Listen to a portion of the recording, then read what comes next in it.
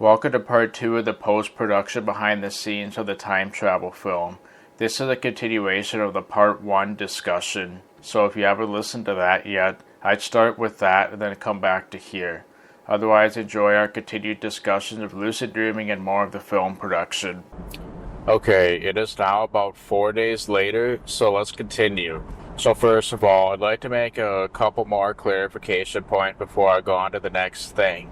So first of all, when I talked about morning naps earlier, so of course you basically get your normal night's sleep, get up for a little while to increase your alertness, mental clarity, all those things, and then you go back to bed for a nap because you're likely going to have REM sleep around the corner. And even if not right away, it should be relatively close, which is what I typically find. But you obviously have to ballpark your own territory when it comes to that. That's where the artistic response test can be useful to kind of map out whether it's happening right away or not. So before I talked about how I typically go for regained awareness during morning naps because I personally do not typically have REM around the corner. Of course, I could use the artistic response test to check. That basically tells me should I go for a regained awareness or a maintained awareness. And trust me, years ago, there was no test where we could really just analyze things like that. And a lot of time is wasted as a result. People have tried all sorts of things for tracking sleep, but the artistic response test can be sort of a momentary test. One thing I want to quickly clarify is sleep latency can kind of play a role to some degree in how accurate the artistic response test is. So you can imagine that if it takes a reasonable amount of time to fall asleep, the artistic response test is likely going to be an accurate analysis. Basically you're dealing with, once you do the analysis, by the time you fall asleep, is that what it'll end up being? You can imagine the closer you are to actually falling asleep, the more likely the analysis will actually end up taking hold when the sleep does fall or kick in. But if it takes a really long time to fall asleep, things could change over the course of that time. Not necessarily because the analysis was inaccurate, but rather things just kind of changed while it took a while to fall asleep. So of course right there you might try to work around that by doing several different analyses. You do it like multiple times to make sure that things are still accurate. And you probably only have to do that if it takes an exceptionally long time to fall asleep. Like, you'll know if it does. I'm sure that you're gonna feel the impact of not being able to fall asleep right away. So then, in that case, you may do another analysis to make sure it's still accurate, if you want. The tool is available. I also wanted to quickly iterate, regarding my personal results of basically what I use for the artistic response test. I just want to clarify that even when non-dreaming sleep is around the corner, I can still have some level of coherency and stuff, but even in those situations, of course, that coherency will make it a little bit difficult to tell what's going on. This is one of those things where if dreaming sleep is around the corner, it's pretty blatantly obvious, and what I mean by that is the result you're getting, it's something that pretty much would never happen in non-dreaming sleep. There's no way the mind could possibly be functioning this way during non-dreaming sleep. So when dreaming sleep's around the corner, that will happen, of course. However, there could be some situations, at least with my type of analysis, where non-dreaming sleep could be around the corner, and it's kind of hard to have that much confidence in being able to rule it out or not, being able to rule out dreaming sleep. But what I've discovered is there are still some subtle differences. So, for example, consistency is a pretty big one. So I can have situations where my mind sort of feels like it has some level of coherency, but usually it's not nearly as much as when dreaming sleep is around the corner, even in that situation. So yeah, usually, even though I might feel like I have some mental coherency at the time, compared to dreaming sleep, it's actually quite lacking. It might not be that obvious at the time, but then when you compare dreaming sleep versus non-dreaming sleep directly, it's like, whoa, okay, there is a pretty big difference actually. So with non-dreaming sleep, even though it might feel like there's coherency, there's typically not nearly as much as dreaming sleep. But the other key part is the consistency. There's usually way more consistency when there's dreaming versus non-dreaming sleep. And obviously, to touch on the whole thread concept, the mind literally is running an independent thread when I'm losing my awareness, and it's able to maintain itself. And yeah, regarding that consistency, usually with non-dreaming sleep, it'll feel like stuff is happening, but it doesn't make very much sense. Whereas with dreaming sleep around the corner, things can continue to make sense. Of course, it kind of depends on what you mean by makes sense, but like if you have the ability to record your thoughts, or basically record what the mind does, the recording is probably going to make sense even when you momentarily lose your awareness. Whereas with non-dreaming sleep, it's going to feel like it's falling apart when you're trying to understand what the mind is doing at the time. It kind of all falls apart yet. Even though it feels like there might be some stuff going on during the dreaming sleep, or non-dreaming sleep being around the corner, it still kind of falls apart. Consistency is a key, so in some ways, the mind kind of doesn't skip a beat when dreaming sleep is around the corner, and it continues basically without skipping a beat, if you will, whereas with non-dreaming sleep, it constantly skips a beat. So yeah, consistency is probably the best word to describe the differences.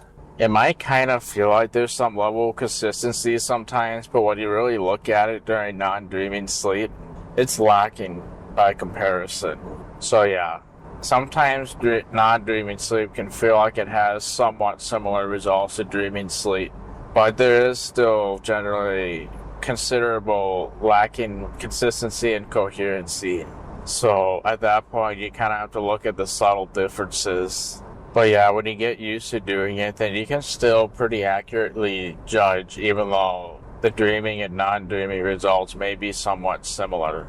I wanted to also quickly talk about another test that I like to use sometimes for that artistic response test. I don't know if it really falls under the same category as the artistic response test, but I'm basically using it for the same purpose sometimes.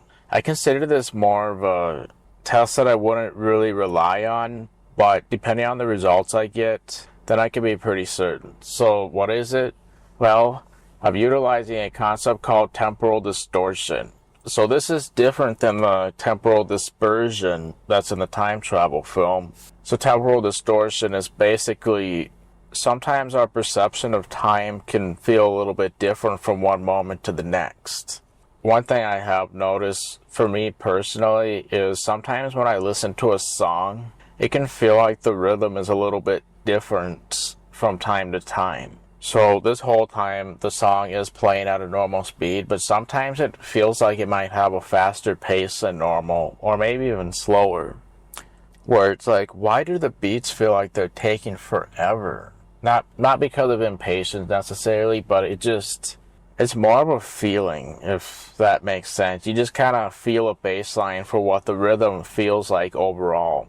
And depending on certain variables, it can feel faster or slower than normal, even though in reality it's actually playing at normal speeds. So this is something that I've noticed over the years, and it's quite interesting. But I did discover a way to kind of use it to gauge where I am in my sleep. Because one thing I've noticed is sometimes when I wake up early, I tend to notice that temporal distortion with music. So like if I wake up early in the morning and then I start listening to a song pretty much right away, it kind of feels like it has a faster pace than normal, if that even makes sense. For example, right now is my arrow. So this sound that you're hearing right here,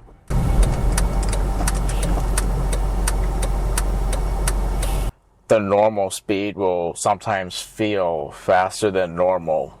I don't know exactly what's going on. I suppose the mental state, the many variables involved with the mental state can sort of alter how that feels. Anyways, so what I've noticed in particular is when I wake up early, I often notice the rhythm feels a lot faster than normal.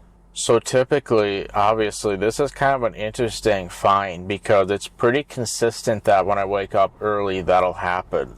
But if I wake up at the normal time, I usually do not notice that, especially if I wake up naturally. If I wake up with an alarm, it's way more prone to happening. So I'm just kind of stating what I notice, and basically the whole point of that artistic response test is to map out whether dreaming or non-dreaming sleep is around the corner.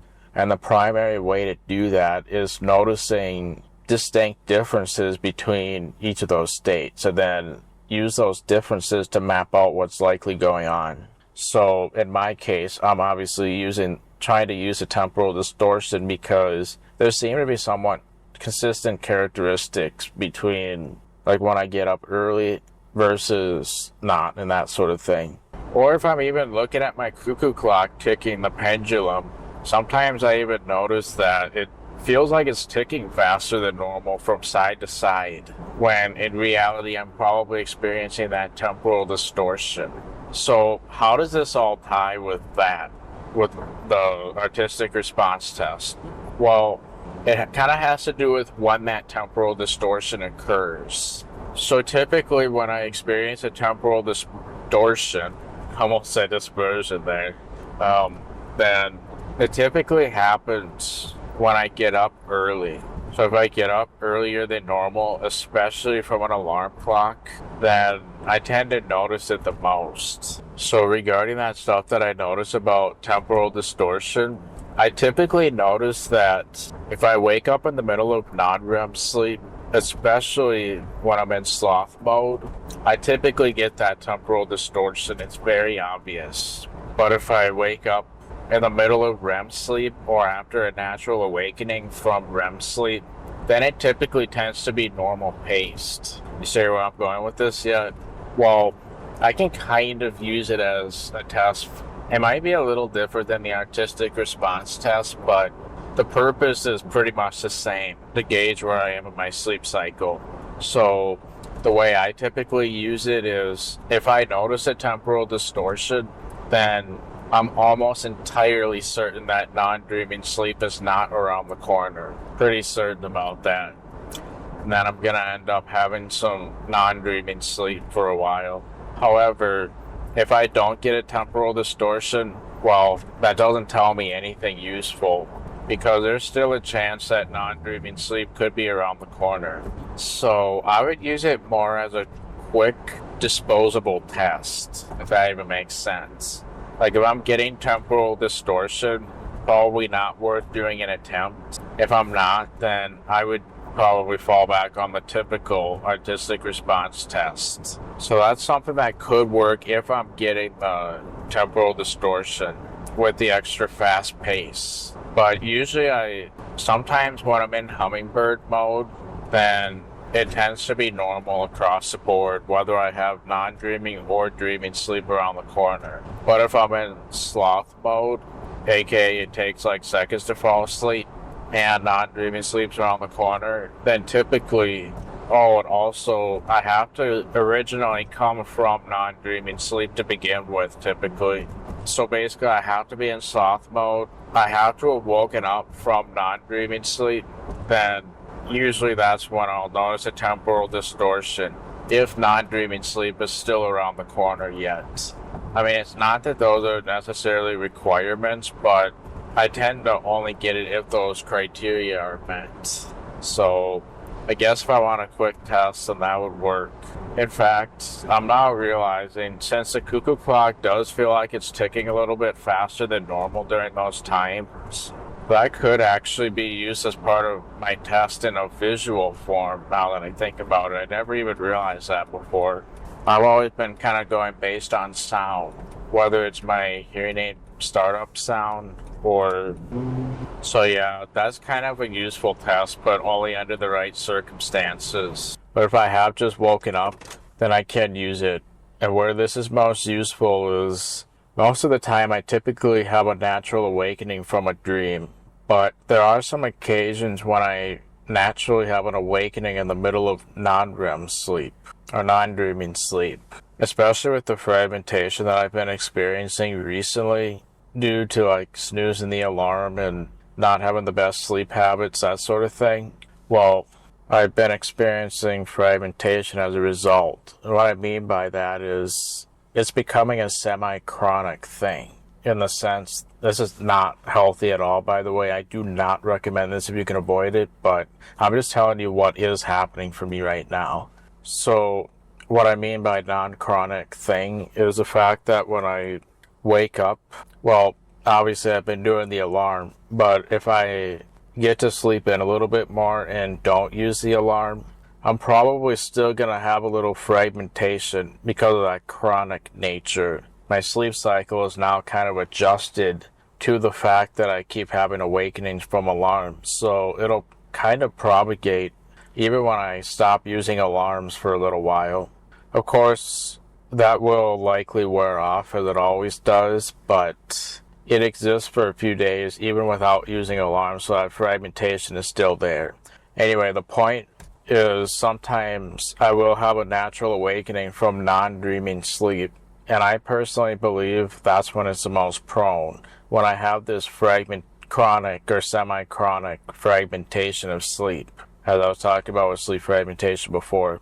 So yeah, the point is sometimes I wake up from non-dreaming sleep, which is kind of unusual because I'm used to recalling dreams when I wake up.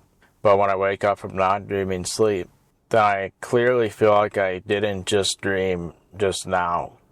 And I'm not used to that being the case. If I'm trying to do a maintained awareness, I know roughly where I am in my sleep cycle if I've naturally woken up from dreaming sleep. It's likely that I'm now entering a new sleep cycle, and I kind of know where I am regarding maintained awareness attempts. I have a much better idea if I know I'm at the beginning of a sleep cycle versus if I'm in the middle of it. I can literally be anywhere in the middle of it with non-dreaming sleep. I don't know if I woke up like 10 minutes into the sleep cycle or 30 or 50 or, whereas if I had a natural awakening at the end of the sleep cycle, I know I'm clearly going to go into another one if I go back to sleep. It's a new sleep cycle, right? Well, I can more accurately do things when I naturally wake up from dreaming sleep because I know where I am a lot better than if I wake up in the middle of non-dreaming sleep, which can happen anywhere. So those are the situations where that temporal distortion test may be the most useful, because if I wake up in the middle of non-dreaming sleep, I don't know where I am regarding the next cycle of that. And so the temporal distortion test can help me very quickly map that out. So yeah, when I have that natural sleep fragmentation and I have a natural awakening from non-dreaming sleep, that's a situation where the test is likely going to work, the temporal distortion one. So all I really have to do when I'm testing is to essentially listen to some music and analyze how fast the rhythm feels. If it feels really fast, then doing a maintained awareness is a waste of time. But if it's normal, then that doesn't tell me anything. So obviously it's not going to work in all circumstances, but when it does work, it's very quick. Like literally, it could only take a second if I'm able to get a song going right away. Like if I am getting that temporal distortion, I can be pretty certain non-dreaming sleep is around the corner. If I don't get it, then it really doesn't tell me anything at all. So now to come back to the topic of morning naps, which by the way, if I get up for a while during morning naps, that's not going to tell me anything useful because I've been up for a while. And well, when I say I'm in sloth mode, that also probably means I had just woken up too.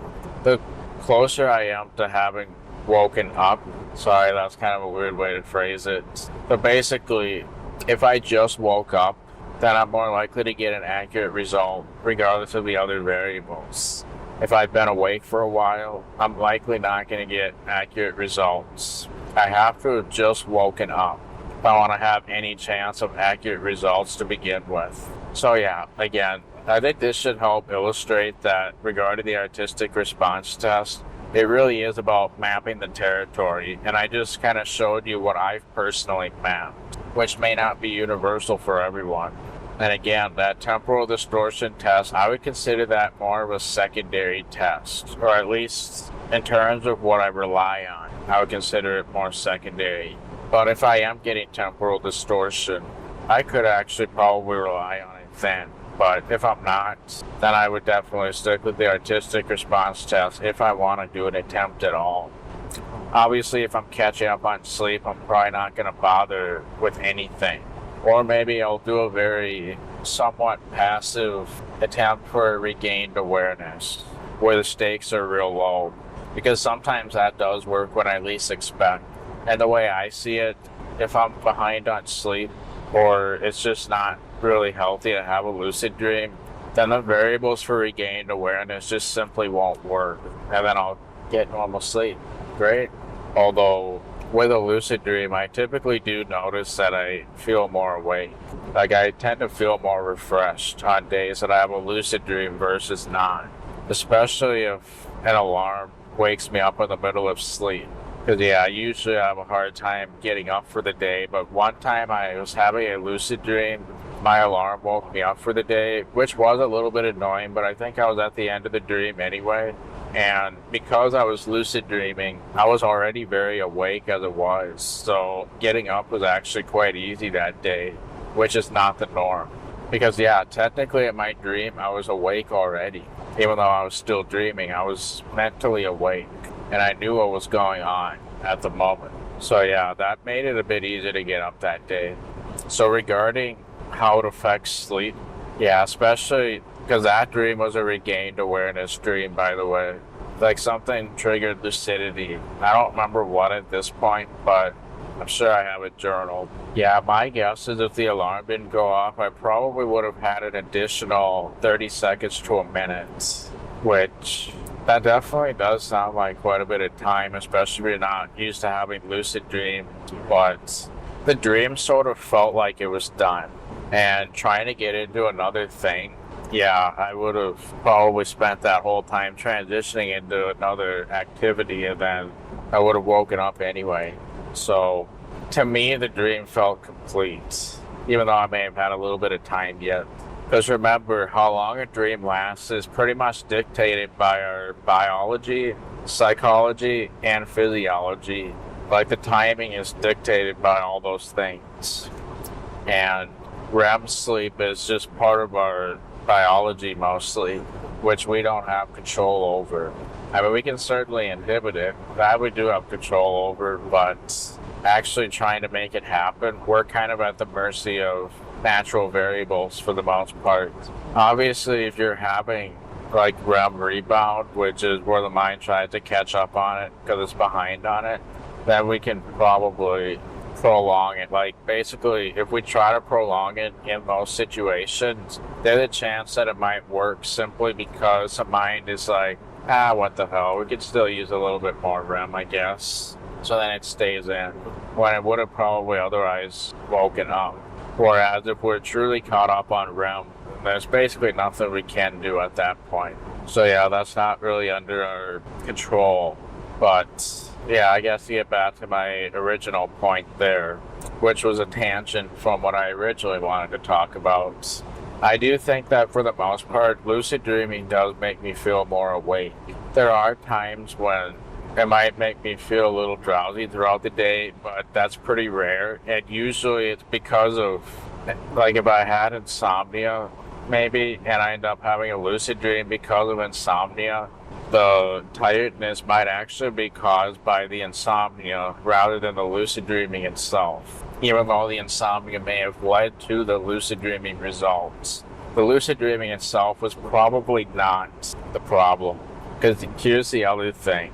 If you are too tired to have lucid dreams and stuff, you're gonna feel it in your lucid dreams. Like, you're gonna feel it, and it's gonna feel obvious. You're gonna wish you could sleep and that sort of stuff during the lucid dream under those circumstances.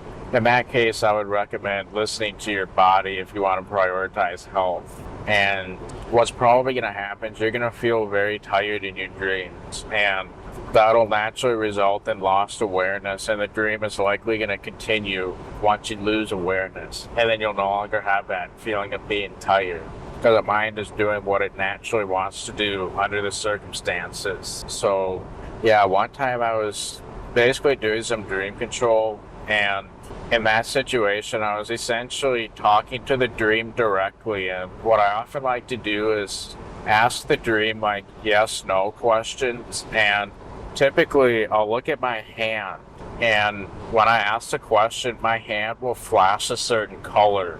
To me, that's the dream answering the question. So if I'm asking a question and the dream is answering yes, my hand will momentarily flash green and then turn back into its normal self. If the answer is no, then it'll flash red. One time I was expecting it to flash green, but it ended up flashing yellow instead, which to me what's the word I'm looking for? Inherently? To me that inherently meant maybe when it blinked yellow. So yeah, sometimes I like to do that type of dream control where I ask the dream questions and then that's how I get my answers. It's kind of fun to do sometimes. But anyway, I was basically doing that as well as a couple other things. I felt very tired during that dream, and I naturally felt like basically falling asleep even though I was literally walking around. So I did exactly that. I didn't mean to, but that's what ended up happening. And the dream ended up continuing, and I was still doing the same thing despite not having lucidity anymore.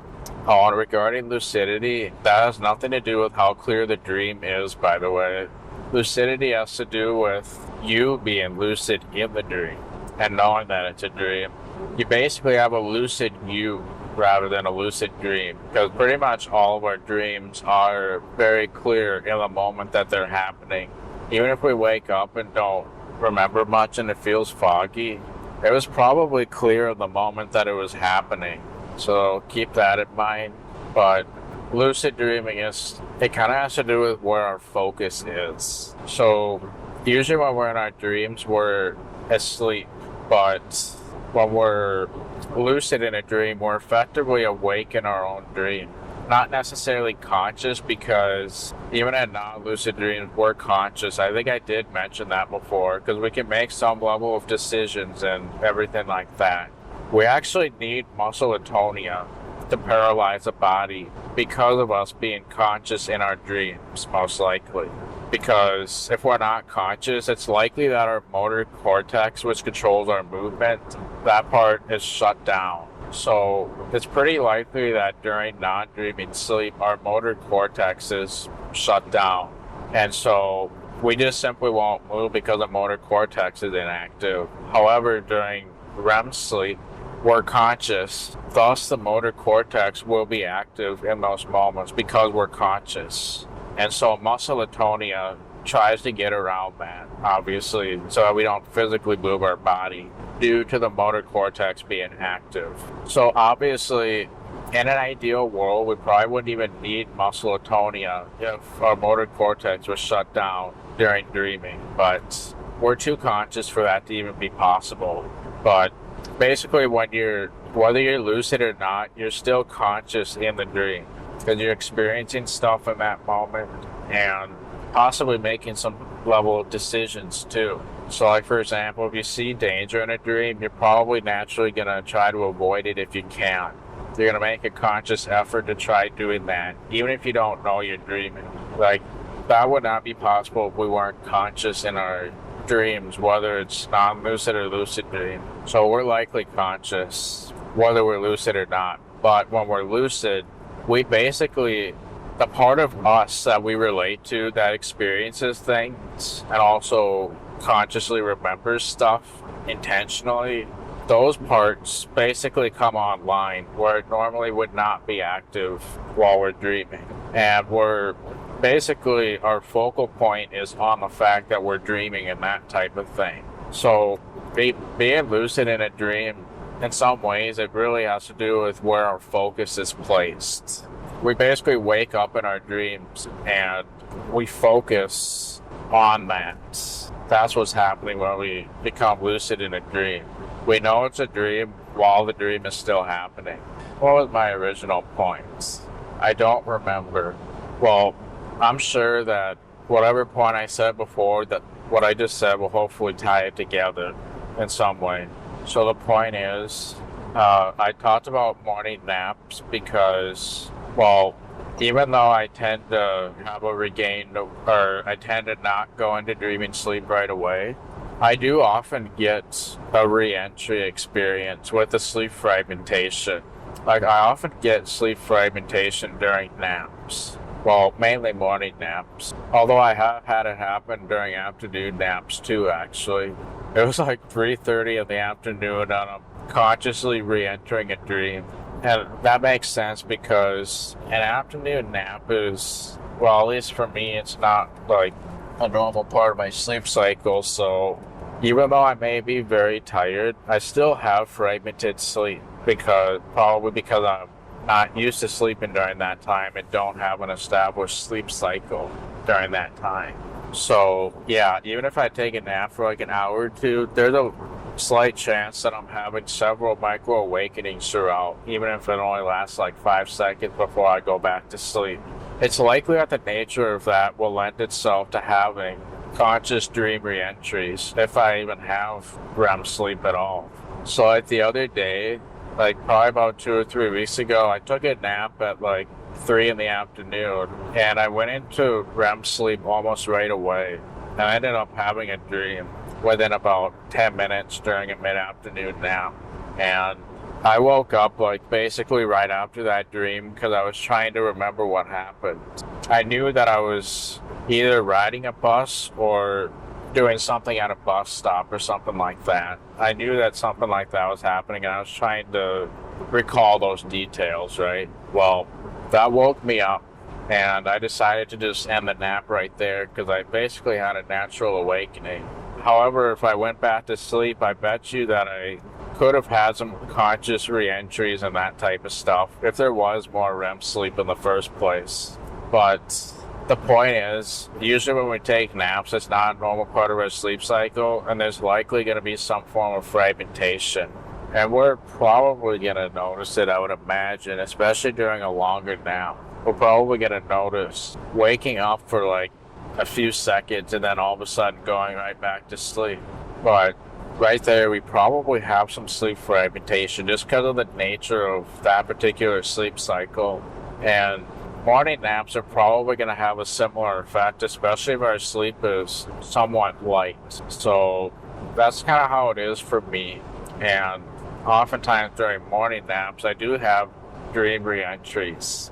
And also to clarify, dream re-entries is where sleep paralysis is likely going to happen simply because you're suddenly re-entering a dream, you're aware of the fact that it's happening, and you're likely not focusing on anything in particular, so you can't help but notice the sleep paralysis. But you know that it's really just a dream entry.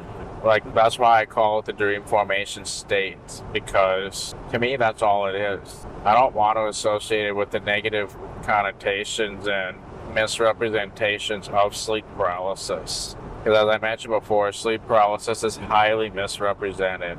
So yeah, when I notice those sensations, I really just consider it part of dream formation, which that is all it is. So I call it a dream formation state personally, but that's actually fairly likely going to happen if you're having a dream re-entry, especially from a fragmented sleep, which is why I took a nap at like 5 or 6 in the evening and I ended up in sleep paralysis probably because of that fragmentation. I was really having a dream re-entry during that time.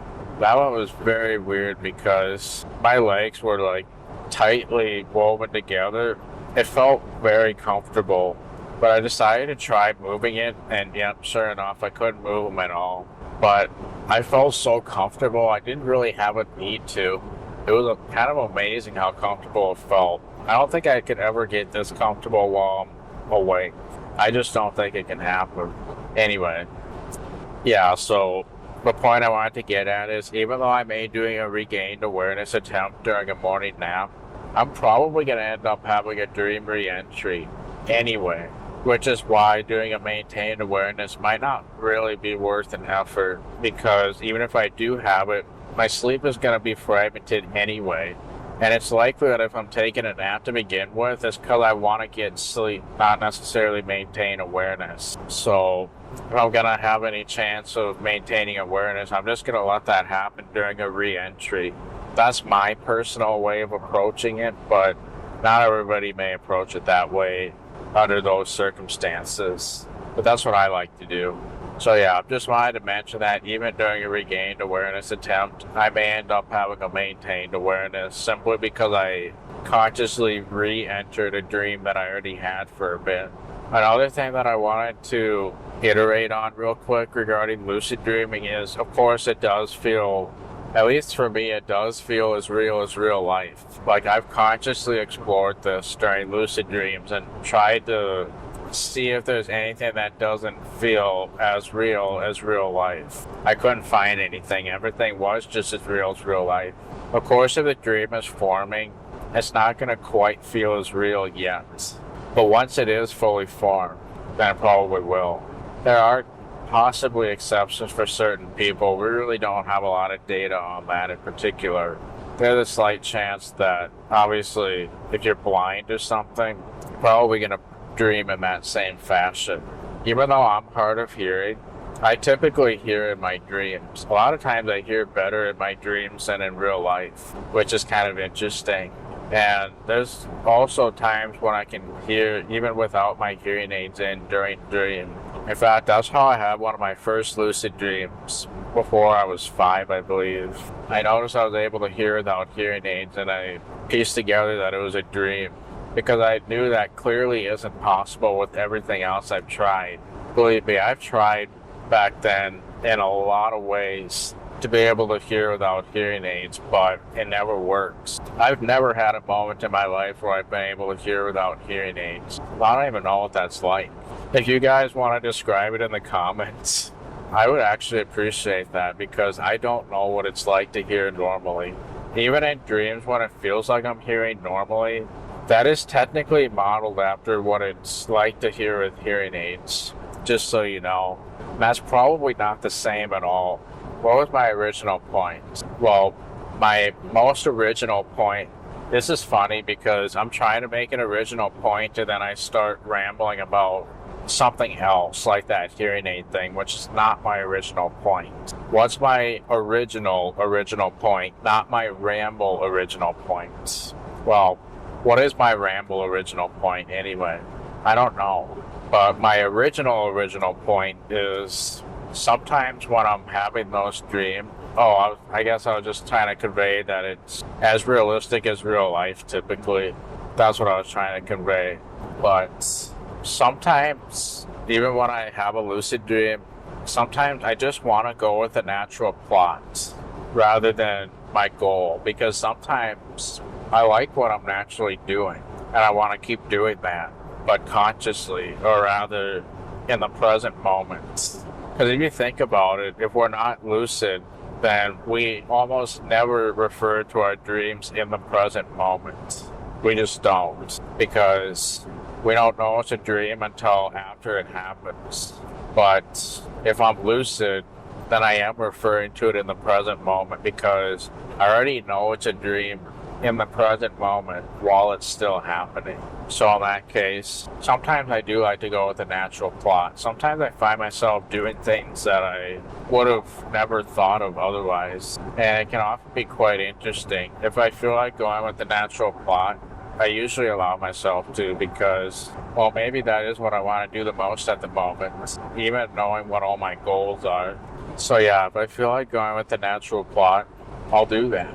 Yeah, sometimes I do things that I would have otherwise never thought of. So like, for example, actually this is not a situation where I ended up getting lucid, but it very well could have been. And if I had gotten lucid, I probably would have gone for the natural plot of this one.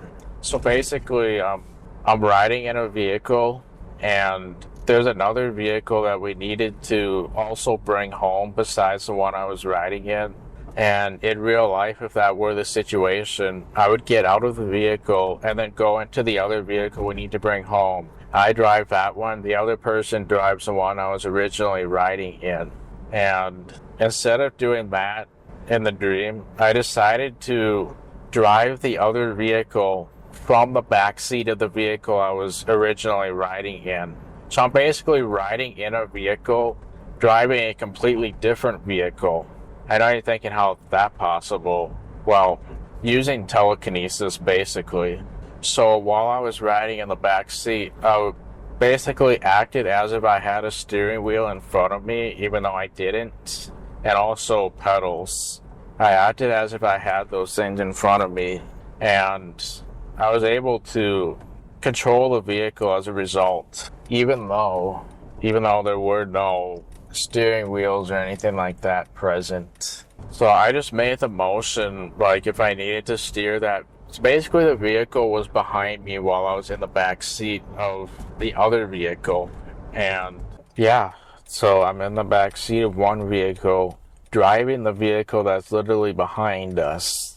Basically just making the motions of driving, the steering wheel motions and the pedal motions, even though there's no steering wheel or pedal present. And that's something I never would have probably thought of doing in a lucid dream, but I'm glad I did it. I have no regrets doing that. Because that is kind of an interesting concept, especially since I really believed I was doing it at the time. So that comes with a little bit of stress, as you can imagine, but it was quite fun. So yeah, sometimes I will go with the natural plot. So this dream that I just said happened probably about a month ago. So yeah, sometimes I will just go with the natural plot because it makes sense to. And actually, the dream, I'm going to share another dream in a little bit, and you'll see that I went with the natural plot for a little while. And you'll probably also see I probably wouldn't have changed anything despite being lucid. So I'll go over that in a bit too. But yeah, sometimes I go with the natural plot, especially if that's what I feel like doing. In fact, I often also find that during the rare times that I feel really tired during lucid dreams, going with the natural plot can sort of alleviate that tiredness a lot of times. Like sometimes the mind just isn't gonna play ball, if you, so to speak. So yeah, that one dream that I shared where I made my hand flash colors through talking to the dream. Yeah, it's very weird because I felt very tired during the dream. I allowed myself to forget the fact that I was dreaming, which I know you're thinking, if you know you're dreaming, how can you possibly forget that? Well, like I said, I felt so tired that here's another thing to keep in mind. This is going to sound crazy, but there is probably some truth in this. Usually it's way easier to fall asleep during dreams than when you're awake itself. I know it sounds a little bit like a paradox, but you're probably going to find that it is easier to fall asleep during dreams than when you're awake. Because during dreams, you literally are asleep in the first place. Obviously, there's certain parts of you that are still activated to some degree, but you're basically asleep, otherwise you wouldn't be dreaming. From the outside, you definitely look asleep, I'm sure. But in the inner universe, there's chaos. And yeah, since you are basically asleep in your dreams, you can see how it would be that much easier to fall asleep within the dream.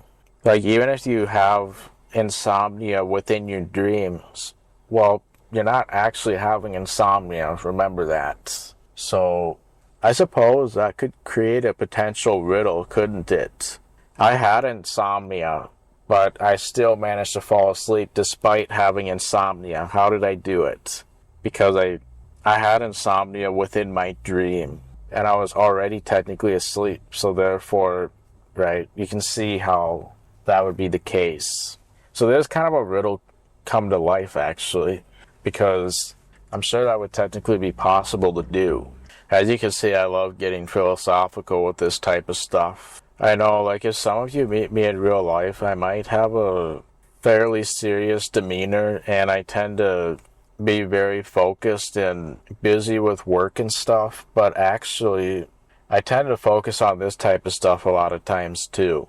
Like, I should technically be at my client site right now, however, well, actually, if I went there right now, I would technically be there early, but I'm going to grab lunch first. And in my situation, there's a lot of flexibility. Like, as long as I'm done by 4:30, then I'm technically good. There is flexibility in my work schedule today. Like, they would be fine if I showed up like 1 or 3 hours from now, it doesn't matter. But I'm going to have lunch and probably talk with you guys a little bit more before I actually go there. Today I actually have to install some network infrastructure, and that's going to result in some downtime. And right now, I don't think they can afford downtime because, well, they got stuff going on. So later on would literally be a better time to do that downtime stuff. Like, as long as I'm done by the end of their workday, everything will be good. Obviously, there's some situations where there's not quite that much flexibility. Like, tomorrow there's not going to be quite as much flexibility as there is today. So I will be doing a voice recording on the way to there, but I'm not going to obviously treat it like how I'm treating today. Also, this is kind of a nice way to take a break from everything that's going on too, because over the past few days it's been absolute chaos. Like, it seems like it always is. This is one of the times I can actually settle down and talk about stuff that I really enjoy. It feels like I'm taking a break for a change. So, yeah. And then also, I often spend some time during the day focusing on this type of stuff in the first place. It's part of my natural practice because, well, in order to have a regained awareness, you typically do reality tests, or rather lucidity checks, as Daniel's been calling them recently, where you get cued into questioning reality based on, like, your inner state, something that's happening regarding your inner state typically. That often happens in dream. Like I said, you be consistent with your behavior of checking reality, whether you're in a dream or not. So I'll take several times throughout the day to do that typically. I don't usually worry about how many I'm doing. The main thing that matters is that I'm doing a quality check when I am doing it, so that during dreams I'm doing a quality check. And if I'm catching the right moments and stuff, then the number doesn't matter all that much. It's more about catching the right moments, and the number is kind of more of an average ballpark for where you should be at. Like, the amount of cues you should generally be catching. Like, sometimes it'll go way above the average number depending on how many cues there are and that sort of thing. So actually, to give you an example, I've been talking about the dreaming stuff in this recording like just now, and I can think of at least one thing that should have caused me to question reality while talking about this, and I never did it when I should have. So perhaps I should do it now. Yeah, so despite the fact that I primarily do computer stuff and technology and videos, hence that's the avenue that you're reaching me from, basically. You're involved in that particular avenue of mine, making content. But actually, when lucid dreaming works well, that's my biggest passion, even more so than computers or anything else. Because, yeah, in some ways it's like a second life for me, because I'm in a whole different world when having lucid dream. I'm in a world where so many things that are currently not possible in this world are possible in that dream world. And I'm also living that life where most people would just be sleeping. So you can imagine why that has a certain appeal. But in a little bit, I will go over some of the reasons, some of the other things that really excite me about lucid dreaming, like besides the data stuff. There's some other things that really excite me about it as well. Like, honestly, if I had the ability to spend the rest of my life in dreams, I honestly probably would end up deciding to do that, because there's so much to explore.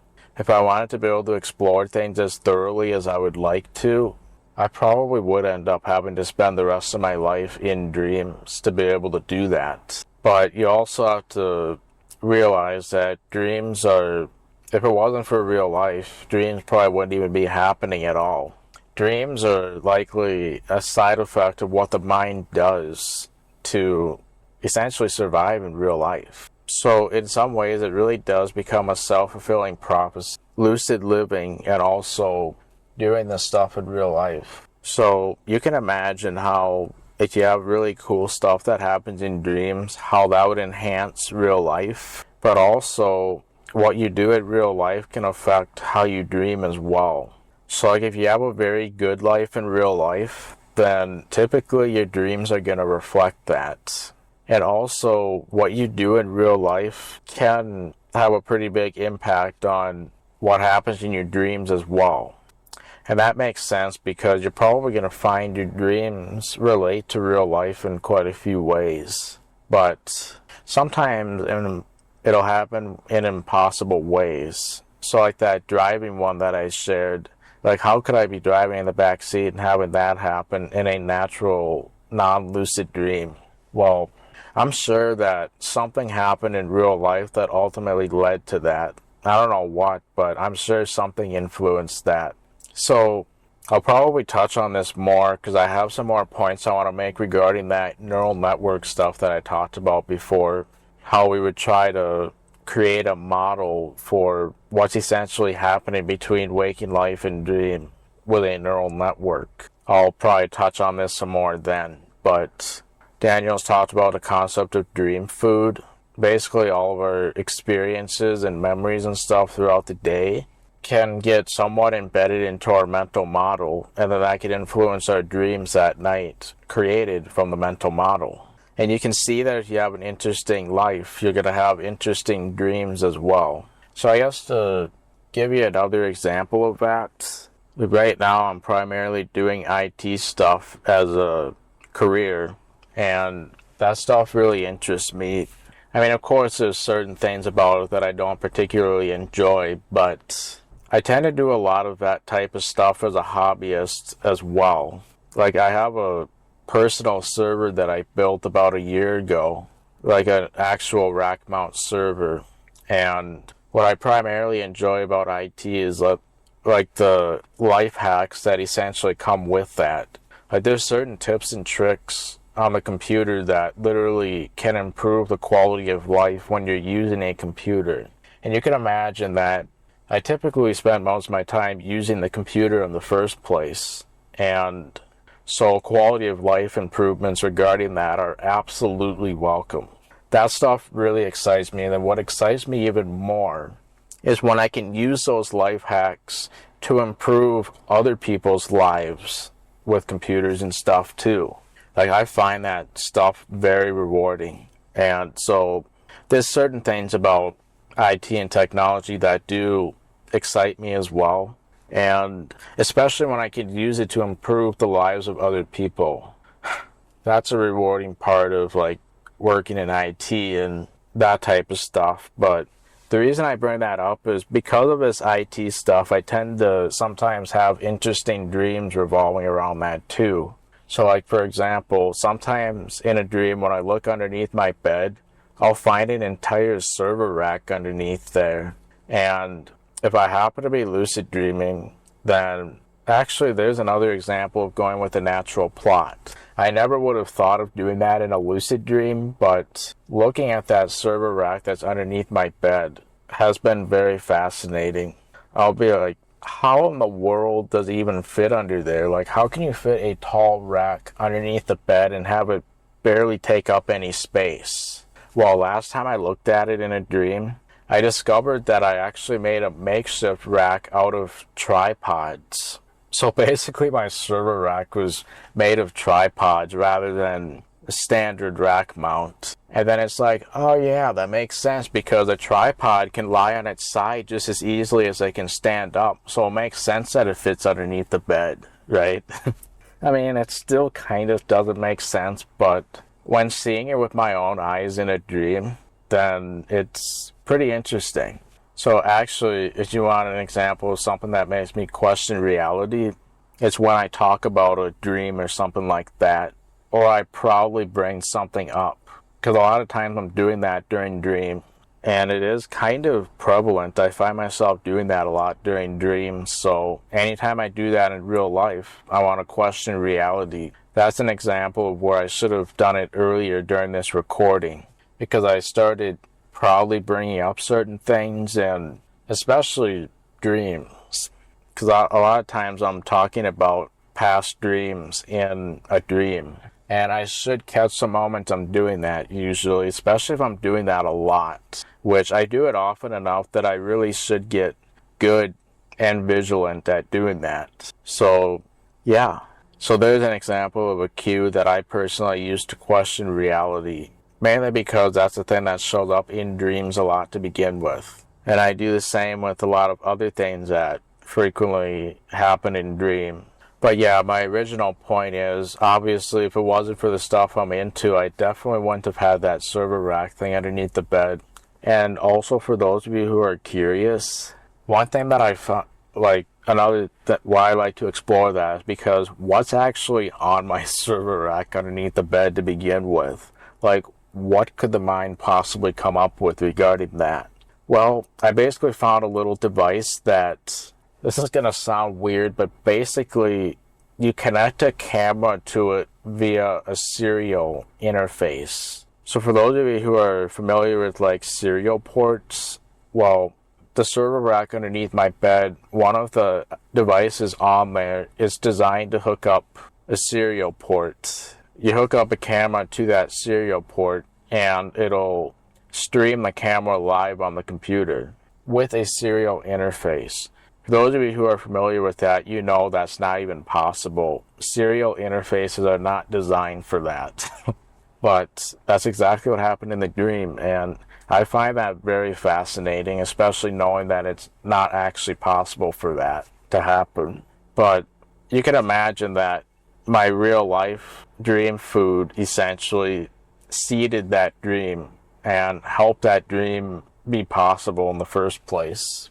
So it really is a self-fulfilling prophecy both ways, lucid dreaming is. So stuff you do in real life can make dreams really interesting, and then dreams being really interesting can enhance your real life in a lot of ways that you can't even begin to imagine until you experience it yourself. So you can see how that would literally improve quality of life as well, because so there's another reason why I like lucid dreaming, because it's fun to be able to like purposely try to make my life good so that my dreams are good, or like interesting rather.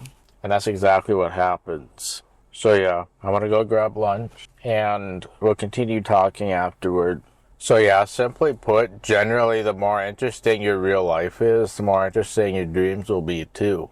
So you can see how it's a self-fulfilling prophecy. So yeah, if you want to get into this stuff and you also need an excuse to make your life interesting, aside from the dream itself, because remember, you have to make your life interesting on its own in order to have the interesting dreams, but then the interesting dreams can then enhance real life, which probably makes it even more interesting yet. Becomes a feedback loop, sort of.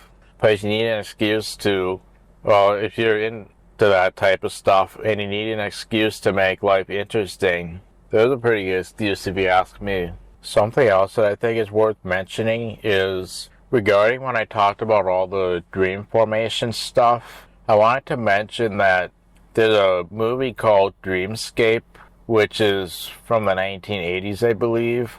And if you're into some of that stuff that I talked about, I think you might like this, by the way. However, I will mention that a lot of stuff shown on there doesn't really match reality regarding dreams, but obviously without that stuff, the film wouldn't even work. But if you can get past the fact that some of it's not real and be able to accept that it's basically fictional, then I think it could be an enjoyable film, personally, if you're able to get past that misinformation stuff that's on the film. Anyway, I bring that up because there's a few scenes where we actually see how a dream forms on that movie. And that's probably my favorite part about it. The way it shows some of that dream formation, that does match reality pretty closely. So I wanted to talk about that real quick. So there's one in particular around the 40-minute mark, I believe, of the movie. So if they're entering a dream roughly around the 40-minute mark, personally that's my favorite demonstration of the dream formation, because the way they convey those auditory hallucinations, that could totally happen in that exact way. I mean, I probably never quite had it with the nature of how it is on that film.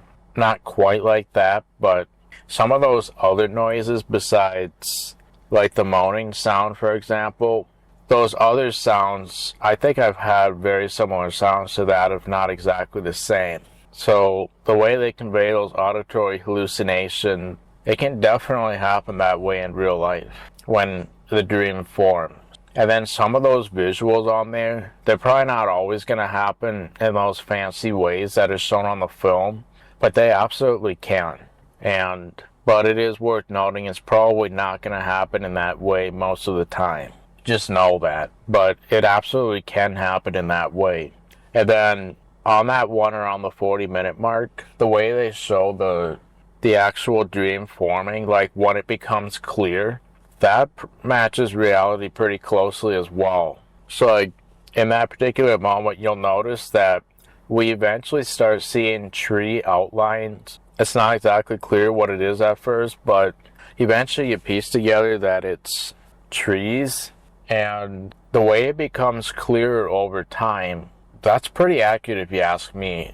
Like, I've had dreams formed like that before too, where it starts out with the most basic outline, just like in the film, around the 40-minute mark during that dream formation. And yeah, that's pretty close to reality. So yes, on Dreamscape, yes, they are having lucid dreams in case you're wondering.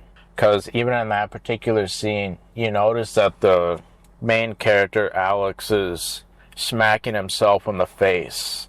Obviously, he knows it's a dream, otherwise he wouldn't have been doing that. And yeah, so this is like way before Inception. Inception's kind of an interesting film too, but know that that's also very fictional. There are certain things they say that don't match reality either. So once you can get past the inaccuracies of Inception and Dreamscape as well, then it's technically, I think it's a very intriguing fictional concept that's shown there. And I do think it's interesting to watch, and that kind of tends to be the case with Christopher Nolan movies in general, like Tenet, the concept of reverse entropy, for example. Obviously, that kind of ties with the time travel film as well, because, well, obviously I'm using recursion to accomplish the temporal dispersion. Now I'm actually talking about temporal dispersion again, not temporal distortion this time. But yeah, so obviously I'm using recursion to accomplish temporal dispersion. And if I wasn't doing that, there's a slight chance that I would have to use some form of reverse entropy to be able to properly control the power distribution. Because obviously it may look like I'm sending energy from the present to the future, but it's actually from the future to the present. You know what though? We could probably also argue that I'm using recursion as a form of reverse entropy. As I'm getting out of the call stack, that's probably reverse entropy happening. And it makes it look that way at the moment that I'm doing the time travel. So in some ways, there's probably a good chance that I'm actually using reverse entropy to do the power distribution using recursion for power distribution. So yeah, Tenet actually kind of does tie with the time travel film as well. That's, I think, a Christopher Nolan movie, just like Inception. But yeah, I mean, regarding the Inception stuff, once you get past the fictional concepts, I think it is kind of interesting, the whole concept of just how they use Inception. Like, it's pretty intricate if you get into it. But of course, it's also likely fiction too. Now, that being said, misinformation online can totally act as a form of Inception as well.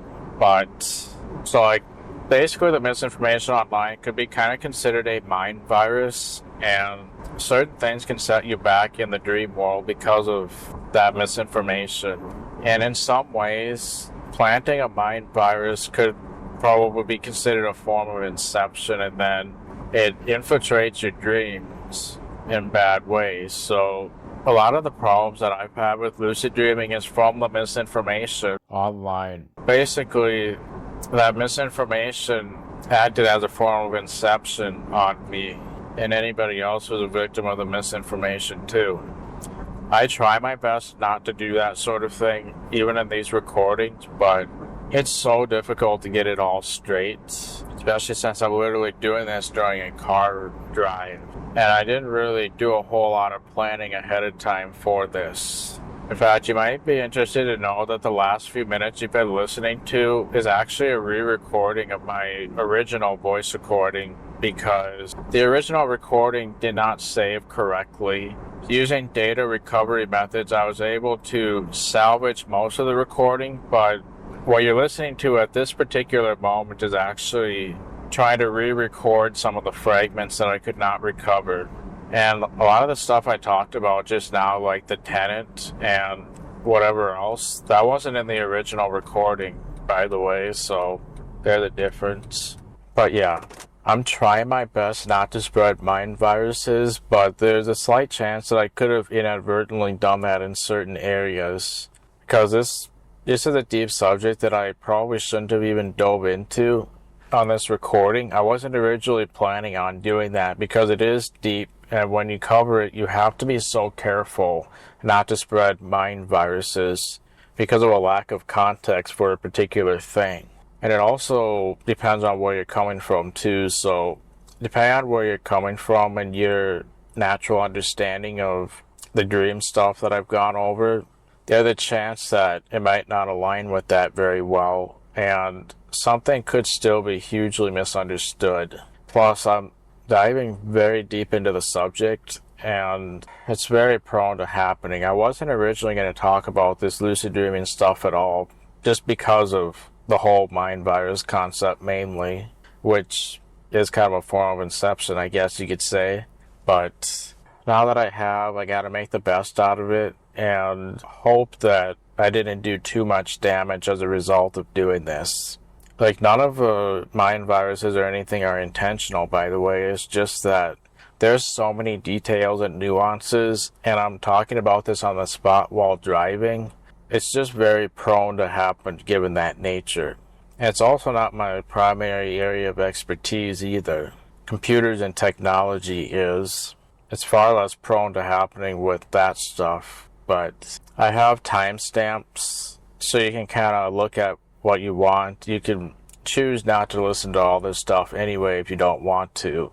But if you do, congrats for making it this far. You are very dedicated, you're amazing, and yeah, you should know that just the fact that you're able to make it through all this content, despite how deep certain things get, that's amazing. So from the bottom of my heart, thanks if you've been able to do that. I didn't ask you to, but you did it anyway. It shows that you're very charming and special. So yeah, anyway, my original point is when you can get past the misinformation on Inception, the concepts shown I thought are kind of interesting. But Inception kind of does Inception on us because there are certain mind viruses inside of Inception that don't really match reality, and then it can hold certain people back from lucid dreaming just because of this misunderstanding. So like some of the common problems you hear people have with lucid dreaming, literally it's obvious that they've seen Inception and it's come from that. So then you gotta deprogram that, and hopefully that'll solve the problem through that process. But yeah, when that happens, you literally encountered Inception because of the mind viruses that it contains that don't match reality. Anamnesis would be a better option for that because the mind viruses on that, by comparison, are so minimal and it matches reality so much more. So yeah, if you want a good lucid dreaming film, Anamnesis, I really enjoyed that one, and the information is very accurate on that one compared to pretty much anything else out there. But yeah, otherwise we can get past the fictional concepts. Just the concept of Inception and how they do all that stuff is kind of thought-provoking if you ask me. And then obviously reverse entropy can have a very similar effect in Tenet. And then same with Dreamscape actually. the 1980s film, which was like 30 or 40 years before Inception. Some of there's fictional concepts on there too, but once you get past that, then I find that one quite enjoyable too. So the dream formation that they show, obviously there's quite a few different scenes where we see a dream form. Those ones, the other ones can definitely happen too, but I personally thought the one around the 40-minute mark was my personal favorite. Now, I guess one thing that might not necessarily match reality about that one is that orange hue that you kind of see on there. The orangish brownish hue. I don't think it's very likely that that's what would end up happening. I mean, there's no inherent reason why it couldn't, but I don't think that's very likely gonna happen during the dream formation where everything is just that kind of color. I mean, some of the colors in some of those dreams probably would not match reality, but I mean, there's no reason why that couldn't happen, of course. You could definitely have a dream with very odd colors. That can definitely happen, but in my opinion, I think they kind of made it look normal on Dreamscape. They made it look like it's the norm when it probably isn't. So yeah, if you can understand that. So basically when it comes to like Inception and Dreamscape, especially if you have a lucid dreaming practice yourself, don't take most of what you see as gospel, because a lot of Inception does not match reality. Like, for example, the spinning top. The problem with that is, yes, obviously if it keeps spinning forever, that would be a sign of a dream. But you also have to keep in mind that it can just as easily tip over, even if you're in a dream. That can very well happen. And that doesn't tell you anything useful. To come back to how the temporal distortion test, if I'm getting a normal pace, that doesn't tell anything useful. Well, the spinning top really doesn't give you anything useful either, unless it is spinning forever. In other words, you don't want to rely on it because it could tip over in a dream, and then, yeah, you basically were too gullible to properly assess the situation right there, no matter whose dream you're in, allegedly. Of course, being in someone else's dream, that's likely not possible right now. At least there's nothing official with that. And then, of course, the concept of dream layers. Some things that I talk about later in this recording will, I think, kind of illustrate why layers wouldn't necessarily be possible. Don't get me wrong, the illusion of layers can totally exist. A dream can definitely give you a perception of having dream layers, but that's all being emulated. You're really just simply in a dream. And the dream is sort of emulating what the layers are to get you to believe that you're in the layers. Or it can convince you of that anyway, but you're really only in a singular dream at a time. Like, if you're allegedly asleep in a dream and inside of another dream from within the original layer, well, you're not technically sleeping in that first layer. I mean, even if you have an experience where you later wake up in that first layer again, you're switching from one thing to another. The dream can obviously give the illusion that you're back in a previous layer, but it's more of a scene change at that point within your single dream. Dreams can emulate the concept and feeling of multiple layers, don't get me wrong there, but you're really only in one layer, no matter how many layers it feels like you're in. Some of the stuff I'm going to talk about later, about like how the only thing that exists is what you're actively perceiving, well, that's how it is with the layers too. In fact, you might feel like you're in an entire dream world, but you're really only in the stuff you're perceiving. So like dreams can feel like they're in a 360-degree world, but it's more like 60 or 90 degrees with your active periphery.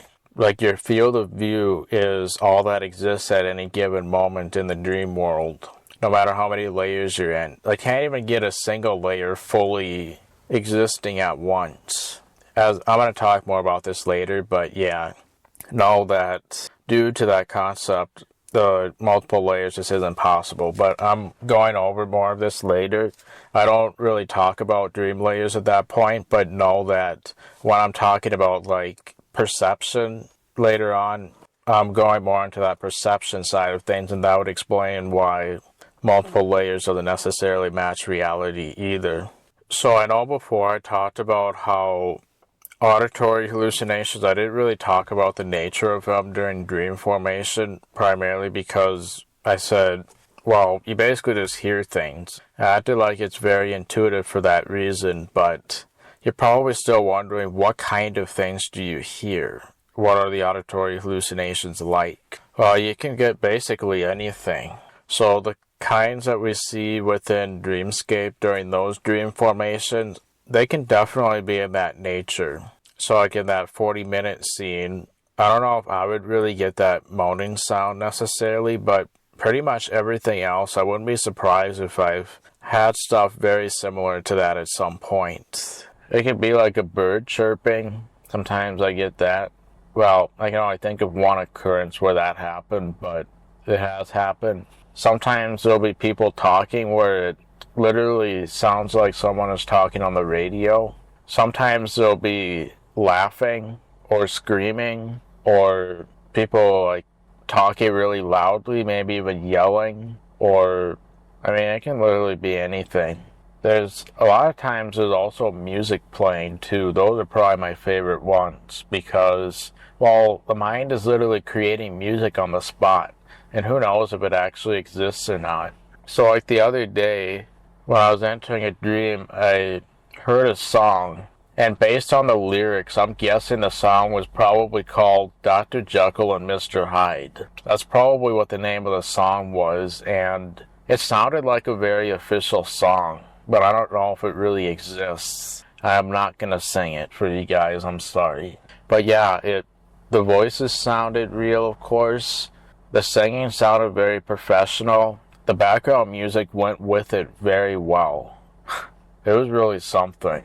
So that's another example of an auditory hallucination. Sometimes they can correlate with the visual, other times they can be completely different. So yeah, quite fun. So yeah, if you want like a video representation of how dreams form, I would say definitely watch Dreamscape around the 40-minute mark. I think that's probably the best representation I've ever seen in video format. I even made a video myself where I tried to show that process, but I would still take how Dreamscape did it over what I did myself. I simply don't have the resources to make it match reality that much. But yeah, what Dreamscape showed, pretty much every part of it could absolutely happen. The other main difference is, obviously we can't perceive a tactile sensation from that video, but that often exists as well. So from a tactile perspective, I mentioned the whole bodily distortions, which is basically tingling throughout the body, which can give the illusion of bodily distortions, as I mentioned before. So that can happen. I've also had times where it feels like my limbs are sliding on the bed, even though they're actually not. That's pretty weird. It feels like my hand might be sliding completely out of my control, when it's possible that it was never actually sliding to begin with. And then yeah, another thing worth mentioning is I physically turned my head one time. It felt like I actually turned my head, but the moment that I stopped focusing on that, my head instantly went back into its original position. And it felt completely natural as well, which is so weird. You wouldn't think that my head teleporting would feel natural at all, but it totally did. In fact, it almost felt like I had to use my memory to retain the adjusted position, and then simply forgetting that memory will bring it back to its original position. This might be kind of hard to explain, but that memory thing that I just explained, I think that is the best way to describe it, because the way you forget short-term memory is exactly what happened to make my head suddenly go back to its original position. It felt like I was using short-term memory to facilitate a different head position, and then it felt like I could easily forget that new position, if that makes sense. The moment I forget it, my head goes back to its original position. because that's where my physical body is. And it makes perfect sense, to me anyway, that short-term memory essentially holds my head in a new position. But the moment that's forgotten, I'm back in the old position.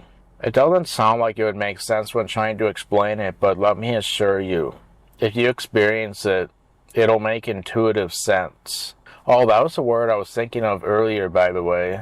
So like when I talked about my hand flashing green or red or yellow, when I flashed yellow for the first time, to me that intuitively meant maybe. That was the word I was trying to think of earlier. It intuitively meant maybe. Because I didn't want to say instinctively necessarily. Inherently wasn't exactly the right word either, even though I think that's what I used. Intuitively is what I meant to say. My hand flashing yellow at the time intuitively meant maybe. Anyways, so do I want to go back to my original rambling point or my original point? I'll always fall back on the original point if I can't think of a rambling point. So yeah, regarding tactile, I've also had sensations of moving too. So like maybe I'll have a sensation of moving on a roller coaster. So I did describe earlier, it felt like I was going backwards on a roller coaster. That was a tactile sensation. It just felt like I was going upwards and backward. Almost like going up on an elevator too. But I also had a sense of being on a roller coaster at the time, so that's probably what it was. It intuitively was that. And then of course you can have a sensation of floating out of your body, especially if the bodily distortions are very intense. I mean, it's so weird because when I have very intense tingling, that's what I feel like gives the illusion of floating out of the body. It's pretty weird. One time I also had where I involuntarily tossed and turned. Like, I had a tactile sensation of tossing and turning, even though I never made a physical effort to do that at all. It felt completely out of my control. And I don't think I actually tossed and turned in real life because I ended up waking up in the original position that I was in before entering that dream to begin with. So I basically had a hallucination of tossing and turning out of my control, even though I never actually tossed and turned to begin with. So that's another type of tactile sensation that can happen that can't be conveyed on the film, of course. My second ever experience that I had with that, like 8 years ago probably now, I had a sensation of walking on the wall and the ceiling. Like that's how the dream formation happened. I just found myself walking on the wall. It just felt natural at the time, just to show you like what the dream mind can do when the mind's brakes are let up. So that's another thing that can happen during dream formation too, I guess. Literally anything can. So yeah, wanted to mention that film because it does show dream formation several times throughout. And I enjoy the way they conveyed some of that. Even some of the other ones I enjoyed too, but I think the 40-minute mark, roughly, that one was my favorite one. You might also be interested to know that since we last spoke, I managed to continue the Data Dream goal for a bit too. So of course, if you need a little bit of context, obviously Data is one of my favorite characters from Star Trek. He's a machine, he's not human, but he's trying to fit in with humanity even though he can't experience emotions. And I haven't really answered what originally brought it on. Like, why am I doing that Data goal where I'm teaching him like how to use Vim and stuff like that? So Vim is that text editing software that is supposed to make it really efficient to edit text, and the main point is to keep your hands on the keyboard and the letters as well and be able to do basically everything with text editing despite that. No arrow keys, no nothing, no mouse. And one day I had a thought experiment where I was like, obviously Data is trying to fit in with humanity, and then I was using Vim, of course, myself, and I was using it pretty quickly too, like in ways that almost don't really look humanly possible. Cause yeah, like the Primogen, for example, the way he uses Vim, a lot of that doesn't really look like it would be humanly possible what he does. In fact, if you want a sample of that, I would definitely, he has a course on front-end masters called the last algorithms course you'll ever need. Front-End Masters normally offers courses for a subscription, either monthly or annually. However, the course I'm referring to on the last algorithms is one of the few courses that's freely available at no charge. You could view it after creating a free account, or I wouldn't have mentioned that one if you had to pay for it. If you do decide to pay, the Primogen has several other courses of him using Vim as well, including one on learning Vim, but the algorithms course, specifically the one that he didn't do on the whiteboard, is an excellent free sample of him using Vim very quickly and effortlessly throughout the course. You'll see him using Vim throughout all that, and the way he moves sometimes just doesn't look humanly possible. And every once in a while I'm able to do something similar, but I'm not quite nearly as good as that. But the way you do certain things isn't exactly the most intuitive until you really learn it. And so naturally I started thinking about data because I was actually pretending to explain to him how it works. And then I'm like, actually, what would it be like? Like, would he be able to catch on real easily, or would he struggle a lot? So then I started asking AI. At the time I was using Gemini, which was previously known as Bard, and I asked it how it thought data would do with learning Vim. And there was a lot of uncertainty. It said, like, on one hand, he may struggle just because of all the human nuances involved in it. But on the other hand, obviously being a machine and having a brain that works probably several times faster than humans and can do several things at once just like a computer can, would he then be able to catch on real easy? The answer feels even more unknown than when I first asked the question.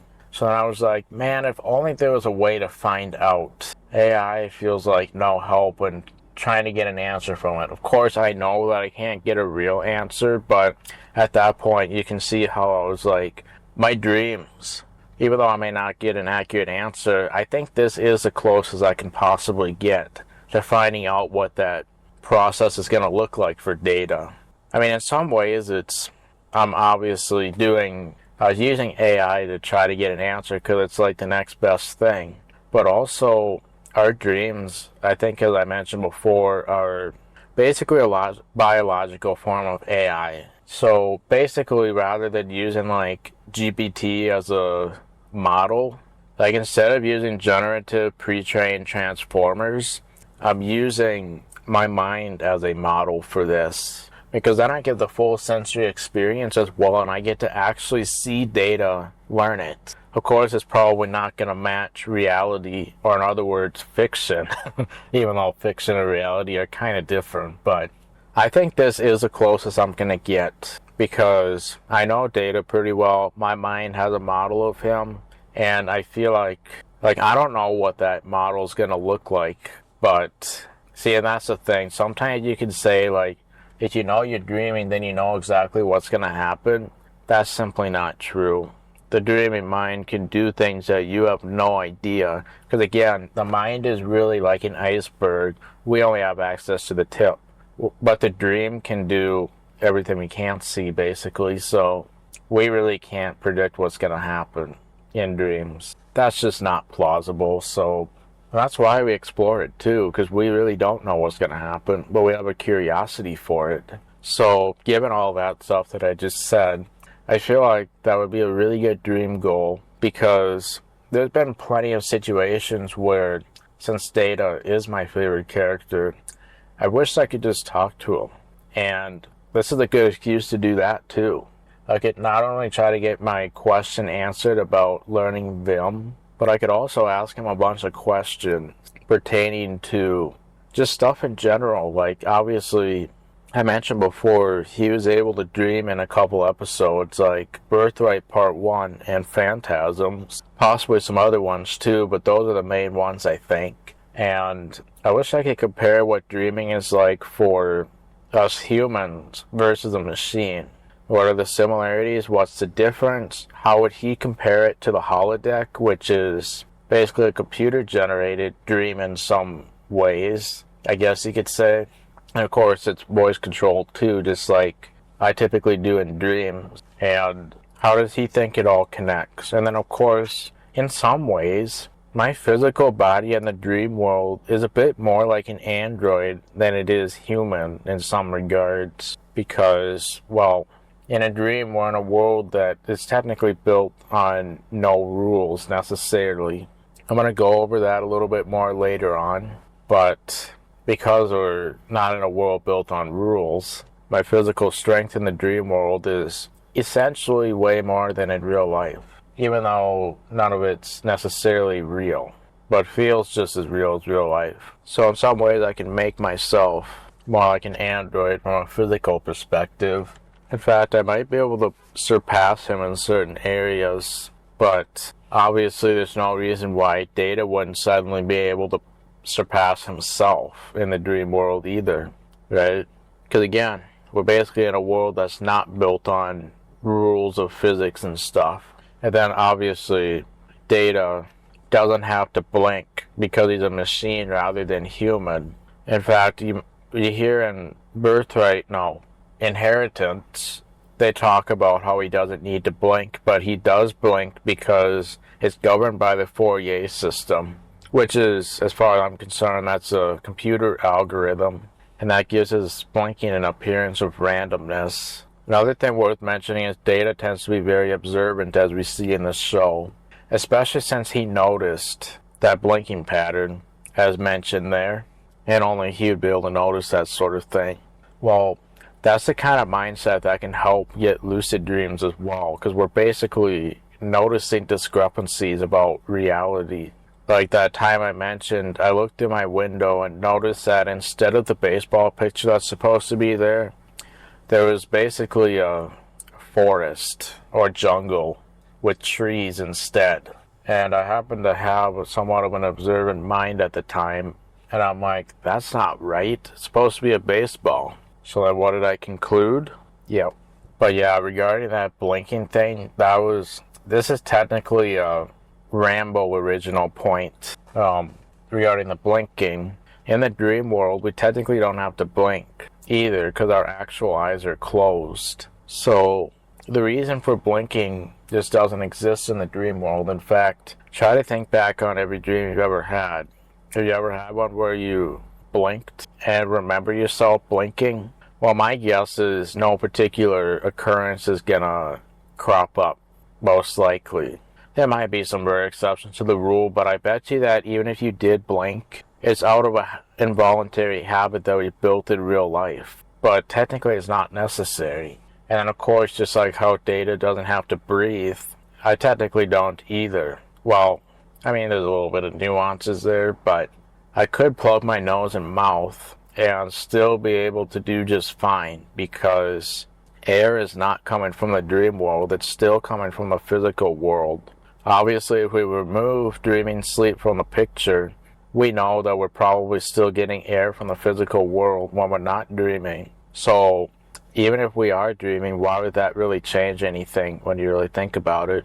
Well, so basically, I'm not getting any air from the dream world itself, if that makes sense. So I could obviously be in a vacuum within the dream world, which is Data can exist in a vacuum, which is basically a space that doesn't have any air at all, like space itself or whatever, wherever there's a lack of oxygen. Since I'm getting my air from the physical world, I can be in those suffocating spaces within the dream and it won't even affect me, just like it wouldn't affect Data, because my air is coming from the physical world. So yeah, the point is, I could talk to Data about that type of stuff and how, in some ways, because I'm able to dream, it's almost like I'm a machine myself, because, well, everything that's going on, including Data himself, that's because of my own mind. Not him, not the world itself, me, my mind. And that same goes for all of us. Our dream worlds are probably facilitated by our own mind, including Data himself. My mind's operating all that. Everything that feels external is actually internal. It's not in front of our eyelids, it's behind our eyelids, even though it may feel like it's in front during the dream itself. So in that way, the mind really is like a very advanced computer. The fact that it can do that so quickly with such a high detail, yeah. So, yeah, hopefully that answers what brought on that data dream goal to begin with. And yeah, it's a good way to like talk to my favorite character directly and engage with my favorite character from Star Trek, right? In fun ways. So everything that's happening is literally my own mind. And that's how it is for all of us too. So you're all more amazing than you realize, especially since we can all do that. We may not really understand why necessarily. I mean, we have theories, but we don't know for certain, to be quite frank. But yeah, so I could get philosophical with him about that type of stuff, which has to do with being human. And then also just helping him on his journey to become human too. That would be really fun as well. Like, I'm sure, like, when we see him try to understand emotions, we probably, at least I've come up with some ideas for how I would try to convey what it's like to be human and describing all these different things. And then obviously there's certain things that I don't know about him and that's never been answered on Star Trek. I can find out answers to those things in the dream world too. I mean, it's made up by my own mind, of course, but it is the closest thing I'm going to get. And it is a fictional concept as it is, so why not? So yeah, hopefully that conveys like why I'm doing the data goal. Obviously, I don't have to do that. I could just make him know the stuff instantly too. Yes, that is totally possible, but the journey is what I'm curious about. I want to watch him learn Vim like one key at a time. See if it makes sense to him or if he gets utterly confused and that sort of thing. It's really about exploring the process and also seeing what my own mind comes up with. Because I can explore my own mind through this as well, mind you. So, for example, I'm going to have him do a typing test. And during that typing test, I'm not only observing how data does with that typing test, but I'm also seeing how does my mind model all this? Does it correctly recreate the website that has the typing test? And also, is the text on the test readable? And then the actual words per minute that it comes up with, is that accurate? Is everything readable? And then when I look at the keyboard layout, which I will also do, is that accurate too? See, so even when I do the data goal, I can answer my other curiosities as well, like how the mind models everything, which is one thing that really fascinates me. And I'll dive a little deeper into that in a little bit too. But it's a great way to do all that too. So I'm not just doing the one thing, I'm doing several things. Anyways, so now that you understand hopefully why I'm doing that, let's get into how this particular goal went. So as you know, from the past dreams I've shared, I haven't really made a lot of progress, but I'm still very fascinated by the results nonetheless. Let's continue that, because this happened just days ago. So I still didn't make that much progress, but I'm very fascinated by what happened this time. So I'll start from basically when lucidity first kicked in, because, well, I've dived into the subject this deep now, which I wasn't originally planning on doing. So basically, it all started in my garage, and there was a whole bunch of garage door shenanigans that were happening, which I've had that happen throughout my life over the years. Not in real life, but in dreams, of course. Anyways, so I'm leaving the garage, and when I get into the front yard, I somehow have the feeling that I'm dreaming, or, well, I don't become fully lucid in that moment, but when I went in the front yard, I basically had a hunch that I could essentially do dream control.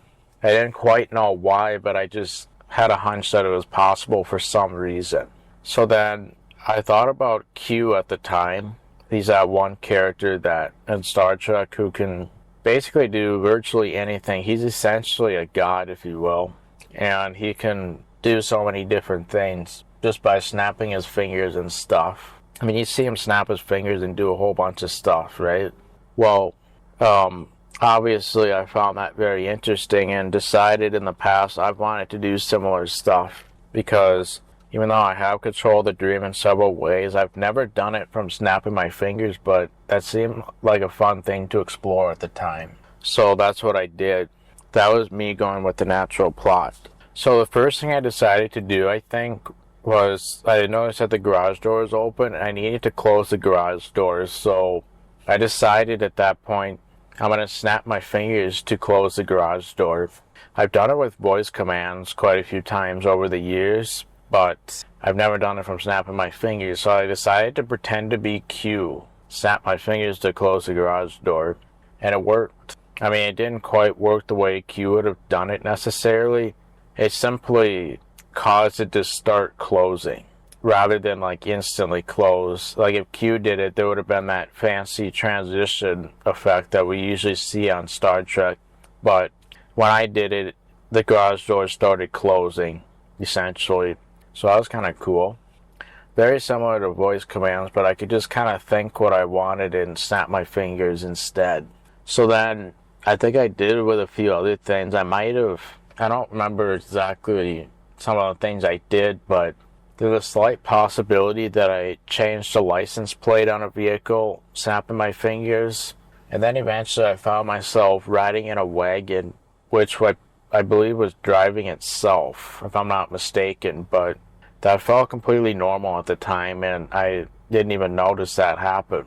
But I came across a tree while riding the wagon and decided to make it fall by snapping my fingers. So that worked as well, which I thought was pretty neat. And then I decided to immediately undo that, because obviously I didn't really want it to fall. Mind you, none of this is actually real, but it feels real. So I decided to snap my fingers and undo it. And the tree started going right back up again when I snapped my fingers. So that was kind of cool. And then I noticed it was kind of dark outside, so I tried controlling the weather and making it lighter, and then I woke up. But then probably about maybe like 3 or 5 seconds later after that, I started re-entering the dream and noticing those sensations kick in, because I did have sleep fragmentation at the time. So now I'm entering the dream. I haven't done it for a while, so I feel like I'm going to do something that shocks me awake.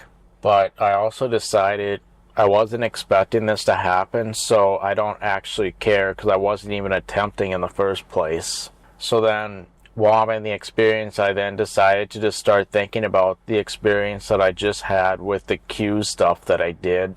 And all of a sudden, the tingling throughout the body and all that stuff became very intense while thinking about what I just did. Remember what I said about when I think about like my dream goal and stuff, I get excited. Then I feel like I'm probably going to enter the dream quicker. Well, I believe that's what was happening there. I started thinking about the Q stuff, and I'm pretty sure I wanted to do that some more. So that probably could have influenced why I suddenly had very intense sensations. The sensations were so intense that it actually hurt in certain areas. But I just rolled with it because I learned how to do that. Then I started focusing on my eyelids, and I was thinking, oh man, I wonder how long it's going to take to enter this dream if I even have a chance of doing it without accidentally waking up. But as I did that, I saw my cuckoo clock, the one in the kitchen. I saw that in front of my eyes, and that's basically all I saw. But then it was at about my height, as if I were standing vertically. I noticed that, and then I told myself I could already be in a dream again. I don't know. I decided to act like I was, because it would be great, wouldn't it? Wouldn't it be so great if after all these worries I actually did end up making it in a dream, especially right then? So then I started looking around. Suddenly the rest of the scene was there. So at first I just saw the cuckoo clock and nothing else, and then with the turn of an eye, suddenly the whole scene was there. And then I was like, I think I'm in a dream again, not entirely certain, but there's definitely a good chance I am. So I'm gonna act like I am. So obviously, since I see the cuckoo clock, it's not ticking at all, so I decided to snap my fingers, and suddenly it started ticking. So that was kind of cool as well. So then I might have controlled something else I don't quite remember. But then I decided to walk into the bedroom, and I noticed the cuckoo clock in the bedroom, except it had 4 weights on it instead of 2, like it should. And obviously, being lucid, I knew that was strange and not supposed to happen. I was like, this is neat. So then I went up to it, explored it, and what I noticed is that 3 of the cuckoo weights were a little bit bigger than the real thing, but the 4th one was probably bigger than most suitcases, the cuckoo weight. And I also noticed that there were actually 2 cuckoo clocks instead of 1. One of them was where it's originally supposed to be positioned, and then an exact duplicate of that same clock was literally hanging on the bottom of the window. There was nothing holding it up in particular, but it was not falling either. So I thought that was kind of cool.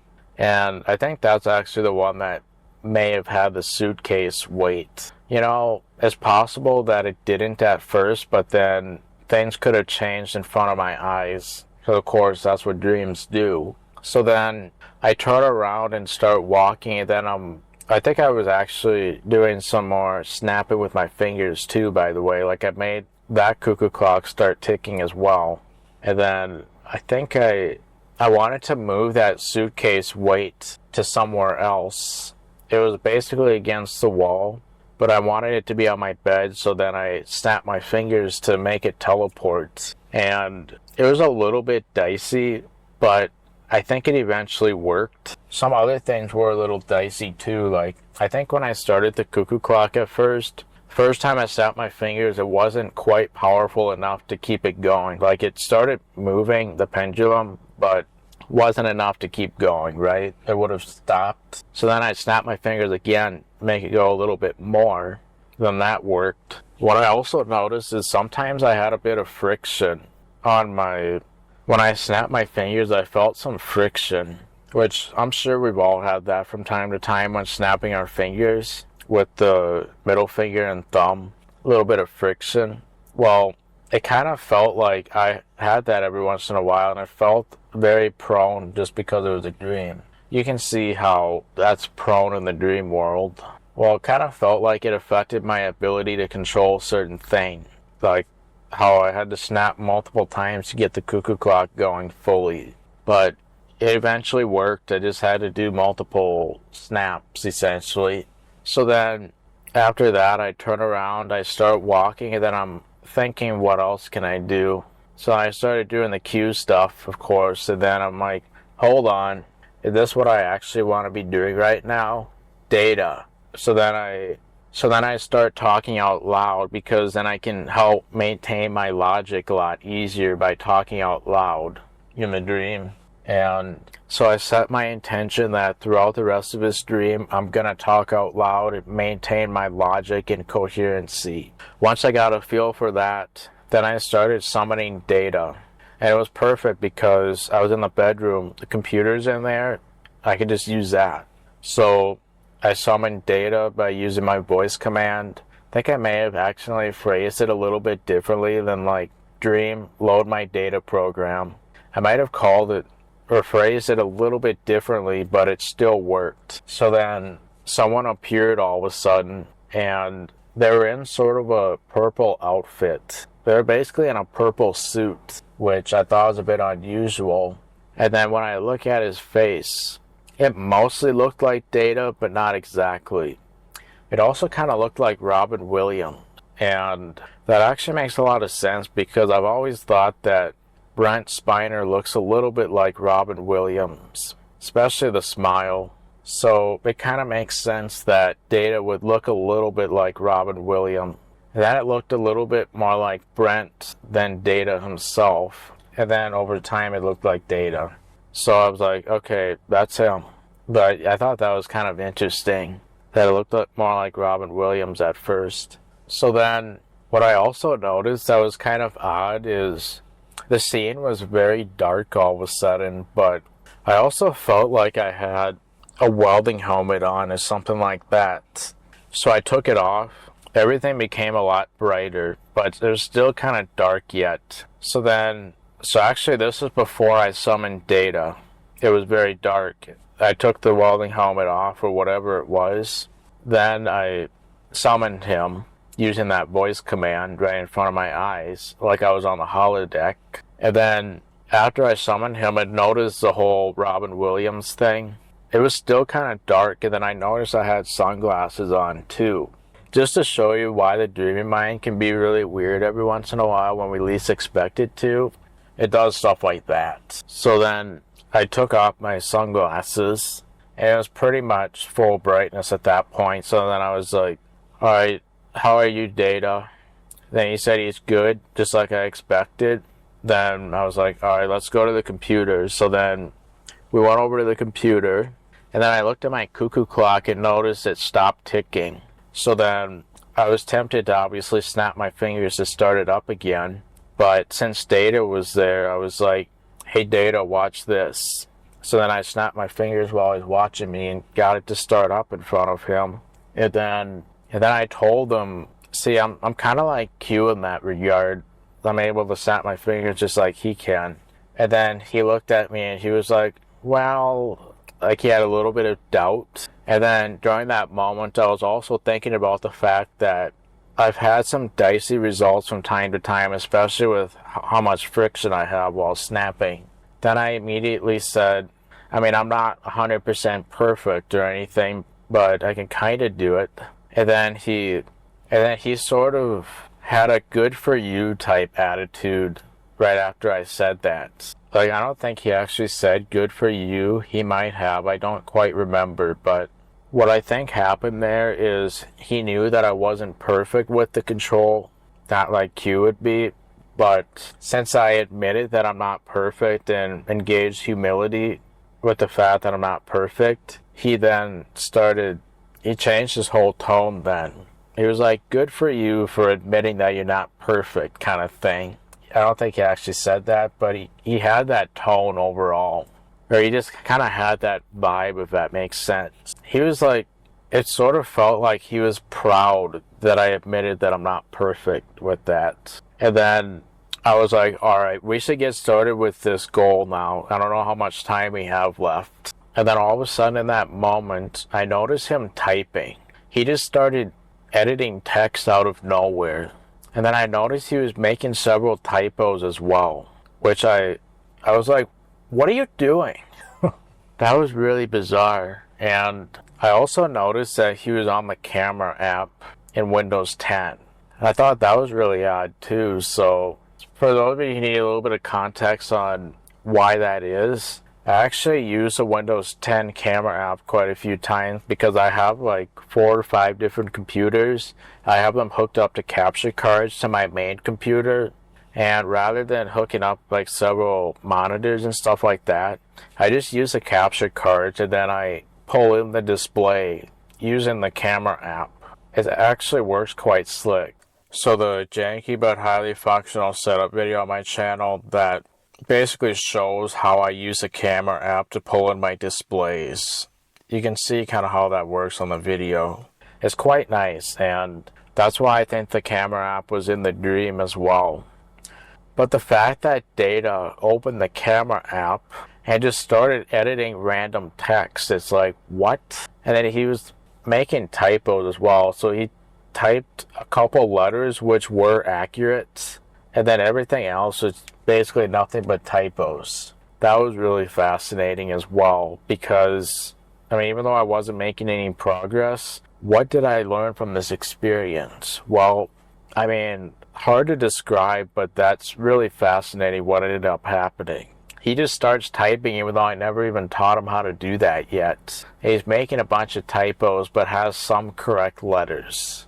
And what was also interesting is I was trying to look at what he was doing, and it kind of looked like he was using NeoVim, which is basically Vim except it's got a lot of customization you can do with it. I don't even use it myself yet. Someday I'm probably going to switch to it. But yeah, Data was using NeoVim, even though I don't have it at all.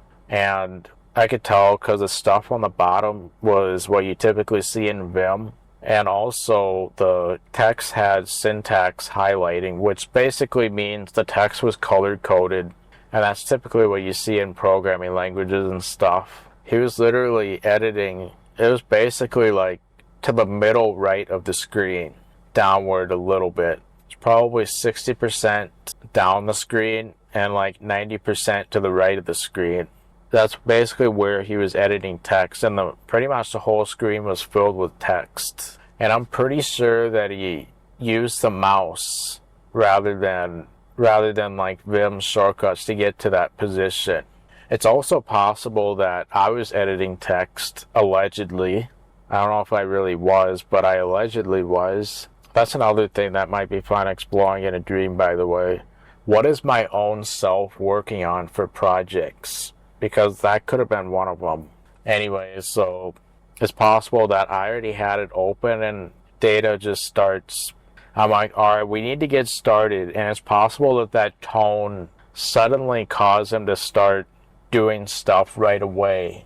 And that's just what the mind ended up doing, I guess. So that was pretty weird, but also insightful. So yeah, I asked him what he was doing, and then I brought us back on track. I told him, like, you gotta learn how to use it first and everything like that. So then I used a voice command to pull up nitrotype.com, which is the platform I've been using for typing tests recently myself. Nitrotype pulled up successfully, I believe. So then I don't remember much about what happened from that point, because that's when I woke up for real now. So yeah, that was very interesting.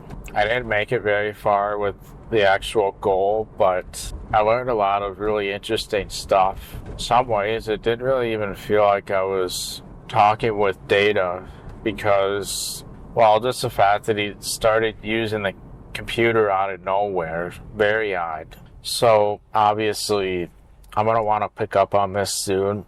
I'm going to try to get to bed a little bit earlier tonight if I can, because I still need to catch up on sleep. And yeah, I'm hoping that if I catch up on sleep soon, I can maybe continue this. And obviously, the first thing I'm going to do is ask him, what were you editing?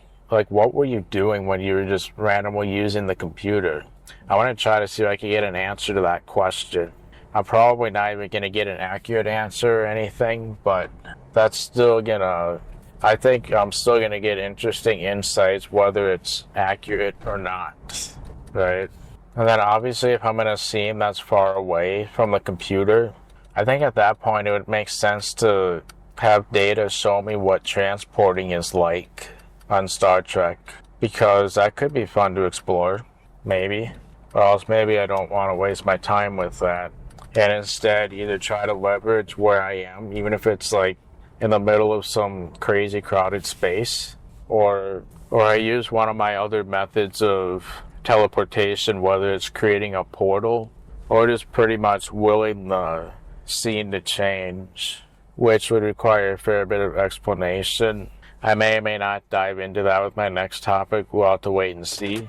So yeah, obviously, basically the way I'm going to start this next dream is, regardless of where I am, I'm going to start narration so I can maintain my logic, because yeah, you can see, like, based on some of that stuff that happened, you can see how easily my logic can get washed away, because I can get lost in stuff that ends up being a complete waste of time. And the fix for that would have simply been to have more logic in the dream. So if I'm intentional about basically saying all my thoughts out loud and reminding myself verbally that it's a dream every once in a while, and when I'm talking to like data or doing voice commands, I'm very intentional about the way I talk with that. Like, I'm thinking about how I phrase things as manually as I possibly can and that sort of thing. That'll help me maintain my mental presence. I might even make gestures in a way that feels unnatural, just so I can be really intentional about it. And that should help me maintain my logic to make sure I'm not wasting my time in the dream. Because obviously I can get sidetracked and not even do stuff related to the data goal. I want to catch when that happens before it's too late. So then it's also worth noting that I had a very similar experience the next day where I had sleep fragmentation and then consciously re-entered a dream. But unfortunately, I didn't even think of the data goal during that time, or I could have continued the next day. But yeah, I didn't think of it, so this is basically where I left off. I'm literally going to be recording for the next few days in a row, and I'm hoping to make some progress with sleep. And maybe I can focus on it some more so I can share with you guys within those next few days. That'd be kind of cool. But yeah, that's essentially what happened. So now I'm at the client site. I'm going to get some stuff done, and we'll continue talking on the way back to the studio. So see you then. Alright, I'm back from the client site. The network installation and all the other stuff went superb. So today was a pretty good day. One thing I want to also clarify is when I was talking about that having lunch and deciding when to go in and stuff, I was essentially on my lunch break, and this is a lot more project based, so there's a lot of flexibility in when everything happens. The main thing is that I didn't go there too early because I had to install some network equipment, which meant they would get some downtime. And they have those internet connected phones, so that means the phones were down as well during that time. And yeah, it was pretty much the later I did it, the better in terms of having to deal with the downtime. But yeah, it all worked out pretty well. Anyway, so now that I finished talking about the data stuff, also regarding that lunchtime and stuff, no, I do not get paid during that time. I mean, I do for the drive since I went to a client site that's kind of far away, but other than that, it wasn't paid time until I was actually working, so I wanted to clarify that primarily. Anyway, so now that I talked about the data stuff, obviously I did a reality test while I was at work, and because something cued me, and obviously it wasn't like I needed to focus on an emergency or anything, but I did a quick little micro test at certain points, and I thought about like how I would do the data goal in that scenario, of course, because it's not like I can just conveniently do it anywhere, because of course, well, I'm not always going to be at a convenient computer setup. I might be driving or in the middle of a crowd, or and obviously I need to be prepared to handle those situations as efficiently as possible to minimize wasted time. Because I mean, this really is a lot like chess, because I do have to be strategic about it, and I could either try to change the scene using various different techniques, or I could just set up the scenario wherever I happen to be. Like, even in a car, I could literally have data work on a laptop next to me or something, right? Or even if I find myself outside, I could literally summon my desk right out there and just make things work that way, which might save time compared to changing the scene. But of course, there's probably going to be more distractions and stuff, which is why engaging logic is very important. Or I could just simply change the scene. There's a lot of different ways to do that. Obviously, if you really understand the nature of the dreaming mind, you can change the scene in a very quick amount of time. Like literally in a split second. You can technically blink and change it just like that too, assuming you have enough schemas triggered, or the mind does overall. Like, that's technically possible if you're at the right level to know the right mental state to be able to do that accurately and stuff. Anyway, so when I was in the office and thought about what I would do in that scenario, I don't just simply think, how do I do the data goal? I actually think, given this scenario, what's the best thing to do? Because I have certain dream goals that are going to work better in certain situations than others, just because of how the scenario is set up. So, like, for example, I have some dream goals involving the Bobcat, which is basically farming equipment. I've had exposure to it over the years and used it a few times. Anyway, so I have certain dream goals involving that thing right there. So obviously, most scenarios that I naturally find myself in are not the most optimized to do that goal. But if I'm in a situation where there happens to be one around already, and so I have multiple goals involving that, I guess to sum it up, at one of my prior jobs, I was a machinist, and that meant that I often used the forklift like a native forklift that's pretty much all it's designed to do. But bobcats, you can use all sorts of stuff with it, like a bucket, or there's all sorts of different extensions depending on what you're trying to do with that. And you can also get fork extensions for it, so you can essentially use a bobcat as a forklift. But one of the challenges that comes with that is, of course, bobcats technically use sort of a tank drive for getting around, where you basically use levers with each hand, and then you use pedals to control the raising and lowering the bucket and then tipping it and stuff like that too. Well, anyways, so if you're trying to use a forklift for that purpose versus a bobcat with fork extensions, effectively making the bobcat a forklift, it's typically going to be a lot easier to do it with a native forklift if you're used to forklifts. I'm way more used to a forklift than a bobcat personally. I'm not fully used to the actual tank drive. Like, I can do it, it's not fully second nature because I haven't used it enough to where it is. But anyway, I think a fun dream goal would be, there's a particular task I had to do at work that maybe took about 5 minutes on average with the forklift, depending on the situation. And I thought it'd be kind of fun to do that using a bobcat instead of a forklift. So that's one of my dream goals. And I got a couple other dream goals involving that too. So obviously, I would have to have the right scene to be able to do that, and the right scenario where there is a bobcat to work with in the first place, right? Well, if I naturally find myself in that scenario, then that's probably the goal that would make sense given the circumstances. Because otherwise, if I'm not in the right scenario and I really wanted to do that, I could end up spending a bunch of time trying to set up the scenario, which I can do, but it takes time. And what if my current scenario would work better for something else at the time? Why not just do that? I mean, obviously it depends on how I want to prioritize stuff, but I can save time by working with the natural scenario, especially when looking at the grand scheme of things. Or else I could change the scenario, but like I said, I'm probably going to be wasting valuable time doing that.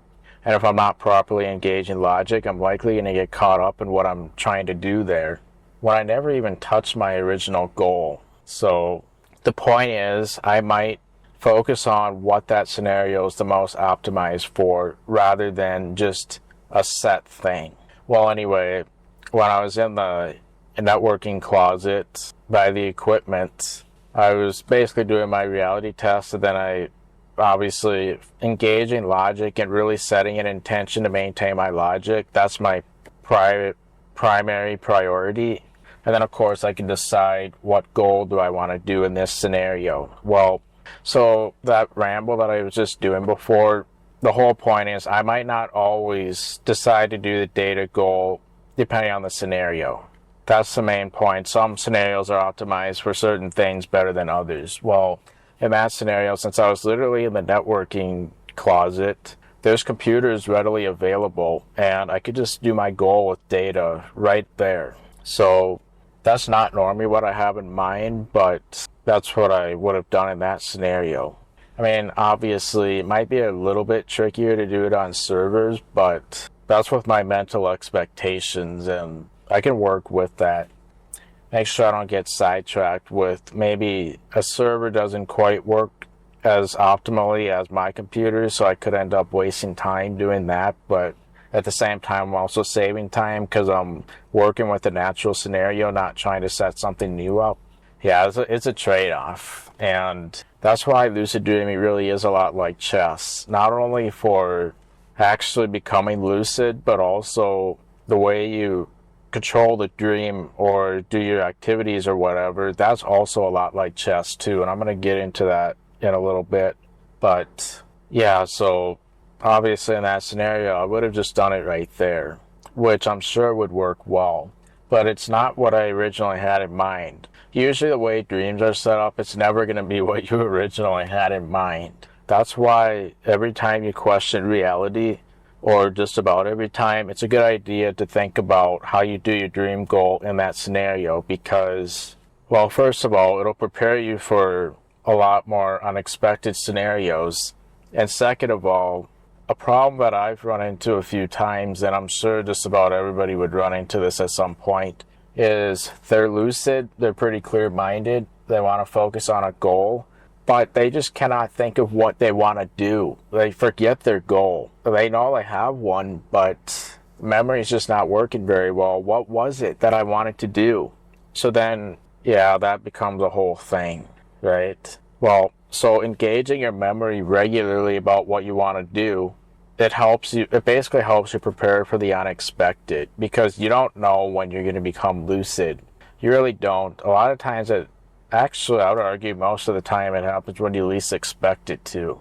Like those experiences a few days ago with data and everything, I was not expecting to have that at all. I was still kind of trying to catch up on sleep. So the good news is, because I've been practicing recently during my reality tests, I felt fairly prepared. Even though I didn't think of my goal right away, I still felt prepared. And it was pretty optimal how it worked overall. So yeah, you really don't know when it's going to happen. And then, yeah, I don't even want to get into the problems that can arise from not remembering the goals. It really is a whole struggle. And so the spaced repetition, for those of you who know anything about memory, you probably know the benefits of spaced repetition. You're getting that by regularly thinking about your goals. You're also inspiring yourself and coming back to your mission statement of basically what do you want to get out of lucid dreaming and all that stuff. There's so many benefits to doing it in those scenarios. And then also you have to remember your mental state. Your mental state during the average dream is probably convoluted, to say the least. And you probably have moments where you think very clearly, and then moments where your mind just doesn't work, or somewhere in between where you can't think super clearly, and then you're also in an environment filled with millions of distractions and where it's impossible to focus, right? And then on top of that, how good your memory worked at any given time varies a lot too. And it's usually going to be worse during dreams. So the more preparedness you can have, the more likely you're going to have optimal outcomes regarding that. So yeah, the point is there's a lot of benefits to preparing ahead of time. That's the point. So I guess the point is I kind of practiced while I was there. I was actually waiting for something to happen as well. So that was a situation where I could focus on it, basically. So that's exactly what I did. And obviously, I usually tend to put real life first, generally, because obviously I was literally working, but I was also waiting for something to happen, and there was literally nothing I could do until then. Unless a lot of times I'll be talking to someone during those moments that I'm waiting, like the client or whatever, and I just do that. But I wasn't that time, so the reality test thing worked out perfectly because my cue happened in that situation. So yeah, basically in our dreams, our mindfulness can be all over the place, and we want to be able to handle being prepared to do our goal and stuff. And you can see, like, if the mind is working suboptimally, you'll end up wasting time in some form. So the more prepared you are, the more likely you're going to overcome that to the best of your ability. I mean, in some ways, we're kind of drunk in our dreams. That's just how our mind's functionality is, with it being mostly shut down.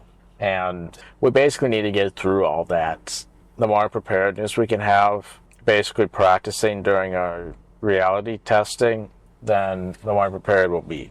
That's the point. I don't need to ramble about that anymore, but I guess for those of you who are wondering, like, what a lucid dreaming practice is like and why it can be very nuanced and niche, there you go. There's some insights. Anyway, now let's talk about something that really excites me about lucid dreaming right now.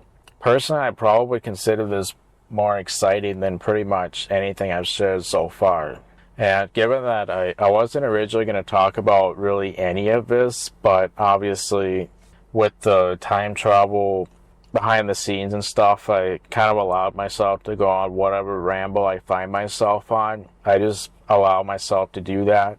Then it's a very raw, casual discussion, and it can make it more interesting, to be quite frank, too. So as long as I've dove this deep into the dreaming side of things, I may as well talk a little bit about some of the other stuff that I've been focusing on besides the data dream goals because, well, I talked about how I don't really use it for wish fulfillment these days. You obviously can. In fact, if you get into lucid dreaming, your primary focus probably is going to be on wish fulfillment type stuff like flying, because obviously we can't do that in real life. Telekinesis, which is kind of like what you see in Star Wars, and also the Matrix. I'm going to allude to the Matrix pretty soon here too, because you ever seen that film? Well, there's a lot of stuff that's shown in the Matrix can absolutely be applied to lucid dreaming.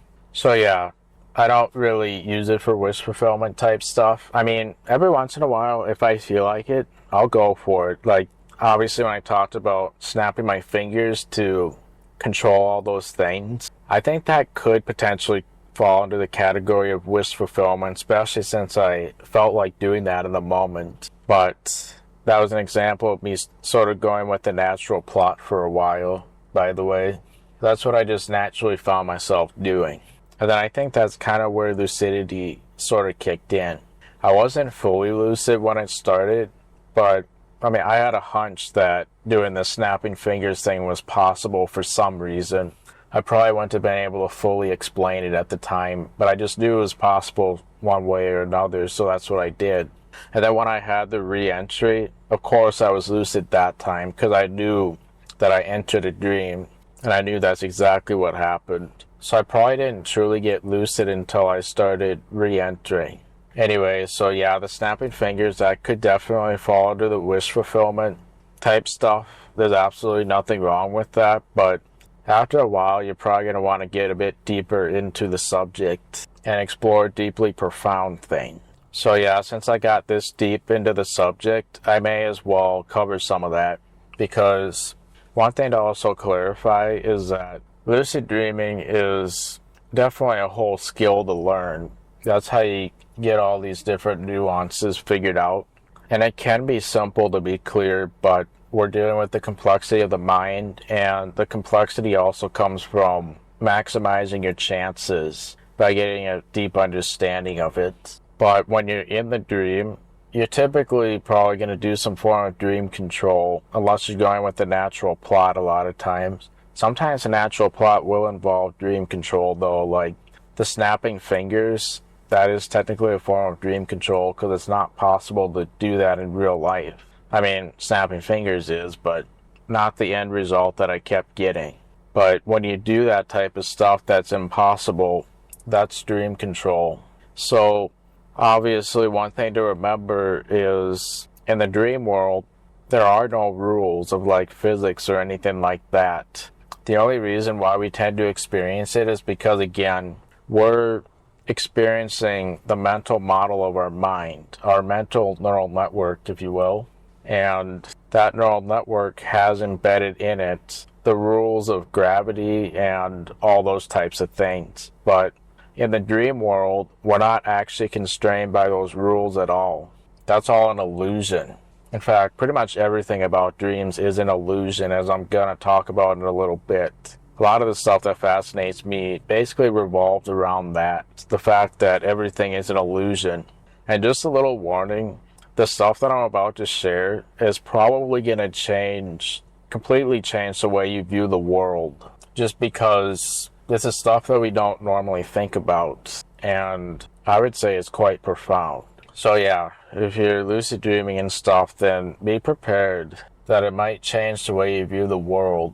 I would say it definitely makes me a much more positive person, and it gets me more excited about stuff in general. Like I talked about that self-fulfilling prophecy about dream food. You try to make your real life interesting to make your dreams more interesting, and then your dreams enhance your life. And yeah, so you can see what kind of changes would come from that. But then also the things you can explore and do in dreams can also do that. So yeah, to be clear, in your dreams you can basically do anything you want, like consequence free, because it is all created by the mind. And well, not to spoil Dreamscape too much, but obviously I wasn't originally going to spoil it, but I might want to for this example. So, obviously, one thing they mention is the myth of the old legend about you stab someone in a dream, then you can kill them in real life. Well, that's not necessarily true. That's something that doesn't really match reality, but obviously it's a huge part of what made Dreamscape what it is, and if they could have done it in a more realistic way while keeping it interesting, that would have been nice, but I would still rather have the film exist one way or another, especially with the way they showed dream formation. I really like the way they conveyed that. So yeah, if you get stabbed in a dream, you're probably not even going to feel the pain to begin with. At the very least, it's not going to hurt nearly as much in real life, most likely, and it's probably not going to impact you in that same way. Usually, if something does happen in your sleep, even during dreaming, it's likely going to be some external physical factor. Like if you had a heart attack during a dream, it's very likely that it was going to happen anyway, and the dream probably wasn't necessarily what influenced that. Like obviously in Inception they show that if you die in a dream you wake up, but that can definitely happen, but that's not a guarantee. You can totally lose your awareness and just simply go into another dream scene as if it never happened. You can also, well, when I say lose your awareness, I guess I was talking as if you're lucid when it happens, but they can happen whether you're lucid or not. You may just simply go into another dream scene. If you're lucid, you might lose your lucidity and continue dreaming. If you're lucid, you might also simply maintain your lucidity and just experience a scene change. So I guess to give you an example, about probably 6 months ago, I was trying one of my dream goals where, so in virtual reality, there's a particular video by Glass Canvas, basically a 360-degree water slide. I think it's really cool. This is on YouTube, and I wanted to try to experience that simulation in a dream so that I could also have a tactile sensation. Anyway, in the middle of trying that dream goal, there was a shark coming after me, and since I knew it was a dream, I decided to let it eat me. And what ended up happening was just a simple scene change. I ended up basically outside of the water, next to the building of the aquatic center. So yeah, I got eaten by a shark, but all that happened was a scene change. I would have probably died if it really happened, of course. I felt a little bit of pressure, but it wasn't really pain, if that makes sense. So I think that should help illustrate that pain and death and all those things really do not work the same way. Because think about it this way.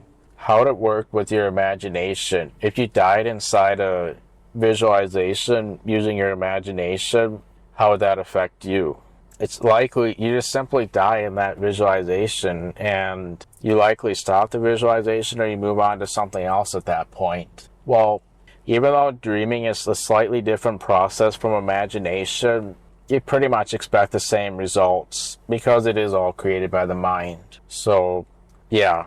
So there's technically no real way you can get harmed in a dream, other than maybe psychologically, depending on what's going on. That's pretty nuanced. I don't want to get too deep into that, but obviously since it's so real, for example, you really feel like you're doing something.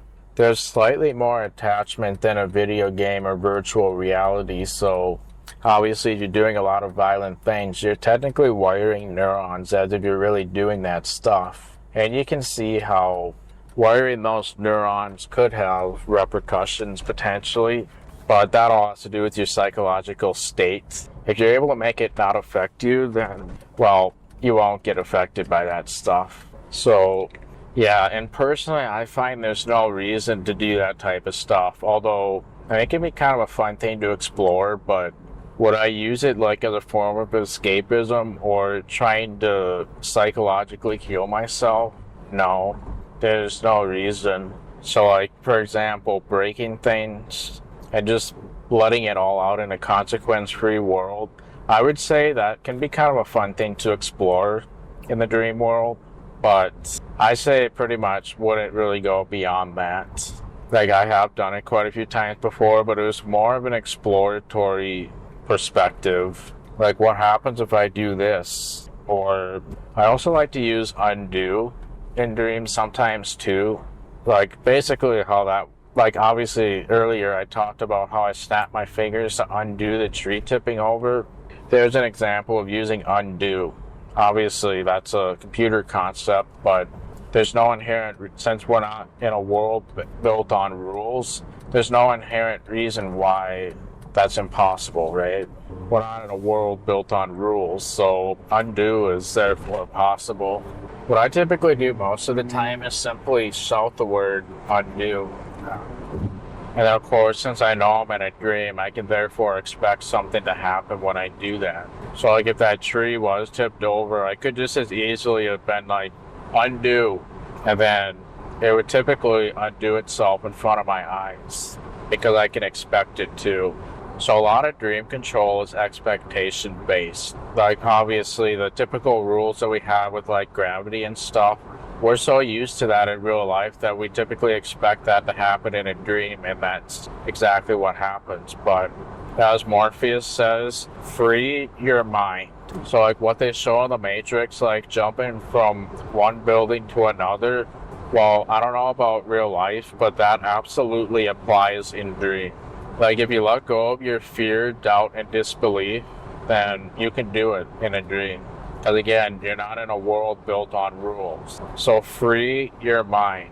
So yeah, those concepts of the Matrix that they share about like the rules of the world and how you're not actually in a world that's built on rules. Well, technically, if you really think about it, dreams are sort of like your own personal matrix where you are the one, and therefore you can basically do all the functions of the one. Like, obviously our mental capabilities are kind of the limit when it comes to that, but like, for example, that undo stuff that I just shared, you are the one, so you can do it. So yeah, if you haven't seen The Matrix, I would definitely recommend watching it. At the very least, watch the first one, because a lot of those concepts they share does apply to the dream world more than you might realize. So yeah, the dream world is not built on rules, so that's why flying is possible. So expectation is a huge factor, but there are other variables that are at play. Obviously, we even see telekinesis in the second Matrix movie. That's obviously possible in the dream world as well, especially since the world is literally facilitated by the mind, therefore the mind can influence it. So that those kind of concepts can often be involved in controlling the dream. So you also might remember how I mentioned pretending that I was in the holodeck, and therefore I was able to use the holodeck voice command, like making the holodeck grid appear, that type of stuff. That's what I used at the time to change the scene, but it's definitely not the most efficient way to do it. But if you want to get experience with doing that type of dream control, it's definitely a good way to do it. And then like Doctor Strange, the way they create portals on there, that could be very useful as well. In fact, that's what I've done most of the time when I want to change the scene. I'll create a Doctor Strange portal and then simply go right through. Typically what I'll do with that is at first there's really nothing there, because of course I haven't set my destination, so to speak, but I'll usually think of where I want to go, and oftentimes I can get the destination to then appear through the portal pretty much based on thought alone. But obviously if that doesn't work, you can also use voice commands. There is no hard and fast rule with how you do the voice commands. In fact, you could almost pretend that you're talking to a dog, like the way you would talk to a dog and get them to obey commands. Basically doing that with your own dream. You're treating it like an entity and doing that type of stuff. So like, obviously when I'm asking the dream questions, in some ways I'm doing it, I'm almost pretending that my dream is a dog. The way you talk to a dog is basically the way you can talk to dream. Actually, what you see in Star Trek is very similar. The way they talk to the computer, actually the way we talk with AI might actually be a more relevant analogy, but if you're doing this hundreds of years ago, you'd probably allude to a dog when trying to illustrate that, especially since we're not in a world built on rules. Because you can also talk to non-living entities in the same way you can talk to living entities in the dream. So I often do this with cuckoo clocks and stuff too. So besides snapping my finger to start the pendulum, I might also use a voice command. Or if I want to wind the weights up, since they're touching the floor, I might use a voice command to tell it to wind itself up, that sort of thing. Or if I want to have it set to a certain time, I'll just tell it what time to go to, and then that's exactly what it does. So you can talk to non-living entities just like living entities, because again, we're not in a world that's built on rules. This is basically a way to take the matrix to the next level and apply it to your own life. So you can apply these concepts in the dream. So you can, hopefully you can see from this why I have such an interest in lucid dreaming. You can also go with the natural plot and not do any of that control at all. In fact, you probably want to spend your first lucid dreams just getting familiar with the nature of the dream and observing stuff. Consciously observe what's happening with a clear mind. Even that alone can be very profound. Like that alone can be enough to change the way you look at everything pretty much. So obviously expectation is a huge part of dream control, just because, well, the dream is running on our mental model, and our expectations can be a huge influence on that mental model. But know that there are other variables at play too. So sometimes I'll do a form of dream control. It works really well one time, but it doesn't work so well a different time. And I usually think it has to do with other variables that are involved most of the time. So there's also another concept called reframing that Daniel Love always likes to talk about. The holodeck, this is actually kind of what got me into the Star Trek stuff in the first place. Daniel Love's always talking about the holodeck and how he uses it as a reframing technique. So reframing, at least my understanding of it, it's basically just a way you're basically changing the way you think about something. Because remember, you are in a world that's not built on rules. So that can be kind of hard to just incorporate that, especially if you're not used to being able to do that type of stuff. But using reframing, you can often leverage control simply by changing the way you think about stuff. So Daniel Love always talks about if something's not working for him, he usually likes to act like he's on the holodeck, because in the dream, dreams are quite literally a personal holodeck, if you will. And so therefore, the way they use the holodeck on Star Trek, there's no inherent reason why you wouldn't be able to do that in dreams as well. So when I talked about changing that dream scene to the holodeck, in some ways that could be considered a form of reframing for changing the dream setting. And actually creating the Doctor Strange portal for changing the setting of my dream, that's technically a form of reframing on its own, because I'm not used to being able to just change scenes like that, right, without physically going somewhere else. If that were possible, I wouldn't even be doing these recordings right now, because I typically do them while I'm driving, and obviously I'm driving to like the client site stuff. Like today's is almost an hour away, and I'm driving right now in order to be able to get back home, right? Well, in the dream world, that's not necessary, because I'm not in a world built on rules. I am here. Right now, I'm in a world that is built on rules. But in the dream world, I'm not. So, what was my original ramble point? Oh, the reframing stuff, right? Thanks for the reminder. So, reframing it, kind of another... Actually, Daniel Love recently made a video on the Lucid Dream Portal YouTube channel. Basically like I think it's called 4.5 Dream Control Techniques. It goes over a lot of this, by the way. But yeah, since we're in a world that's not built on rules, but we often get limited by us being used to the rules, well, we're kind of setting artificial limitations there, of course. But reframing sort of changes the way you think about something in order to change your expectations. So like, obviously in the dream world, there's no inherent reason that the holodeck is impossible. So therefore, you can do it. You can essentially act like you're on the holodeck because you're in a dream where that's possible. So yeah, that could be useful for expectations. So to give you an example, I had a dream like several months ago where I was trying to talk and I couldn't even hear my own voice. Well, obviously, since I'm hard of hearing, I could just make the assumption that I simply don't have my hearing aids in. But of course, being in a world with no rules, I don't even need hearing aids to hear like I do need them in real life.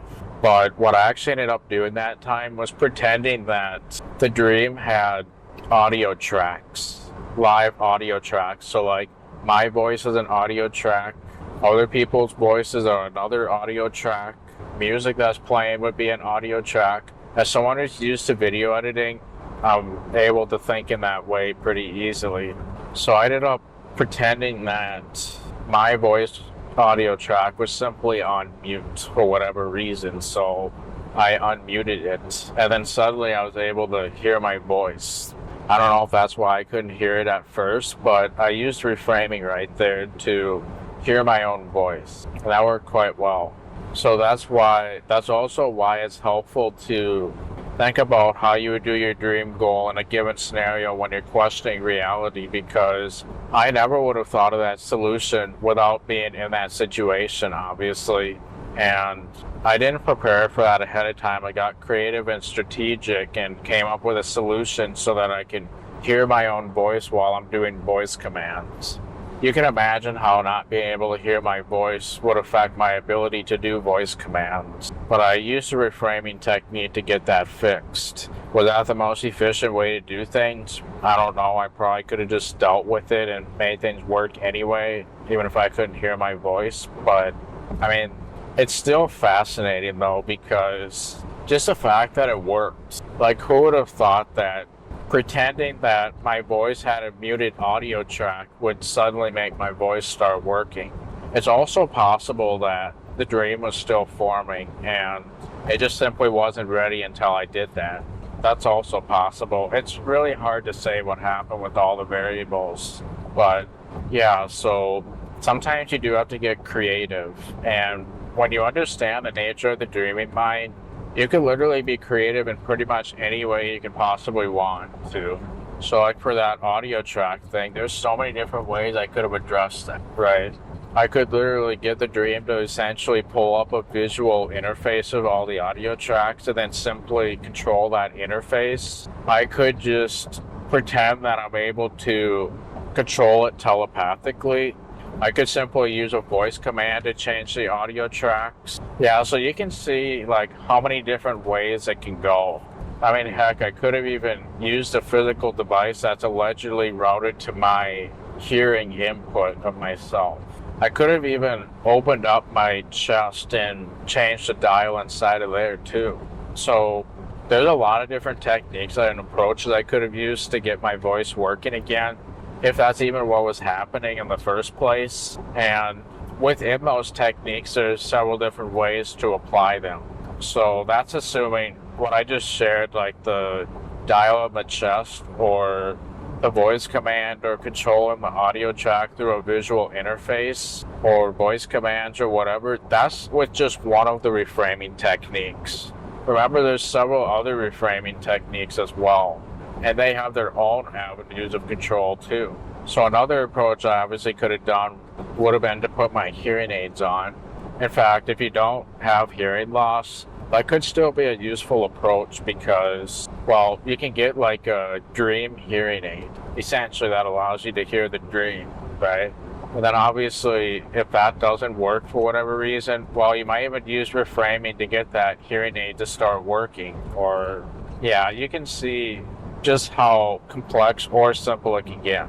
Oh, another example of reframing, I suppose, is when I'm doing voice commands itself. I've had times where, I'm used to voice commands working very reliably, but I've also had situations where sometimes voice commands simply don't work. So to give you an example, obviously I've talked about the Mycroft voice assistant, which I changed the computer trigger phrase to computer, like in Star Trek. Well, I've had reliability issues with Mycroft recognizing voice commands, and I'm used to pretty much never having those reliability issues in the dream world. But when I started using Mycroft, I started to have reliability issues in the dream where I never previously had it. So what I kind of did for my reframing technique right there was remind myself I'm literally not even using Minecraft in a dream, and it's always worked in the past, so there's no logical reason why it would suddenly stop working, right? So just reminding myself of that was enough to get rid of the reliability issues with voice commands. Another thing that I might use as a reframing technique if I start having issues again is reminding myself of the fact that the dream is technically all in my own mind, right? So obviously, as I'm actually going to allude to in a little bit probably, dreams may feel like they're external. Like obviously we make external movements to move in the dream. We shout into the dream. We see things in the dream and it feels like it's in an external world, just like the real world is. But you got to keep in mind it's not external, even though it feels like it is. The real world is in front of our eyelids, and our eyelids actually prevent us from seeing the real world. But in the dreams are behind our eyelids, and our eyelids are not preventing us from seeing in the dream. And if they are, that's because dreams are creating an illusion of eyelids that don't actually exist. So, yeah, so my main point there is dreams are, even though they feel like they're external, they're actually internal. Remember that.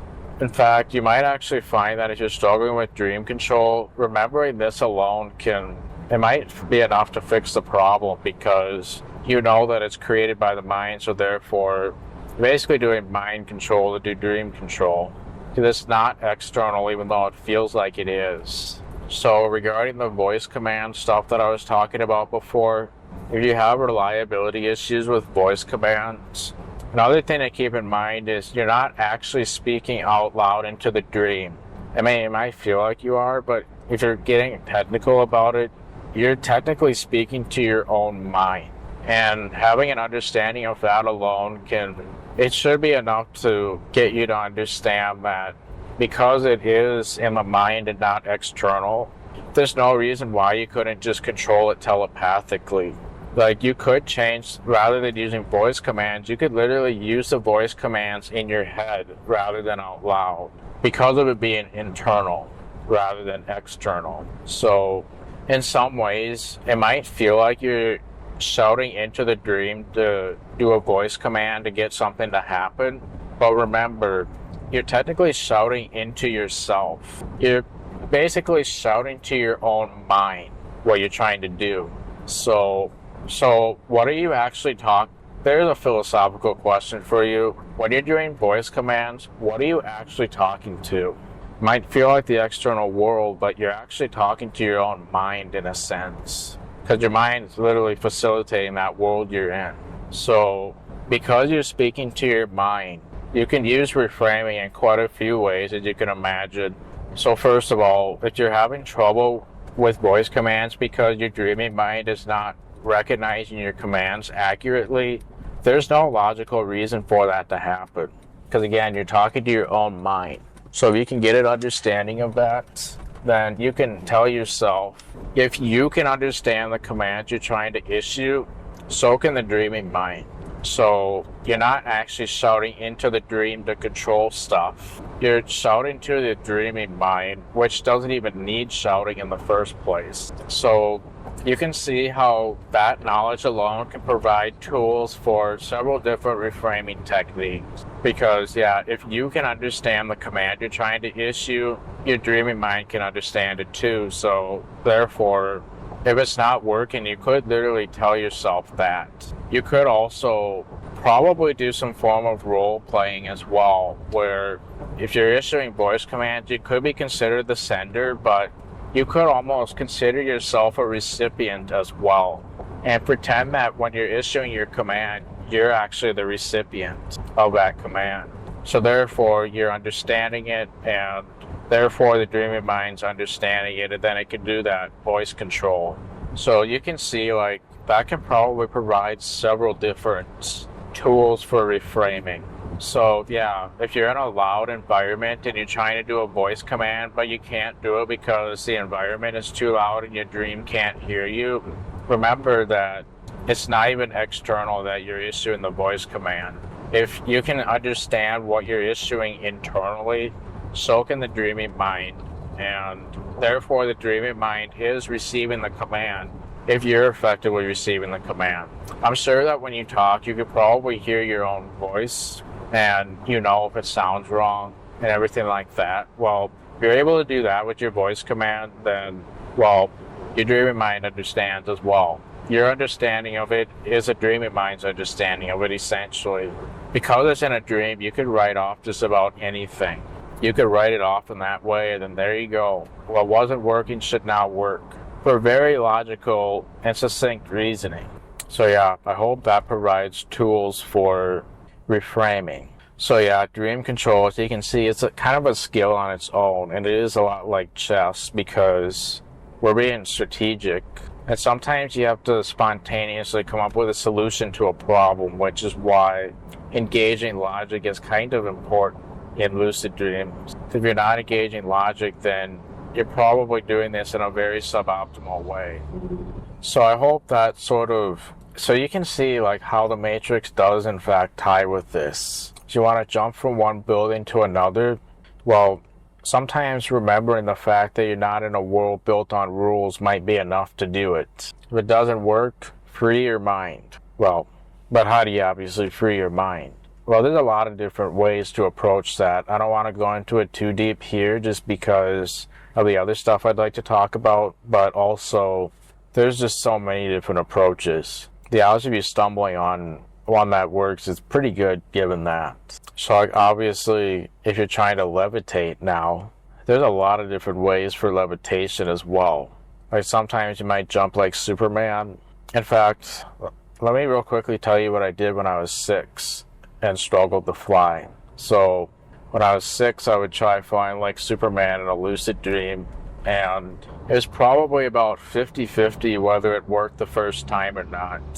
So what I often did was, if it did work right away, I had this idea back then that I was talking to God directly in a dream. And so therefore, if flying didn't work, then I could just ask him to make it work for me. So that's exactly what I did.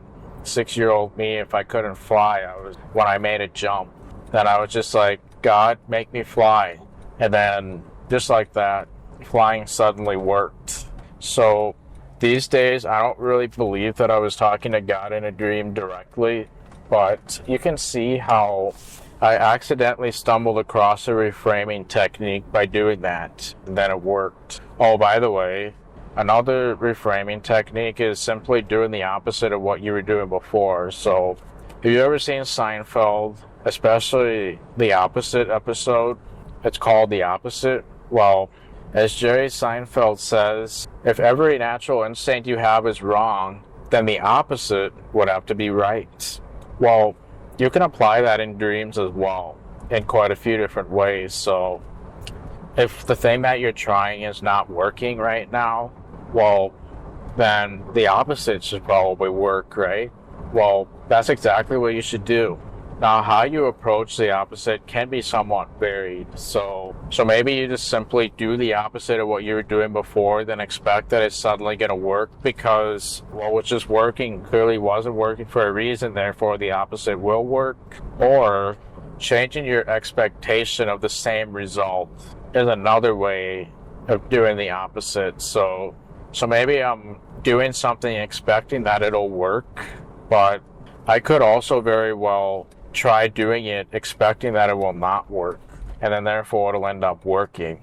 So there could be a little bit of reverse psychology there too. So yeah, as you can see, there's a lot of different approaches for using the opposite too. And all these different nuances I'm sharing is simply stuff that you would learn going through a lucid dreaming journey. These are things you basically learn over time. But yeah, so that's an example of reframing as well. Doing the opposite, and how you approach the opposite can be very fluctuated as well. So, and then also, if you're doing a lot of stuff at once, you might also find that starting small and then incrementally increasing things over time would work too. So like with flying, that can absolutely apply as well. In fact, I believe that's what I was doing when I had this realization. I had that realization about the opposite based on something that actually happened in a dream. So I was trying to fly. I was expecting it to work, obviously. It didn't work. But then I started doing it while expecting it to not work. And then all of a sudden it worked. Like, I was actually expecting to face palm straight into the floor when I did this. But I was willing to accept the fact that it was going to happen. Like, I literally did not care. I didn't care if I face palmed into the floor because I knew I wasn't really doing that and stuff like that. So, yeah. So I was totally expecting to face palm into the floor, but instead I got disappointed and ended up flying. I mean, I didn't really get disappointed, but you can see, like, the way I set my expectation. It's as if I got a disappointing result, right? So yeah, that can provide a lot of different avenues. So if doing the opposite doesn't work, change the opposite thing that you're doing. Like, do the opposite in some other aspect, or, So that's another tool that can be used, starting incrementally. Yeah, so as you can see, dream control is very nuanced, and there's a lot of different ways to approach it. Even when I talked about the ways I've transitioned into a dream, like when I wasn't vertical at first and then I imagined getting vertical, then suddenly I was. That was sort of a form of dream control, because even though I wasn't vertical, I was able to get myself to believe that suddenly I am, one way or another. And that illustrates another point regarding dream control. So something else that may sound kind of weird is sometimes you might actually find that you get better results if you don't have a results-based mentality. So if you're like deeply focused on getting results, you may actually end up setting yourself back, just trying to force yourself to do stuff. If you go with things that are natural as much as you can get away with, you're probably going to find better results. So there's a very weird saying, but it absolutely applies and is true. But basically, in order to have control, you need to be willing to give it up. Sounds very philosophical, doesn't it? And that sounds like something you'd hear in the Matrix too, doesn't it? But that does tend to be true in the dream world. Like, it's so nuanced, but a lot of times if you don't really care about getting results, and you have the attitude that the stakes are really low, you're probably going to get the best results from that. Getting lucid kind of has that to some degree as well, but dream control especially. Like, if you're forcing yourself to do a certain thing, you might end up setting yourself back. But if you kind of go into it carefree and don't really care if it works or not, then it tends to work out really well. So, like, obviously when I talked about trying to jump before, it wasn't working for flying, and then I kind of expected flying to not work and then essentially fall flat on my face and body on the ground. I was totally expecting that to happen, and I didn't even really care that it was gonna happen, primarily because I knew it was a dream and everything. But that not caring mindset may have also played a role in why it suddenly worked as well. Because when I expect it to not work, then in some ways I don't care whether it works or not, and then therefore it's just going to kind of work out nicely, as crazy as that may sound. But yeah, there's another weird aspect. Like, if you don't really care about the results and you can do it carefree, then you can get some pretty decent results. In fact, that's kind of what I did when I first discovered dream control as well, because, well, I didn't even know it was possible at first, so therefore I didn't really expect much. But then I got pleasantly surprised as I discovered, like, how I can use the Force just like in Star Wars, or being able to fly like Superman. I discovered that's possible, so I kind of assumed it wasn't at first, but I ended up becoming pleasantly surprised. So there's an example of where I didn't really care about the results, but I got pleasantly surprised. So yeah, it sounds crazy, but yeah, these days I'm used to things sometimes not working. So I've gotten to a point where I legitimately don't care if it works or not, but I'm going to try anyway. Most of the time it works out pretty well, but if I cared a lot more, there's a chance that I would be setting myself back in certain areas. So yeah, if you're taking like a passive approach to lucid dreaming, that's actually why you may potentially come out ahead of compared to quite a lot of people, because you can more easily have that not caring attitude and you won't set yourself back nearly as much as those who put too much care into whatever results they're trying to get. I mean, don't get me wrong, you can definitely get results while caring. It's just that you can also set yourself back in some ways. It's so hard to describe. Daniel Love has talked about that plenty of times, but I'm sharing that because it's been true in my own personal experience. And then also, when I talked about the unexpected experience I had recently that led to the data dream, I kind of felt like I was going to shock myself awake by accident. That's actually where the not caring stuff applies as well. Because really, this all does tie with dreaming, ultimately. But do you notice how I was concerned about accidentally waking up? But then I was also thinking about the fact that I didn't even try to have this experience. I wasn't expecting it to happen. So I legitimately didn't care what happened because I didn't try to make that happen. And I wasn't expecting to do anything at all, really. So, yeah. So I was able to get myself to have the not caring attitude because I wasn't expecting that experience, and I legitimately didn't care where it went at that point. I mean, it obviously would have sucked a little bit if I did accidentally wake up, but there was also a chance that there was no realm left anyway, that it wasn't going to work no matter what. That wasn't even my fault. That's also why there's benefits in acknowledging things that you don't have control over. Because if you care too much, then you're going to start getting that control freak mentality. And you're going to also, if you care a lot, you're going to also try to control stuff. This is a side effect. You're going to try to control stuff that you don't actually have control over. And that's one of the ways you can set yourself back, by being very results oriented and caring a lot about what happens. I think that may also help. I'm just realizing this as I explain this. Literally the rubber duck syndrome. For those of you who aren't familiar, this is like a programming concept primarily where you have a problem and then you explain your problem to a rubber duck, essentially, and through that explanation, a solution suddenly emerges just simply walking through everything. You come up with your own solution and everything. I'm kind of having that with this right now. Also related to that rubber ducks thing, I've seen some people, like the inside of their vehicle has a rubber duck inside of it, and I'm naturally thinking, they're probably someone who troubleshoots a lot of problems. Anytime I see a rubber duck in someone's vehicle, they're probably a good troubleshooter. So, yeah, if I engage my Sherlock Holmes mentality, that's a conclusion I'm probably going to draw from that. Anyway, I didn't mean to go on that tangent, but so basically you explain your problem to someone, and then you just happen to come up with a solution on your own. I don't know what mentally happens when that happens, but it is kind of a well-known phenomenon. I've had it happen plenty of times.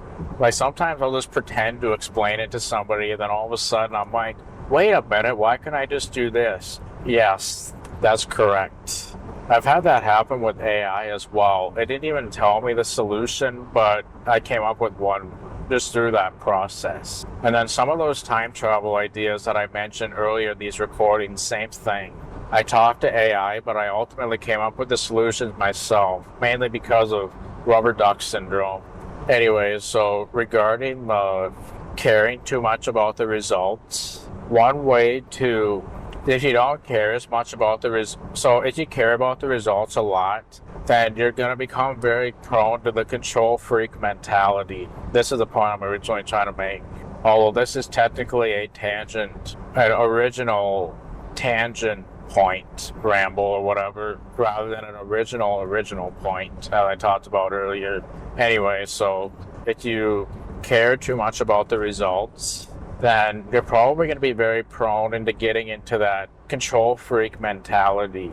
And if you control things that are outside of your control, then you're going to fall into a trap probably where you set yourself back because you're controlling things that aren't even under your control, right?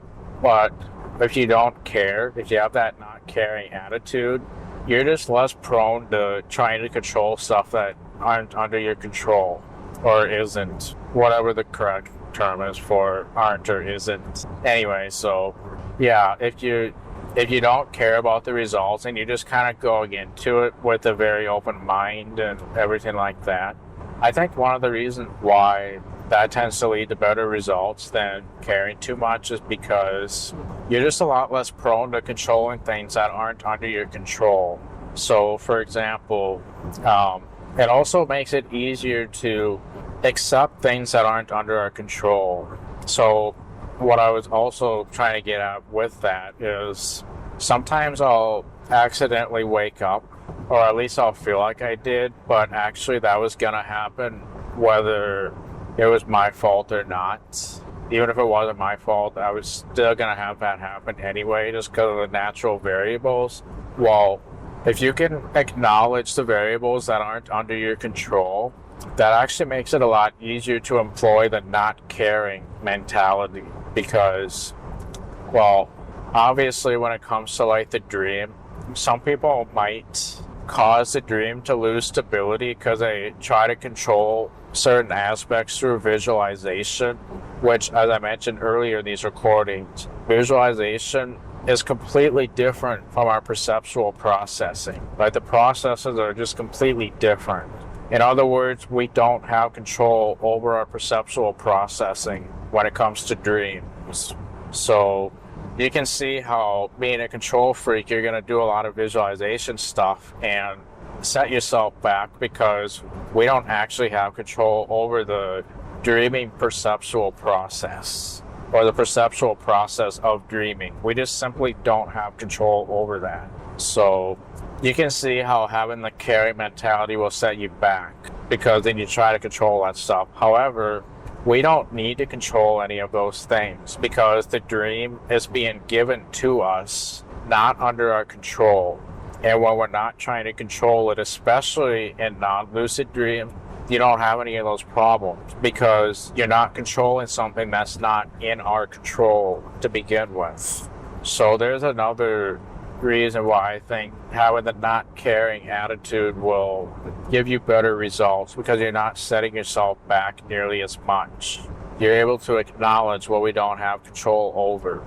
So you can see how beneficial that is. So there's just a lot of reasons why being able to give up control and not care about the results can actually give you a lot more control. I had the rubber duck effect, or rubber duck syndrome, make me realize a potential reason why that actually is. I don't know if that's actually true, but when you try to pick apart these arguments logically using critical thinking skills, I think it makes a lot of sense. I mean, it was certainly explained my experiences over the years where things have worked versus not worked. And I've actually heard experiences on like Daniel's channel, for example. I think it could certainly explain those experiences as well across several people. I'm sure, I wouldn't be surprised if Daniel can confirm this with the thousands of students that he's taught over the years and decades. That could totally be a thing. So yeah. So the point I'm trying to make is being able to give up control can sort of give you control. It sounds very counterintuitive, but it makes sense, because I do think that when we don't try to control things, or we have that carefree attitude, we're just less prone to trying to control things that are not actually under our control. Therefore, we're not going to set ourselves back nearly as much. FYI, we're not actually even talking about the stuff that excites me about lucid dreaming yet. This stuff does excite me as well, but we haven't even gotten into that stuff yet. But I do think that what I'm sharing now will definitely help build a foundation for trying to understand what I'm about to share regarding like some of my current goals and reasons why lucid dreaming excites me and that type of stuff. So yeah, there's a point that I was gonna make regarding that. I was also gonna reiterate how basically acknowledging what's not under our control. So regarding like the accidentally waking up, for example, I did not care if I accidentally woke up or not that time. Just simply because, well, I didn't expect to have the result in the first place. I didn't even expect to have the experience. So I was able to keep an open mind. The stakes felt real low, and it just kind of was what it was. And I'm sure that hugely contributed to my success despite my lack of confidence. Confidence can also play a role to some degree, and the best way to build confidence with this, I would say, is probably to apply those other concepts that I talked about and simply build experiences. And then you just kind of build confidence from experience, really. So yeah, that's another thing. When the stakes feel low, it just takes away the pressure and it allows you to be carefree a lot more easily. So yeah, I hope that all makes sense. So yeah, that's kind of I suppose, a dream control 101 for you. Now I think I'd kind of like to talk about some of the dream control stuff that excites me, that I've been exploring recently. So obviously I've kind of been talking about how, rather than the wish fulfillment stuff, which I think I went over pretty good. I guess regarding that dream control stuff, one more point I was going to make is to touch back on that shark example where I got eaten by a shark. Since I knew it was a dream, I legitimately did not care what happened. And like I said, all I experienced was a scene change. I legitimately didn't care what happened because I knew it was a dream and everything like that. So that's why I think the results were very calm in nature, just because I knew it was a dream. And I did not care what happened at that point. In fact, I was kind of curious. I had a curiosity mindset, like, since I know I am safe in a dream, what would happen if I got eaten by a shark? I was more curious than anything else, I suppose you could say. Besides, it was a great opportunity to experience, like, what happens if you get eaten by a shark in a dream. That felt like as good of an opportunity as any if I was curious about that sort of thing. Well, all that really happened is everything went black, and then the scene shifted. And I still had some lucidity yet. I was still lucid in the dream through all that. And obviously, yeah, that main myth that's shown in Dreamscape, if that were true, I'm sure I would have died from that experience, by the way. Like, I wouldn't be here talking to you now if we did die from that myth shown in Dreamscape. If it were true, I'd be dead by now. And actually, a lot of people probably would, because there's even a chance that we have dreams we don't even recall that happened in that nature of that myth. I'm trying not to spoil too much. If you've seen the film, you know what I'm talking about. If you know, you know, right? So, yeah. So now, obviously, I talked about how these days I tend to not focus on wish fulfillment type goals. It's more of an exploratory thing these days, which that probably sounds a little bit boring at the surface, but let me explain. Since I've gone this deep into lucid dreaming during these discussions, I literally can't go without talking about this at this point. So, in talking about, like, just exploring the mind using lucid dreaming, let me give some examples of my other dream goals, or at least a couple other ones. I mean, I couldn't go through all my dream goals in this format because that would take way too long.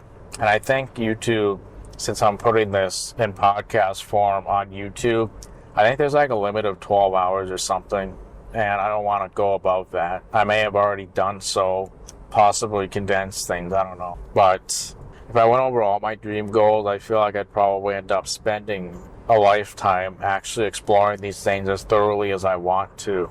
So you can imagine how long it would end up taking to go over all that in these recordings. So, yeah.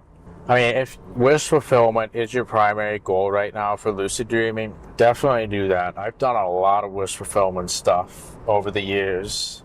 Like I said, if anybody tells you what you should be doing in your dreams, don't listen to them. In fact, they're probably being disrespectful to you, telling you what you should be doing in your own journey. It's your personal journey. You have a say in your journey, not anybody else. So don't let anybody else tell you what to do. I mean, you can definitely get inspiration from other people if you actually genuinely want to do those things. through inspiration, don't get me wrong. But if you don't actually want to do those things, don't do them. Focus on what you truly want. In fact, you're going to find that if you want to have like a regained awareness dream, you're more likely to become lucid if you're focusing on something you genuinely want to do. It sort of acts like rocket fuel, and that rocket fuel essentially helps you get lucid. And if you focus on something you really want, genuinely want, you're that much more likely to be able to have that lucid dream. So when you're actually trying to induce lucidity, one of the points Daniel mentions is you don't want to focus on getting lucid because that's way too difficult. It's such an abstract concept. Think about it this way. If you want to make yourself laugh, imagining laughing and just simply trying to laugh isn't going to make you truly laugh genuinely, right? But thinking about something funny or experiencing something funny, now that will make you genuinely laugh, right? So you want to, as you're trying to make yourself laugh, you want to do something that legitimately causes it rather than just simply trying to laugh, right? Well, trying to become lucid has the exact same problem as trying to laugh plainly, just doing it. You want to do things that are sort of a precursor to that. So like, obviously, if you want to make yourself laugh, think of something really funny, right? All I have to do personally is just think of just about any data scene, and I'll probably laugh pretty cool. Oh my gosh. Yeah, see right there. I just thought about when Data was underwater and he started petting a fish. Oh man. Yeah, so like right there, I didn't try to laugh. I focused on a precursor to laughing, right? But when you get lucid, you want to focus on a precursor to lucid dreaming, which is likely going to be the thing that motivates you. You focus on why you want to lucid dream the most and get like a genuine motivation and excitement. Those are the kind of things that'll, just like making yourself laugh from something funny, the true motivation for lucid dreaming will help you set your intention. You want to set your intention on the motivation rather than the lucid dreaming itself, trying to get lucid, because if you have something you really want to do in a lucid dream, set your intention to do that when you're going to dream. So like if you're doing a regained awareness attempt, set your intention using prospective memory, like, okay, I'm about to dream soon. I want to do this. How cool would it be if I could do this thing, right? So when you focus on that and set your intention to do that, then lucidity just kind of kicks in, just like how laughing just kind of kicks in with something funny. So yeah, rather than trying to get lucid, try to do the thing you really want to do in your lucid dream. Set your intention for that, and then your mind just kind of does whatever it needs to do to get lucid in order, like, okay, how do I accomplish this goal? The more you want to do it, the more likely it's probably going to end up happening too. Yeah. So when you're trying to become lucid, why do you want to become lucid? Well, for me right now, of course, it's that data stuff, and then the other stuff I'm going to share soon. So yeah. Think about it that way rather than just plainly trying to lucid dream. And then you're probably going to have a lot more success because all you're focusing on is the goal you want to do. And then you're basically just going to start doing whatever it takes to make that happen rather than trying to get lucid, right? Then your goal starts happening with whatever it takes. And that's going to work a lot better. So yeah, tomorrow we'll start, or in a few seconds for you, we'll then start talking about some of the other things that truly excite me about lucid dreaming. And a lot of that dream control stuff that I shared will set a foundation for some of the other stuff I want to share. So we'll start talking about that tomorrow. Okay, now it's the next day, and let's continue the discussion. So I want to talk about some of my other main dream goals right now, because this is what also really excites me about lucid dreaming, and it illustrates why lucid dreaming really is a pioneering subject. Like, this is stuff that you're only gonna really discover through your own lucid dreaming journey, most likely. Like, this is not very well known information, so as Daniel Love says, lucid dreaming really is a pioneering subject where you could easily Well, depends on what you mean by easily, I suppose, where you find things and discover new things about it. So here's some of the other things that I've been exploring with. Basically, I'm trying to explore how the mind models things, but also just the nature of dreams and perception overall. So what I'm about to share is stuff that can actually be useful for lucid dreaming. Like understanding these things is probably going to be very useful as a lucid dreamer. So what is the goal? So this has to do with this shows you why lucid dreaming allows you to explore the mind and the nature of perception and everything like that too. So before, I kind of touched a little bit on the nature of perception actually. So I talked about how dreams are actually internal rather than external because, like I said, dreams are probably created by the mind. And yeah, so even though you might be in a fully formed dream and feel like you're in a whole separate world where you can walk around and do all sorts of stuff, well, even though it may feel like you're in an external world, you're actually in an internal world. That might seem like common sense, but the way you apply that concept can actually get quite deep. So having that knowledge can actually teach you quite a bit about dream control, just simply understanding the nature of dream and just kind of how the dreaming process works overall. So mind you, all this stuff I'm going to share is based on personal discovery, but applying this knowledge the way I believe it is seems to work quite well, so I think it probably makes sense. There's a lot that we don't know about the subject, so don't take most of it as gospel exactly, but based on what we've found so far, this seems fairly reasonable to think. So yeah, the whole thing about dreams being created by the mind, I've gone over that quite a bit about why we think that is, but where can that knowledge be useful? Well, just the nature of how the dream is overall, with like our perceptions. So a lot of times we might feel like we're walking around a dream scene, like just trying to get around and all that stuff, but that's not technically what's happening at all. Remember, all this is an illusion as well. So even though it might feel like we're walking around a dream scene, if we're getting really technical about it, the dream scene is technically moving around us rather than us moving around the dream scene. So walking is, if you get technical about it, walking is technically an illusion in the dream world because, yes, you might have a physical sensation of walking, but the movement that results from it is technically expectation-based in some ways. Like, we're used to being able to walk in the physical world, so therefore, when we walk in a dream, that's exactly what would happen. I mean, I talked about that feeling of being paralyzed, even though I was able to see the dream world during that one dream formation experience that took like 6 minutes or whatever. The paralysis may have very well been an illusion at the time, just especially since I could see the dream, but just couldn't move around in it at the time. But yeah, we're technically not walking in a dream.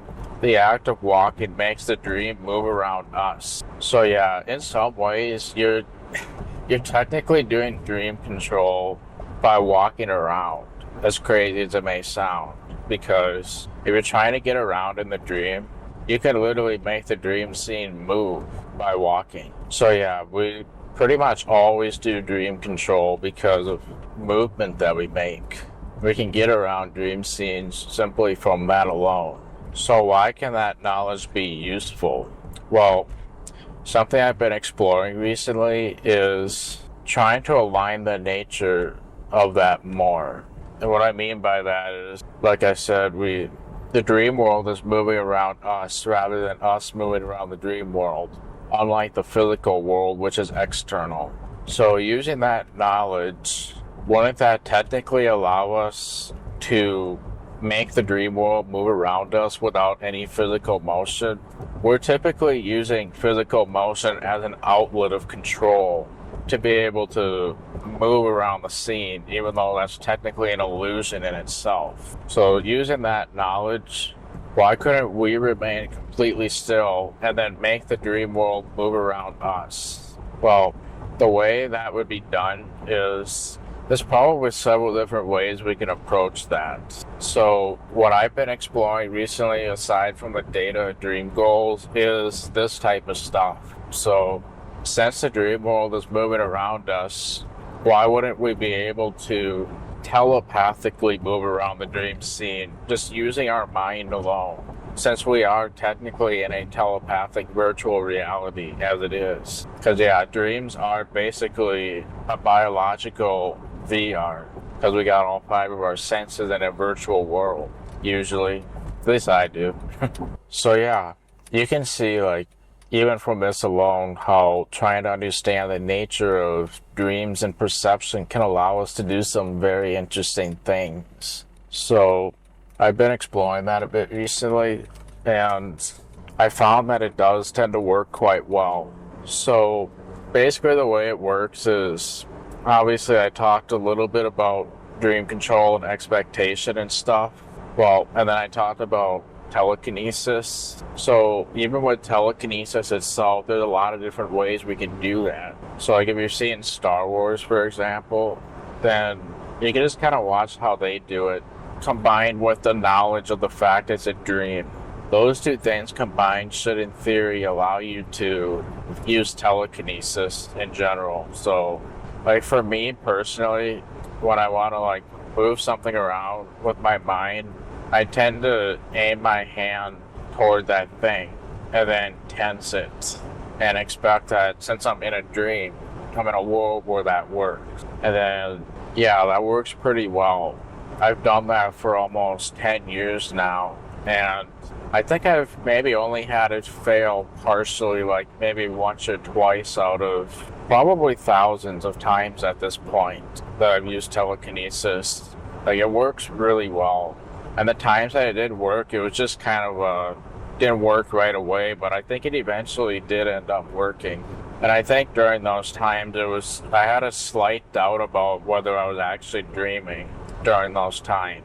And then when I overcame that doubt, then you can imagine it started working really well. So yeah, I tend to use a reframing technique to accomplish that by basically mimicking how they do that on Star Wars.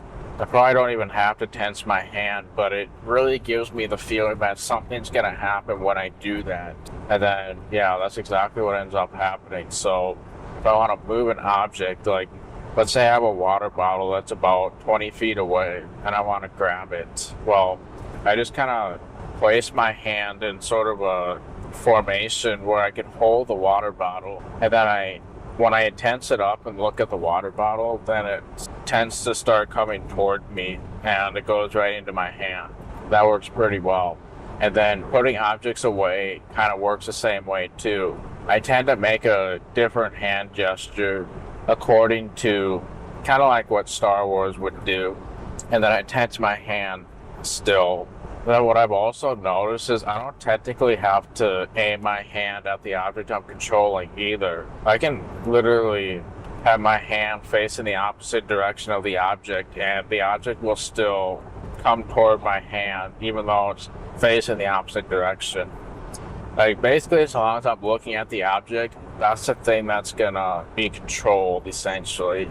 So the thing I end up controlling is kind of based on what I'm looking at, more or less. And I suppose that makes sense because the force is allegedly based on where your mental energy is placed, and when I'm looking at an object, my mental energy technically is placed toward that. So yeah, that's a useful way to use telekinesis. You can also use voice commands with non-living objects too. I find that also works quite well. So every once in a while, I like to do really cool experiments involving that. As you can imagine, like obviously making cuckoo clock weights wind themselves up.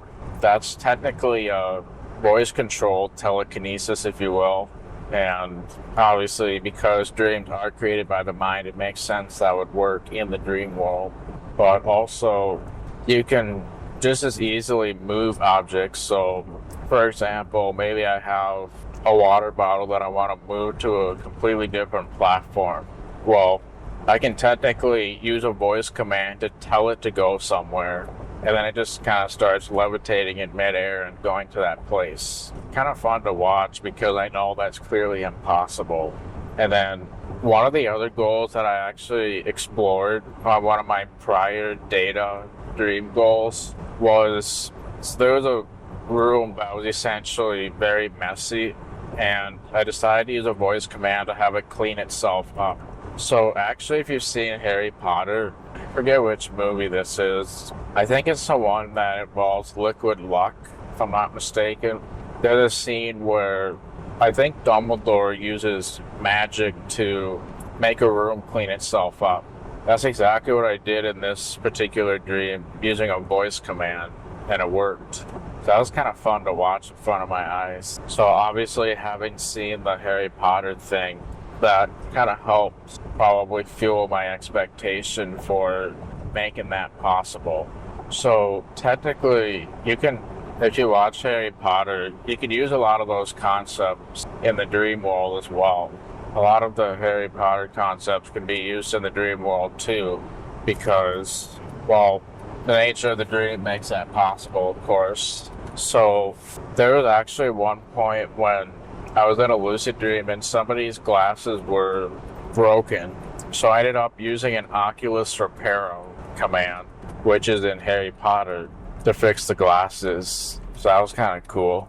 So yeah, so you could use a lot of Harry Potter magic in there as well.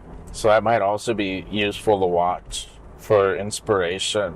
Oh, and if you want some inspiration on telekinesis, I would recommend watching Chronicle.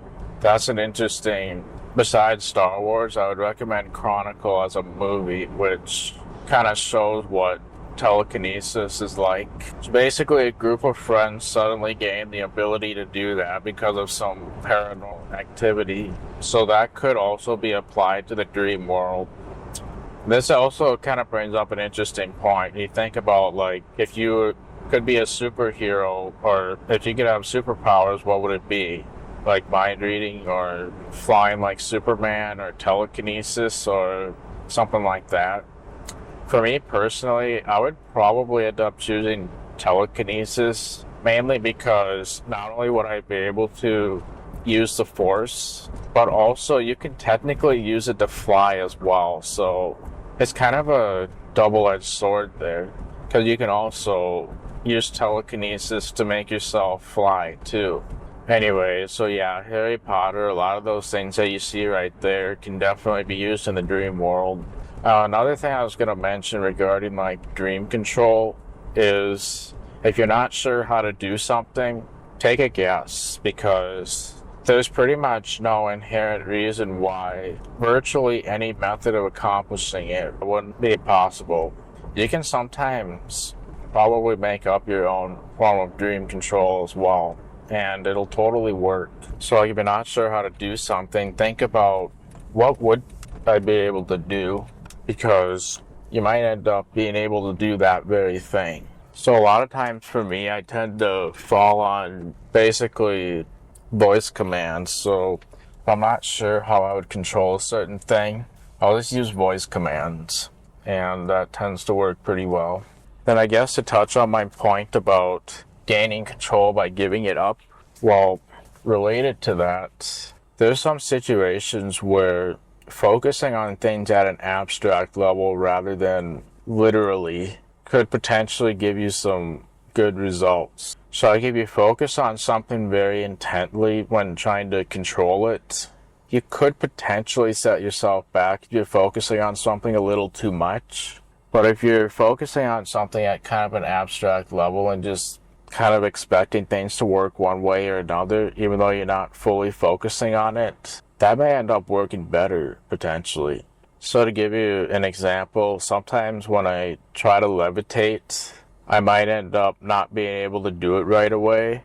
But then if I focus on trying to levitate less and just kind of do it with a very light amount of effort, just kind of expect it to work one way or another, then all of a sudden it tends to work. I don't know if that's the best example to illustrate this, but there's certain things that might work better if you just kind of expect things to work one way or another without taking it so literally.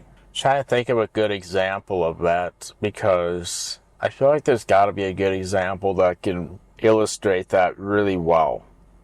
Well, one time I was in a dream with a few friends. We were inside of a very tall building. Like, you could literally see 20 or 30 stories up from the bottom floor. You could literally see all the way up to the ceiling 30 floors later, roughly. See right there, I don't know the exact number, but I'm thinking about it at a very abstract level and estimating how high it was. That works totally fine. But yeah, it was very high, right? Well, we decided to go all the way up to the top just because, and we figured that flying would be a good way to do that. And at the time, I don't even think I knew it was a dream, but so I kind of had that feeling that it might not work if I tried flying right away. And then wouldn't it be so embarrassing if my friends are able to fly just fine, but I'm the only one that can't take off and that sort of thing? Well, so what I ended up doing in that situation is I didn't really focus very much on flying itself. I just kind of expected that one way or another I was going to start taking off and heading toward the destination that I wanted to go for. I didn't really think much about how I was flying. I just kind of expected it to work one way or another. In fact, I wasn't really even thinking about flying in itself all that much when I did it. I was more thinking about the destination that I was trying to go to, which was the platform that's 30 feet up, or 30 stories up. That's all I focused on. I didn't think about how I was going to levitate or any of that. I just thought, one way or another, I can probably get 30 stories up. And that ended up working very well. So that's an example of where barely even focusing on the act of flying at all ended up working quite well. So that, I think, should kind of help illustrate why focusing on things at a very abstract level might help. And then I'm going to talk about some other stuff coming up here too, about the whole nature of perception stuff, where if you're struggling with that also, focusing on things at an abstract level may help with that too. And then this also brings up kind of an interesting point. So one way to control the dream is actually taking advantage of short-term memory limitations. So obviously if there's a clock or some text in a dream, you often maybe hear about look away, look back. That actually ties with the nature of perception quite well, because the dream is being created by the mind and you're basically assessing the stability of your perception.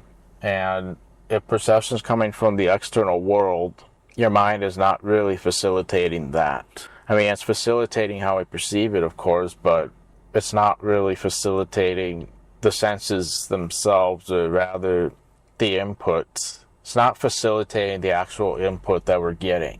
Whereas in dreams, the mind is facilitating all that, using that mental model thing that I talked about before. So one thing you can do in the dream is look away, look back. The idea with that is the only thing that exists in a dream is what we're actively perceiving. In other words, if we look away from something, that something doesn't technically exist in the dream anymore. When we look back at it, it technically gets recreated by the mind a second time. Which is why if you look at text, look away and look back, it might change on you. Not necessarily because of expectation, but the fact that the mind has to recreate those details, and it's probably not going to do perfect. In fact, that whole concept of doing things at an abstract level, the mind kind of, in some ways, generates a dream in that fashion. And obviously with the mental activity that we typically have during dreams, we're likely going to not notice those discrepancies unless we have a keen eye. So that's all it really needs to do most of the time. So yeah, actually another good film for lucid dreaming is called Anamnesis, which is freely available on YouTube. From my understanding, Daniel Love was actually a consultant for that company. They actually listened to most, if not all, of his advice, from my understanding. So if you want to learn about lucid dreaming, Anamnesis would actually probably be the most accurate thing out there right now. There might be something else that recently came out, but I don't remember off the top of my head. But yeah, anamnesis, the reason I brought that up is because I started talking about the whole reality testing stuff, and there's an episode where they go over that and actually demonstrate it on video. They demonstrate like the using a digital clock or text to test the stability, which would tell you if you're dreaming. They demonstrate that right on the film, and I thought it was a pretty nice demo. So obviously that ties with the fact that only what we're perceiving in the dream is what exists. So of course I actually alluded to the rock band example earlier in this recording. I talked about how I tried out Rock Band, and I'm not sure if I mentioned this particular detail, but toward the end I decided to look away from the TV, basically look behind at the walls that are there in real life. That's what was there in the dream. Anyway, when I looked away from the TV, despite the fact that I was no longer looking at the TV, I could see reflections or flashes on the wall that were clearly coming from the TV. So yeah, that can obviously give an illusion that the TV still exists, no doubt. But just remember, the dreaming mind has expectation, and things tend to flow quite fluently, so it's not that surprising that the dreaming mind could do that reflection. The TV did no longer exist, but the concept was still kind of running in my mind, so I'm sure it modeled what you would see if you were looking the other way with the TV reflections and stuff. That's what exists, not even the TV itself. And then of course I was hearing music from the TV because I was playing Rock Band, so I continued to hear Rock Band music when I looked away, so that was still going as well. So there's definitely some level of persistence there, but dreams can do that so seamlessly. Like, even though I was no longer looking at the TV, it still existed through auditory stuff, because I continued perceiving auditory stuff from the TV. And then the reflections, yeah, the TV doesn't exist, but the reflections from it suddenly did. Then of course when I look back at the TV, the mind would recreate it. So yeah, even though it felt like it continued to exist even when I looked away, only the stuff I was looking at the time existed. And that's amazing that the mind can do that with all five senses, basically. But yeah, the mind does it so well that a lot of times we don't even know what's happening. But yeah, the TV technically wasn't existing when I looked away from it, but it's not a surprise that the mind can continue to model the reflection from it, given the illusion that the TV is still there. And that's exactly what real life does. It makes it just like real life, realistically. So yeah, that kind of ties with the nature of perception. Having an understanding of that can be quite useful as well, especially for scene changing. Like, you can change the scene using that very concept if you want. So like, for example, if I'm in Studio B, I might look at the TV that I have there, but then I could very well turn around, and instead of seeing the kitchen like I should be, I instead see my grandparents' living room within my own apartment. And then you can imagine that if I walk into the living room space, suddenly I'm at my grandparents' house and no longer in the apartment. So, I mean, that also helps illustrate that the only thing that exists is what we're actively perceiving. So that's a way to change the dream scene as well, by the way. You basically try to influence things that you're not actively perceiving, so that when you go to look at it, it becomes that thing. So like, yeah, in my apartment, I'm not seeing my grandparents' living room yet, but since I'm in a dream, there's no reason why that couldn't be possible. So then I turn around, I see the living room in my own apartment. And I can still see parts of my apartment yet. But then you can see how if I went into the living room until I saw nothing but the living room, then I can turn around again, and I'm actually at my grandparents' house at that point, thereby doing a scene change. So there's another, using the nature of perception, there's another way to change the dream scene. Obviously, if you're not used to doing that, it might be a little bit tricky trying to achieve that, as with a lot of the dream control. yes, I'm not perfect with this, and pretty much everything I've shared, I have had failures at least once. Like maybe something just really odd was going on.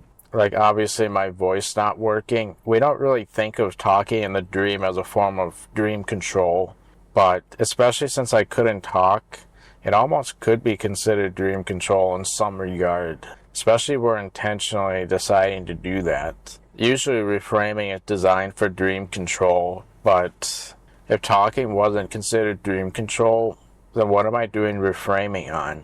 Well, so I think talking could be considered a form of dream control, sort of, just like walking around in the dream to make the scene shift or move along with you. So yeah, understanding the nature of the dream and perception can allow you to do so much. So regarding like the flying thing that I talked about with the 30-story building, I also wanted to convey that I think I was actually going to come back to that point after explaining something, but what I really wanted to convey originally is the fact that when I look, since I was trying to go up 30 stories, well, I didn't even think about how I was going to fly at all. I just kind of looked at where I wanted to go and jumped for it and expected it to work one way or another, and then it did. I was also talking about the whole short-term memory thing. So the reason why things can change when we look away, look back is not only is the mind recreating it, but you're also kind of at the mercy of short-term memory too. So if your short-term memory is limited, then you can imagine that if the mind tries to recreate something, it's going to do it differently because the short-term memory of the original thing, when you were first looking at it, is gone. So then it ends up doing something else. I guess I just thought of another example. I may as well share it, even though I keep going on rambles like a million times. One time, I was talking with a person in my house. I looked around the room, and then when I looked back at them, they suddenly had turned into my dog. They were originally a person, but they turned into my own dog. And I knew that it was still technically the person, so I used dream control to basically change them back. What I ended up doing was, I think all I did was look away from them and then expect that when my mind recreated them when I looked back, it would recreate the original person again. And that's exactly what ended up happening. So yeah, I honestly think that they could have changed form like that, possibly because of short-term memory limitations. Like, we could probably blame my short-term memory for why they suddenly changed like that. Who knows? The mind could have done an error in recreation, but it's really hard to say exactly what happened. But limitations in short-term memory can actually be quite powerful for several different reasons. I also brought that up because when I talk about that flying 30 stories high, it's very possible that because I didn't focus on it very much, my short-term memory is not hugely involved in what's even happening, including the details about flying. And because it's not focused on it, it's likely that it just kind of works out because expectation is enough to make something happen, but limitations of short-term memory could have just kind of made things work out, even though I don't know why or how exactly. Like, what I'm saying is short-term memory could have contributed to why the flying worked in that scenario. If I had better short-term memory, there's even a chance that it might not have worked so well, as crazy as that may sound. But yeah, what I wanted to say about the flying scenario is I didn't even think about how I was going to fly. All I really did was look at where I wanted to fly to, and then just kind of jump and expect that it worked one way or another. So you probably heard this concept in baseball where if you want to throw a ball to someone accurately, you often look at exactly where you want to throw with your eyeballs and then throw in that very direction. If you're familiar with baseball, then I'm sure that'll make a lot of sense. I used to play baseball several years ago, so yeah, that's my favorite sport, by the way, and I used to be obsessed with it. mainly because I became ambidextrous, even though I wasn't born that way. In fact, I have a theory, I don't know if this is true or not, but I wonder if handedness is more of a behavioral thing rather than a genetic thing. I mean, I don't know that for certain, but I wonder if handedness could be like more of a personal choice rather than just something you're born with.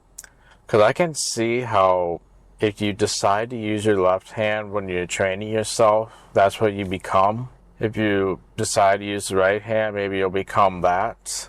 Yeah, I'm not sure if that's true or not, but I wouldn't be surprised if handedness is actually not a genetic thing at all, but rather kind of a behavioral thing. So like I was allegedly born right-handed mainly because that's what I used in my early years. But then I started using my other hand and training myself with that. And now I could use my other hand even better than I could use the hand I was allegedly born with. Like in baseball, I started out with my right hand, but then I switched to left hand, and I actually became better with my left hand than I ever was in my right hand. And people said I was good with my right hand too, before I switched over. So, I mean, I don't know if that's true for everyone, but I do wonder if it's like if you had a choice before you started with either hand, whether you could do either one just as easily when you're first starting out. I don't know if that's true, but yeah, rather than thinking about how you're going to fly, just focus on where you want to go and go for it, basically. Don't worry about whether it's going to work or not, just simply go for it. Literally be willing to accept pretty much anything that could happen. I usually accept the possibility that it's not going to work, but I go for it anyway, then it usually works out. But yeah, I think that would make sense because I am focusing on things at an abstract level, and the fact that it's possible short-term memory could be a limitation, but with the short-term memory I do have, I'm able to convince myself things will work. So actually this kind of also ties a little with that whole precursor thing that I was talking about with laughing. Like if you're trying to laugh, don't focus on simply laughing. Focus on a precursor that leads to laughing. Same for being happy or pretty much anything else you're trying to do. And then I was talking about how dream induction, or rather trying to accomplish a dream goal, rather than trying to become lucid and everything, you focus on the precursor, which is your motivation for becoming lucid, and then the process required to get there will just kind of simply happen through intention of what you're originally trying to do. So like if you're really excited about wanting to levitate in a dream, then rather than trying to become lucid, try to set your intention to levitate. And then through that, the mind just kind of does what it needs to be able to accomplish that. The lucidity just kind of comes because the lucidity is required to make it happen. I mean, if you're getting technical about it, it's technically not required, because you could do that in a non-lucid dream as well. Expectation might be the main limitation, if there are any limitations there. But likely if you want to be able to do the levitation, for example, then you focus on your intention regarding that. And then a side effect of trying to do that intention and also having the intention kick in is becoming lucid, and then suddenly remembering that's what you want it to do, and then you'll start doing it. So yeah, the whole precursor concept, rather than trying to become lucid, you try to have an intention to levitate in this example, or whatever it is you want to do. And obviously the more excited you are about it, it feels important to you, then the more likely the intention will end up taking hold in some dream. And then there you go. You got the lucidity just as a side effect of trying to do the intention. And then there you are. Now you're set up to do it. So regarding the jumping to the destination or flying or whatever, that concept of the precursor might apply to that too. So rather than just simply trying to get off the ground and all those things, the precursor is you want to go somewhere. So you focus on the place you want to go. And if there's a far away place you want to go, then maybe focus on the next step to getting there. So say you want to fly to your hometown and you live out in the country or something. Well, hometown is so far away. You could obviously do a scene change, but if you wanted to fly there and that's what your goal was, then what is the next logical step? Well, maybe going over to some place that you can see heading toward your town. You set that as a goal, get over there, and then you just kind of look at where you want to go and then just go for it. And sometimes remembering that I'm in a dream might be enough to make it work too. Like, I'm in a dream, so therefore when I try to go for this, it's going to work one way or another. And that generally works pretty well. I might have had one time that it didn't, but I changed my focus a little bit when trying again, and then it worked better. So yeah, so many things can affect the results you get, including like where your mental focus is and stuff. But most of the time, I might be focusing on it too much that it may not work. But then when I focus on it at an abstract level, it works a lot better. Because in some ways, I am giving up control in that way too, because I'm kind of allowing the dreaming mind to facilitate whatever it takes to go from point A to point B with flying or whatever.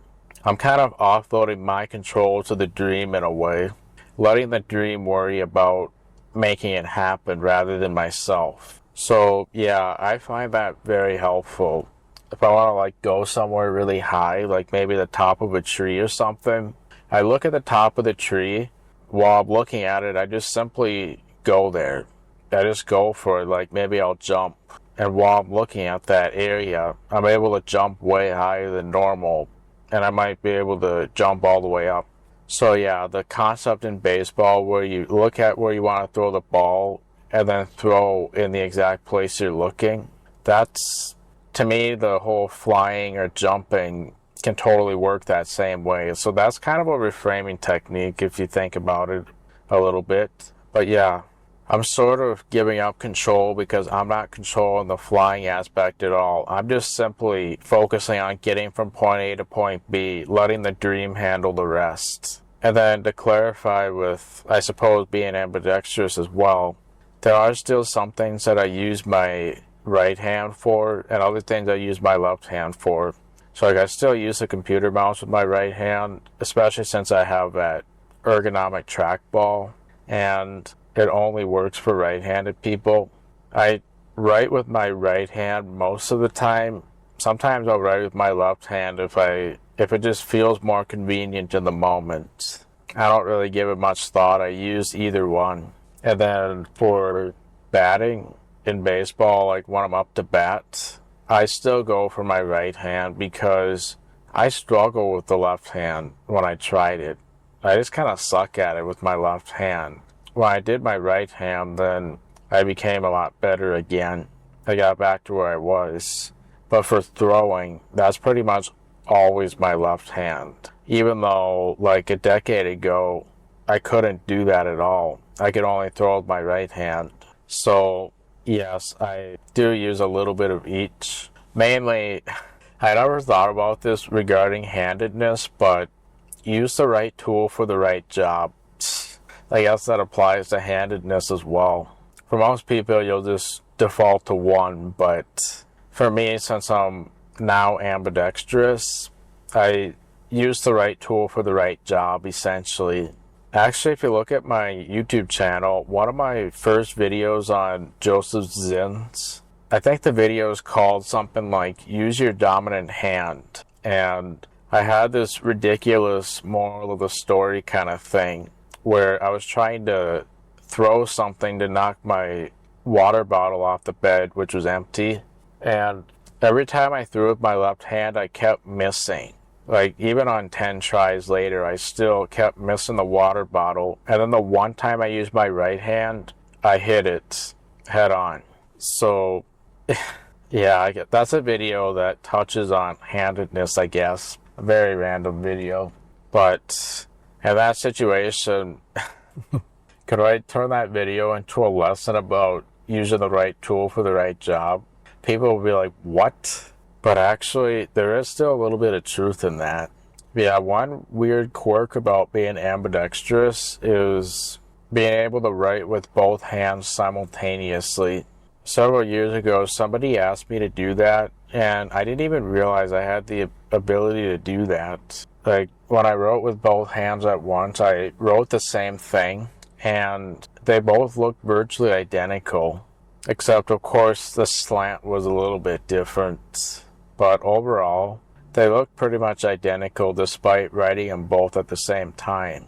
Now, that being said, I've tried writing completely different things at once before too, so maybe with my right hand I would jot down some notes on my computer.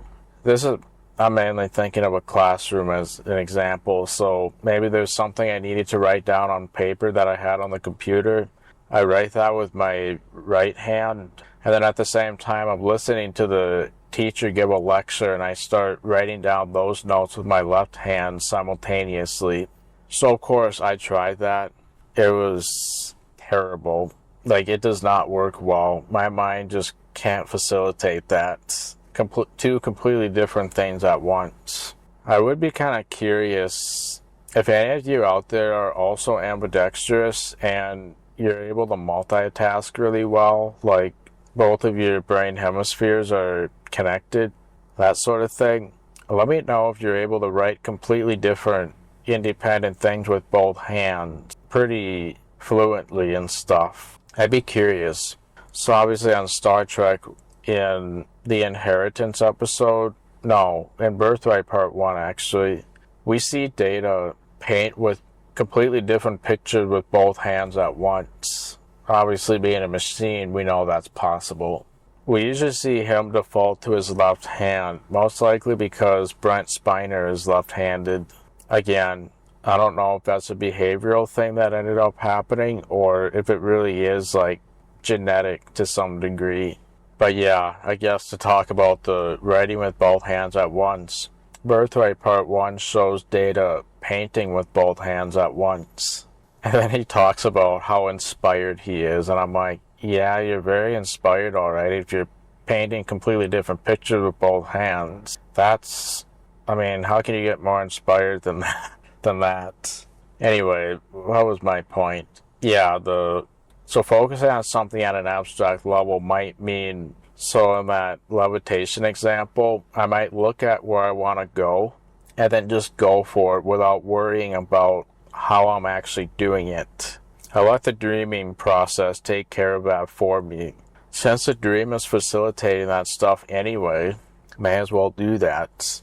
So let's come back to that nature of perception stuff. I didn't mean to go on that tangent. Let's talk about one of my other dream goals besides the Data one that touches on perception. So obviously I mentioned that the dream world moves around us rather than us moving around the dream world. So yeah, then I started talking about telekinesis just to show that we can control things with our mind. And then I talk about how I use hand gestures to help with that. I tense my hand when I want something to happen, and then it does. But what I was also trying to get at is you can also do that without any physical movement whatsoever.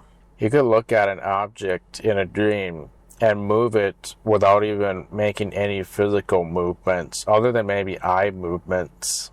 And what's really crazy about that whole thing is you can even do that on your own body. So like for example, if for some reason I wanted to bend my fingers all the way backwards in a dream, rather than making a physical effort to do it, I do it with my mind while looking at my fingers. Then I try to use telekinesis on my own fingers to make it bend all the way backwards. I find that worked quite well. So yeah, if you understand the nature of dreams and perception, then that should provide you with the tools needed to do that sort of thing. So the reason I started talking about the whole dream world moves around us rather than us moving around the dream world, you could use that telekinesis with the dream world as a whole. So, for example, what if you wanted to move from point A to point B without any physical effort whatsoever? Well, That sounds like it would be really difficult, but actually if you break it down, since the dream world does move around us, it's actually, well, I don't want to make it sound super easy, but with that knowledge, it actually could make it quite feasible to do that. So yeah, if you wanted to move around the dream scene, you technically don't have to make a physical effort at all. You could quite literally just, since the dream world moves around us, you could use your mind to make the dream world move around you rather than a physical effort. That's something that I've been exploring recently as well, besides the data stuff. And that's been quite interesting. So I've had a few times, actually the last time I did this was like 2 days ago. And yeah, this was the day before.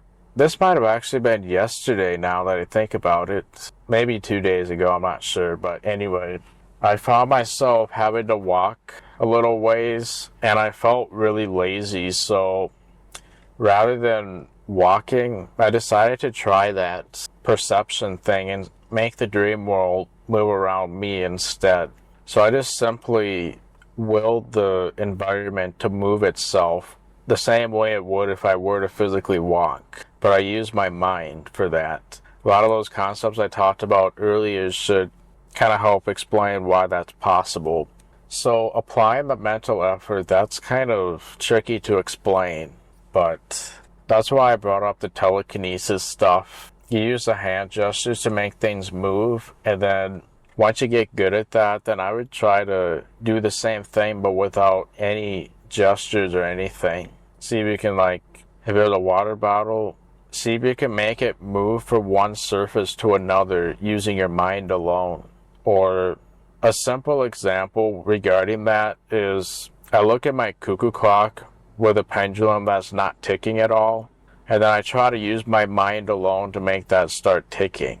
And the way I do that is something that I've called imagination through observation. So what that means is rather than just imagining the cuckoo clock ticking, I look at it directly and then use my imagination on top of what I'm perceiving already. So I basically imagine the cuckoo clock ticking, except I imagine it directly on top of the physical world and then sort of expect that it's going to start occurring. And that might also be taking advantage of short-term memory limitations as well, because it's possible that my short-term memory is getting wiped out by the imagined movement and therefore is going to appear to start taking hold. So there's another thing that might be kind of fun to do. So yeah, I mostly use a voice command to accomplish that, and then in the data dream I use snapping my fingers as I described. But I could also just look directly at it and imagine it starting on top of my vision. This is kind of hard to describe, but I think that would probably somewhat describe what that's like. So when it comes to moving the dream scene around you, I would pretty much use that same imagination through observation concept. So of course, to break down that term, imagination is basically visualizing something happening, but the observation part represents the fact that I'm using the physical world to essentially act as a starting point for the imagination rather than just imagining something from scratch. I'll be using the physical world directly and then applying just a tiny bit of imagination on top of the physical world. And then there we go. So that's imagination through observation, that's a term that I coined. Not sure if that's the best term for it, but that's what I like to call it. That's what I've called it for years. Anyways, so you can use imagination through observation on the physical world itself. So right there, that sounds like a lot of stuff to control, but you can also use that concept of focusing on things at an abstract level. So rather than focusing on every single detail you see, just focus on what visual movement looks like in general, and then use imagination through observation at an abstract level to make the world move around you. Because even when you're walking, you're technically doing this whether you realize it or not. So it sounds kind of tricky to do that, but you should also know that you're doing this when you walk in a dream. You're already doing this. You just have to figure out a way to do it without that physical effort. And imagination through observation is probably my go-to for achieving that. There's a dog with really cool sunglasses that just went by. Like, the sunglasses they're more like sun goggles, and it fits on them perfectly. Like, it's probably designed for dogs, literally. It won't come off that easily. Like, it's designed to fit on the shape of a dog's head. I've never seen that before. That's pretty neat. So another good way to, obviously, if you're going to do this, I would recommend starting small and then building your skill with that. If you're going to decide to do this in the first place, again, you have a say in what you do is your own journey. But if you are going to try this, I would start small. So that's why I talked about telekinesis. See if you can make objects move through hand gestures and tensing your hand and that sort of thing. Although you might do it a whole different way. The reason I did it that way is because that's what it looked like they did in Star Wars, and it just felt very intuitive that if I tense my hand, I can make stuff move, right? That just felt very intuitive to me. Do what feels intuitive to you, and if you don't have anything to start with, try that hand gesture thing and tensing your hands. You're probably going to find that what feels intuitive to you is what will work the best. And then try to use your mind alone to accomplish basic object movement. And don't worry about the mass of an object because, again, you're just simply moving a visual object. Remember, dreams are an illusion. All that exists is visual, tactile, auditory, taste, and smell. That's really all that exists in the dream world if you think about it. There's no, physicality necessarily. And, yeah. Another way to start small with this is try to change the color of something. So, for example, I see a whole bunch of orange cones in front of me. What if I wanted them to be green instead? Well, then I'll just look at one of them, and while I'm looking directly at it, I imagine the color green on top of it, and then it tends to just kind of change in front of my eyes. But the main thing is I'm looking directly at what I'm trying to control, and then using just a little slither of my imagination on top of that. So there's another important thing. When I say a little imagination, I'm talking you do this at an abstract level. You don't really put a lot of effort in the imagination side of things. Most of the focus actually goes towards what you're looking at. And then you apply just a little bit of imagination to that physical object. Or at least it has an illusion of being physical. And then that should be enough to change it. So that's also kind of fun to do, just changing the color of something. So maybe I want to change the color of wall paint. I look at the wall, imagine the color that I want to do at a fairly basic level, and then just kind of expect that the color will change along with that directly on top of what I'm observing. Hence imagination through observation. That's probably another way you can change the dream scene as well.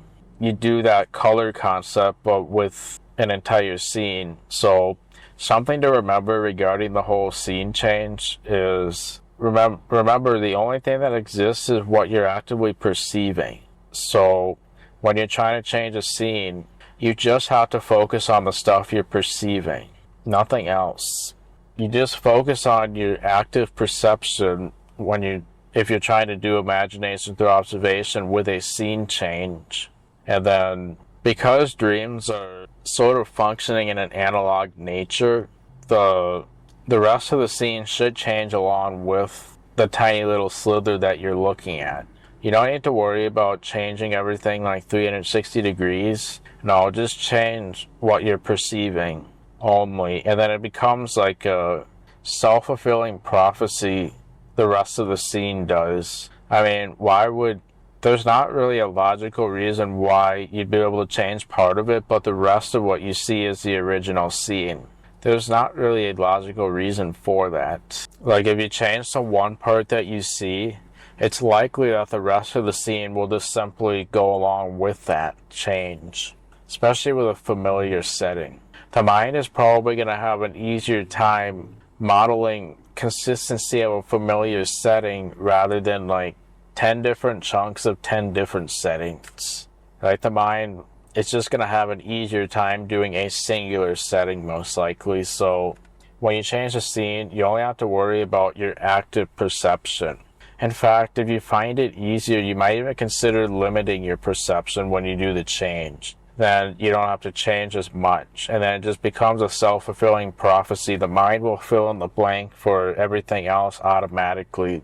You can let the dreaming process take care of that. So that might be rather than like creating a portal, that might end up being more effective if you can do that. You can also use that look away, look back for incremental scene changes too. So now to touch on moving the dream scene, you just kind of do that mental telekinesis concept with the dream scene itself. And remember, you don't have to move at all. In fact, when I started doing this, I struggled just a little bit because, well, I felt like I was physically in the world, and you can imagine that can influence my expectation. Because I feel like I'm physically in the world, I'm physically anchored to the world. So why would I be able to move it with my mind like that? But again, just remember the fact that the dream moves around us rather than us moving around the dream. Us moving around the dream is just an illusion based on real life. But it's nothing more than an illusion, and it's not even what's happening. The dream is moving around our own perception. And you're probably also thinking, what about the people in your dreams? Well, they're likely not real people, or at the very least, they're also created by the mind, so they likely don't actually have their own perceptions, but they can appear to be sentient and appear to have their own perceptions. There's no doubt that the mind can emulate that stuff, especially since it's modeling the real world. So the mind can model the concept of people with their own separate perceptions and entities. But all of that is kind of an illusion too, because that's created by the mind as well, just like any object in the dream. So when it comes to moving around the dream scene, yeah, you can just kind of imagine the movement directly on top of the physical world, and you're probably going to get the best results doing it at somewhat of an abstract level. We don't focus on every little detail and trying to move one thing at a time. No, you can kind of move everything as a whole. In fact, this is a lot like using when you're riding in a vehicle or even driving. The way the world moves around you while driving can be useful for this too. This is also where virtual reality might be beneficial. If you can place yourself in a physical space in VR and move around without physically moving around, you're effectively trying to use your mind in a dream to accomplish that same thing. So if you need to get like a mental model of what that's like, I would recommend either that VR thing that I just said or driving or riding a vehicle. The way the world moves around while you're in the vehicle, you just simply imagine that movement. And the way the dream world moves around you is like how the world moves around you in a vehicle. You try to mentally make that phenomenon happen with the dream world itself. And you're technically doing this when you walk or run in a dream, or even fly. You're doing that. But what I've personally found is sometimes it's a bit difficult to actually make that movement happen because of my physical sensation in the dream. Like, I feel like I'm physically in the world, so I have a hard time moving the world just because I feel like I'm physically anchored to it. But a reframing technique that I've been using to get around that is simply removing that physical element. Just remove the physical element while you're doing that, because you could literally be completely still. Doesn't matter if you're standing or sitting or lying down. You can be completely still and still make that movement happen. Remove your physical body from the equation when you're trying to move the world. around you. I found that made it way easier to be able to do that. And then you can also use that very concept to go through objects as well. So like if you want to go through a wall, you could also do that visual movement through a wall too. So yeah, I'm essentially focusing on visual only. My physical body, I'm pretty much forgetting that there's even such thing. And then that makes moving the physical world so much easier. In fact, if you've ever had like a conscious dream entry and you have a visual sensation but no dream body yet, you might find that you're able to move around the dream world using your mind only. This is exactly what I'm doing here. Simply put, I'm just moving in that same way. And sometimes I find that I think I have some non-REM dreams every once in a while. So like non-dreaming sleep, you can sort of have what feels like a vague dream every once in a while. I don't think that's hugely understood, but I have experiences like that where if I'm in that state and I suddenly move my physical body, then I'll shock myself awake because I'm not even paralyzed in the first place, and then I stop focusing on the experience when I physically move. Well, anyway, during those experiences, I might have the physical movement as well. Or no, where I use my mind to move around the scene. I may also have that in a non-REM dream. So yeah, so 2 days ago, I did that very concept, and I was standing in the dream, and I wanted to move a bit. I would have normally walked, but I didn't feel like walking at the time, so I used my mind to move the dream scene in that way that I just discussed. So I was literally standing completely still, and then the dream scene just kind of moved around me, even though I was standing still. And it was weird because the floor was sliding underneath my feet, but my feet never felt anything sliding at all, even though visually it looked that way. So there are several different ways to approach this. So I mainly talked about it from a visual perspective. You can also do this from a tactile perspective too. So rather than visually imagining the scene move, you can also just as easily imagine the sensation of physically moving using your mind. So you know how it feels when you're accelerating in a vehicle or going up in an elevator or something like that? There's like physical sensations that come with that type of movement, right? Well, you can also focus on your tactile sensation and make that same type of physical movement happen.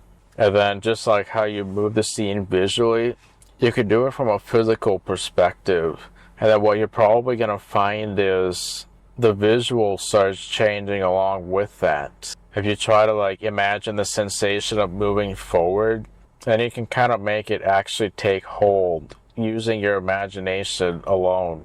Of course, you're using imagination through observation, so you're working with what the dream is directly feeding you rather than reinventing the wheel. You're focusing on what you're actually perceiving in the dream and then trying to use your imagination to adjust that a little bit. That's really as much as you're doing. But you're doing that on top of your existing senses in a dream. So yeah, that's kind of a interesting way to move around as well without any physical effort. Both of those can also serve as a reframing technique for flying as well. So like if you're struggling to fly, you might consider using that concept, either from a visual or tactile perspective. It doesn't really matter. From a visual perspective, you can just imagine what it would visually look like if you were flying. Basically, the dream scene would sort of be scrolling vertically, almost like how you scroll a web page on a computer, but your actual visual sense does that same scrolling movement. And you could use that to levitate purely from a visual perspective. So yeah, if you're having a hard time creating that movement, it's likely that you're very anchored to your physical body, so any movement that occurs is tied with that. But remember, the dream world moves around you rather than you moving around the dream world, so no physical movement is needed for the dream world to move around you. You don't even need physical movement at all to accomplish visual movement. That knowledge alone can probably provide the tools for making visual movement very easy. So yeah, like if you're struggling to fly, then you might consider doing something like that. Just make the scene visually scroll so that it does exactly what it would do if you were flying upward. And then you don't even need a physical sensation to fly. You might think that you need to have a physical sensation if you're physically going up in the air, but you don't need that. You can just visually have the illusion of flying, and then just like that, you suddenly have an illusion of being in the air. And that can be quite useful, especially if you're struggling to fly and you want to be able to fly without making any physical effort whatsoever. So to be clear, if I were doing this, I would use it to get up in the air within my dream so that I'm no longer on the ground, and then I just simply fly from there since I'm now in midair. Even though it feels like I'm standing on the ground, I'm not actually standing on the ground anymore. I'm standing in the air at that point. And then I can just fly like how I normally would since I'm in the air now. And then that works from a tactile perspective too. You could also imagine the sensation of maybe riding on an elevator or something. Don't worry about what your feet are doing. You can still have a sensation and feel like you're standing on the ground, even though in reality you're actually in midair, even though it feels like you're standing on the ground with gravity. You then look around you and realize you're not even standing on anything, but it feels like you are. That can be a very weird feeling, and I really enjoy exploring that side of things because that's clearly impossible phenomena. You might be interested to know that the first time I ever tried that elevator thing, rather than me levitating into the air, the floor ended up levitating with me. So, being in a room with a fairly low ceiling, the floor went up along with myself, and the room suddenly became very small because of the floor going up and getting closer and closer to the ceiling. But I think what happened there is I took that sensation of an elevator just a little bit too literally. What I want to actually do is only focus on the physical sensation without even looking at my body or anything. Then I can end up in midair. So this is where it seems like visual might be a little more difficult just because of how much visual accounts for like 80% of our senses allegedly. And so visual can feel like a huge portion of it. So it feels like you're trying to control a lot, but you might actually find that easier than tactile just because all you're changing is what's in front of your eyeballs. Everything else is exactly the same. So yeah, if I'm trying to move forward or levitate, then I make the dream world move around me in the corresponding way. You could probably also use voice commands to accomplish the same thing. Yeah, it's very weird because it's almost like I'm looking at a screen rather than the world, even though I'm clearly looking at the world. So yeah, when I visually move the scene, there's absolutely no physical sensation whatsoever. If I have a hard time visually moving the scene, it's likely because I'm physically anchored to the world. But of course that physical anchor is an illusion and not really happening. So I just have to focus on that less. And then moving around the scene visually is a lot easier. Because like I said, the dream world moves around us. There's no reason for any physical sensation if we're trying to visually move. It just doesn't make any sense. So yeah, I did that a couple days ago, and I have to tell you, that felt weird. Just the fact that I was able to move. I felt like I was standing on the ground, but the world was moving around me at the same time. And the floor was also moving past my feet. But even though the floor was moving past my feet, I did not feel anything on my shoes or feet or anything. It felt like I was completely still from a physical perspective. In fact, if I were to close my eyes in that moment, it would feel like I'm completely still.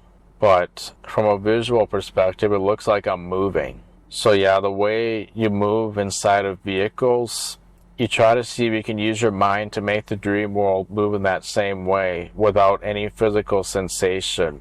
Or you can focus on the physical sensation directly, the tactile sensation, and work with that too. And then visual just kind of goes along with it as a self-fulfilling prophecy.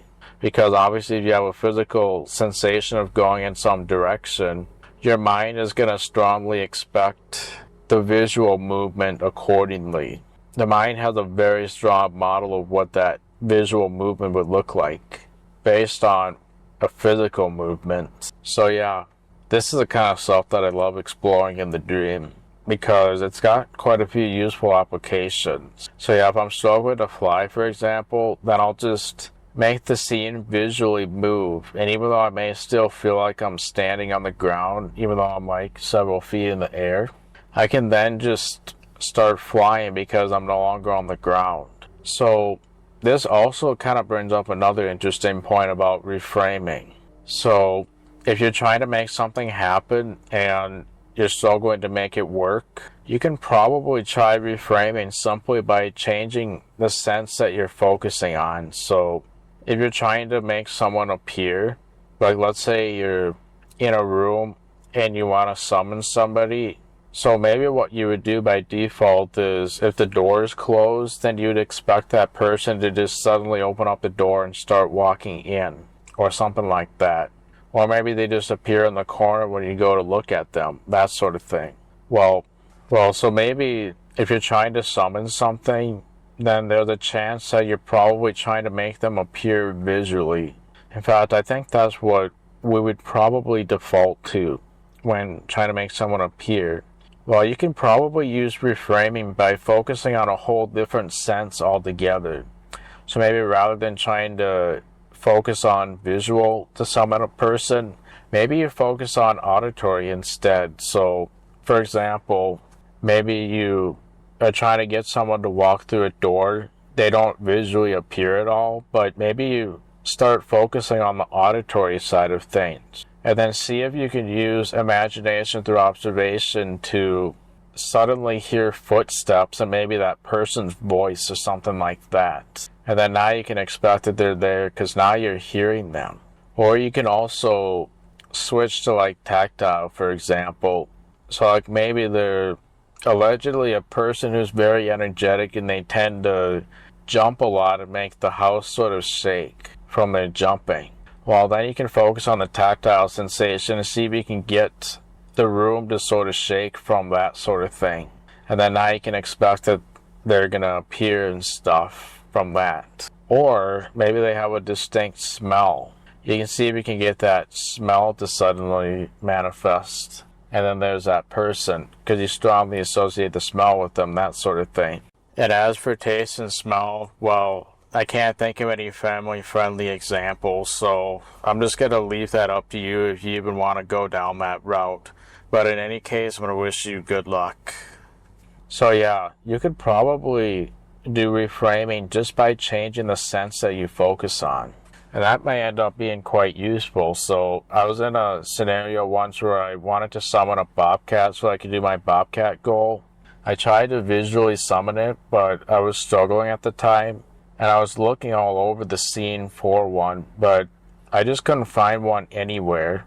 And then I decided to think about the sound and what it sounds like. And then suddenly I heard the bobcat sound. It sounded like there was one running and the motor was being strained and stuff like that. That makes a pretty distinct sound. Well, all of a sudden, now that I'm hearing the sound, I believe there is one in the scene now, unlike before. So when I look around, there it is. So even though there wasn't one before, I started focusing on the sound aspect. I started hearing the bobcat. There it was. Of course, I'm talking about the farming equipment, but yeah. So I just changed my sense of focus, and then all of a sudden it worked a lot better. There might be a physical sensation for that too, like maybe it just kind of shakes up the environment, especially if it's inside of a house or something, because I've had bobcats in the house before too. And you can see how that would shake up the room and whatnot.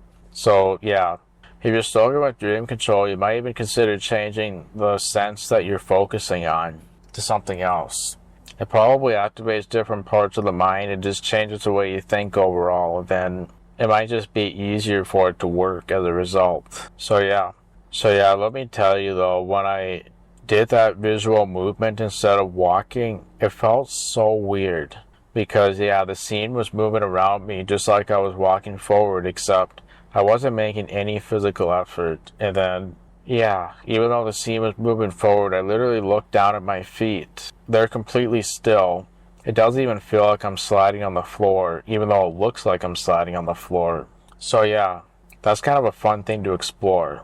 That can provide a tool for flying without making a physical effort. Okay, I'm back from the client site. It is worth noting that the client site I went to is once again the place where I get my will written. I was thinking, since I went there early, maybe I'd have enough time to get my will written for the time travel film, but I didn't end up doing it. And besides, I also reflected a little bit on whether I should do it and realized I'm literally done with the time travel film, and there's a good chance I'm not going to time travel ever again. So right now, writing the will isn't really going to benefit me much. So yeah, I decided not to go through with it today, but I was seriously considering getting the will written for my time travels. I mean, maybe at some point I'll get all sorts of wills written depending on what could happen to me. So like if this particular thing happens to me, this particular will get referenced. Then if another thing happens to me, I'll use a whole completely different will for that. I think it's a nice way to organize stuff and clearly define things as well. Obviously I'm kidding a little bit when I say that. I'm messing with you guys. I think it's probably going to be a little while before I actually do it, and it's likely not going to be because of time travel. Yeah, I mean, obviously I'm done with the film too, so there's no reason at all, is there? I hope you know that I was just joking with you guys just now about all that stuff with the will. So then another thing I've been exploring that's kind of similar to this is lighting in a dream. So obviously you probably run into a scenario at some point where the dream is like really dark and you wish it was lighter. So then you try turning on the light switch and it doesn't exactly work. That type of thing. Well, something to keep in mind is this also touches on the nature of perception too. So if you really think about it, the only thing that exists in the dream world is you. You're technically the only thing that exists. Everything else is an illusion created by the mind, basically. You're the only thing that exists in a dream, so with that, you can technically understand that lighting in a dream is also nothing but an illusion. There's no light in a dream, there's only you. So then when you think about the visual sense, you're technically, if you really think about it, everything you see in a dream is pretty much nothing but a bunch of colors. Colors and textures and things like that. That's pretty much all you're seeing. So technically, what that tells us is the fact that lighting is in fact an illusion. So the color of objects in a dream can sort of give an illusion of something being dark or bright, based on whether it's dark or bright colors and that sort of thing. So like if you're in a dark room, for example, then technically you're basically just seeing dark colors of objects, and that's given an illusion of darkness. If you're in what feels like a bright room, then you're seeing bright colors. So just to illustrate that, when you're in a dark room, look at the wall, for example. You'll notice that the color of the wall is just simply a dark variant of that color. And then when the room is brighter, then you're seeing a brighter variant of that color. So this is mainly useful to get around dreams being really dark. It'll provide some tools for dealing with that. So with that knowledge, if you're in a scene that's really dark and you wish it was brighter, well, what you might actually end up finding a lot of times is, even though it's very dark, you still technically have enough light to be able to do what you want to do. It may not really feel like it at first, but if you double check everything, you're probably going to find most of the time you actually do have enough lighting to do what you want. It's just not the most optimal, but you can still work with it most likely. You're probably going to end up finding that in most situations. So personally, I believe that trying to mess with lighting in a dream is essentially not engaging logic. So like if you're trying to have a logical lucid dream, I personally believe that if you're trying to mess with lighting in a dream, you're not fully engaging logic. Because again, getting into that nature of lighting and stuff, you're probably going to find that you can still work with it even if it's super dark. So there's like multiple things you can do with that. You can obviously try to make it brighter by turning on a light or something, but remember, light doesn't actually exist in a dream. You're the only thing that exists, that truly exists within the dream realm. So what I typically like to do when a scene is dark is, obviously I'm naturally tempted to try to turn on the light and that sort of thing. Or if I'm outside, then I'm tempted to make it daylight, maybe with the sun out and that sort of thing. But I personally believe that one reason why a light switch might not work in the dream and why we have the light switch effect is possibly because dreams are sort of analog in nature. So dreams basically naturally flow sort of like rivers and stuff just because they're analog in nature, which might be why text and digital clocks and stuff can be unstable because they're digital. They're just not really that analog in nature if you're getting into it. So regarding lighting, if you really think about it, lights that we have indoors and light switches and stuff, they're not really analog in nature, just like the rest of the dream is.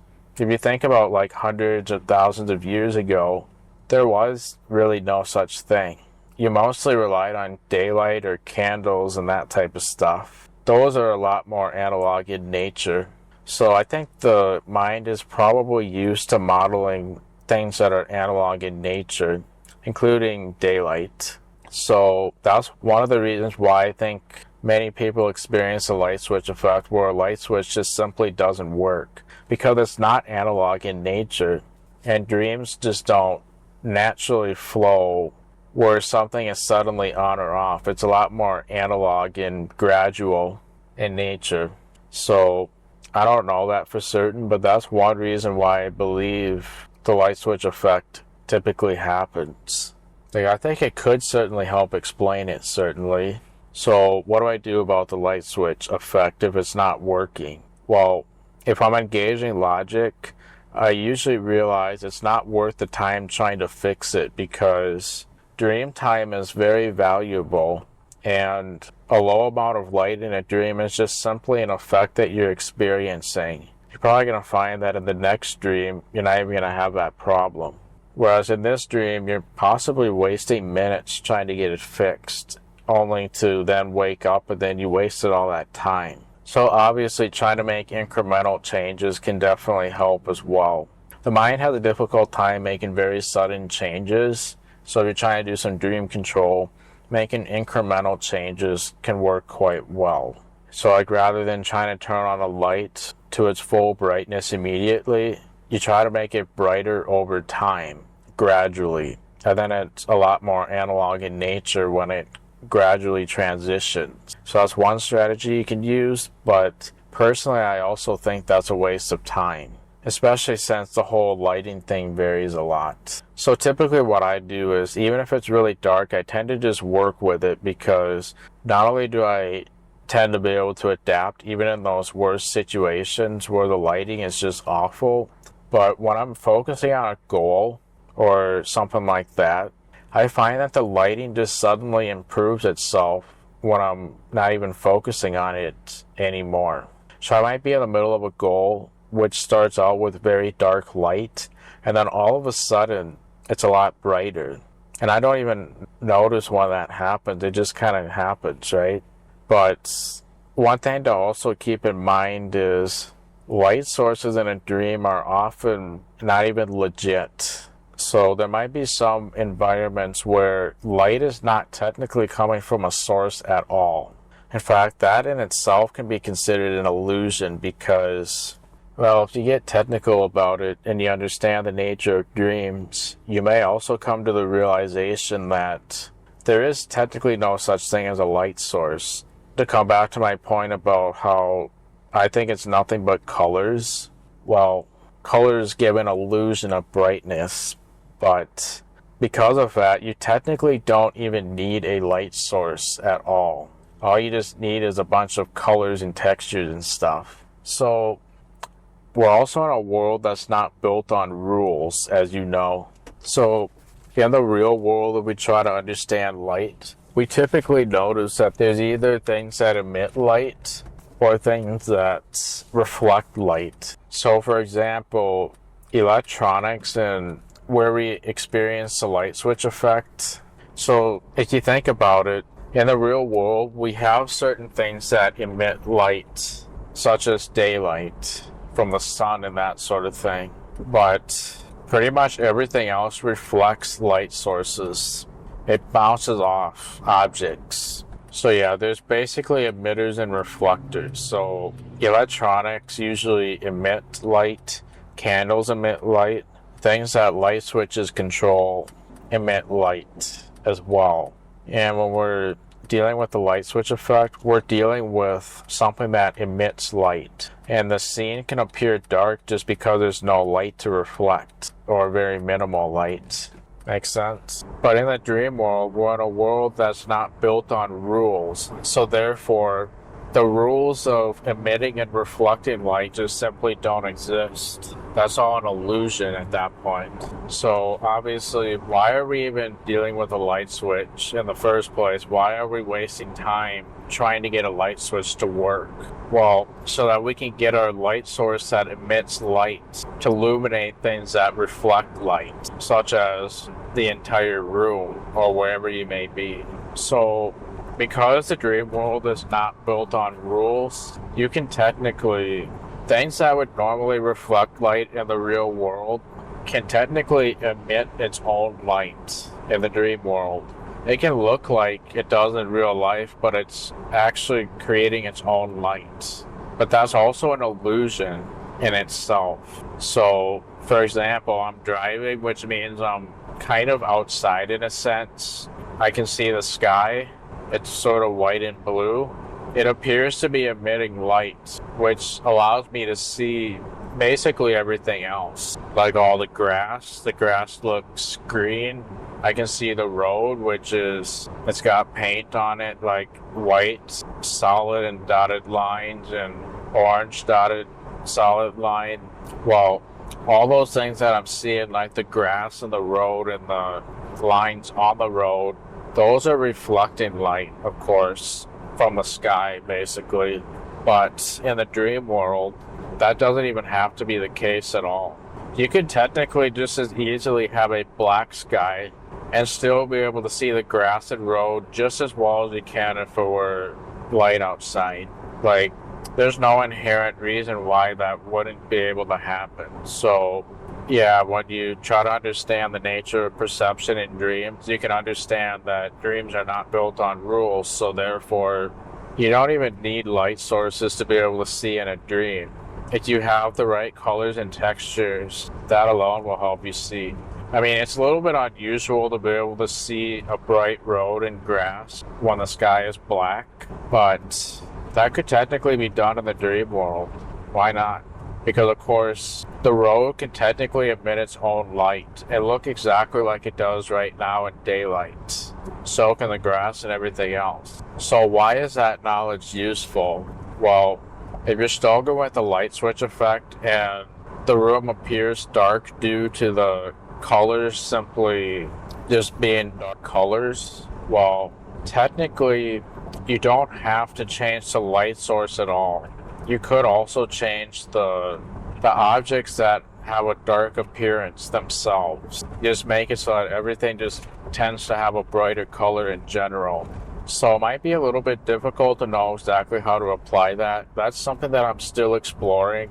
Like, one of my dream goals is to explore this very concept. Like, I've done it a little bit, but I still have to explore it a lot further. So sometimes if I'm not doing my data dream goal, I might be doing something like this instead and trying to understand how I can apply that knowledge of lighting in a dream. But honestly, most of the time, I just tend to not waste any time and work with what I have. And then it tends to change on its own. Like one time the scene was very dark. I didn't really like that, but then I just started doing my goal. Then about 20 seconds later, the scene was suddenly very bright and it was easy to see all of a sudden. What happened? Why would that happen? And why did it happen so suddenly as well? Well, I believe that the colors of the objects just changed a little bit. I don't even think light sources necessarily changed. I think colors of objects did. So yeah, most of the time if I'm having those lighting issues, I tend to just work with what I have, and then it also does kind of a reverse psychology effect too. Because if the dream is trying to mess with me and make me frustrated with the lighting, if let's say that were actually happening, rather than just some weird idiosyncrasy that the mind is doing at the moment, well, if I'm able to go along with it, then the dream is clearly not winning with its goal. And so I may end up gaining control as a result. And this is also another example of giving up control in order to gain control. So like rather than even trying to change the lighting at all, I just work with what I naturally have, and then it tends to correct itself over time when I least expect it to. And since technically in the dream world we don't even need light sources because everything itself can be a light source, I think that just simply changes even with look away, look back. And technically you can use look away, look back with this as well, by the way. So like maybe something has a dark color, you can literally will it to have a brighter color when you look back at it with look away, look back. And it could end up becoming a self-fulfilling prophecy as well. And then the rest of the scene just kind of adapts to it, if that even makes sense. So yeah, this is the stuff that really excites me about lucid dreaming right now. Trying to understand the nature of perception and dreams in general. So yeah, there's a pretty good chance that when I focus on something else, I could accidentally, inadvertently be doing a look away, look back, where the colors just become brighter when I look back at the objects or whatever. And then all of a sudden the scene just feels brighter. So yeah, it's crazy stuff, but that knowledge can be useful to help deal with the dark scenes and whatnot. So yeah, the different approaches you can use, obviously incremental control, just try to increase the brightness of lights over time. You can also just simply work with what you have and then just kind of expect that it'll naturally change over time when you're not focusing on it anymore. Remember, the dreaming mind just kind of does what it needs to do in order to achieve its objective, and it's possible that the lighting is just going to naturally improve as it needs to do that. So to talk about like dreams that just aren't fully formed, when we're not lucid, we don't even have any idea that we're not in a fully formed dream. And similar concept with lighting. We might not have a dream scene that's very bright, but when we're not lucid, there's a chance that the dream mind is still able to do exactly what it needs to do, and we have no idea that it's very dark and that sort of thing. So yeah, so another way to apply this concept is the whole imagination through observation concept. So you can technically do this with surfaces themselves, and I would definitely recommend doing it at an abstract level. I mean, to be honest, I haven't really explored that side of things a whole lot yet, but that is one of my upcoming dream goals that I've had for quite a while. In fact, this is, if I didn't have the data goal, this is what I would be exploring at the moment, by the way. But yeah, I think based on what I know right now, I would guess that it probably would work best if you kind of increase the brightness at an abstract level, using like imagination through observation or something. You just kind of look at the scene overall and then just kind of lightly imagine it getting brighter, or rather imagine the colors becoming brighter colors. And just to illustrate on the whole self-fulfilling prophecy thing that can happen too, one time I was in my bedroom in a dream scene where the scene was pretty bright and it was daylight outside, and the inside of the room was pretty consistent with the daylight that's outside. It's not that surprising that the mind could model that accurately, because I mean, you don't really have to put a whole lot of thought into what brightness would look like in a room based on light coming through a window and that sort of thing. But what was really interesting about that experience is I looked out the window and I looked up at the sky, and I ended up kneeling down as I got a closer look at the sky through the window. And while I was kneeling down, it went from a very light blue to black. Literally while I was kneeling down, it was transitioning from light blue to black. I'm not even kidding. It just transitioned right in front of my eyes like that. And then when I looked around the rest of the room, it's as if it got dark outside. So there's an example of the sky just simply changed color from blue to black essentially. And suddenly the whole room became dark just from that one little thing. So I pretty much looked at nothing but the sky. The color changed a little bit.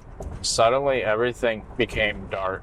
Now, it could have been dark in my room, and then it goes from black to blue, the sky does, and suddenly the room is bright when I look back at it again. So there's an example of using look away, look back as well. You just kind of look away from the bedroom, change the color of the sky, then look back at the bedroom, and when the mind recreates the bedroom, it's likely going to reflect the conditions of the sky. I mean, all that really happened was colors changing. That's really all that happened there, if you think about it. So you could technically do the same thing with light sources as well. Now, that being said, the dream might kind of do some funny things regarding that as well. So one time, my lights were blue in the dream, because I have Philips Hue lights. I tried to change it to its normal color using imagination through observation. And what ended up happening was I was able to get the lights to change to the default color right in front of my eyes. But when I looked at the rest of the room, it still continued reflecting that blue color. So I got the color of the lights themselves to change, but the room did not change along with that. It continued to reflect blue, even though the lights were clearly 2700K color temperature. So the dreaming mind can kind of play weird games with that sometimes. And something to remember about that too is that also can kind of show that objects can reflect their own color. You don't need a light source. Objects, pretty much every object in a dream is probably a light source if you really think about it. Even if it appears that light is coming from somewhere else, that's just a consistency illusion. An illusion of consistency with the real world. But that's all it is. It doesn't even have to be that way. The fact that the lighting of an object may match a light source like it would in real life, that's technically just an illusion. There's no real reason for that to be the case other than we're very used to that in the real world. But objects can emit their own light.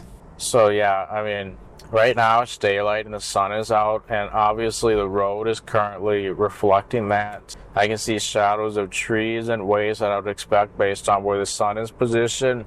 But technically the sky could be black and the road can still look exactly the same, even if the sun's not actually out. The road can look like the sun is out, even if it's not. There's no reason why that wouldn't technically be possible in a dream, just because objects can emit their own light, like I said. So that knowledge can also be useful for correcting the lighting in a dream. So if it's really dark, then maybe you would consider changing the color of objects rather than some light source and hoping that it becomes a self-fulfilling prophecy. So yeah, so when I talk about changing the color of objects to make the overall environment appear brighter, typically since we are living in a world built on rules, we're used to there being light sources and that we have to use those to make objects appear brighter. But in the dream world, that's not true. We can technically make objects themselves have a brighter color, thereby giving an appearance of higher brightness. So this is where I think focusing on that in an abstract level could be useful. Rather than trying to focus on like a light source, just focus on what you're actively perceiving and then just imagine the overall colors becoming brighter and that sort of thing. Like, you don't have to get real specific with it, just imagine how would things look different if it were brighter? So if you're outside and it's dark outside, how would the appearance of objects change overall when it becomes brighter? There's probably a nice and simple way you can sum that up. You're probably better off not focusing on any one thing in particular and just looking at everything overall. So if you're used to like maybe photo editing software, color correction, that type of stuff, you can apply just when you're able to do like color correction, for example, that applies to the image as a whole rather than just focusing on any one thing and trying to focus on a million different things at once. It just kind of effortlessly applies it to everything as a whole. And I'm sure if you've done that enough times, you can probably fairly easily visualize what's happening with that color correction. And when you visualize that, you're probably just thinking of everything overall rather than every single little detail and doing them all simultaneously. So you were trying to change the color of leaves on a tree. Trees have like hundreds of leaves on them, but you don't need to change one leaf at a time, nor focus directly on all leaves at the same time. You can just kind of look at it overall and at an abstract level, then it just kind of applies to the whole thing. Or you can make it apply to a whole thing with almost no focus at all. In fact, less focus might actually make it easier to apply it to everything rather than individual things that you're focusing on. It's almost like your focus is more of a summary rather than the actual details themselves and whatnot. So like, I guess to illustrate an example of that, one time I was in a dark scene. There was a fixture with like 10 lights on it, and I tried to see if I could make those lights brighter using my mind and all that stuff I was just talking about. Well, I was able to make it brighter, but it only changed one of the lights. All the other lights still maintained their darkness. Only one of the lights became brighter. So then I started focusing on another light bulb, and then that became brighter as well. But it kind of felt like I had to do everything one at a time in that moment. So then I'm like, okay, how do I focus on 10 light bulbs simultaneously and control all of that at once? I almost felt like an imposter when I couldn't do that. So when I reflect on that experience now, I could have just looked in the general direction and not even looked at any one particular bulb and then just imagine what it looks like overall. Not even very deeply, just what does it look like overall when that happened? Well, that probably would have allowed me to change all 10 light bulbs at once a lot easier, make them all brighter at once. I just minimized my focus on it. You would think that focusing on it more would be required to change more things at once, but actually you're probably going to have better luck focusing on it less to change all the colors at once, because you're just kind of doing things at an abstract level. That can be kind of useful. So yeah, you keep hearing me talk over and over again about focusing on things at an abstract level and then letting go of control in order to gain control. Well, that abstract level is kind of a method for letting go of control in order to gain it. So if you want to change 10 lights at once, you don't have to focus on them all simultaneously. You're probably going to get better results just looking at them overall very passively and lightly, and then just having that overall thing change color. So with like digital photos and videos, they all have things like white balance and that type of stuff. If you change the white balance, you can see how it affects just about everything, but it's kind of an abstract concept at the same time. Well, the way you would apply white balance to something is kind of how you would maybe change lighting at an abstract level in a dream. So if you're used to what changing the white balance looks like, you can very well do that in a dream too. And maybe not with white balance specifically, but you can apply that concept to pretty much whatever you want to change. So yeah, the more things you want to change, you're probably better off being more abstract about your focus. You don't really focus too deeply on one thing. You just kind of look like, what would happen overall if all these lights became brighter? Well, Yeah, so you can imagine what that entails, and then use imagination through observation to kind of make that happen if you're going to do it in that way. So, like I said, I can only control a few bulbs at a time, and I'm like, why do I have to put so much effort in and get barely any results? Like, I'm focusing on like 3 or 4 bulbs at once, and yet that's all I can change at any given time. Well, if I just focus on everything at a very abstract level, then all the lights can sort of become synchronized with what everything is overall. So yeah, knowing the fact that, so if you're having the light switch effect, you might also consider, rather than focusing on the light switch, you don't need to even depend on a light for lighting in a dream. No, what would happen if the light were to become brighter? Well, the surfaces in your environment will reflect that brighter color and everything like that. So why can't you just focus on that at an abstract level? To be honest, I haven't tried that a whole lot myself, so I would have to do some experimentation with that side of things, but based on the rudimentary understanding so far, I do feel like there's no reason to focus on a light source, because everything you see is a light source in itself, technically. So like, you could have it look like daylight while there's a black sky. I mean, the mind is not used to that being the case, but if you can understand that you're not in a world built on rules and get around all that, then that should technically be doable. Especially if you're looking at the surfaces at the same time as you're changing the sky color, for example. So yeah, I mean, changing the sky color, not much changed in that regard, because the sky is just kind of a continuous surface that spans across, right? Well, you can make that spanning surface change color all by itself, then it could affect the rest of the environment just by looking back at the environment again when you're previously just looking at the sky. Obviously, it can be kind of difficult to remember this when you're in a dream sometimes, so I've had times when this sort of thing didn't work very well, primarily because I forgot what the concepts were at the time. And then I just kind of started doubting myself because of forgetting what's involved. Then I reflect and then probably shortly have another similar dream where I do remember what's involved, and then it works a lot better. So yeah, hopefully trying to understand these things can provide useful tools for dream control, which is a separate skill from lucid dreaming itself. And you can see why.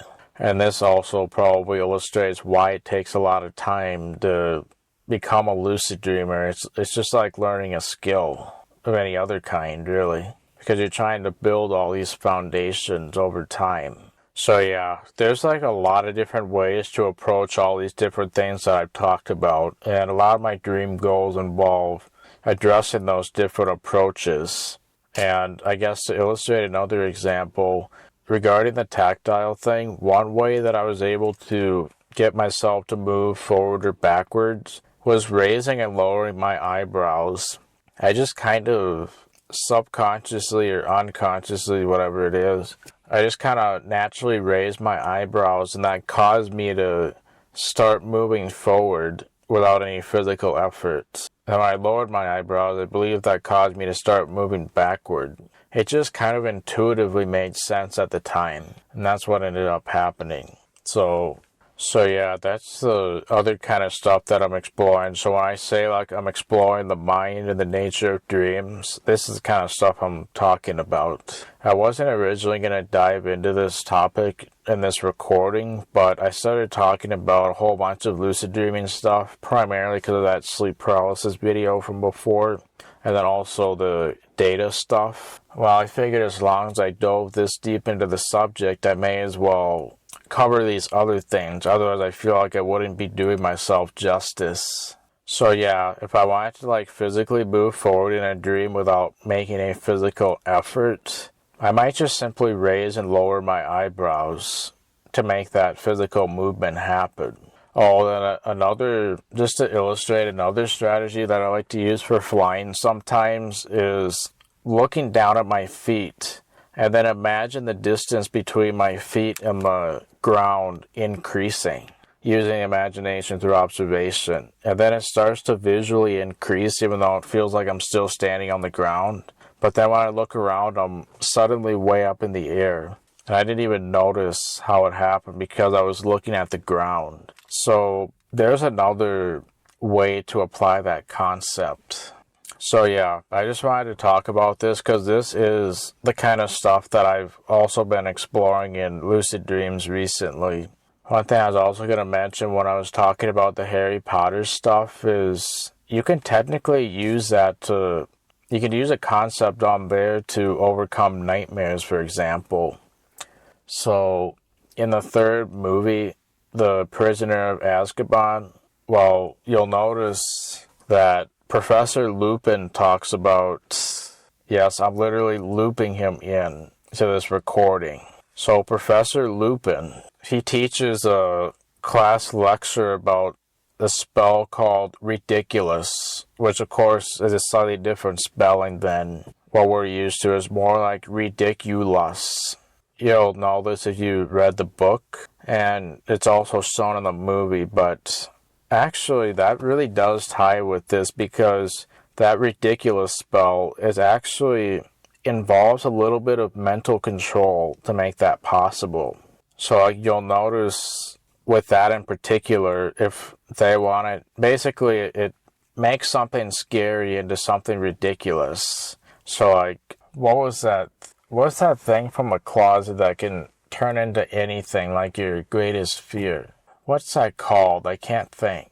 I'm not driving now, so I could probably look it up real quick. Yes, a boggart. So a boggart is an object on Harry Potter that it essentially can morph into pretty much anything.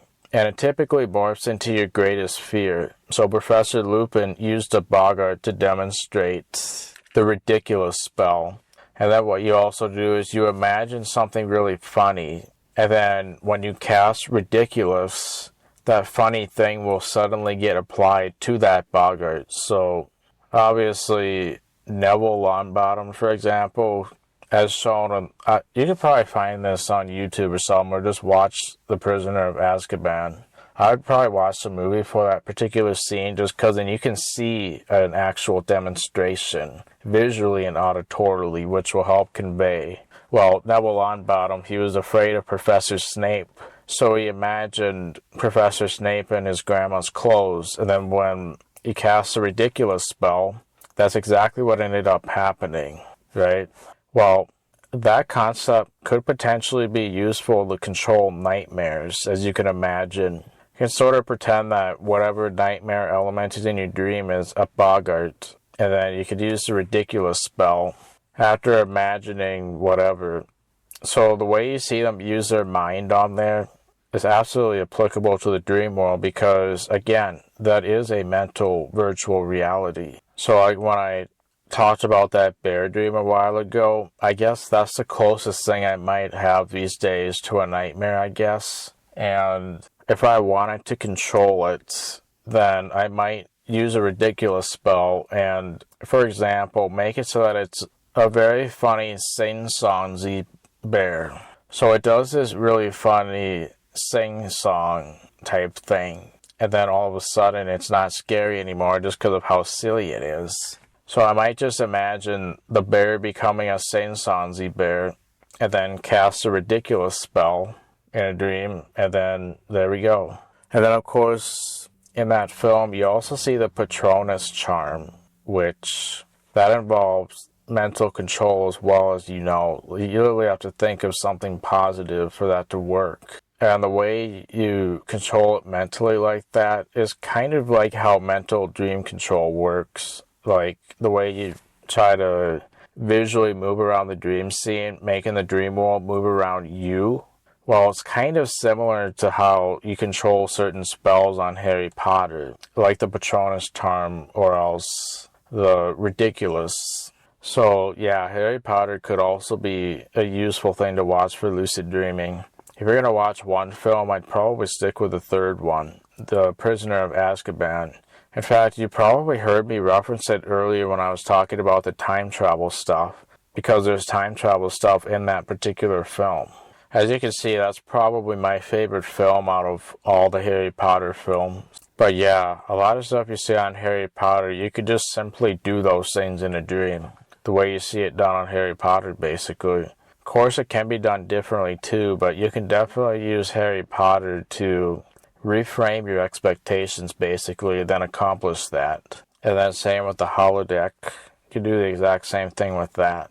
So yeah, hope that illustrates some of my other dream goals that I tend to like exploring as well. So I'm now back at Studio A, so I'm gonna wrap up for today, and tomorrow I'll probably talk a little bit more about some of the other points I wanted to make. But there's also a chance I'm gonna spend the entire time tomorrow, since I'm actually pretty close. I'm very close to the client site. In fact, this is the closest one I've ever been to, which is kind of nice for a change because of how distant yesterday's was. But I think I'm going to probably re-record some of the things that were corrupted from the corrupted recording. Here's my original context when I initially discussed the data loss. I moved it here for better continuity on earlier segments. You're not gonna believe this, but for some reason the first recording I made yesterday, which is like the first 2 hours of raw audio, didn't even save correctly. Like, I expected to see a 2-hour audio file. It was only like 4.5 minutes, and it looked like it was recording that whole time yesterday. Like, the record light was on. I could see how long it recorded for. Everything looked perfectly fine, but the recording ended up not saving correctly. I don't even know what happened, because it looked like it did save correctly until I downloaded it to the computer. And then the rest of the recordings I did that day saved just fine. So that infuriated me when I discovered that, but I ended up using recovery software just to see if there was any chance of getting the old recording back, because trying to re-record everything a second time, not only is that going to take a whole bunch of extra time, but it's just not the same as the original recording, because these are raw discussions, and am I going to still be able to say all the points that I previously said that I enjoyed saying and everything? Yeah, so I tried recovering the data using data recovery software, like Pure4 Recuva it's called, and you're not going to believe this, but I found a bunch of random MP3 audio files listed there, just scattered all over. And some of those files had the missing recording from yesterday, but I couldn't quite get all of it back. I was able to get like maybe 98% of it, but I'll take that, honestly. For those of you who are familiar with how data recovery works, that does not seem like it should have worked at all. I'm telling you, there's no way that should have worked, especially on a voice recorder that simply didn't save a recording correctly. How does it end up being a deleted file, which is not even named the normal file naming convention for voice recordings? How is that even possible? Well, regardless, it worked, which there's no way it should have worked. That would be a reality test cue right there, because the way I'm thinking about that, there's absolutely no way that should have been possible. No way that should have worked. Yeah. Basically, everything about my mindset is on par with where I would reality test and question reality. So yeah, I'm so grateful for that, but it's not even like I had data loss in the first place. It's just, for whatever reason, the first recording didn't save correctly. I used the pause feature quite a few times, and I wonder if the pause feature plays a role in why it did that. So I think for the time being, I'm going to stop using it. Just record separate files anytime I need to pause, even for less than an hour. Anyway, I might also see if I can change the header files on the corrupted recording, just to see if I can make it longer and suddenly have it essentially restore the rest of the content. It's almost as if the content is there, but the metadata is corrupted. So if I manually change the length of the audio file, there's a chance that I might get the rest of the recording back. I don't know if that's going to work, but if it does, then, well, I don't have to re-record anything, which would be nice. But otherwise, I'm probably going to spend tomorrow re-recording those segments while driving that got messed up. If it sounds weird at any point, that's why. There's stupid corruption and not saving correctly. Yeah, I don't even know why that happened. There's no reason it should have. So yeah, we'll probably talk again in a couple days, unless I actually continue talking after doing all the re-recording. See you then. Okay, now I'd like to continue talking about the neural network stuff because I thought about it a little bit more and I wanted to clarify a certain thing since thinking about it. So obviously, earlier in this recording, I tried talking about how we would sort of model the dreaming process using machine learning, and if we wanted to try to encapsulate what the dreaming process sort of looks like in a machine learning model, like how we would do that. So I kind of talked about the way I would maybe architect it using like a deep learning neural network. Of course, there's a whole bunch of different neural network types like convolutional neural networks, which might work considerably better for images and that type of stuff. But I kind of talked about it like I'm going to do a very complex deep learning neural network because, well, let's pretend that that's what the mind is essentially. Mind's got a bunch of neurons, as we know, and let's pretend that it's basically its own deep learning neural network. Well, I was talking about how we would try to model the dreaming process based on our understanding, and we were to try to run this same process, maybe like through a computer or something, or using electronics in general. Like, how could we get similar results to what our mind does with dreaming? So I mentioned how for the input, I would probably use all of our mental schemas, which is like just basically all the concepts that the mind has and everything like that. There would basically be a bunch of activation thresholds of each schema. Because if we really think about it, when we pretty much in any given moment, it's likely that we have multiple schemas triggered at any one time. But obviously, I kind of wanted to represent it by a whole spectrum rather than just the schemas on or off. I think it could be like a certain threshold because how intently we think about a certain concept can vary a lot from one moment to the next. I mean, that makes sense because our attention is divided among a whole bunch of different things. And even if we are basically focusing on a singular thing, the amount of like effort and just everything like that overall can vary a lot. It really is more of a threshold of attention and that type of stuff compared to just we're thinking about it or we're not. It's kind of a whole spectrum, I would say. So basically we have that whole spectrum for every single mental schema that the mind knows. Now that being said, it's possible that it wouldn't even just flat out be a schema. Each neuron could literally encapsulate a whole bunch of aspects of that.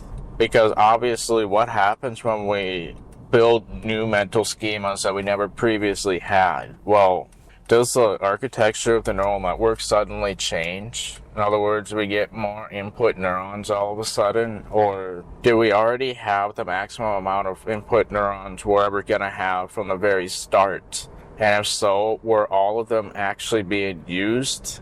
Or are there certain things that are embedded in there regarding like schemas and that type of thing, where it can easily embed new information as we learn new things and that sort of thing? So like all the stuff I've been talking about with lucid dreaming, for example, well, there's a pretty good chance that if you weren't previously super familiar with this stuff, you probably built a lot of new mental schemas yourself through that process. Or rather, you kind of built on existing ones and that sort of thing. So how exactly would that side of things work? Well, it's very possible that, I suppose, if we did treat a neuron as a single schema and then had certain activation thresholds at any given moment, I suppose that could be considered a simplified form of it. But it is simplified, remember that. It's actually a fair bit more complex than that. So, obviously, if we were to try to play things out with the simplified versus the more complex version that's closer to reality most likely, then you start to think, what would the difference be? And how would that affect our alleged generated dreams from this neural network? It's kind of hard to know for certain. But yeah, I think if we were to try to make it match reality as close as we could, then it would probably have to be a fair bit more complex than just simply having one neuron per schema and that kind of thing. Like, there's probably going to be a fair bit of stuff embedded in. Like, when you look at how large language models work, for example, that uses tokens rather than like just simply letters and words and things like that. Usually there's going to be numerical representations because, I mean, a large language model in some ways is really nothing but a way to represent like letters and tones and, well, obviously in the English language at least we make certain sounds like a CH sound or an L sound, or sometimes letters combined like PH kind of sounds like an F, at least here in the US, and that type of stuff. Whereas maybe in the UK it sounds more like a V or something like that. Not entirely certain the exact nuances on that, but the whole point is we have a whole bunch of different types of sounds embedded in the English system. And other languages, of course, have their own. I only know of English in this context. Anyway, so the point is, it's a little bit more complex than just simply letters. There's a bunch of sounds and all that type of stuff, and intonations and certain meanings depending on how that's all structured. Well, when it comes to large language models, obviously there's like numbers that sort of represent tokens, because that just kind of works really well with machines. And it's not just letters and numbers and stuff. There's probably tokens representing like different sounds like CH or whatever, like in the word chow, or, you know, there's probably tokens that, like separate tokens to embed that type of information too, potentially. I'm not quite certain on that, but yeah, like generative pre-trained transformers, which is what GPT stands for, by the way, or GPT, generative pre-trained transformers. And so the point is, there's like tokens, which are basically numerical representations. And with the large language model, I mean, all it really is a bunch of pattern recognition, if you really think about it. And for those of you who are wondering, I do actually have a degree sort of revolving around this type of stuff. Like, I have a bachelor's of science in computers, so I have worked with this stuff. My degree literally entails some of this machine learning stuff, in case you're wondering.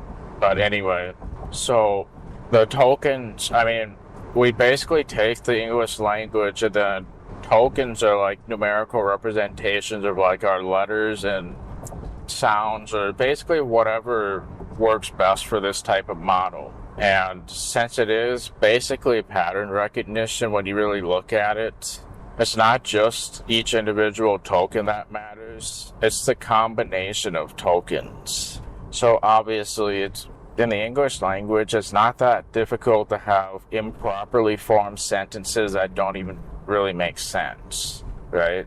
It's not that difficult to have such thing as improperly formed sentences. There's a chance that when I'm doing these spontaneous recordings, I probably often have improperly formed sentences as a result. And I know that my AI model that isolates my voice so that you don't hear the car sounds, at least not very much, well, it's not perfect when it comes to that, so that probably could make it difficult to understand certain things, but it's also probably considerably better than fully having the car sounds in the background. That's another example of a machine learning model, by the way, the thing that isolates my voice. But yeah, you can see that depending on how sentences are structured, you could use a certain combination of tokens to have a certain meaning. Like, you probably know with like English sentences, depending on how they're structured, they can have a whole different meaning. In fact, we even know that certain words can have a different meaning as well. Like the word to. Obviously, we know of at least 3 different spellings of that word, and they all mean something completely different, right?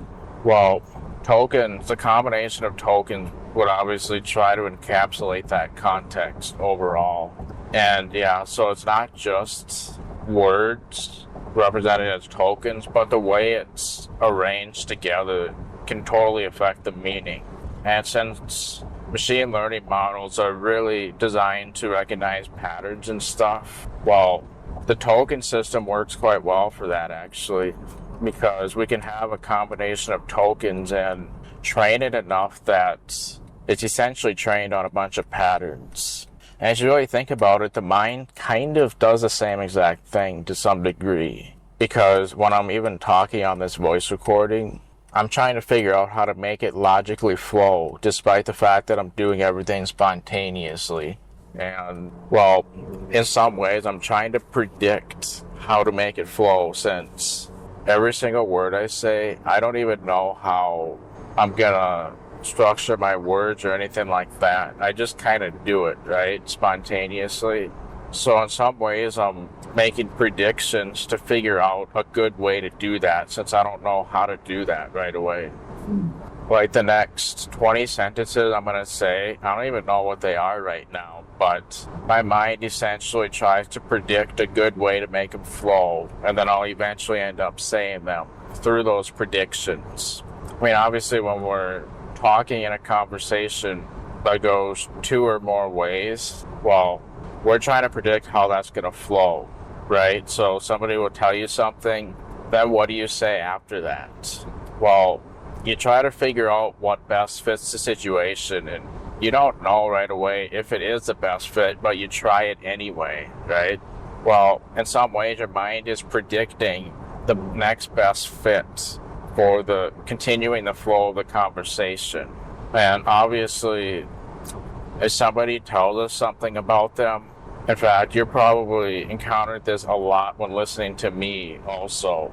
Your mind naturally probably wonders certain things about either me or the person that we're talking to. And then if it doesn't have that information, it tends to make an initial prediction. The mind just cannot help but do that. So like if somebody tells you what they do for a living, for example, what is your mind naturally going to do after they say what it is? Well, so like if I say, I'm doing IT right now, your mind is probably going to try to guess what that means and entails, even if it doesn't know. It just has this urge that it cannot resist, where it tries to guess the meaning of it if it doesn't have that. And then sometimes it can be satisfied with a guess alone, even if it's not correct. It just needs some sort of guess, because, I mean, how can it just leave it alone and not necessarily care that much? And sometimes, if you're someone who doesn't really care about that type of stuff, well, then you could say that the prediction itself is kind of, I don't care kind of thing. Your prediction about what something entails if you don't care could quite literally be, I don't care about this. And well, there might be some situations where you don't truly know whether you actually care or not. But at that point, your prediction is that you don't care. So that's what the mind will roll with. So yeah, even the mind is a prediction machine when it comes to that. The way I've been saying my sentences, I'm essentially trying to predict how it's going to best flow, sort of based on what comes to mind and pops into my head, that kind of thing. So yeah, when we're having a conversation, we're basically playing a game of predicting how to make it flow nicely. And when you're bouncing between people, then how do you continue the conversation so that it does flow nicely? So a lot of machine learning modules, they typically have some sort of end goal. What is needed to make that end goal happen? So when we're having a conversation, the main goal in that situation is making it flow. How do we accomplish making the conversation flow? Well, we try to predict what the next best thing is and then say that. Large language models try to emulate that exact same concept, like chatbots, like ChatGPT or all the other options out there. And then obviously if you're trying to throw something, for example, you're predicting the best way to get to the target and then doing your best ability to do exactly that. If you're trying to catch something, you're looking at how the object is heading toward you and then figuring out, okay, what do I need to do so that I can catch it, right? mind to move left, right, forward, backward, anywhere in between, right? So you don't know exactly where it's going to land, but as it comes toward you, you're making closer and closer predictions. So yeah, when you're having a conversation, you really don't know how it's going to flow until after it happens. So the next best thing you can do is make predictions for basically what's next. And yeah, large language models do that. So yeah, you build a neural network of some kind, and then when you feed it through the neural network structure, then it basically predicts based on how the network is modeled at the time.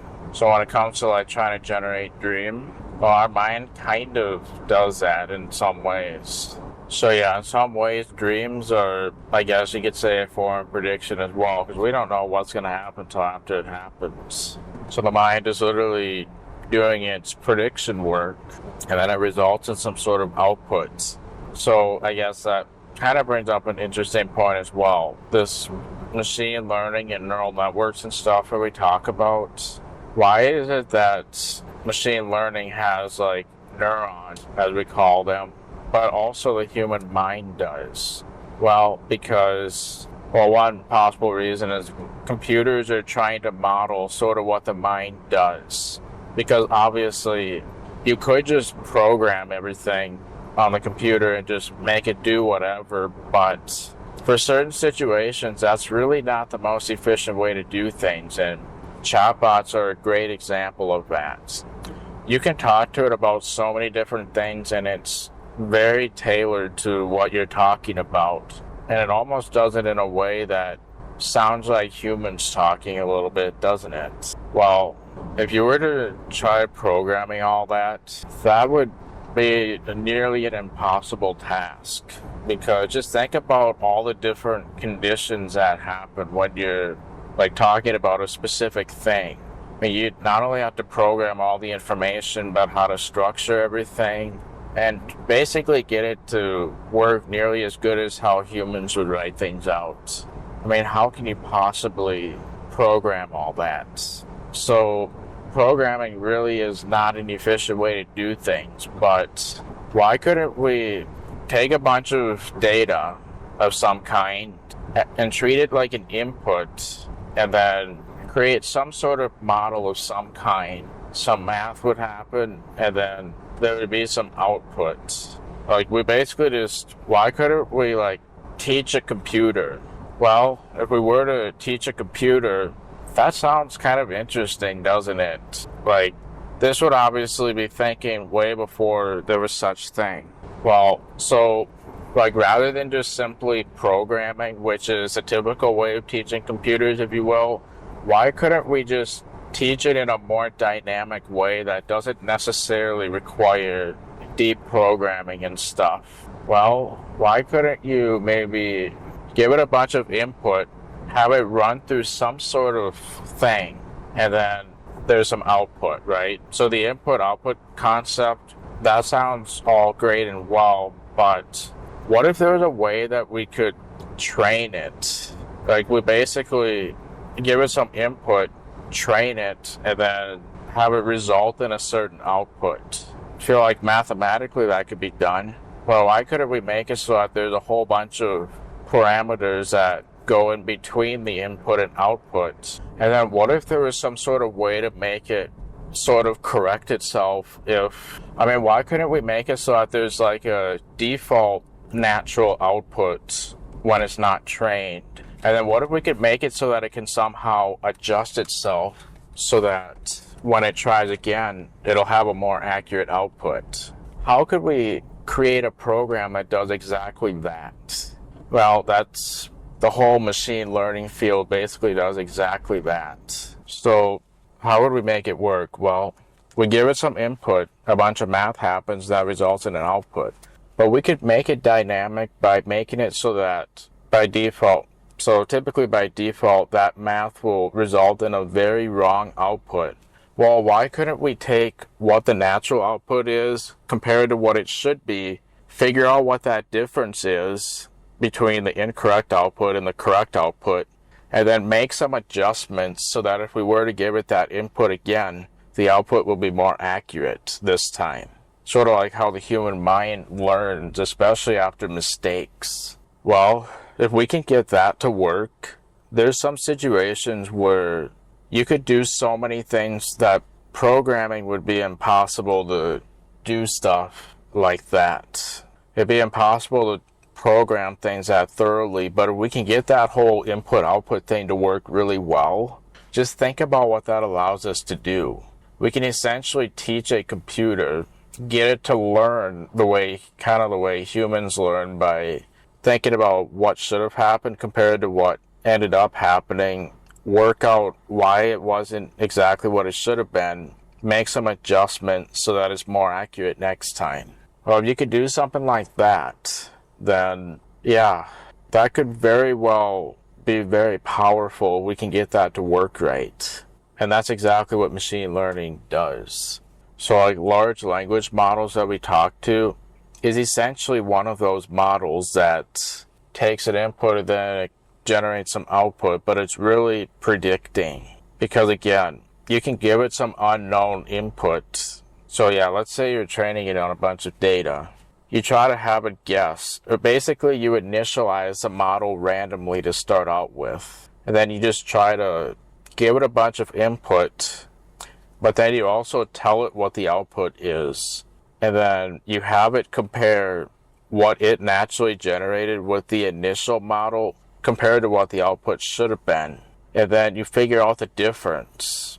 Like literally a difference. You calculate something called the error, which is quite literally the difference between what should have happened and what ended up happening. Using that error, you then use something called backpropagation to make adjustments to the model so that if you were to give it the input again, the output will then be much closer to what it should be. And large language models went through that process to a pretty deep level. So yeah, there's a little bit of an insight to all this AI stuff that we hear about these days. There's a little bit of an insight to kind of how they work to some degree. But yeah, it really is basically pattern recognition in some ways and predicting the next thing. So yeah, we do that. It's like human nature for the mind to also do that too. So yeah, if there's something that we don't know, for example, our mind is naturally going to try making assumptions. It'll either make a really good guess, or it'll have an urge to ask a question for the thing that it doesn't know. So yeah, if you hear somebody talk about something and then there's the information that you automatically assume, well, it's sort of human nature to then start asking questions about those things that you don't know for certain, or it should be anyway, because if we just arrogantly go with our assumption, which is likely to be wrong, well, you can see how problematic that would be. So like a lot of the information that I previously shared, taking that as gospel, I mean, it is good to obviously learn information from more than one source, and not just simply believing everything you hear and being gullible. So like the stuff shown in Inception, for example, or a lot of those films, a lot of the concepts are fictional, and most of it is from inaccurate assumptions about things. But yeah, so when it comes to like assumptions and stuff, the mind is literally doing the prediction stuff. So yeah, even when you have like a conversation or something, you are predicting how to continue the flow of the conversation if you're being technical about that. So yeah, it is kind of interesting to look at it because when you look at the whole neural network side of things, it's oddly similar to the mind in itself. So yeah, like rather than just programming literally everything, I mean, imagine if you had to program chatbots, for example. You had to like, obviously it can get very deep in what it's capable of doing. I mean, obviously it still has its problems, like a lot of times it lacks precision, so yeah, it's able to do a lot of things, but it can still do a lot of things incorrectly, and that's probably going to continue to be the case for a really long time. So while it does appear to be able to do a lot of stuff like the chatbots, it's not very precise in a lot of circumstances. But yeah, imagine if you're trying to get it to do all the things it can do through programming alone. I don't even want to begin to think of how that would work, especially since things kind of operate on a case-by-case basis. I mean, how can you possibly program how can you program things to function on a case-by-case basis? But yeah, so the point is, it is prediction as well. So like chatbots, they take the tokens as inputs, like what we type in, and then the output is basically what it gives us, like as a response to our chats. But the output is a prediction trying to continue the flow of the conversation. And it gets a lot deeper than that. It's not just simply predicting. How it does it is very nuanced as well. So just to give you an example, there's a whole bunch of different parameters for how the large language model operates. So like, I don't know if you've experienced like GPT-2 back when that became available to the public, but essentially what that did is you give it some words and then try to have it continue the flow of those words. This was previously, at least when I used it, it was available on a website called InferKit. That was a GPT-2 model, what that used back then. And obviously, we can only use it for so long. We can only use a certain amount of tokens. But yeah, the modern chatbots are using like GPT 3.5 or GPT 4 at this point. And then of course, as of right now, GPT 4.0 came out. But it wasn't out back earlier in this recording, like maybe several hours ago. GPT 4.0 was not out yet, but it is now. So it was not out at the beginning of this recording. But yeah, what I'm also trying to get at is a lot of these large language models and basically deep learning neural networks, a lot of the concepts are somewhat modeled after the human mind and sort of what that does. So basically, what they've also kind of done is we think about how the human mind works, how it's able to learn things, and then how it's able to use what it learned, which is kind of making predictions, if you will. Because we've encountered plenty of situations where we tried something with that, didn't turn out to work correctly. So yeah, like the AI models that you hear about, they probably use deep learning and maybe other types of neural networks. So like there's all sorts of different types of neural networks that exist out there, and they're all optimized for different things. Like K nearest neighbor, I believe that's a type of machine learning like neural network. There's convolutional neural networks, which are kind of optimized for breaking down images, which is why they tend to be trainable on images a lot better than deep learning networks. I mean, or at the very least, you don't need as much. You don't need like as many parameters in a convolutional neural network compared to a deep learning network. And a parameter is, think of that as like a neuron for the most part. So there's like a whole bunch of neural connections. They all have weights associated with them. And when you go from input to output, the input is usually represented by some number. And then as it passes through the neural connections, some matrix math typically happens with those weighted connections. And then that gets passed through. So there might be multiple layers of neurons. So it's like input neurons, output neurons, but in between there's usually what we call hidden neurons, which is kind of where the magic happens. All the different weighted connections go through the hidden neurons. And a simple neural network will just have one layer of hidden neurons. But more complex neural networks can have several layers of hidden neurons, which large language models likely have several layers. And how you actually go about architecting that's kind of a whole science behind it. That's why there's fields in this type of thing, because you're trying to create models optimized for given things. What kind of model do you use? And then how many of those neurons do you have? Or in other words, how many parameters does this model have? So actually, there's a lot of different large language models that exist today. And if you get into the technical side of it, you're going to notice that there are a whole bunch of different configurations. So like Meta, which was also known as Facebook, they have a large language model that I believe is called Llama. And Llama, you'll notice that there's a bunch of variants of Llama. Like there's a variant that's about 4 gigabytes and another variant that's like 40 gigabytes in size. Well, the differences in size primarily has to do with how the neural network is architected. So I forget exactly how many neurons it contains, but the number of neurons is kind of where the large file size or large model size comes from. I think what it was is, so the typical model is about 4 gigabytes, like I said. I believe that's like 7 billion neurons or 7 million neurons or something like that. Whereas a 40 gigabyte one is about 70 million or billion, whatever it is.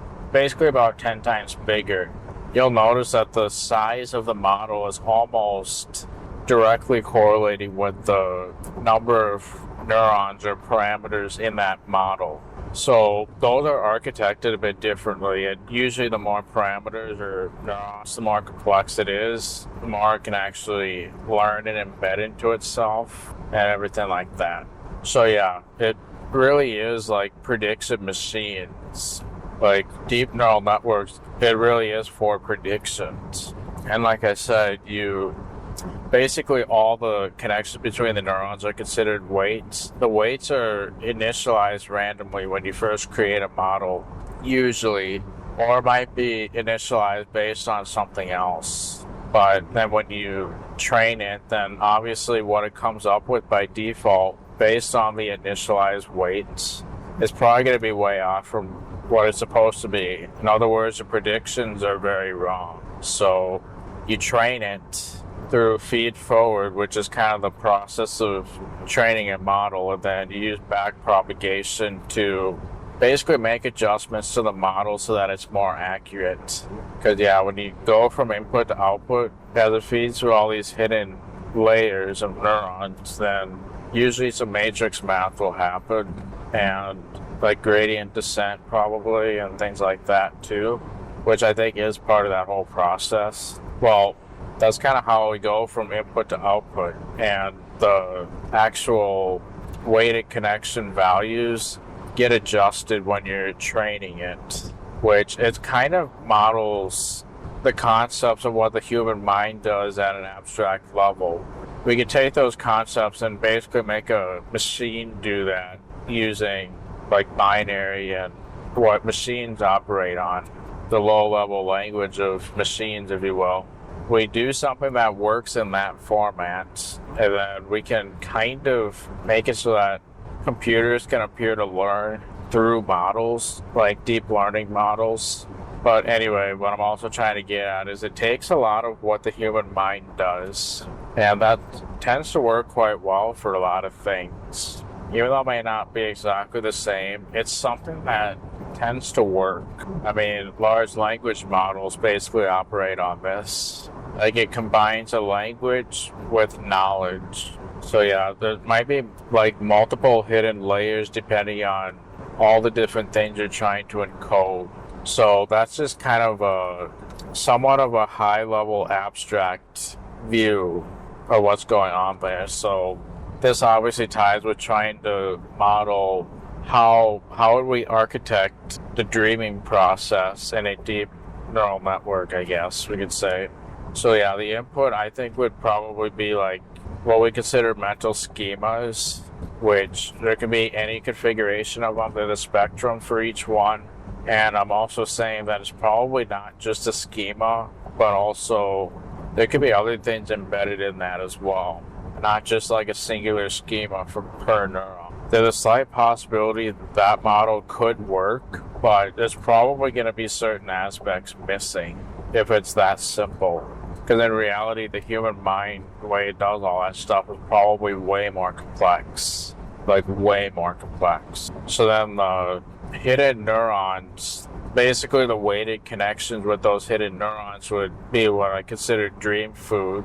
So the schema activations feed through the dream food that we have at any given moment, and then the output would be whatever's needed to encode or decode the dreaming experience, like all of our senses. So like, how does a schema activation input result in a dream output with all of our senses or whatever ones we can perceive?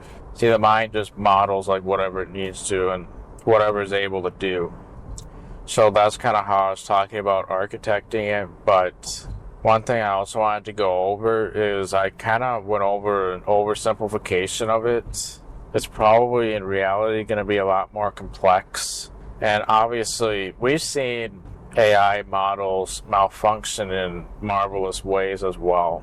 So like Sora is a model that can generate videos, for example, and we've seen some of the ways that can glitch out. Well, when I talk about like the complexity of what the mind is doing versus what we're trying to create with this model, like I talked about how there might be like one schema per input neuron and then the activation threshold. So what would be the result of that? Well, it's possible that it's going to glitch out in very similar ways to what we see in Sora do with some of the demos that they have. Why? Well, I mean, there could be a lot of different reasons for that. Part of it could be the data that we trained it on. Another part is what we're actually trying to encode into the model. So like when I talk about just having one schema per input neuron, that could be an oversimplification, which could result in some of the glitches that we see in like Sora, for example. So obviously if you're experiencing those glitches, then how do you go about fixing that?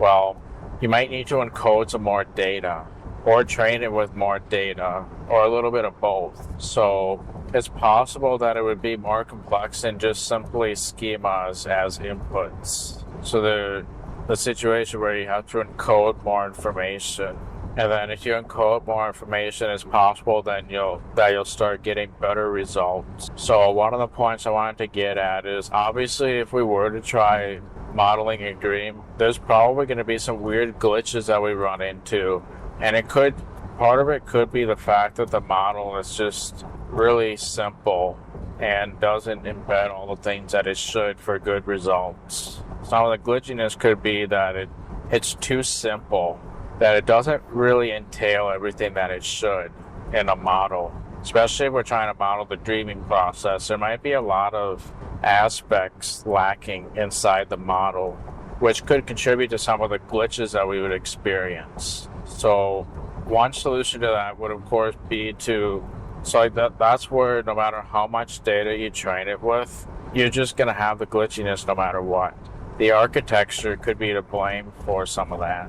So in that case, you might need to figure out how to encode more information rather than just simply schemas and whatever, or rather the amount of detail you're embedding within the schemas could be lacking too.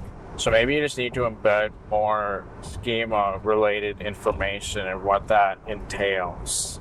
Because you have to be able to go from schema activation thresholds to a full sensory experience. How do you do that? Well, encoding more information overall could probably help quite a bit, and architecting it a bit differently. So simply doing like one schema per input neuron might be way too simple to even get decent results when you're actually trying out the model.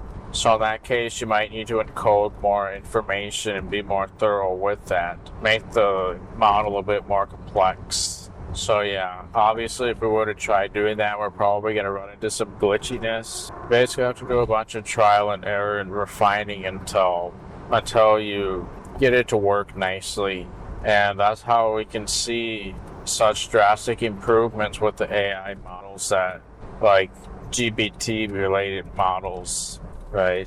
So another thing that I thought about regarding the way everything is structured is the fact that I was kind of talking about some of the challenges that would come with how the model works while we're awake versus asleep, because Obviously, if we were to try to model the process of dreaming, we need a model that works for taking in new information during the daytime, but can also result in a dream created by the mind as an output during the dreaming process. We need a model that can work all ways.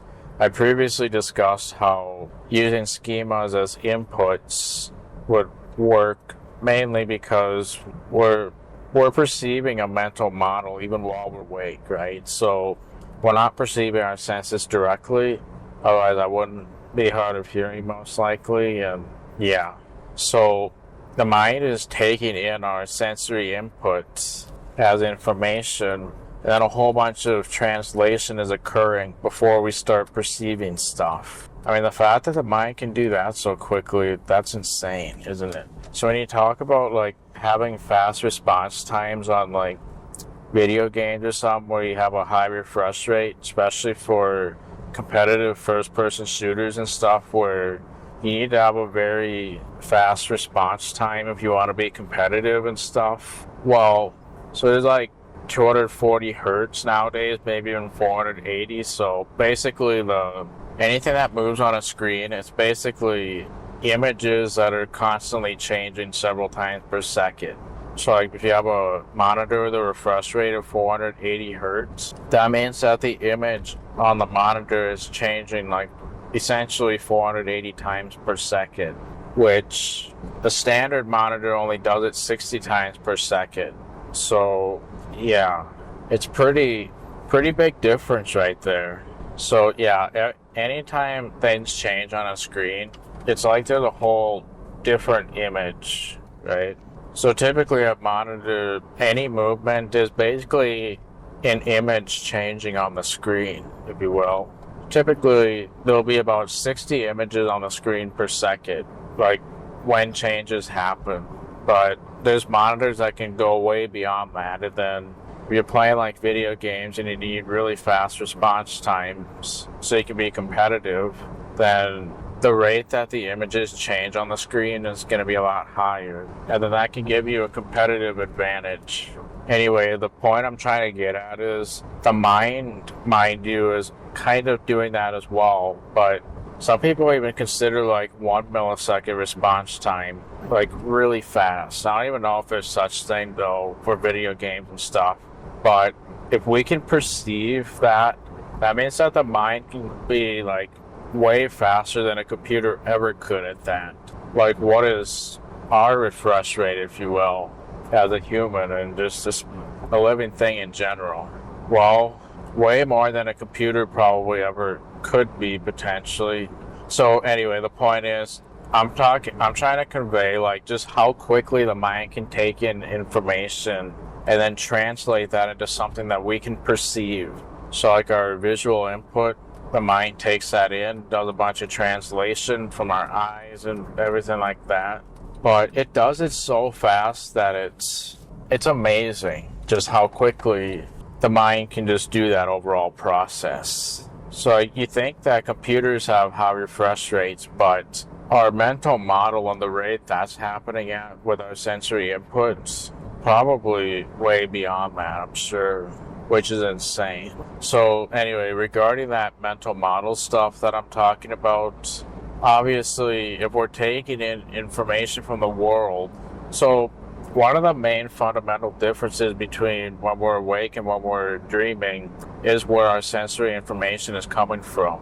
We're trying to model the process of dreams. Well, then the model output essentially has to be our sensory experience. So like all 5 of our senses need to be an output. But the problem is when we're awake, it's a bit different than that. When we're awake, we're not quite perceiving the world in quite that same way. So how will we be able to have output from our senses if they're coming from the physical world and not being generated by the model?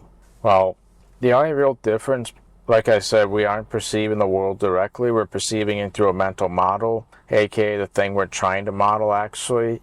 So even while we're awake, we could argue that the output is still the generated dream, if you will. Like everything we perceive could kind of be considered a hallucination in itself, but it's based on our physical sensory input. So everything we see is kind of a hallucination based on sensory input from the world.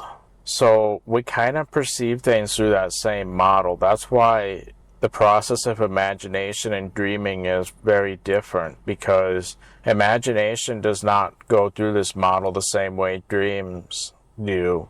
And same with our waking life in the physical world.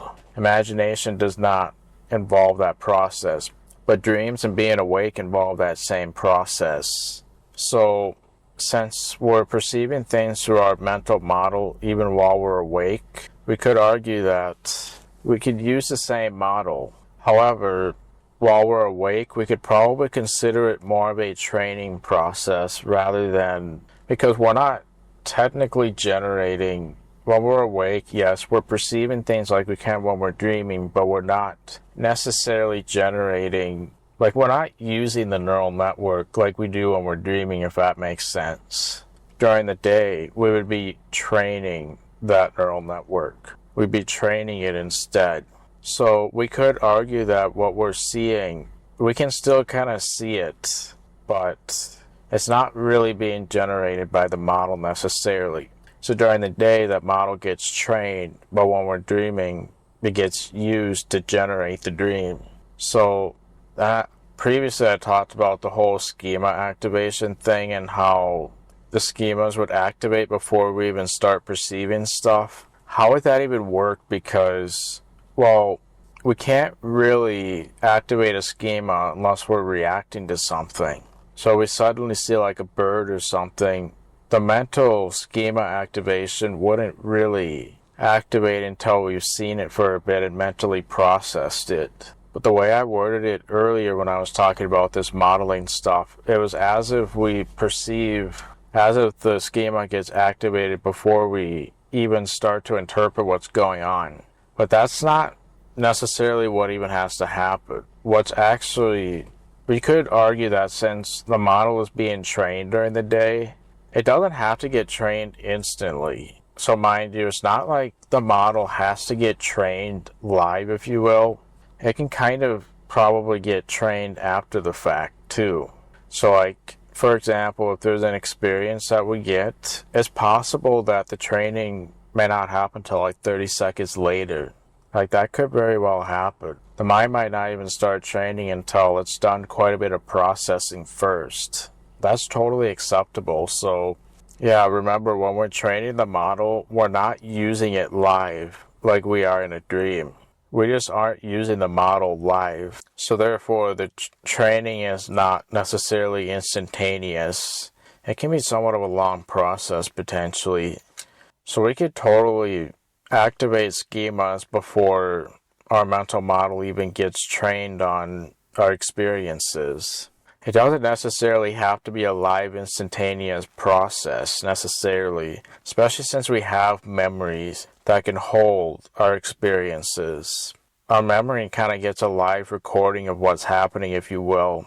And then in some ways the training could happen based on that too, I suppose. So if you're looking at something, the schema activation could change after a long period of time, and the training process could still work out nicely. I hope that I haven't gotten too lost in the weeds as I try to explain this, especially all this machine learning stuff. But the point is, I kind of implied before that the training process with schemas happens before you even start perceiving it or even processing what you're seeing and everything like that. Well, you could literally look at something probably for seconds and not have the training process begin right away. No, your mind can take time to activate schemas before the training process begins. So, yeah, like when we talk about encoding the schemas, that could possibly entail the sensory input that's involved with those schemas, rather than just like simply schemas or mental concepts themselves. It could entail like visual, auditory, tactile. So the schema activations could very well have sensory input embedded into it. So it's not like the schema activation is like a word necessarily. It could have a full sensory experience embedded in to the schema input neuron itself. So the training process doesn't have to be like live and instantaneous. We could probably take our experiences, get that in short-term memory, and while it's in short-term memory, it could then get trained at some point from the short-term memory. So yeah, you could argue that dreams are generated live, but the physical world, when we perceive things, the training process is all that happens during the day mostly. That's the most important part for the dreaming model. But the training process doesn't necessarily have to be live, especially since our mind has memory to store things in the short term, even before the training process begins on any particular thing. So yeah, back to Studio A, we'll resume next time. Hopefully next time I'll have a data story if I can catch up on sleep, find out what text he was editing, and yeah, it'll be kind of interesting to, so I guess where I'm at this point is basically I'll start off by engaging logic and setting my intention for narrating. So yeah, narrating the dream kind of activates the linguistic parts of the mind, and I've talked before about how tricky logic can be in a dream, and how if we're lacking some logic, we could waste some time. Well, narration can kind of help with that because narration is kind of a manual mental task, if you will. So there's a concept called System 1, System 2 thinking. I don't want to go into it too much, but they could also be known as automatic and manual thinking, respectively, or low calorie and high calorie thinking, respectively. So since I'm used to driving and everything, I don't have to put a lot of thought into it most of the time. With the norm situation, I'm using automatic low-calorie thinking in those circumstances. In other words, System 1 thinking, whereas if I'm learning how to drive or doing something I'm not super familiar with, I'm going to be putting a lot more thought into what I'm doing. And it's just going to require a lot more mental energy. So that's me using manual high-calorie thinking or System 2 thinking. And so in some ways you could argue that automatic thinking is sort of like autopilot thinking, which doesn't require much energy, whereas manual thinking is like logical thinking and being very present in the moment and clear-minded and everything. High-calorie thinking. And so Daniel Love, one of his theories about why we dream is to convert our System 2 thinking into System 1 thinking, or our manual thinking into automatic thinking, because the mind likes to not waste energy trying to think, and it likes to be able to kind of do things with a low level of effort and everything like that. It likes to be on autopilot versus logical and present in the moment, which is the flip side of autopilot. Anyway, so basically our dreams are literally autopilot thinking by nature. That's just kind of how our dreams are by nature. And the problem with that is I talked about how dicey logic can be in a dream sometimes. Well, this automatic thinking is the flip side of logic. So you can see how that would cause a lot of problems with engaging logic in a dream. But narration, since it's a very manual task that requires a fair bit of thinking to like formulate words and also be focused on the present moment with a clear mind, narration is kind of like a form of manual thinking. So basically every one of our normal dreams, non-lucid dreams, are basically automatic thinking dreams, if you will, where we're not present really at all. Whereas lucid dreams are the flip side of that. We're logical, clear-minded, present, and if you want to be able to engage logic, you need that. So, yeah, in a lucid dream, you want to be able to engage logic, and you're only going to be able to accomplish that by being very manual and present in the moment, engaging logic. Narration since it is such a manual task, it's a nice way to do that. And then you can anchor your narration around what's actually happening. So basically, if you just go about your dream, even in a lucid dream, you're kind of doing automatic thinking, which is not what you want in a lucid dream. Narration can kind of fix that because of how manual it is in nature and how the mind has to formulate words and be present and everything like that. So I focus on my intention of narration to help me maintain logic, stay in the system 2 manual thinking, which is what I want in a lucid dream. It's kind of what a lucid dream is by definition. You're in a manual thinking mode rather than autopilot. Narration is a nice outlet for that. So that's what I'm going to start with. I'm going to get myself to narrate, really set my intention. Not only am I narrating my internal monologue out loud, I'm also trying to constantly remind myself it's a dream so I don't forget that, because I'm going to forget it if I naturally slip into automatic thinking, which is way more prone in a dream than while we're awake in general. Obviously, if we have our first lucid dreams, that's a very novel experience, so we're likely going to be able to maintain that presence just because of how novel it is, but when it's not that novel, it's so difficult to maintain the presence and avoid autopilot, that sort of thing. So yeah, I'm going to start off with that narration. Not only am I going to say my thoughts out loud with the reminder that I'm dreaming frequently, but I'm also going to treat everything I say out loud like a form of narration. So if I'm talking to Data, for example, I'm going to be very intentional about the way I talk to him, possibly exaggerate my gestures, and that's how I'm going to be intentional with narration even while I'm talking to people. So once I understand what I'm doing and I set my intention, I'm going to keep doing this and not suddenly stop, then I'll start the Data goal. So if I'm in a scenario where I'm not in a computer situation, like maybe I'm riding or driving a vehicle, then I might actually try that imagination through observation scene change that I previously talked about. Try to change the scene while I'm literally riding or driving a vehicle. I've never tried that before, but that's as good of an excuse as any to give that a shot. Then I can explore that dream goal a bit, and then that'll also help me with the Data goal, just because then I'll be in a more optimized scenario. So what I'll probably do is, no matter what I'm seeing, I'll kind of think of what my bedroom looks like, maybe if I want to go there, and then see if I can use the imagination through observation to get my active vision to suddenly change to that. I don't know how well that's going to work. I haven't really tried that much yet, so this would be a good way to try it. And of course I'll summon Data like I've talked about before, just use the voice command while thinking about what he looks like and stuff, and then hopefully he'll appear right in front of me. Then I'm going to start off by asking him, what was he editing? What was that text that he was editing in the previous dream? Then I'll show him the keyboard, understand the layout, see if he can translate that into muscle memory, even though he only looks at it for a couple seconds.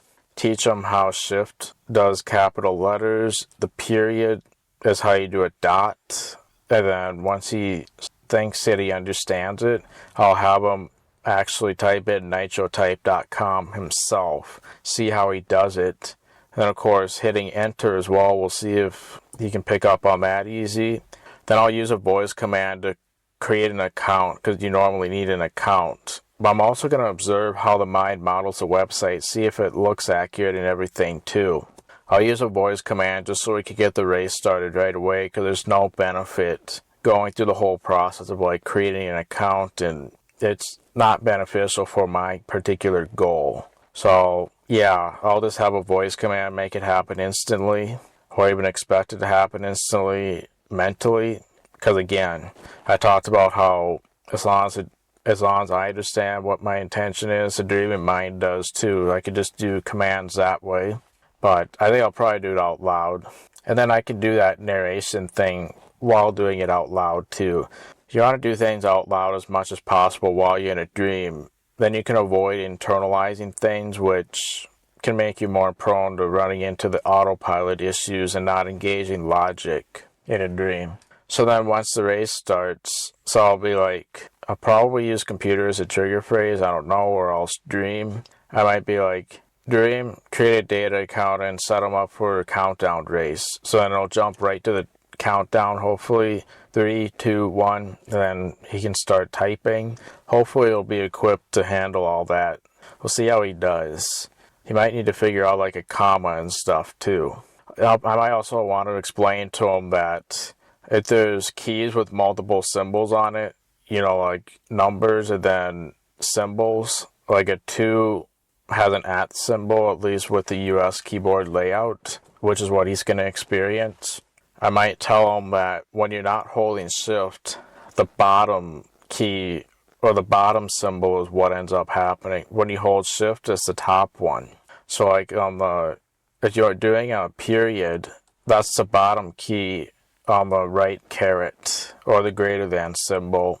The period is right below the greater than symbol, right? So because it's on the bottom below the greater than symbol, that's the default key. And then shift will invert that and then do the top symbol. I'll explain to him how that works, and it applies pretty much everywhere.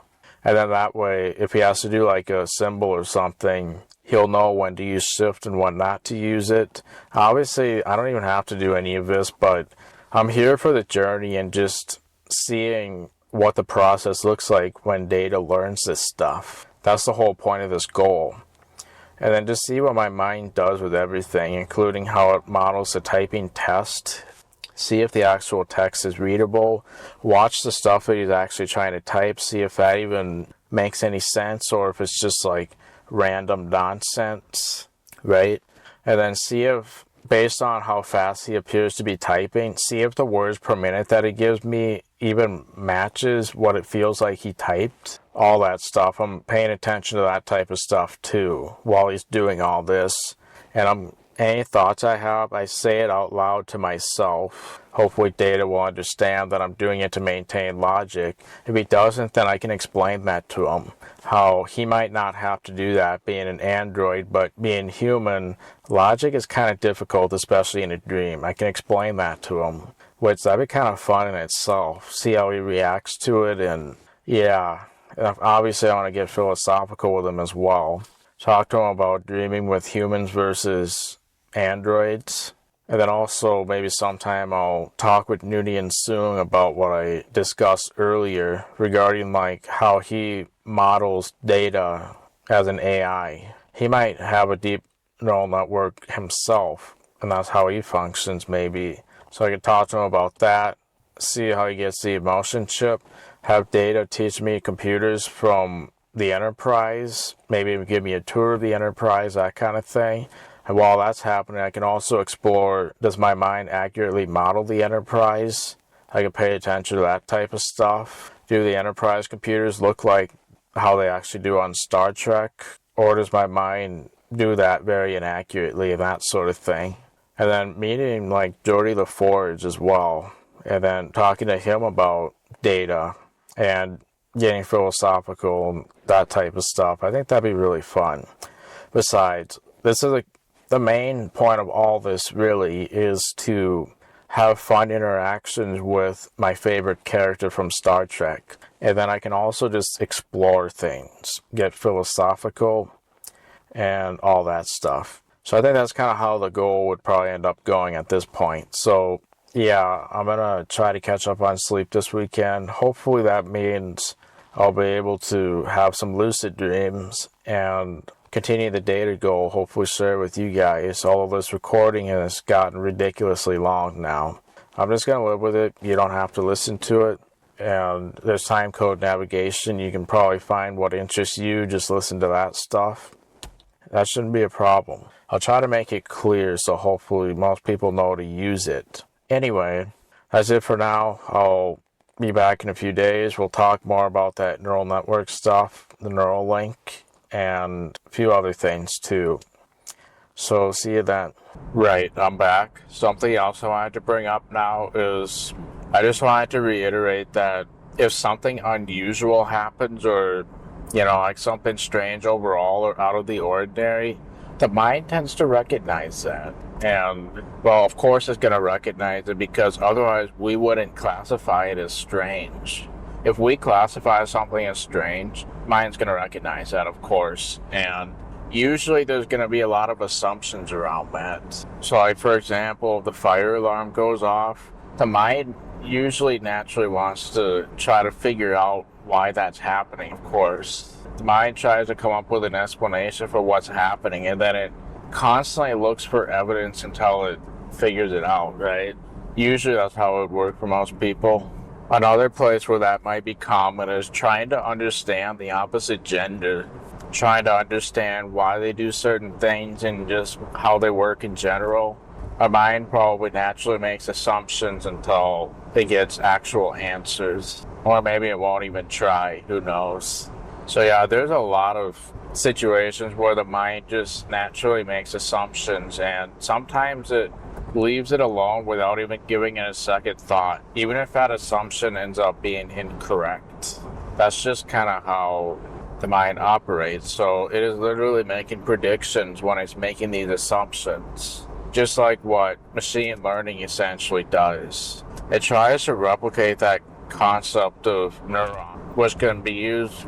It can involve matrix math and all sorts of things, which essentially allow us to somewhat replicate that behavior of making predictions based on data. Ordinarily, it started out with coming up with mathematical equations so that you give that an input and then there's a resulting output for that. But why couldn't we just have a bunch of parameters where matrix math happens, and then it's considerably more dynamic than simply having an equation? You can effectively replicate the equation behavior where you give it an input and it has an output similar to what an equation results in, but it's way more complex. Like, all the neural connections in some ways kind of are an equation because, well, if you're doing matrix math behind the scenes, you can effectively turn those into an equation, of course, because you understand matrix math and you know that they can turn into equations, but in multiple dimensions, if you will. And it just makes it more dynamic than just simply having a basic equation, which, if you're trying to create basically just a single layer perceptron, for example, that's like the hello world of machine learning, if you will. And all that really is there's a line on a graph that, of course, has an equation, a linear line, I mean. There wouldn't be a line, of course. I suppose you could get a little more advanced than that, but we're typically with a single layer perceptron, there's a line on a graph, and what you're trying to do is plot points and determine which side of the line it's on. And maybe you'll classify it a different color depending on which side it's on. That's like pretty much the most basic form of machine learning, especially if you're trying to get started understanding what's happening. But that's actually using an equation to map it out. You have an equation of a line, you could easily figure out if the point is essentially on the left or right side of the line, or if it's on the top or bottom of the line, that sort of thing. So you give it an input, then you give it an output, or you get an output, putting it into the equation, and then that kind of all determines what side of the line you're on. But using neural networks, you could use matrix math to make that considerably more complicated, and then it allows you to do more stuff. Like literally a chatbot. It can get as complicated as a chatbot with a large language model and knowledge, essentially. So yeah, that neuron concept kind of allows us to ultimately use matrix math to create a very complex equation. And one reason why it's so dynamic is because the matrices can have pretty much any number of dimensions. You can have a 2x3, you can have a 6x9, you can have all sorts of dimensions, right? And then there's typical rules for how matrix multiplication actually works, and it can handle basically any of the dimensions. I mean, there are some exceptions to that rule. Like, for example, I believe the inner numbers of the matrix have to match up. So like if you have a 3x2 and a 2x6, the twos that are in that dimension in the 3x2 as well as that 2x6, those have to match. So if it was like a 3x2 and a 4x6, the 2 and 4 do not match. Whereas the 3x2 and 2x6, the 2 and 2 do match. So that means you can have a matrix that'll work with multiplication. So in the case of the 3 by 2 and 2 by 6, the numbers that are not 2 kind of determine what the resulting matrix will be. And you can see how dynamic that is with the numbers, and how you could programmatically essentially create loops based on the dimensions and effectively create a bunch of equations from it that allow you to multiply the matrices together. And then the machine learning, basically all the different weighted connections between the neurons, there are all those different numbers that go into the equation of the matrices. I don't want to get too technical into that, but that kind of allows us to, that basically is what makes AI kind of work the way it does. You have a bunch of this, like millions or billions of numbers that go into an equation. So in some ways, you're solving an equation with millions or billions of numbers in it. Equations that might have multiplication and maybe addition. Of course, it can have subtraction with negative numbers. So in some ways, you're adding negative numbers most likely. Or maybe you're subtracting. I forget what the exact formulas are, but just know that whatever matrix math rules are, that's what applies here. So yeah, the point is that system tends to work really well for making computers do that thing. We may not have scientific answers to everything, in which case we kind of have to rely on assumptions based on sound evidence. Well, obviously AI could be considered an example of that, and we just kind of made assumption. We made a system built on assumptions, and as seen from chatbots and stuff, it tends to work really well.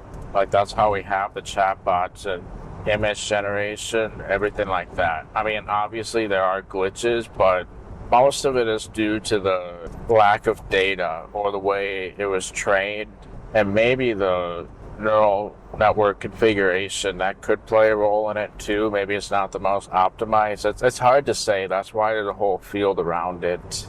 And when you hear about this new AI stuff coming out, that's people doing a bunch of trial and error until they get something that works optimally. You don't know what's going to be the most optimal when you're starting out. You just don't. So you got to try something, and then you do a bunch of trial and error until something works nicely. I think for right now, most of the inaccuracies that we get is probably due to lack of information, or literally training it on bad sources of information and everything like that too.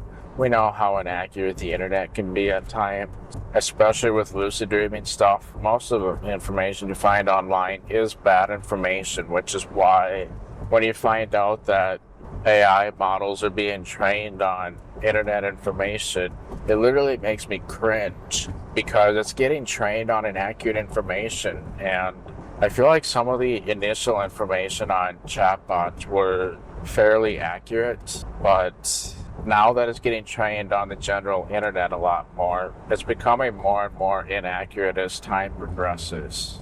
So Google or anybody else with chatbots, if you're listening to this, please try to veer away from the general internet, especially with the lucid dreaming stuff. Most of it is bad information that you're training it on, and you're actually making your model worse by doing that. So please, if you can try to follow only original sources and that type of thing, then please stick with that.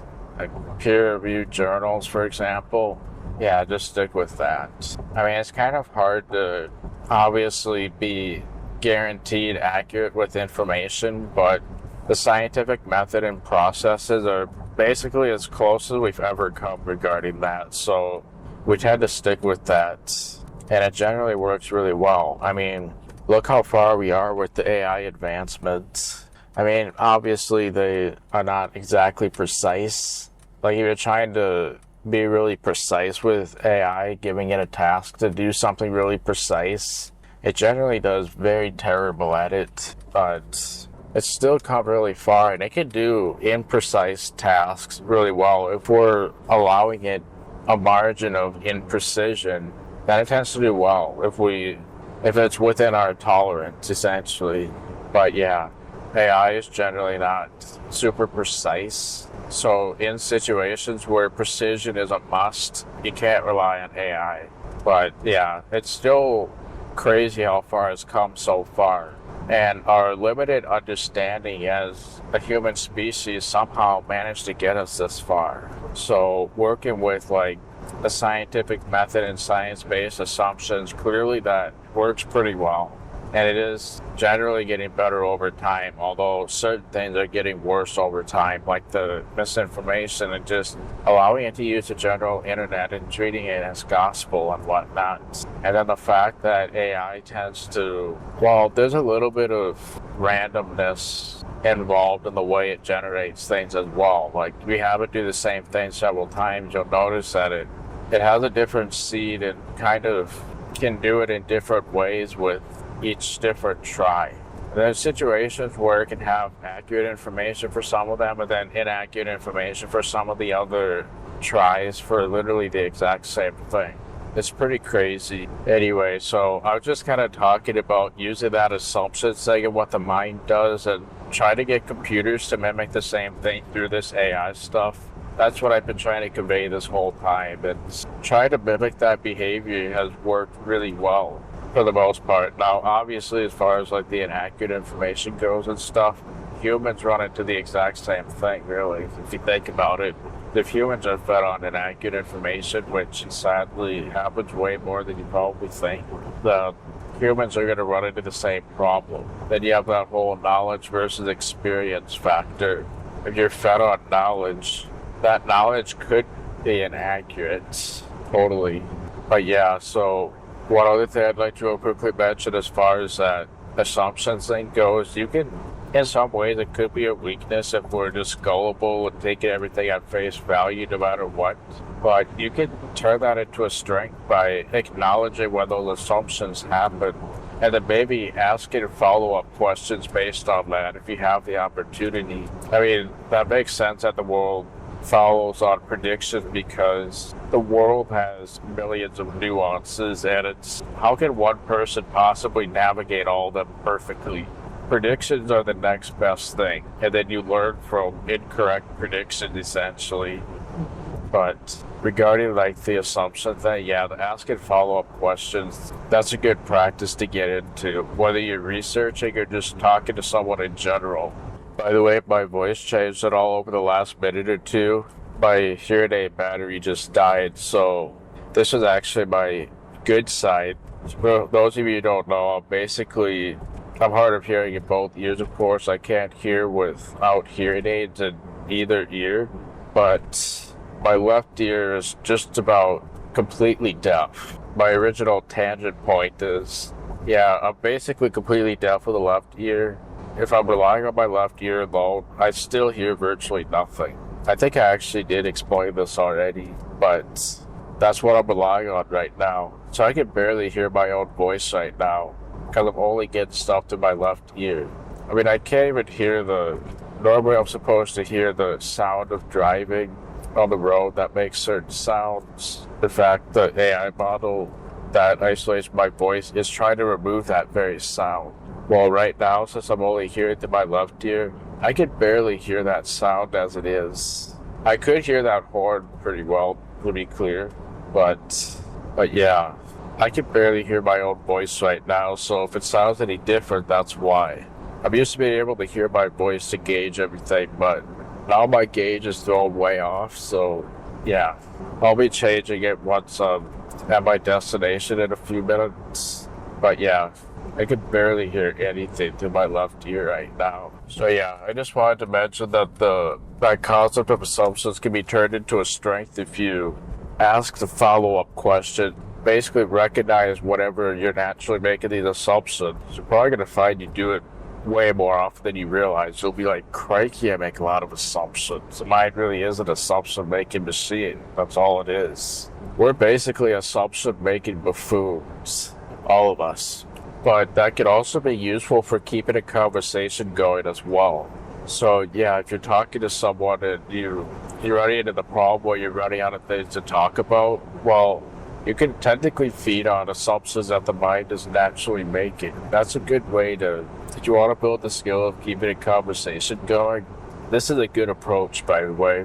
I generally tend to be fairly introverted, but I've become a little bit more extroverted over the years, and this is a huge part of it.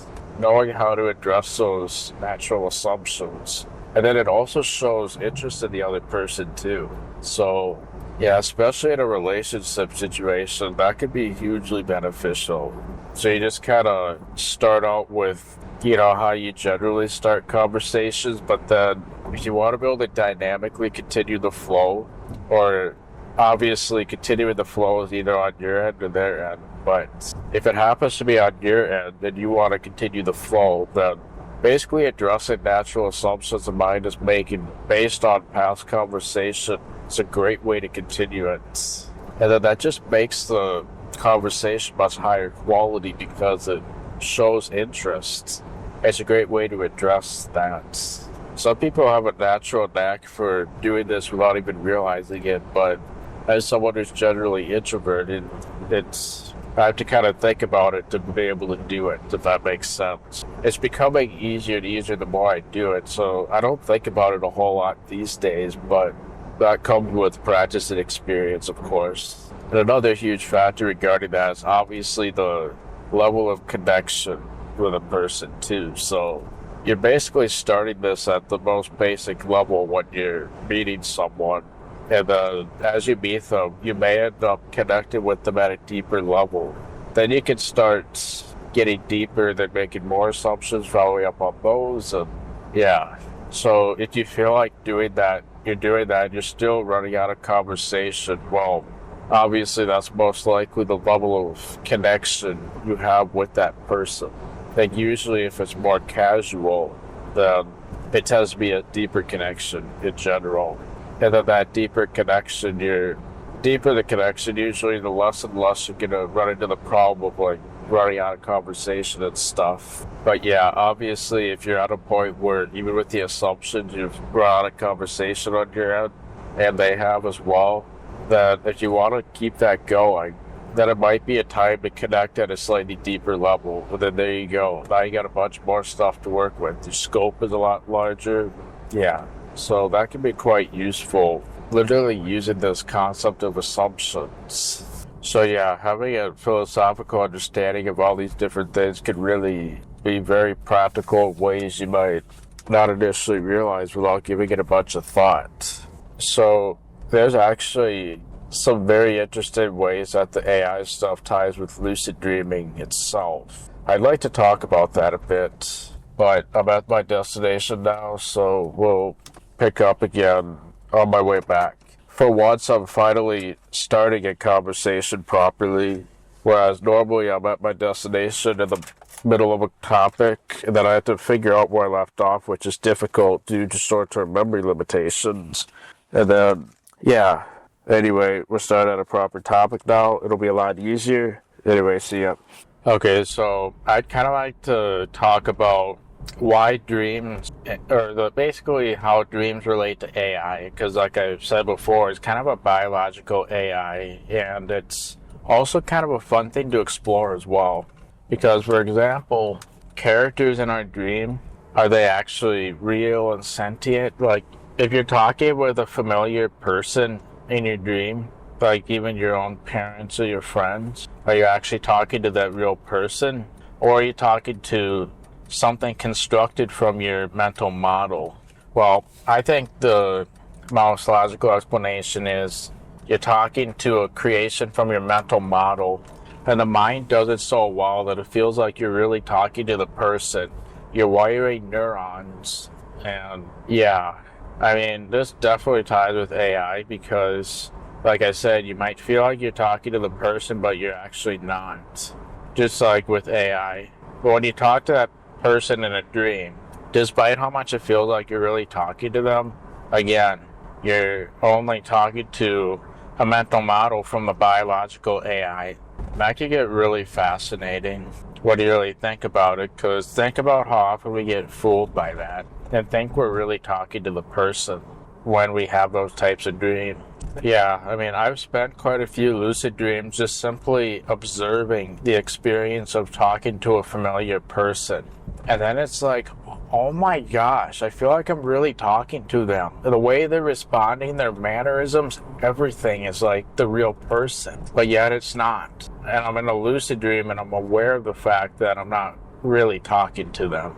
Yeah, so in some lucid dreams, I like to explore this side of things. Because, yeah, I can, like, kind of decide to some degree how I explore this on the spot. I can maybe ask them questions and see if they answer like the real person, or just notice if there's any difference with the real person, or if everything is literally the same. And then that's where it can also get fascinating if you want to use dream control. And one way to take that to the next level would be cloning yourself and talking to your own clone, like they're a separate person, but they're based on you. That could get kind of fascinating, but that's kind of more if you want to take it to the next level. For me personally, I have a lot of stuff I want to explore before I decide to do that cloning thing. If I did get a sudden urge to clone myself and explore that, of course I'll do it then, but kind of depends on how I want to prioritize things. As of right now, there's a lot I'd rather focus on. So yeah, when you think about like AI, how it feels like you're talking to something that's sentient, or at least it can appear that way.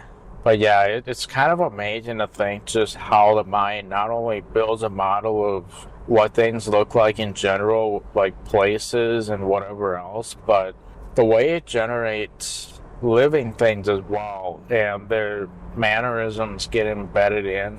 I mean, it's so crazy. Like, even just, this might sound kind of boring at the surface, but just simply being in a lucid dream, talking to a familiar person and noticing how much it matches, like, the personality of the real person, the mannerisms, the way they talk, their slang, or whatever you want to call all that.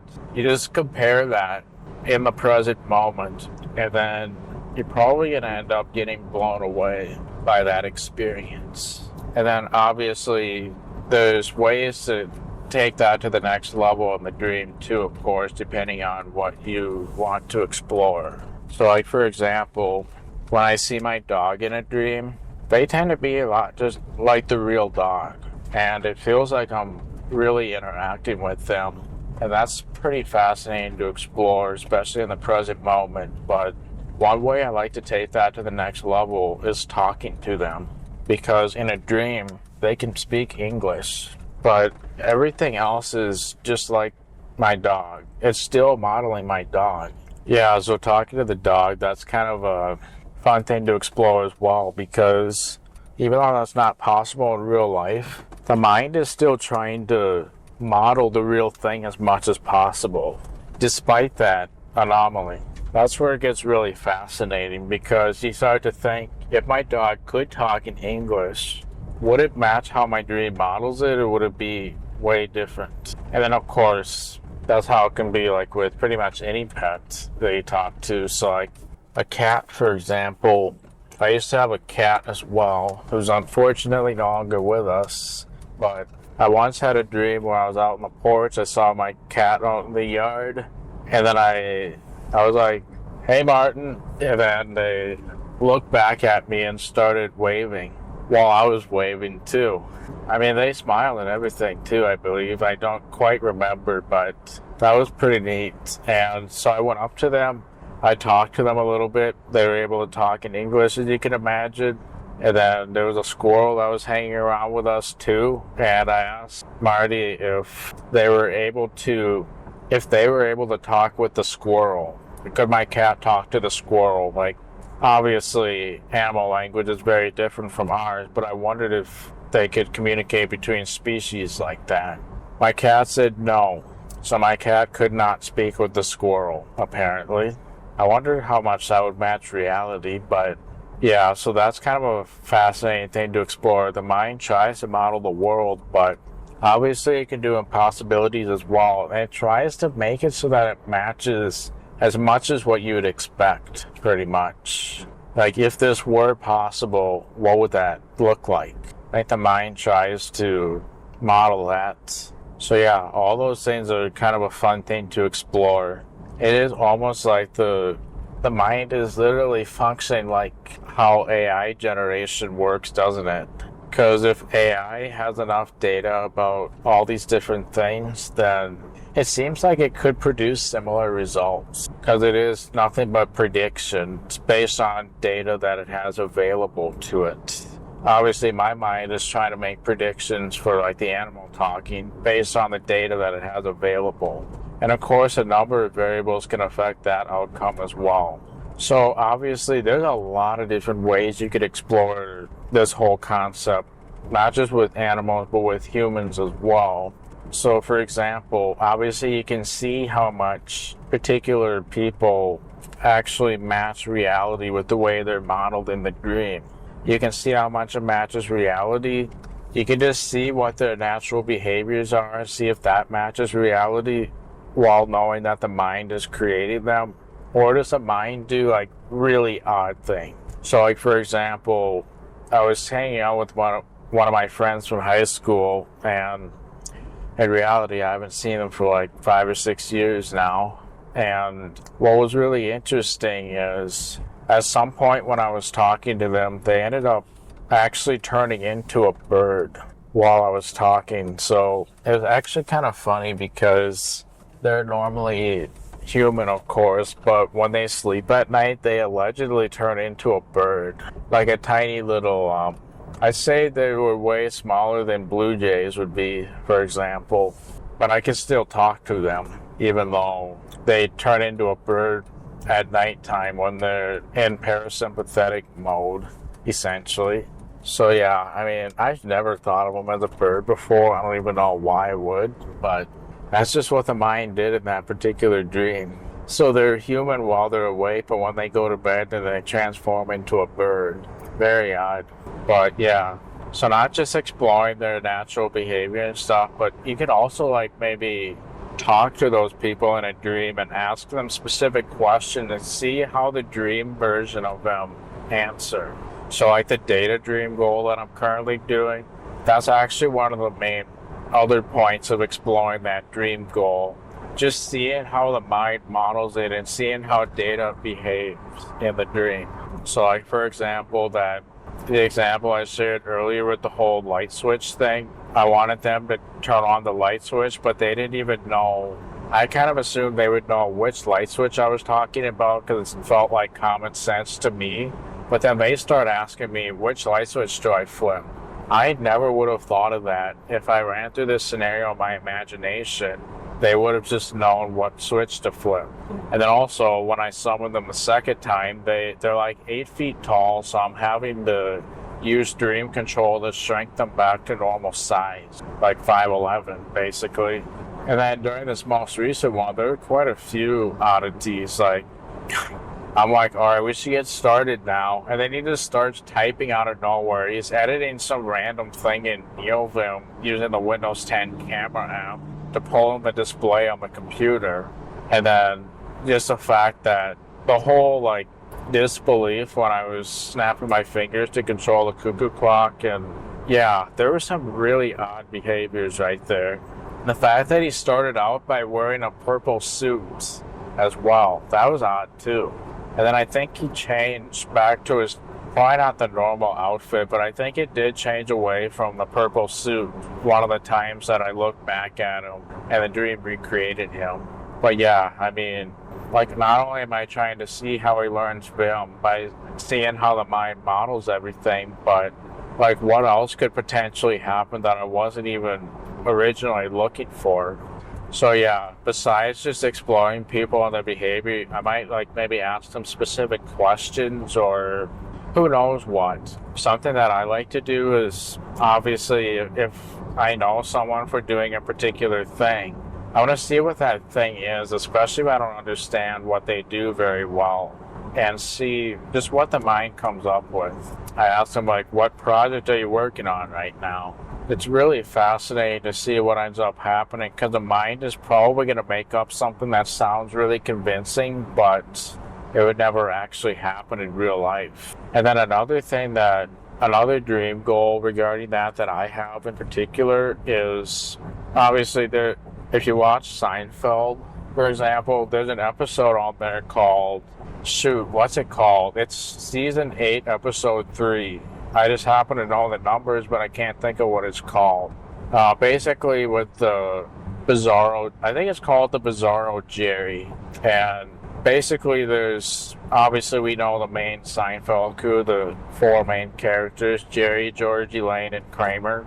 Well, Elaine has friends in what they call the Bizarro world, where it's basically the crew except everybody has like the opposite personality. It's absolutely hilarious. That's one of my top favorite episodes, the Bizarro Jerry. Like, it's hilarious because I mean, even like Vargas, he's the Bizarro version of Newman, and the interactions on there I thought were really neat. Anyway, so basically it's the crew, but they all have the opposite personality. Like, everything about them is just the opposite. Like, they're considerate people. They maybe give the homeless people money. They actually read books.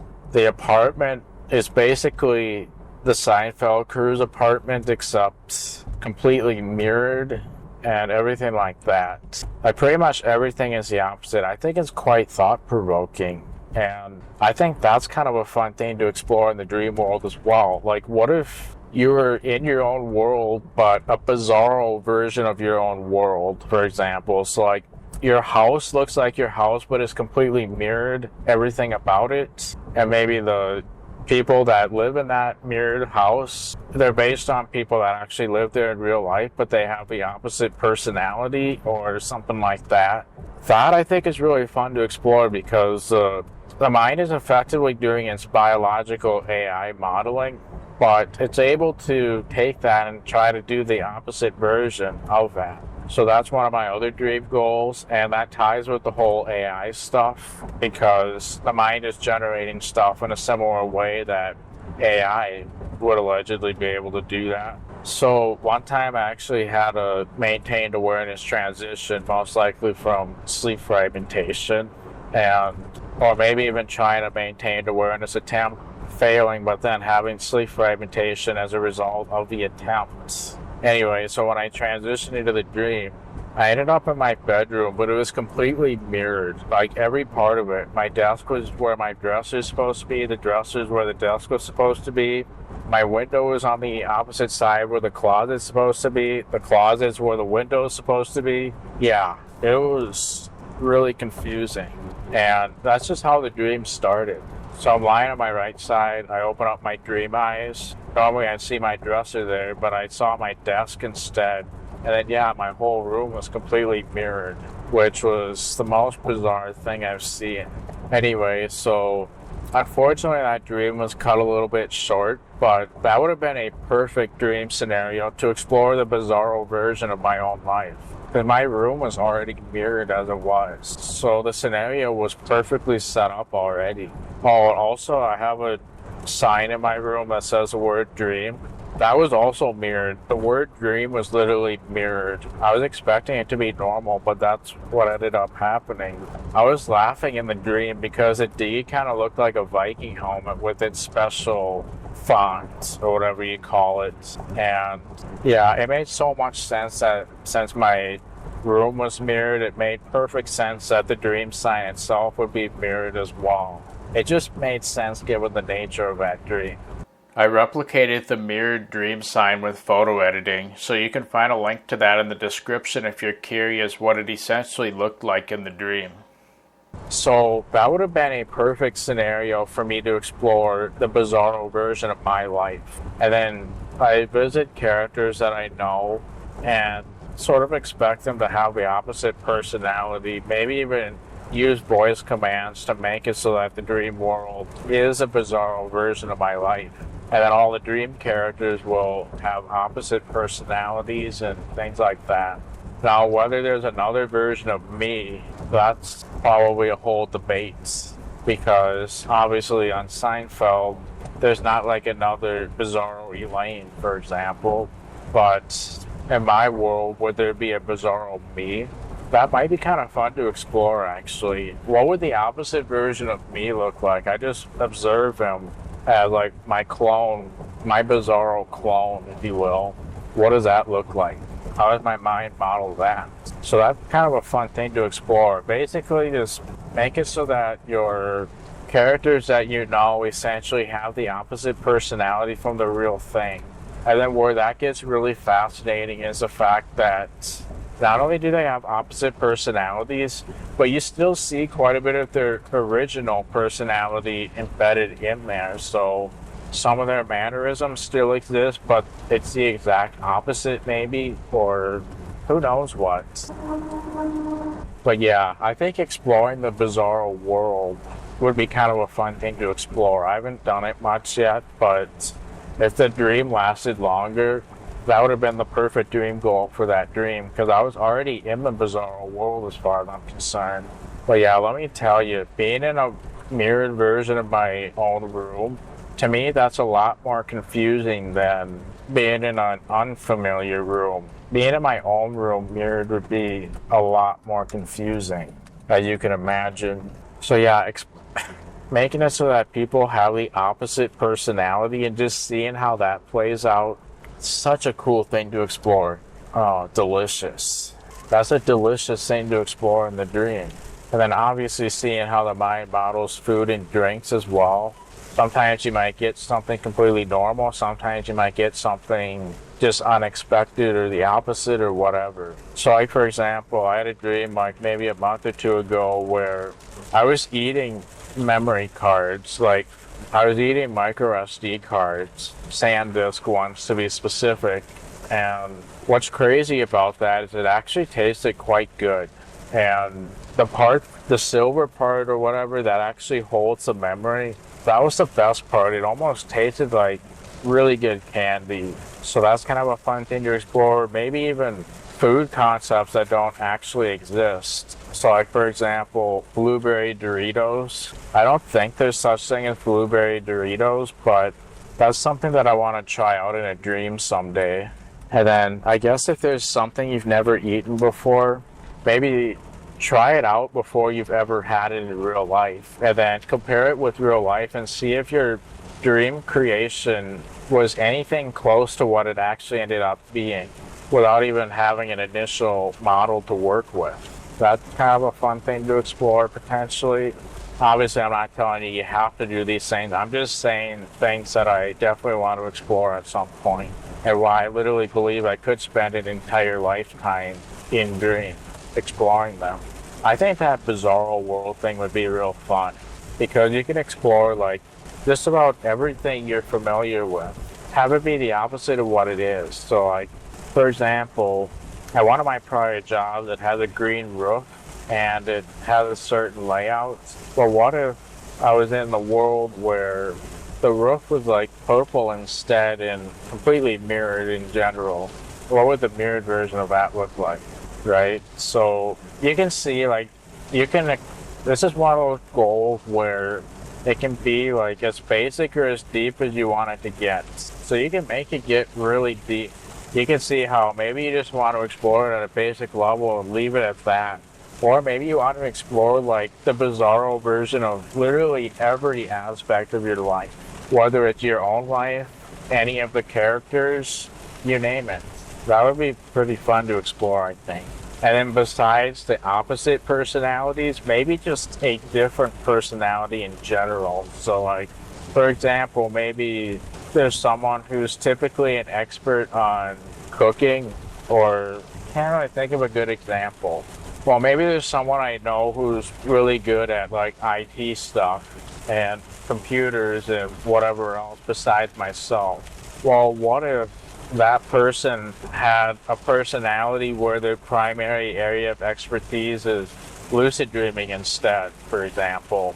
Well, what would that look like in a dream? Like, what if they were actually a lucid dreaming expert rather than a computer expert?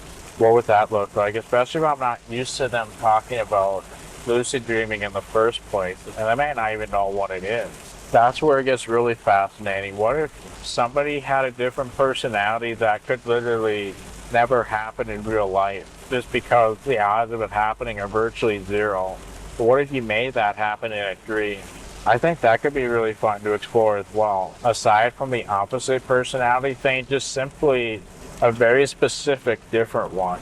So yeah, in some ways, you're basically using your biological AI to see what that particular model comes up with, since we have original models in the first place. And obviously, what if you're exploring like YouTubers, for example? Some YouTubers may have a specific niche, and then they have a personality associated with that. That's the other thing. If somebody had like a different area of expertise, it might get interesting when their own personality gets incorporated in that. Where the different personality gets interesting is, what if not only did they have that different personality, but their own personality gets incorporated in that different thing that you're exploring. It's just interesting how the mind embeds that. So yeah, I think that doing the AI stuff would be really fascinating. So seeing what the biological AI just simply comes up with. And obviously, I think it's also fun to explore like computers as well. Like my personal computer in a dream, does it look anything like the real thing? When I look at my desktop, do the icons even match any icons I have in real life? Or is it completely different? And then programs that I use a lot, does my mind model those programs accurately?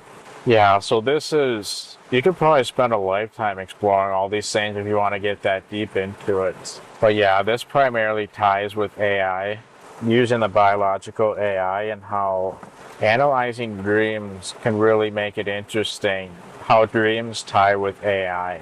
It ties a lot more than you probably realize, especially with sentience, as we talk about them.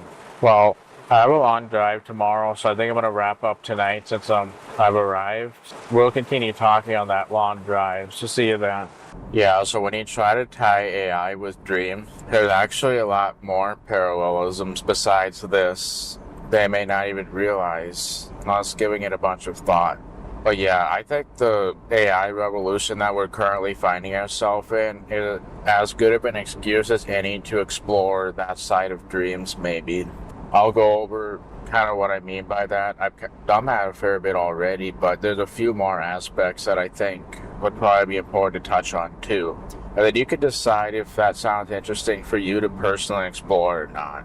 It's up to you how you want to approach that. But I think Daniel Love actually goes over a lot of this stuff too on his channel, so you'd probably find it somewhere. So yeah, as we start approaching the AI revolution, of course it's going to make us think about a lot of stuff. And it also makes us realize that we're going to have to redefine a bunch of stuff like sentience, potentially. Because obviously, like chatbots, for example, they're essentially large language models. Even the latest one, like the GPT-4o, I'm not entirely certain how that works, but I would guess that it's a large language model combined with some other models, and they're sort of designed to work in tandem. Actually, the human mind is somewhat similar too. Like, we probably have a model for language, and I would imagine like our sensory input's a slightly different model, and they work nicely in tandem. Like, our mind really is a symphony or orchestra of functions that work together. And obviously we only have access to a tiny slither of it. Like, basically the part that we relate to that can consciously remember stuff and have logic, that type of thing. That's just a tiny slither of our mind based on our current understanding. When it comes to like consciousness, Daniel Love did make kind of an interesting point where those other parts of the mind that we don't have access to may very well have their own consciousness, completely independent from us, even though it's in our own mind. And that would make sense, because why is the mind able to do so much when we're asleep, including dreaming? And those other parts of consciousness may not even know the English language. That's a very strong possibility. But is it sentient also? I mean, that's a very deep philosophical question that we probably don't have the answer to, most likely. But it is certainly something to think about. And that would make sense because we have so many different states that we're in from one moment to the next. And if you think of those parts of the mind as having certain thresholds of activation, including the logic centers and everything else, well, that could explain a huge part of why we have all those different states, whatever those activation thresholds of the mind happen to be at the time for all the different parts. Then, of course, our mental model state can also play a huge role in that too. But yeah, when you look at like sentience in general, sometimes AI might be able to appear to be sentient. And that's why you have that Turing test, because Alan Turing, I think he was like either a pioneer in computing or mathematics or a little bit of each. If I'm not mistaken, I can't quite remember off the top of my head. You'd have to double check that. But the Turing test, which I guess the main goal of that was to test sentience. And sometimes AI can sort of appear to be sentient. Then you start thinking about that Turing test to see, is it really sentient? And then you kind of, even if it does somehow manage to pass the Turing test, I really don't know if it does or not, but even if it does manage to, are the characteristics that make it pass really characteristics of what we would truly consider sentience compared to like what living things experience? Because really, I talked about the whole large language model, how it's usually a deep learning network. It's possible that the video stuff with the latest GPT-4o is probably using convolutional neural networks. It probably includes that because they work way better for images, that type of thing. I mean, you can use deep learning networks, but they have to be like, the necessary complexity for it gets to be way too much, and then the amount of computing resources you need to be able to facilitate that, it's just not very efficient. I mean, that ties a little bit with the whole concept of compression, which, by the way, is most likely applied to these models as well. There's probably compression going on live as well. I wouldn't be surprised. But deep learning is, while it might work, it's not an efficient way to use computing resources at all. In fact, convolutional neural networks, one of the things they do is looking at things at an abstract level. To some degree, that's kind of what they do. Like, in some ways, they take certain parts of images and then essentially summarize them, if you will, so it can get like the overall gist of what it's doing. And this is common for like number classification, for example. If you write a number on like a 28 by 28 grid, you try to get it to recognize 0 through 9 depending on what you're writing.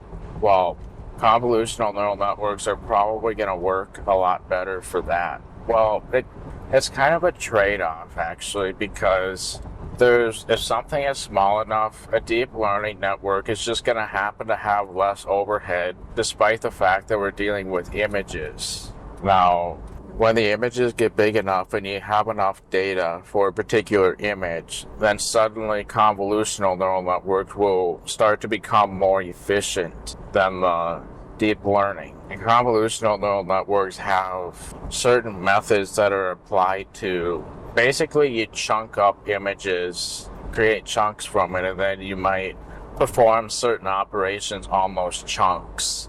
I forget exactly what they're called off the top of my head, but I have worked with them before. So I've actually worked with this type of stuff in the past. So I've done stuff with deep learning and convolutional neural networks and compared how they perform against each other. But yeah, I found that with very small images, deep learning networks are actually going to work better. But when you get to a certain size, and convolutional neural networks suddenly have significantly less overhead. But yeah, so you perform certain operations. You might, if you have a grid of, let's say, 500 by 500 pixels for an image, you might group it into like a 3 by 3 or see that those are different parameters that you configure for the neural network, like the convolutional one. You decide how big you want this grid to be where you perform operations on it, because you might find that in order to classify an image, you don't technically need all the detail from all the pixels. you can technically take groups of pixels and try to summarize them, and you're still going to have enough data to be able to classify the image, for example. And this is probably being used in GPT-4o if I had to guess. In fact, the O may actually correlate with this video model, which I'm talking about image classification initially, but those same concepts could probably be applied to video as well. But yeah, because you're taking summaries of a group of pixels, you're suddenly effectively making the image smaller, if you will. And then you're essentially classifying that when you perform the operations on it. And obviously, which operation you perform is kind of a case-by-case basis, which is why there's so much work goes into optimizing AI models.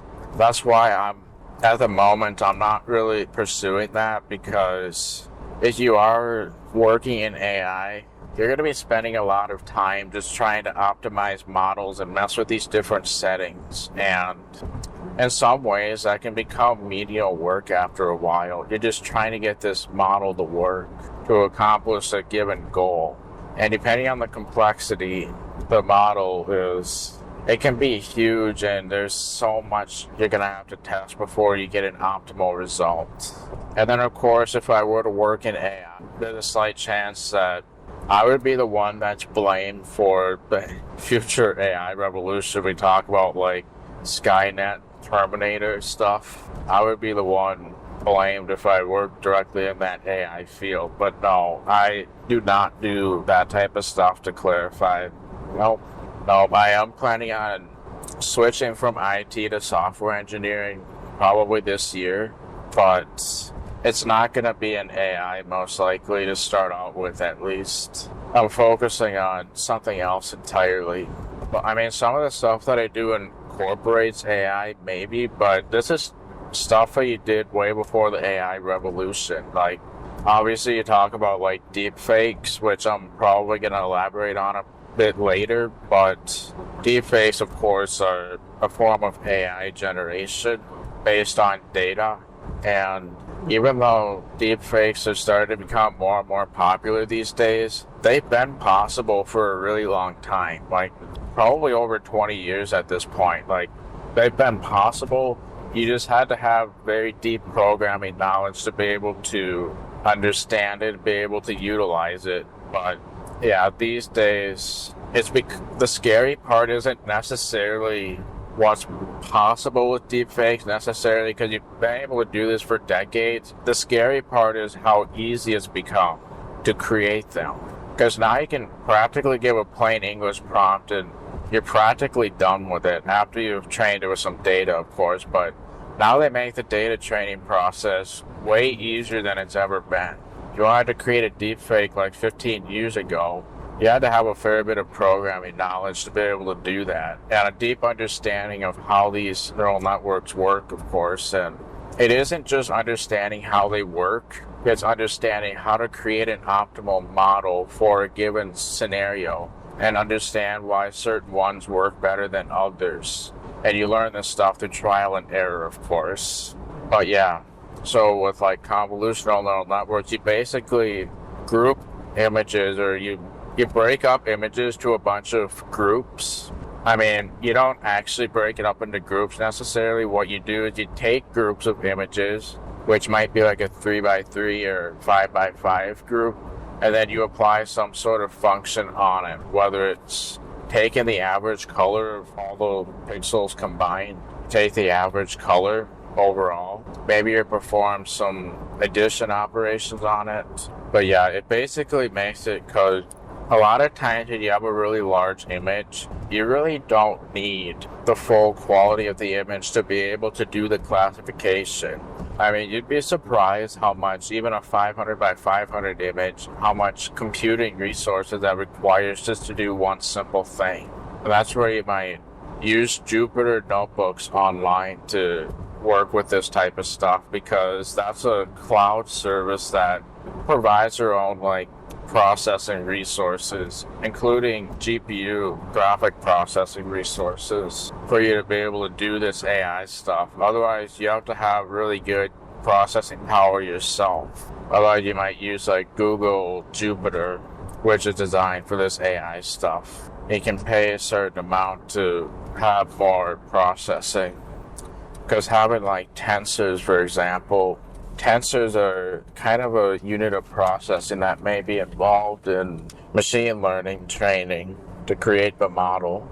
Anyway, so the point is, I was originally talking about sentience, and when you try to define sentience, it's crazy how the chatbots appear to become so complex that they appear to have sentience, but then when you understand kind of how it works behind the scenes, then it's really difficult to think of it as sentient, because you know that it's basically just a bunch of matrix math happening with a particular model, feeding on input, giving output from it. How do you call that sentient, right?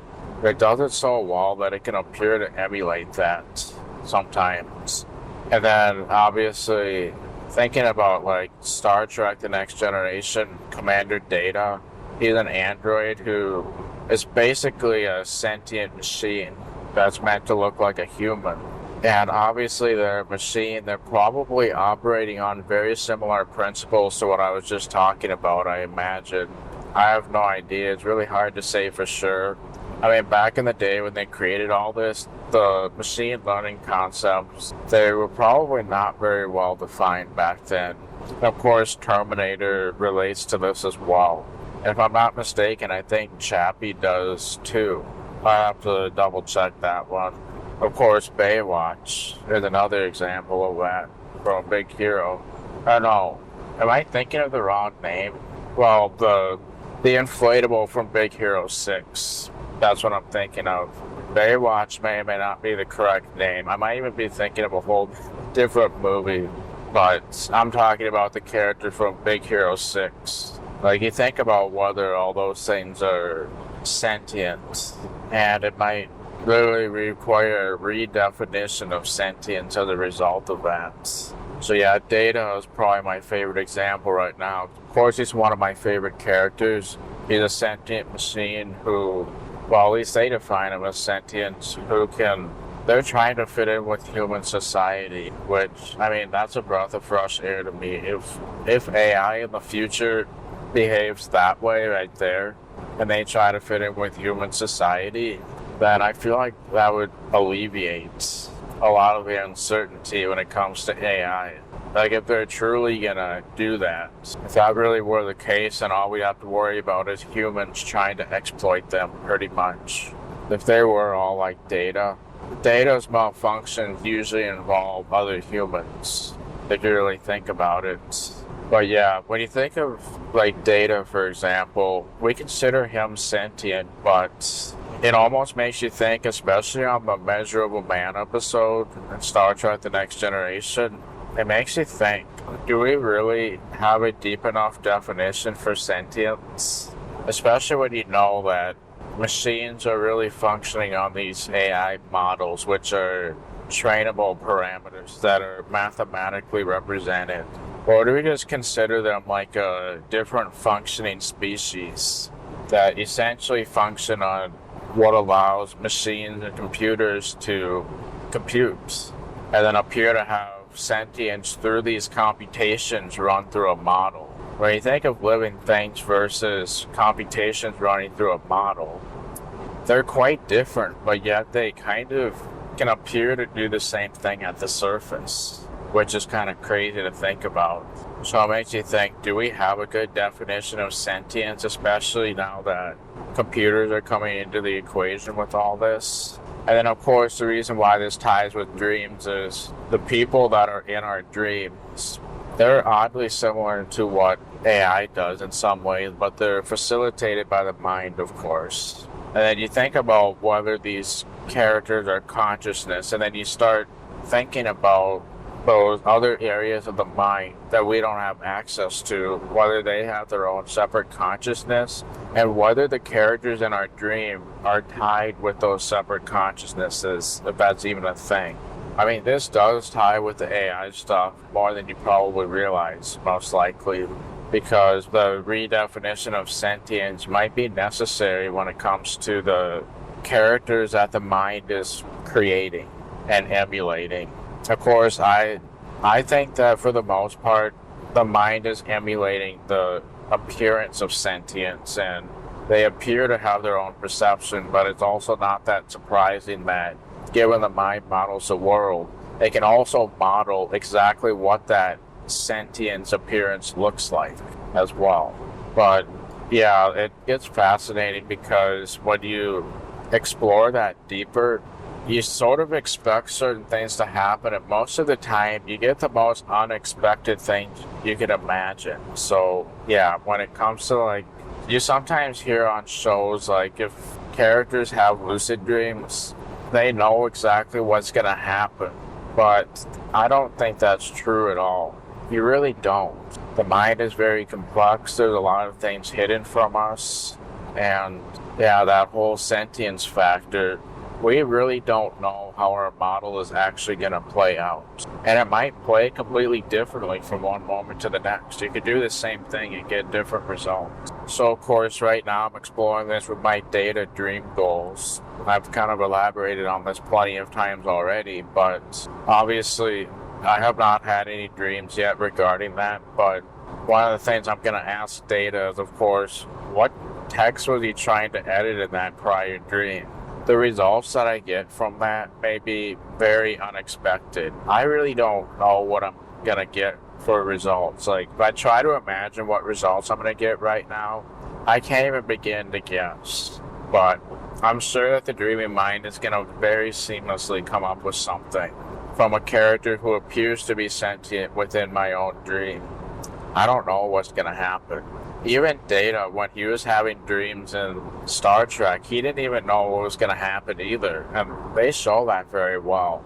Given that was a show created from the 90s and the dreaming process probably wasn't hugely understood, I think they still did a very good job conveying that because the uncertainty factor was definitely there. Like, that was very accurate. And then it's kind of bizarre to think about that because modern shows, they act like there's a lot more certainty when there's actually not. Like, characters who are lucid are able to predict what's going to happen. But they act as if we have more certainty about what's going to happen in dream, but we really don't. So those are very inaccurate bits and pieces from shows. But anyway, so regarding the result that I get from Data, when I ask him what text he was editing, I'm probably going to get something very unexpected. And what I'm also trying to get at is, if I ask him like today, there's a chance that if I were to ask him again, I might get a completely different result altogether. Like, there's so many variables that are going to go into this, most of which we don't have under our control. So I think that's kind of an interesting thing to think about because, yeah, I could literally ask him now versus if I were to ask him a week later, I may get a whole completely different answer. Especially if I saw some new Star Trek Data episodes that I've never seen before. That could affect my model of Data, for example, then therefore I'll end up getting a whole different result. But obviously, since this is all fictional anyway, I'm going to try anyway because I think there's going to be some very insightful results regardless. You're probably going to find out later in this recording or something like that if it ends up happening. Hopefully soon. I can't even begin to imagine what results would happen right now. And even if I did, I'm sure I'm going to be way off. Unless my expectation somehow takes hold at like a subconscious or unconscious level. So yeah, as we start exploring these things more, we're going to have to come up with clear definitions for just about anything, including sentience. So of course, another area that this relates is when you think about, obviously, how deep fakes are becoming popular nowadays and just how easy it is to generate AI content, whether it's AI generated text, which then goes through a text-to-speech converter where people make videos, they just input some text, maybe even generated with AI, and then they just add some visuals to it. There you have a video. which may or may not be legit. Most of the time, probably not. You rely on AI to have accurate information, and we know how much it doesn't have accurate information. So then the misinformation spreads like wildfire and actually becomes worse over time. And obviously now there's AI generated videos with like Sora and a few other models that exist. And so now making videos, especially with misinformation, has now become way easier than ever. Because now you can just give English prompts and the AI will be able to understand and generate things. So you can imagine like people who don't have an area of expertise, they start getting involved with that subject because they could just have AI generate what they need for them. So you can imagine that since lucid dreaming has a lot of misinformation online, people are now trying to generate lucid dreaming content using this AI stuff with text and video. And now it's become easier than ever. You could literally just say, generate a video on the mile technique or something like that. The mile technique mostly has misinformation online. Daniel, I think, does a pretty good job summing it all up, what it actually does. The people try to oversimplify it, and then they blow it way out of proportion. That's not even what it is. And then, of course, the game of telephones happening on the internet, where a slight distortion of the concept gets posted online, and then it gets shared with an even further distortion. Yeah, with the game of telephone, a lot of accurate information becomes lost when you try to sum it up. And then not even summed up correctly. And then that gets summed up even further incorrectly. And then the AI model gets trained on this and believes this is all gospel when it's not. So you can see how problematic that becomes. Now that it's way easier than ever to generate AI content, especially with topics that you have no expertise on and can't verify the information for, you can see how this all gets blown way out of proportion. And then because of how easy it is to generate the AI content, especially with no human labor, then it becomes like very bombarded with just how easy it is to generate that content. Since we can generate pretty much any type of content with AI now, I think music can even be generated in some aspect. I mean, that's not really a problem for like a background music perspective, but of course now it's generated by machines and that has copyright implications. There's a whole, probably a gray area around that. And then yeah, original music artists are now becoming less and less involved, and their work is probably mishmashed in the AI generation because of all the data that the model was trained on. And you can imagine what musicians pride in their work, especially for like background music. You can see how that creates all sorts of problems. But now that we're basically at a digital information age where just about anything can be generated with AI, including audio, video, text. Well, now we're kind of at a point where seeing is no longer believing. So like, the whole saying, seeing is believing. Well, now we're kind of in an age where that's not really the case anymore. And of course, when we're in dreams, we know that to be the case. Seeing is not believing in a dream. You might see something in a dream, but that doesn't necessarily mean it's real. In fact, I had a dream today, for example, where I accidentally injured an animal real badly, which was not my fault, but I felt pretty terrible as soon as it happened. And there were things I could have done to prevent it, but I just had a feeling the scenario was going to be able to work itself out. Of course, it never did. And then I did my best after the situation happened, obviously. But now that I've woken up, I'm now realizing that was only a dream. So no animals were harmed at all, which is great. But you can see where I believed it really happened because I saw it happen in front of my eyes in a world that's as real as this one, but it never actually happened. And that's great.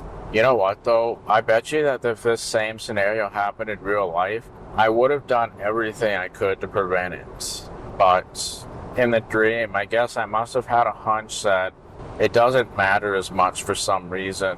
So I wasn't as proactive as I could have been. because I had a feeling it wasn't as big of a deal as it appeared to be. So I just kind of hoped it would work out one way or another. But yeah, it turned out to be a dream, so it wasn't as big of a deal as it appeared to be at all. It never really happened. Oh yeah, also, I just remembered. I think I also used a voice command to undo the situation, if I'm not mistaken. So even within the dream, I didn't know it was a dream, but I had a hunch that undo would work. So that's exactly what I did. But yeah, obviously we know in the dream world, seeing is not believing, especially given that situation. That was one of my most recent dreams. And of course, to clarify, I didn't injure them, something else did. But I could have prevented that situation from happening if I was more proactive with stuff. I mean, I kind of did after the fact, using undo. At least I think I used undo. It's kind of hard to say for certain, though. I remember having a positive resolution of some sort. Undo would certainly explain it. But, yeah. And of course, waking up knowing that it's a dream was kind of a positive resolution in itself. A little bit different from an independent thing. So yeah, now that the AI generation has become very popular, seeing is no longer believing in real life as well as dreams. So yeah, that's another parallelism. Seeing is no longer believing. And then obviously that's kind of a weakness that we've gotten ourselves into basically as a human species in this modern generation. But we can turn that weakness into a strength by applying critical thinking. So now that we know this is a thing, especially with dreams and understanding how they're not real, trying to identify that as much as possible, you're basically able to do that same thing with this AI-generated content now that the internet's essentially getting polluted with it. People are trying to make a few bucks off it. So yeah, obviously critical thinking applies because, well, you need critical thinking to be able to have lucid dreams and question whether it's a dream at any given moment. In fact, I just reality tested a couple minutes ago, actually, because something cued me into questioning that. And I applied critical thinking while doing that. But yeah, the whole point of questioning reality is basically to become present in the moment and engage the critical faculties of the mind. That's the whole point of it. To become present in the moment and have logical, intentional thinking. Because yeah, you're basically challenging at any moment. Could this be a dream right now? Because you know that if we're having non-lucid dreams, generally, we're doing this conclusion incorrectly. Essentially, we're making a very critical mistake as a lucid dreamer if we're having that attitude. So yeah, you can see the importance of critical thinking for lucid dreaming. But this also applies to other areas of life as well, because it's very beneficial in other areas too. So for example, lucid dreaming is a philosophical topic, like a very philosophical topic, yeah, it's probably shown earlier in this recording. And you can imagine just being a philosophical topic like any, there's going to be a lot of different views on certain things which will cause arguments and yeah.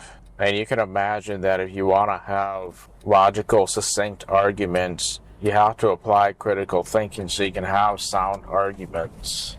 And critical thinking can be very beneficial there as well. So you can nice and logically break things down. So it's actually beneficial for things around lucid dreaming. So the lucid dreaming misinformation that exists, you can see how the logic and all that stuff is beneficial for that. Holy balls.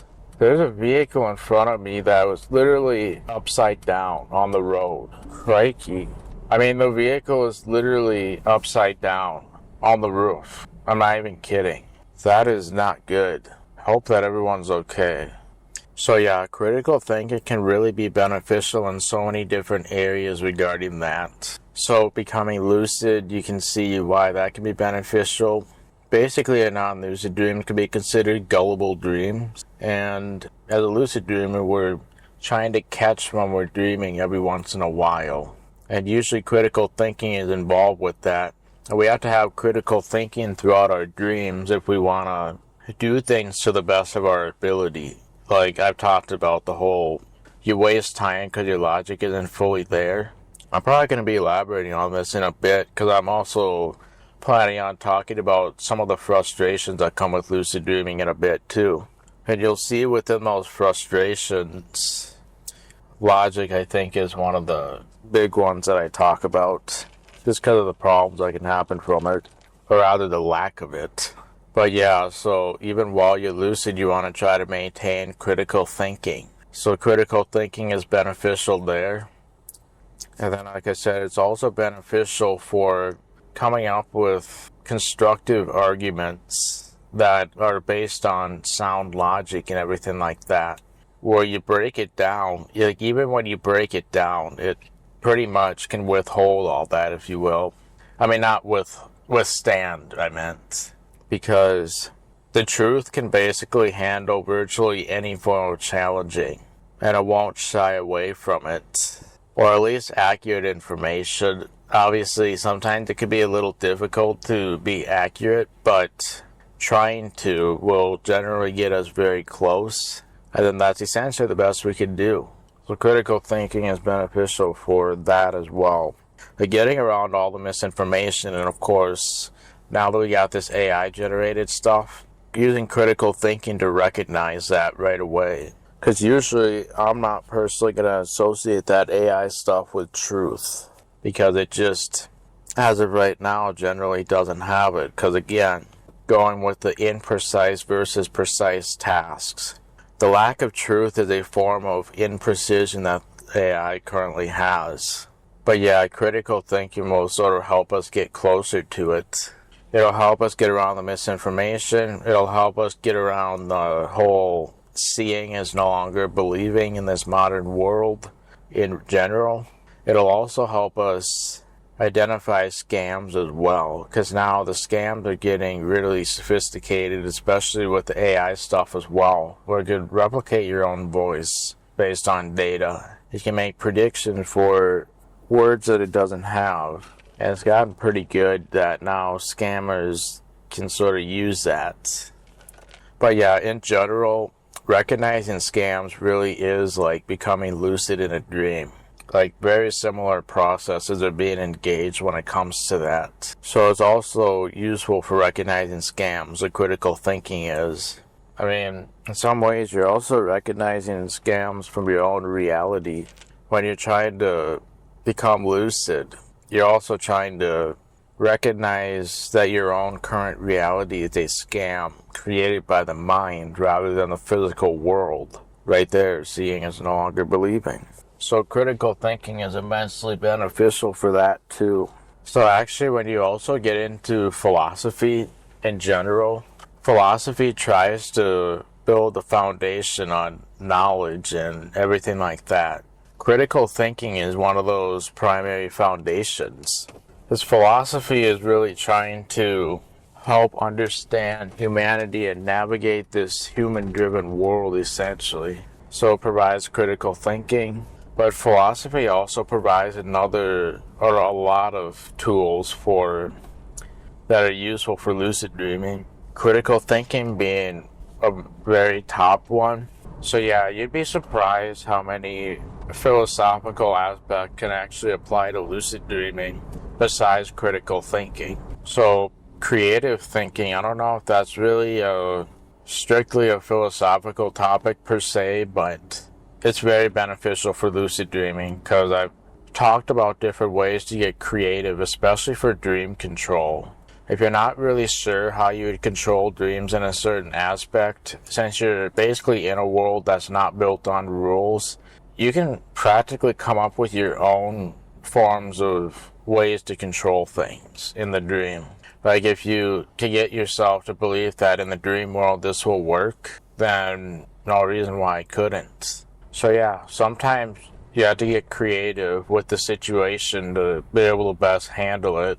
And remember, the dream world is in some ways not very well established, so there's no hard and fast rules when it comes to like dream control or any of that. You can just kind of guess at certain things and how you would do them, because especially if it makes sense to you why something would or wouldn't work, then it's likely that thing will end up working, especially since it makes sense to you. Many concepts of philosophy can be applied to lucid dreaming and just living a lucid life in general. It can benefit in ways you might not even naturally think of. So I explain how critical thinking does, creative thinking, which I'm not sure if that's strictly a philosophical topic, or concept rather, but that applies. Obviously, the basis of knowledge, metaphysics, that obviously, I think that's the one that ties with reality, if I'm not mistaken. I gotta think of what ties with which, but I think epistemology, I think that's the foundation of knowledge, or whatever you call it. That obviously ties because, well, a lot of lucid dreaming stuff is built on the foundation of our current knowledge. It just is. So just to give you an idea on the lucid dream practice, I just had a reality test because I got cued. Of course, driving still takes a priority, but I got cued as soon as it was safely able to do so. Obviously, those past couple times I mentioned doing that, I determined I'm not dreaming. But yeah, you never know. Sometimes I'm doing these voice recordings in a dream, and then I wasn't that diligent, and I never ended up becoming lucid because I never questioned reality seriously enough. I ended up being wrong. I've had that happen with these voice recordings before. So yes, I'm far from perfect when it comes to lucid dreaming, I will tell you that much. Anyway, getting back to the philosophical topics. Yeah, metaphysics, I think it kind of has to do with the nature of reality to some extent. I gotta think of exactly what it means. And then epistemology, I think, is that whole knowledge thing. That's where you probably hear like the cogito ergo sum. I think, therefore I am. So of course that's applicable because when you're trying to analyze philosophy, then sometimes you wonder, like, what do we actually know for certain? I think that's what epistemology tends to go over. So to iterate right there, I think, therefore I am, that's what we say is pretty much the only thing that we know for absolute certain. I don't want to get too deep into philosophy right now, but yeah, basically when you break down pretty much everything you know. What do you know for absolute certain? It's common that you'll end up saying the fact that you can think indicates that you exist. And that's about all we know for certain when you really think about it. Pretty much everything else is based on assumptions that mostly gets us fairly far in the world. When I passed the bridge just now, I didn't see the vehicle there anymore, so they must have worked out the situation. Hopefully, I really hope that everybody's alright and that nobody got seriously injured, but I'm in a traffic jam now. So yeah, we apply critical thinking to the foundation of knowledge. That's very useful for lucid dreaming. I think I pretty much indicated how before, but obviously it ties with many other philosophical concepts like the nature of reality. So of course we're trying to question reality. That's one of the ways to have lucid dream. Obviously one of the most important aspects is when you do it. And then also when you do it, you do a good job. Make the questioning very high quality to minimize the chances that you end up doing it wrong. But yeah, obviously the nature of reality does kind of tie with that. Because obviously that also ties with, like, dreams feel just as real life, but yet we're actually not in the reality that we think we are a lot of time.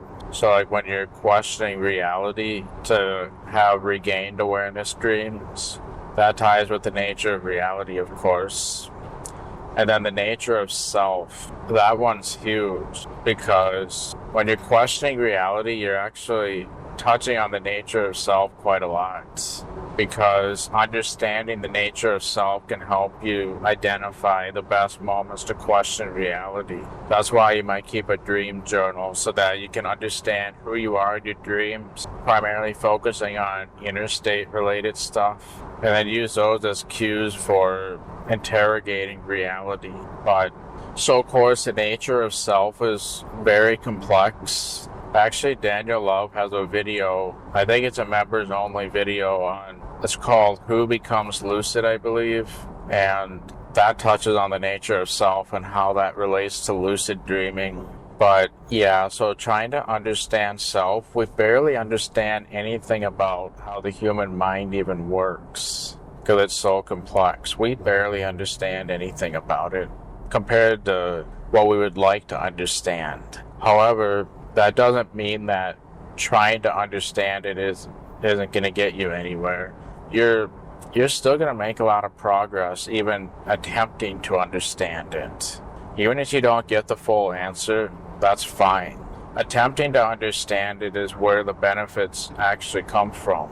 And yes, there are a lot of benefits to trying to understand the nature of self. In other words, basically who you are in your dream in order to become lucid. And then of course, when I talk about the mind composition and how I think there's like several areas where we only have access to the tip of the iceberg, if you will, and how the other parts of the mind may have their own separate consciousness, allegedly, and some of which may not even understand English.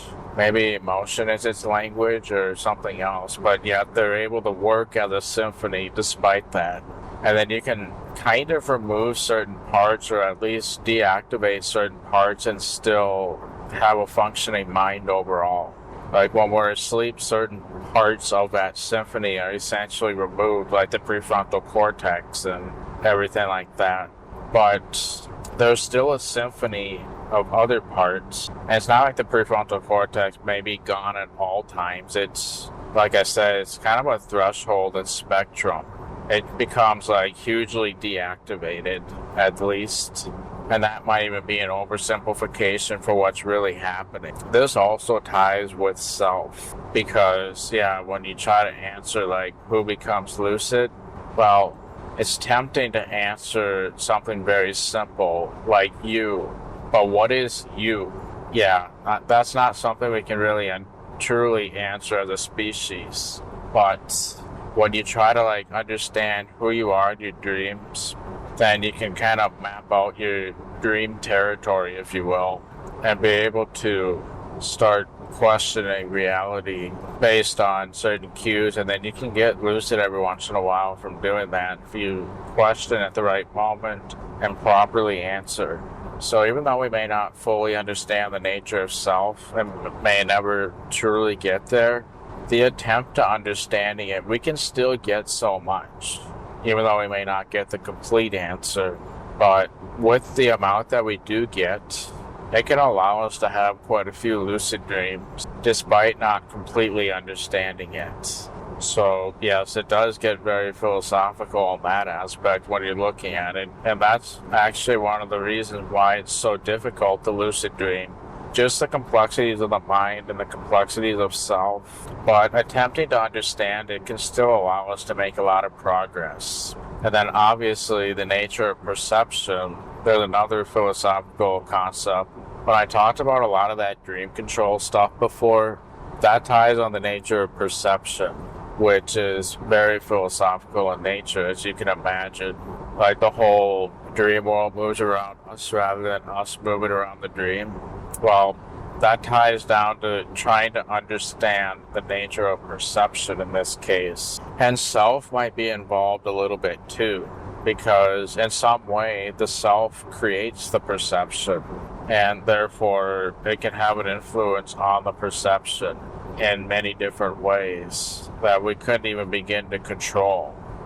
And then of course the nature of consciousness ties with this as well, because, well, attempting to understand the nature of consciousness can actually kind of help with finding the best ways to fall asleep, but also to have maintained awareness dreams, of course, too. So if you focus on techniques that are fairly simple, you could probably keep it relatively simple and still be able to do quite well with having maintained awareness dream. But obviously, if you want to like optimize certain things and understand it better, then you try to get a deeper understanding of the nature of consciousness, which again, that's not very simple either. That kind of ties with the whole all the different parts of the mind, they might have their own consciousness. So yeah, that gets kind of deep how you can apply that as well.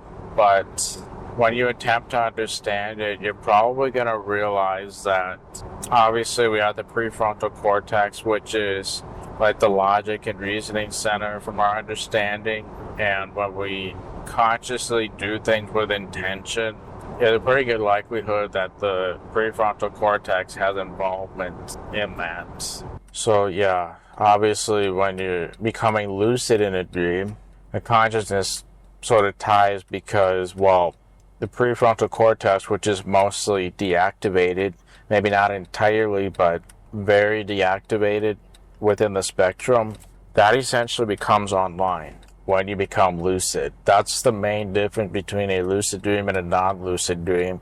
It has to do with how present that particular area of the mind is in that moment. That's the primary distinguishing factor between non-lucid and lucid dreams. So of course it's not exactly that simple because, well, you could have dreams where the prefrontal cortex is very present, but you also have the wrong conclusion about reality. That totally happens. So yeah, I've had quite a few dreams where I felt very present in the moment and it felt like my critical thinking processes were activated, but I also didn't have the correct conclusion about reality. But the way I was focused in the moment was still almost like I was awake and thinking clear-minded in the moment as well. I've had some dreams that felt that way despite not being lucid. So yeah, basically a lucid dream is having the prefrontal cortex activated, but also having the correct conclusion about reality, that you're in a dream and you're aware of what that means. Like, you know that you're in a world where there's no true obligations because it's all created by the mind.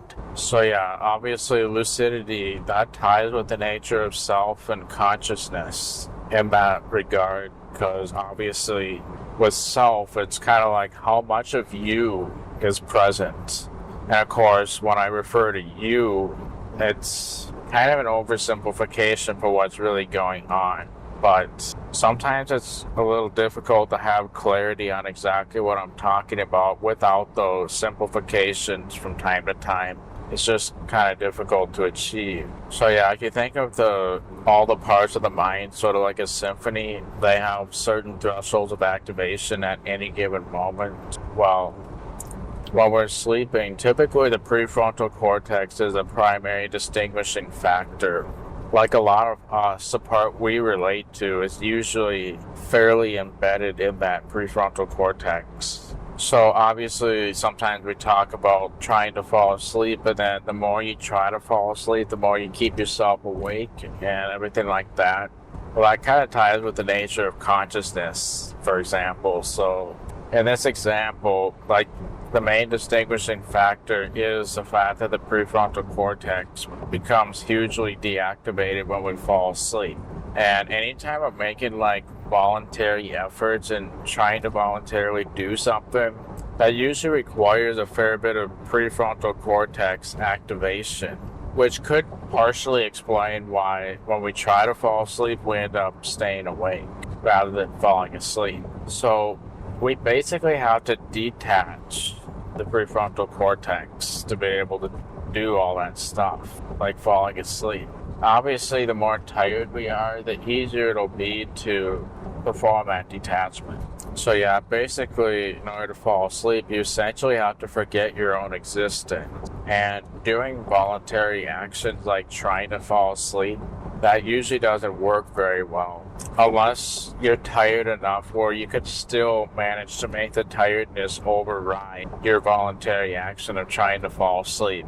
Even in those situations, it might felt like you made yourself fall asleep, but actually the tiredness sort of made other parts take over, and it wasn't what you did at all. You just kind of allow those other parts to take over, but not directly from trying to fall asleep exactly, if that makes sense. As you can see, like, it's very complex. And if you're more tired, then it's kind of easier to make yourself forget your own existence and essentially make your prefrontal cortex and stuff come offline. So this, of course, kind of ties with daydreams as well, because, well, usually it's a lot easier for you to forget your existence if you're lost inside of your own daydream than if you were present in the moment.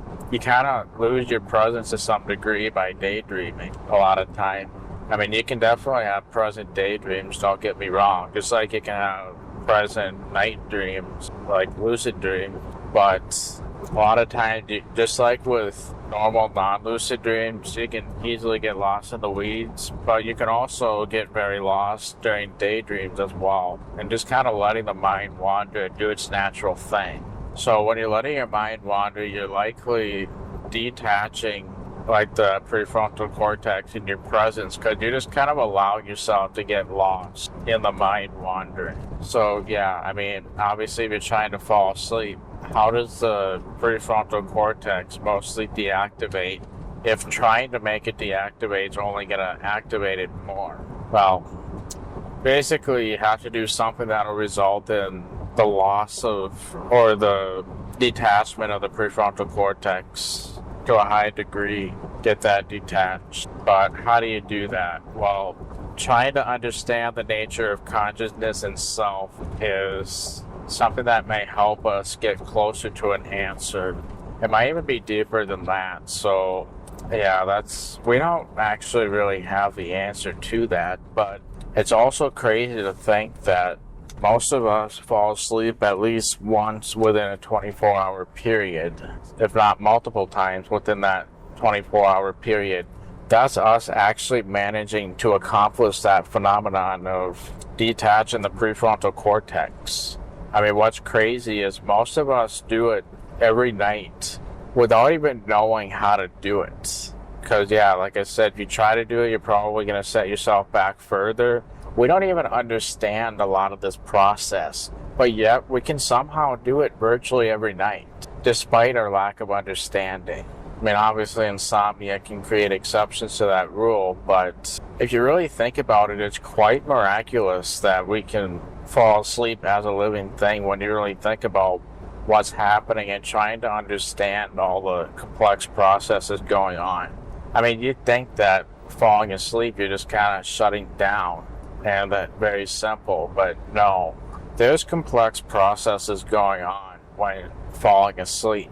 Hence why when we try to fall asleep, we end up usually keeping ourselves awake, unless the tiredness factor still overrides it, where it ends up dominating our effort of trying to fall asleep, therefore giving us an illusion that we made ourselves fall asleep when in reality we probably didn't. So despite the complexities of that, we somehow manage to do that just about every time we go to bed, which is pretty crazy to think about. And then obviously with fragmented sleep, as I explained before, that's also kind of a weird one as well, because we're effectively waking up at intervals and going back to sleep, even if we're aware of the fact that the intervals are happening. Like, what's going on there? Why are we able to fall back to sleep so easily, but why are we able to wake up so easily then as well? See, this gets very deep, but trying to understand the nature of consciousness and self kind of attempts to get us closer to understanding kind of how those things work and what's actually going on. So like if we have the prefrontal cortex deactivation for falling asleep, well, then basically in order to fall asleep, you have to figure out how to make that deactivation happen. Or at the very least, it's a good starting point. There might be more going on than that, but even just kind of focusing on that can get us really far. So like for me personally, I find that letting my mind wander is typically the easiest way to make that happen. Like eventually I just kind of get lost in that wandering, and then I have that prefrontal cortex deactivation, and therefore then sleep is allowed to kick in, essentially. So it's like the brain doesn't want sleep processes to kick in unless that part of us is pretty much deactivated. So obviously this ties with lucid dreaming because it ties with falling asleep in general. In order to have a lucid dream, you need to be able to fall asleep. But then also, if you want to fall asleep consciously, you're kind of taking that to the next level, to the point where you're allowing yourself to fall asleep, but you're also figuring out how to have some level of consciousness as you get into the dreaming process. Like, how do you accomplish all those things? How do you accomplish allowing the dreaming process to kick in, which is why the sleeping process needs to kick in first, while also having some level of awareness when that whole sleeping process does kick in. As you can see, we got a fair bit of a paradox there. So yeah, if you want to be able to fall asleep consciously into a dream, you kind of have to understand those processes with the nature of consciousness and self to some degree, or at the very least do some sort of technique that basically allows those variables to fall into place nicely. You could very well do a maintained awareness attempt without really understanding those things. If there's like a maintained awareness technique that essentially just kind of embeds in it, allowing those variables to fall into place. So if you do something that generally allows those variables to naturally fall into place, where the prefrontal cortex deactivates enough that the sleeping process can kick in, but our focus is also intent enough that we still have some level of consciousness by the time we start the dreaming process. So obviously, if there were no techniques out there yet, you're trying to invent one from scratch. Well, you might have to try to attempt to understand these things to some degree to be able to figure out things that'll help you accomplish those things, where you basically deactivate the prefrontal cortex enough that the sleeping process can kick in. You might not even deactivate it completely or whatever. It's just enough that the sleeping process can kick in. You're effectively playing dead with your prefrontal cortex so that it's inactive enough that the sleeping process can kick in. But you're also aware enough to be able to notice when the dreaming process is suddenly kicking in.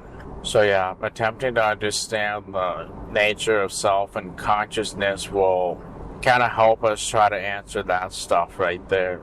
So it's not only useful for trying to understand how to fall asleep, but also falling asleep consciously if you want to be taking things to that level. So yeah, obviously we got that basic concept of the prefrontal cortex activation becoming deactivated so that sleep can kick in.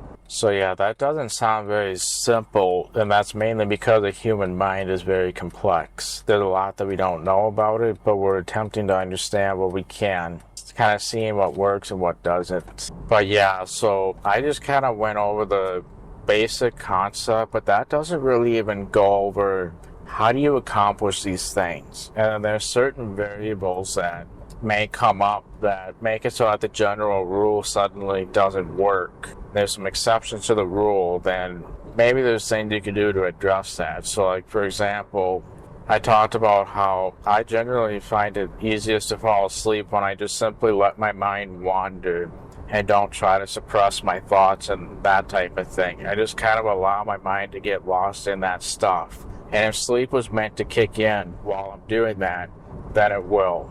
That sort of thing. And I'm acknowledging the fact that I don't have control over that either. So I'm just kind of allowing that to happen by just kind of letting myself wander and stuff. Now, just to give you an example of an exception to that rule, what if so typically when my mind does that wandering, the natural wandering typically doesn't involve the prefrontal cortex and stuff very much. So basically, us, the part that we relate to, is typically not very present when our mind naturally wanders. Like, it's just not super involved in the wandering of the mind, if that makes sense. However, there are certain exceptions where our involvement in the mind wandering just happens to be a fair bit more than the average situation. So typically if I have insomnia, I think it's because when I'm letting my mind wander, my involvement in that particular process just happens to be way more than normal. So therefore, trying to detach myself so that sleep can kick in is very tricky. So that's a situation where letting my mind wander actually keeps me more awake than trying to fall asleep. But most of the time, I'm not super involved in my mind wandering. Like, basically the mind goes over thoughts while it wanders. I'm not typically super involved in those thoughts. My mind just kind of does that with the other parts of the mind, if you will. But so it works really well when my involvement in the wandering is naturally not that much. It might be a little bit, but it's not very much. So therefore, it's easy for me to get lost in there if my involvement with it is minimal. However, if I happen to have more involvement overall, so yeah, basically what I'm saying there is if my involvement is a lot, then actually letting my mind wander is only going to create more insomnia in those circumstances.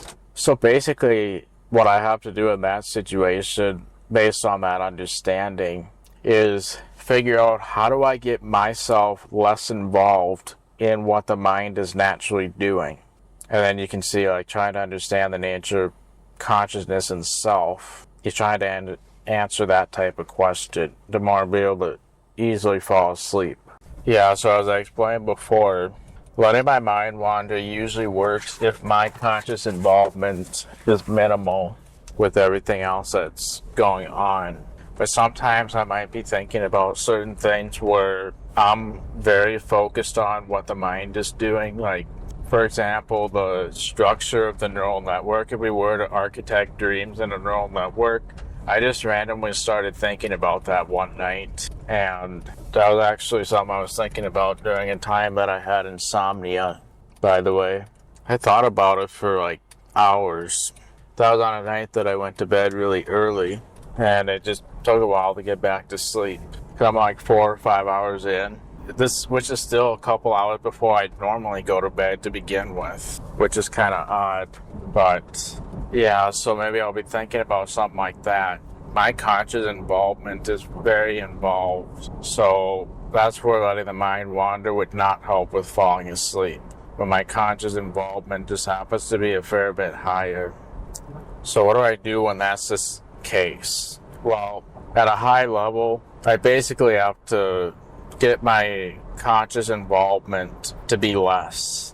So I typically follow basically what I like to do to make it involve less is just shut up most but not all my thoughts.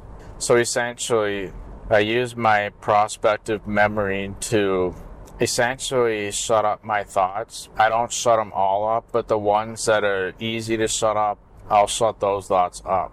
The ones that are, the way I actually classify it, this is very nuanced, but essentially I find this is the process I've been trying to do to minimize my conscious involvement in thoughts and whatnot. But yeah, so actually the first thing I do is I determine if my heart rate is pretty close to the resting heart rate, or if I'm like catching my breath, that sort of thing. I start off by trying to get that normalized. If it's not, usually it is normalized, but if it's not, that's kind of my first focus. Because in my opinion, pretty much anything I could possibly do is not going to work till I get that stabilized first. So that tends to be my first focus, and then I start shutting up most but not all my thoughts. So for basically every thought that comes by, I try to catch, is this thought going to benefit me in the long term, or is it just one of those random ones that really isn't all that beneficial in the grand scheme of things? If it's not beneficial, then those are the thoughts that I try to shut up, and I just simply stop those thoughts from occurring. And usually it won't even come back, which is kind of shocking. But there's a lot of thoughts that happen, so there's a lot that I'm going to encounter during this process. So yeah, the point of that whole strategy is essentially to minimize my involvement in what the mind is naturally doing when I wander. If my involvement is too deep in it, then focusing on it will create insomnia. But if it's minimal, like it is most of the time for me, then it actually helps me fall asleep. So yeah. So when I shut up most but not all thoughts, I don't do it very actively. In fact, I kind of allow myself to forget to do it every once in a while. But basically, one way I like to describe it is rather than essentially punching the thoughts, if you will, very actively. I instead do it in a very passive manner, more like I'm calmly pressing a button on a remote transmitter to shut up the thoughts. And I'm purely using prospective memory, which is like future memory, to just remember to keep doing it. And I'm doing it with almost no effort whatsoever. And then what I usually find is after a while, my involvement just starts to slow down after a while of doing that. And then it eventually gets to a point where those thoughts that I'm having start to make less and less sense. And that's a sign that I'm approaching sleep. When that starts happening, then what'll often happen is I'll start having thoughts that I don't catch, where I would normally be stopping and shutting up the thoughts. I'll start having thoughts that I miss. And then when I think about what I was just having for thoughts, it doesn't even make sense. It's like a jumbled mess that just simply doesn't make sense. Sort of like when I'm having the non-dreaming sleep around the corner with the artistic response test, it just kind of starts falling apart, which is a sign that sleep is approaching. Or maybe my thoughts, if they're in my own voice, which they are every once in a while, well, suddenly my thoughts essentially have someone else's voice instead of my own, which is a sign that sleep is coming. And when that happens, I don't shut up those thoughts, especially if my involvement with it is real minimal. The fact that the thoughts are falling apart means that my involvement is becoming less and less.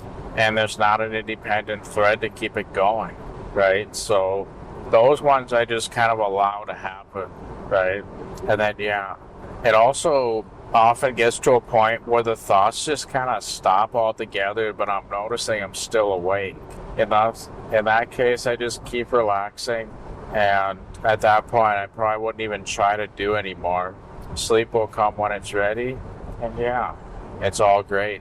So essentially what I'm doing there is obviously, normally I'd let my mind wander, and then my logic centers and everything start to shut down through that process over time.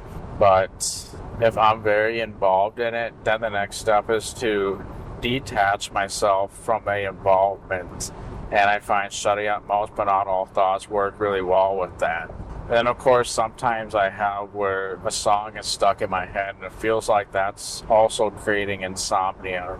What I then do is I simply replace it with another song that used to be stuck in my head but isn't anymore. And preferably a song that used to be stuck in my head, because it's likely that if it wasn't stuck in my head at some point, I'm going to lose focus and then the original song's going to take over again.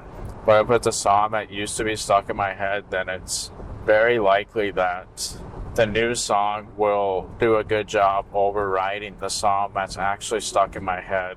And what often happens with that is I find that when I play back the new song that I'm replacing, it tends to not necessarily play at its natural speed.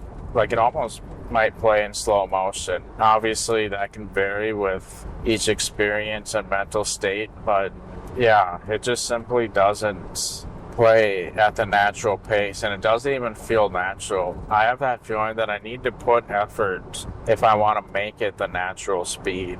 No, I'm not experiencing temporal distortion there. It's just the way it plays in my head. When I'm doing it very passively, it just naturally does it a lot slower.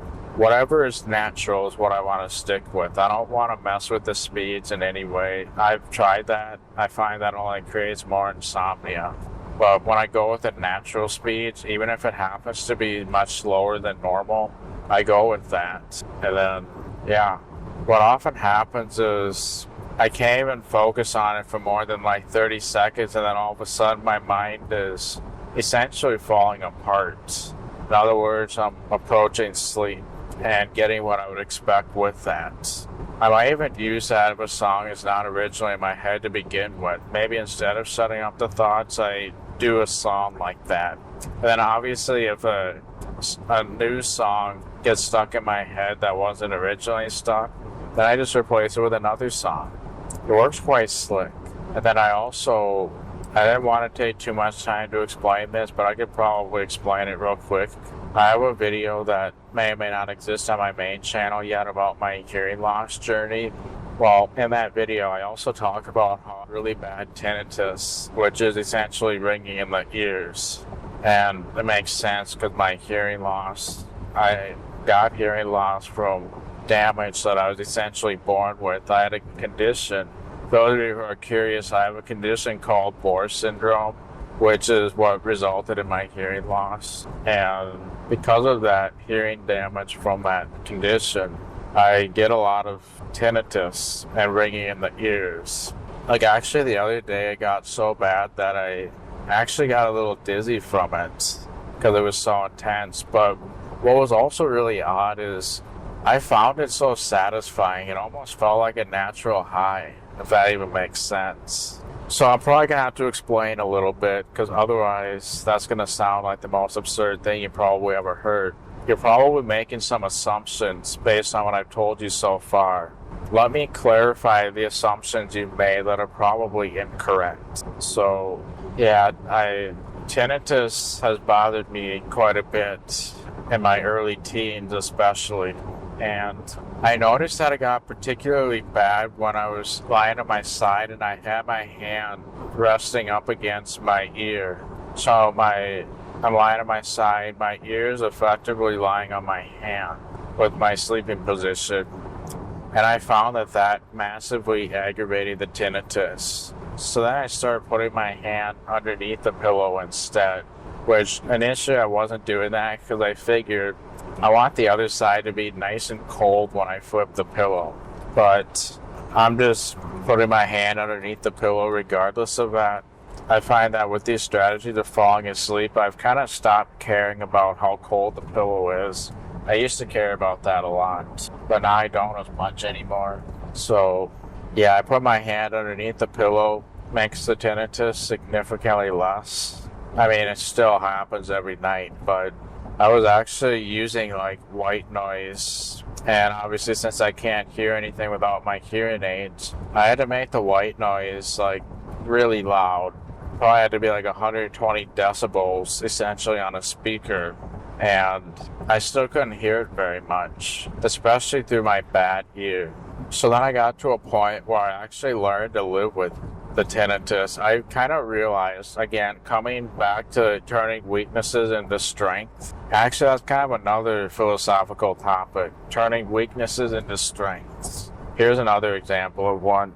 So I've come to the realization, I was kind of thinking, okay, I kind of hate this solution using white noise just because it's inconvenient. The device has to be really loud if I don't want to have to wear my hearing aids during the night. And yeah, it's just... And then I learned a way to deal with the tinnitus in a way that now I can just live with it and actually kind of enjoy it, as crazy as that may sound. Hear me out. So what I've actually done now is I've realized I can technically use the tinnitus as a white noise in itself. Tinnitus is kind of white noise if you really think about it. And what I've also done with the tinnitus is obviously throughout the day we do all sorts of stuff. We basically accumulate stress throughout the day, and then at the end of the night, or when we first go to bed, that's a time that we can essentially relax and get to sleep, right? Well, what I often like to do is pretend that basically I've accumulated stress throughout the day, right? Well, I like to pretend that the tinnitus is essentially that stress leaving my body. So the tinnitus is basically accumulated stress throughout the day, leaving the body. When I think about it in that way, then the tinnitus starts to become oddly satisfying all of a sudden. If I can sort of reframe my mindset into, okay, yes, the tinnitus is bad right now, but that's the stress leaving my body. And then when I imagine it that way, it becomes so much more tolerable. When I'm just telling myself, this is the stress leaving my body that I've accumulated throughout the day. It's leaving my body, which causes me to relax, and then I can go to sleep. And what I've actually found is, initially the tinnitus bothered me, but then when I thought about it in this way, all of a sudden I woke up the following morning. The night suddenly went by, amazingly. So, yeah, So I've just kind of learned to embrace the tinnitus over time, and then I also think doing that white noise stuff in the long term would just become a giant pain. I don't want to deal with that. But then I started getting used to the tinnitus. That's a white noise filter in itself. Sometimes when I'm trying to still the mind and minimize my involvement with the prefrontal cortex and everything, if I also have tinnitus at the time, I just simply focus on it and pretend it's that stress leaving my body. And then all of a sudden my mind slows down before I know it. All of a sudden I'm asleep. So yeah. So regarding like how I fall asleep, sometimes I might even just simply focus on the tinnitus that's already happening. Try to maintain my focus on that. And eventually the novelty wears off, and I'm likely going to end up falling asleep with that novelty wearing off, most likely. So that works really well also. So yeah, for falling asleep, aside from shutting up most but not all thoughts, if there's a song stuck in my head, I might replace it with another song. I might even just add a song to begin with, even if there wasn't one to start with. That might be enough to suddenly cause me to start getting sleepy and falling asleep. Or I'll do that tinnitus stuff. If the tinnitus is really bad, of course I'm going to focus on it more and treat it like built-in white noise. Like, I don't need white noise. My own body and mind create its own white noise. So I just use it like white noise. And then, yeah, when I imagine that it's stress leaving the body, I get this big sigh of relief, like you wouldn't believe it. Creates very intense feelings of relief sometimes. Just imagining that the tinnitus is that stress leaving the body. Sometimes I'll just simply use that if I'm struggling to fall asleep due to being tired but wired. That's basically the expression for all the stuff I've been talking about, where the conscious mind is too involved in the mind wandering. That's essentially where we're tired but wired. In those situations, I might end up actually leveraging the tinnitus. And there's even been some times where it's not as bad as it usually is. Actually, I'm noticing the tinnitus right now. Yeah, I'm having tinnitus right now despite hearing the car sounds and everything like that. The tinnitus is almost louder than the car sounds and the overall environment. But when I'm not focusing on it, I don't explicitly notice it. It just feels like part of existing, if that makes sense. So yeah, I brought up that tinnitus thing mainly because it helps me fall asleep when I focus on it. And then yeah, like I said, I've had some nights where it's not as bad, but I really wanted to use it as a strategy for falling asleep, and I'm literally thinking, why can't it be worse? I mean, normally I wouldn't want that, obviously, but when you turn it into a strength, and it's not bad enough, you can't even utilize the strength. Then it becomes a real bummer. In that case, I'll either use the song strategy if I'm struggling to fall asleep, or else the detaching, basically shutting up most but not all thoughts. In other words, shutting up the thoughts that won't benefit in the grand scheme of things, keeping the ones that will benefit, because sometimes there will be ones that do. So like that neural network thing, I don't know, I just kind of felt like there would be benefit. I talked about it in this recording, all because I had insomnia one night. I started thinking about this. How would we model dreams in a neural network? And then also my idea for someday I'm going to try to replicate my hologram effect that I did previously. I'm going to try to replicate it in DaVinci Resolve and Fusion. Do it live on a live stream. That was a thought I had during insomnia one night too.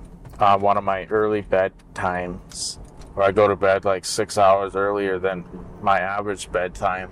And I felt like that would be beneficial to think about, so I just allowed those thoughts to happen. But for thoughts that aren't beneficial, I shut those ones up. I just simply kind of stop it. I've gotten to a point where I can practically use telepathy to stop certain thoughts from occurring. Or rather, I switch it from what it is to nothingness. Or if it's hard to conceive a concept of nothingness, I'll switch it to the tinnitus instead. Actually, that's what I do a lot of times. Rather than like shutting up the thought, I simply change my focus to the tinnitus. Because yeah, like trying to shut something up, I mean, that could definitely work, but also if you're trying to like get rid of anxiety, for example, well, try not to think about it, what are you going to end up doing? You're going to think about the thing in order to not think about it. That's not going to work very well. Rather than trying to suppress the thoughts or whatever, if you're having like anxiety or something, change it with something else entirely. You replace it rather than suppress it. And that's exactly what I do with songs that are stuck in my head if they're keeping me up at night, for example. So yeah. So actually, rather than like shutting up my thoughts, I kind of replace it with the tinnitus, if you will. Then obviously, I'm only going to do that for so long and another thought will come along. See, I'm not trying to stop all thoughts. I'm actually allowing them to manifest. And then I shut them up once they've manifested. I don't actually block them from occurring at all. I allow them to occur, shut them up the moment they occur, basically, or the moment that I notice them happening, which may not be until like 10 seconds later. I mean, obviously, once I'm getting close to sleep, then I can't be very active with trying to shut up my thoughts. I have to become more and more passive over time if I want to even have a chance to sleep. But yeah, when the mind slows down, that's definitely a good sign that I can start becoming more passive with the thought shutting up thing. Like, I'm literally using perspective memory rather than trying to actively shut it up. I find that's when it works best. Recently, I've actually realized this isn't the only approach I like using. I'm often a believer in focusing the mind on less stimulating things, or rather, things that it's less prone to keeping me awake during mind wandering. For example, instead of trying to shut up my thoughts with the approach I just shared, I find that watching Bob Ross episodes generally derails my thoughts and makes me feel very sleepy. Getting the mind focused on certain things may cause the engaging thoughts to quell, and suddenly the mind wants to sleep instead. For example, when I watch the movie Waking Life, which is about dreams, it tends to have very philosophical narratives, and I find it extremely difficult to stay awake while trying to understand what they're saying. If I have unusual insomnia some random night, I might attempt to re-watch parts of Waking Life and understand what's happening. I likely won't make it far, even when I originally had insomnia due to my original engaging thoughts. Or I might also focus on things beneficial for lucid dreaming as I go to sleep, like identifying moments I should have become lucid and my overall lucidity triggers. The mind tends to not want to focus on that, and sleep might inevitably result when I have insomnia. I might consider using the lucid dreaming focus approach while falling asleep consciously, using the approach I'll share on that in about 2 to 3 minutes from now. It's basically what I would do during that approach. So, yeah, obviously I got into that tangent, but this really does tie with the nature of self and consciousness. I just wanted to touch on why that can be beneficial for lucid dreaming. Obviously, I was talking about falling asleep, but that can also be beneficial for lucid dreaming because you need sleep in order to have lucid dreams at all. And then obviously falling asleep consciously makes things considerably more tricky because you're trying to make it so you can fall asleep, but you're also trying to have a slither of consciousness yet so that you can consciously enter a dream and everything like that. Or at the very least become lucid toward the very beginning. If you happen to miss the very beginning, you still become lucid very close to the beginning, even if you don't succeed with falling asleep consciously. And to be honest, we still fall asleep, so there is a little bit of slither of awareness that's lost. What you're basically doing rather than actually falling asleep is the parts of the mind that would normally interfere with the sleeping process, like the prefrontal cortex, you're deactivating it to a level where the sleeping process can kick in. But you also still have enough activation that you're able to still have some consciousness yet. And that might happen with fragments. So like maybe your prefrontal cortex is virtually shut down for like 10 seconds and then it comes back 10 seconds later, then you start noticing yourself entering a dream. So yeah, the fragmentation that's where sleep can start kicking in for maintained awareness. But yeah, so to get into the nature of consciousness, and self, mainly related to the mind. The mind complexities, all of this has to do with the complexity of the mind, which is why it ties with self. When we're describing self, we're trying to describe all those complexities of the mind. And then consciousness is part of all that too. The falling asleep relates to the nature of consciousness, and the nature of self is one thing that makes it so complex. I'm back at the studio now, so we'll continue talking tomorrow. A little bit more on self and consciousness, and then some of the other aspects of where philosophy is useful for lucid dreaming. And then we'll also touch on like the Neuralink a little bit more. Okay, so I thought I'd give a real quick example about the falling asleep conscious thing and sort of break down why it works. So I'm going to give you one of my favorite techniques for doing a maintained awareness dream. I find this works quite well, assuming that I'm in hummingbird mode, meaning that it should take like minutes or hours for me to fall asleep. Otherwise, it just simply won't work. In fact, I haven't done this approach for a long time, but I would like to do it real soon. It would give me a good opportunity to do the data goal. So I'm going to maybe plan on doing this approach this weekend, maybe. I could have done it this morning, but yeah, when I'm a little more caught up on sleep, then I'll start doing this. But anyway, so this will, of course, tie with the nature of consciousness and self. So basically, the principle behind this is actually quite simple. That's what I love about this. It doesn't require visualization or really focusing on anything in particular. You're just kind of making sure certain variables are in check with this. So what is it? Well, I'm essentially taking advantage of the urge to toss and turn. So the basic idea is that obviously when we get an urge to toss and turn, we might feel just a little bit of discomfort. But what I've been doing is that discomfort can actually be quite useful for anchoring my awareness. And then I also let my mind drift. I just kind of focus on my mind and let it do its natural thing. Focus on the monkey mind and yeah. To quickly clarify, I'm not talking about the rollover signal if you've ever heard of that. That concept is nonsense, and what I'm talking about is completely different from that. I'm not tricking myself into falling asleep. I'm working with the natural processes and using the urge as a tool rather than a way to trick my mind. I can still move if I choose to, as I'll clarify later. No strict rules on this rollover signal thing, as you can see here though. So this actually works quite well because when I let my mind drift, that of course allows me to fall asleep, as we've talked about before. But also the discomfort is enough that I can maintain my awareness. It eventually puts me at sort of the perfect storm where I start consciously entering a dream. Because obviously we said one of the main differences between being awake and being asleep is the prefrontal cortex and those types of things sort of become inactive. And this works really well with that playing dead concept. So obviously being uncomfortable, the discomfort from tossing and turning sort of serves as an anchor point, which obviously I can get to a point where yes, I'm uncomfortable from the tossing and turning, but I'm also distracted by my own thoughts and just letting my mind do its thing.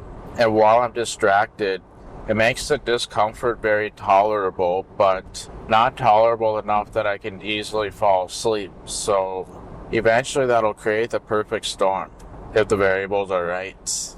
Because, the prefrontal cortex has to sort of come offline and possibly some other parts of the mind. When I say offline, I actually mean hugely deactivated, maybe not completely offline. Hard to say, but the discomfort is kind of, in some way, that's obviously the thing that's helping me maintain awareness, but it doesn't require a lot of prefrontal cortex activation.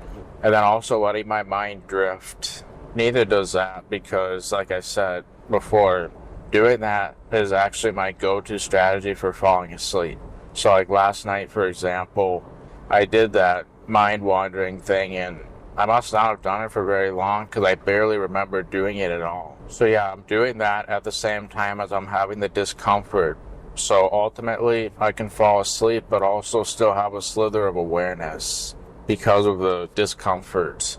But yeah, obviously, the discomfort, in some ways, it's not like true discomfort if you really think about it. It's more of an impact psychologically rather than physically in some ways. At least that's how I consider it, because, well, the urge to toss and turn is more, it's convenient to get rid of that discomfort, but you don't absolutely have to do that, of course. But it's nice. It's nice to be able to toss and turn. It's a nice luxury that we have, if that makes sense. But yeah, if REM sleep is fairly close around the corner while I'm doing this, then you can see how my mind can sort of slip into it because I'm focusing on my mind wandering. So therefore, the mind wandering is actually kind of, I think, what's hugely involved with the dreaming process. I mean, the dreaming process is kind of a side effect of the mind wandering, as I've kind of talked about before, how dreams are kind of an accidental product or byproduct of the mind wandering, and one thing just kind of leads to another. Well, letting my mind wander allows those processes to engage, but because I'm slightly uncomfortable, my awareness kind of still exists in some aspects. The discomfort is a little bit annoying at first, but when I can let my mind wander, then it's very easy for me to get lost in there. And if I truly have enough discomfort, then, well, I'll have awareness when the dreaming process begins. I might not be aware of the fact that I'm aware anymore, but it kind of puts me to a point where as soon as the dreaming process begins, I'm like, oh, now it's starting, kind of thing. That's usually what ends up happening. Well, it doesn't always just kind of suddenly start. I often get precursors beforehand, like a split second of the pulsing tone, for example. I might get a split second, or I might even get this feeling that I'm about to get a very intense spinning sensation. To me, that's a sign that REM is very close. So when that happens, I just kind of acknowledge it and keep doing what I was already doing. And then, yeah. So yeah, basically to sum up, when I have the urge to toss and turn, I use that as an anchor point with the discomfort, but then I also allow my mind to wander the way it naturally wants to. And that allows the sleeping process to kick in while still having a tiny slither of awareness. But yeah, sometimes in that process, I'll kind of notice precursors that REM is about to kick in, but it wasn't quite ready yet. If that makes sense. Like the high-pitched pulsing tone, and then over time it starts to become just a little bit more, if that makes sense. Like maybe I'll get one split-second pulsing tone, and then maybe like a minute later I'll suddenly get like 2 of them, or maybe I'll get like 5 of them within a 10-second period kind of thing. And then I know it's really close, and then eventually it starts kicking in for real, and then there we go. I can enjoy a nice long lucid dream if the variables are nicely lined up. And I was truly at the beginning of REM sleep. I find that works quite well. The tricky part is kind of getting the timing right. Well, actually there's a lot of margin for timing when it comes to this, because if I wake up when I still have some non-REM sleep, it's likely that by the time I end up going back to sleep, or at least by the time I would ordinarily lose awareness, REM sleep is what's actually around the corner. Or maybe I can have some light non-REM sleep while I'm uncomfortable, and then when REM kicks in, I start noticing it happen, especially since I'm not focusing on anything in particular. So yeah, this might work well for morning naps, especially if REM sleep is fairly close. It's nice when I happen to target moments with REM rebound, but even when there's no REM rebound, it's still, being able to utilize a whole REM period is still considerably more than like most regained awareness dream. And of course, most dream re-entries as well. So yeah, I hope that can sort of explain, like, obviously why I'm able to fall asleep consciously and effectively do that paradox. Because yeah, like I said, the discomfort is essentially the thing holding my awareness in place. And then letting the mind wander is the thing that allows the sleep and dreaming process to eventually kick in. This is essentially a way that I can ultimately play dead as far as like the mental activation goes. I still have some level of mental activation due to the discomfort, but it's so minimal that sleep and dreams can still kick in and it won't interfere. But what's really nice about this as well is a lot of times during dream re-entry, the sensations can be so intense and unexpected that you may end up shocking yourself awake, which you basically, with practice, that becomes less and less of a problem. So you just kind of allow yourself to get experiences with that. It becomes less of a problem over time. And it may never even be a problem to begin with. There's no reason to believe that it will. But if it is, know that it's normal. Don't beat yourself up over it. Your mind still kind of get used to the overall idea of all the madness that goes on with falling asleep consciously. But what's nice about this approach that I was just sharing is when you first enter REM, it tends to be a lot more gradual than if you're having a re-entry and are already in basically the headspace, mental zone of dreaming and sleep. When you're first entering, it tends to be a lot more gradual, so it won't like shock the system, or it won't shock you as much, and you can sort of ease into it a lot easier just because of, so that's kind of a nice side effect of entering REM from the very beginning. So you can see how understanding the nature of consciousness and self can sort of help you stumble across something like this. So I mentioned previously this only works in hummingbird mode, and I say that because if I'm in sloth mode, the discomfort is likely not going to end up happening. And if you try to artificially create it, that's often not even going to be enough, or it's going to end up being too much, possibly. It's difficult to achieve a nice balance when you're in sloth mode, essentially, where it takes seconds to fall asleep. But when you're in hummingbird mode, that urge with tossing and turning is just so much more likely. So, actually, I should have also clarified, when you're starting the technique, obviously, you have to find a nice timing, factoring in roughly how long it takes to fall asleep, and then there's kind of a margin if you can get that fairly close. But anyway, so you want to start out with basically not doing much at all.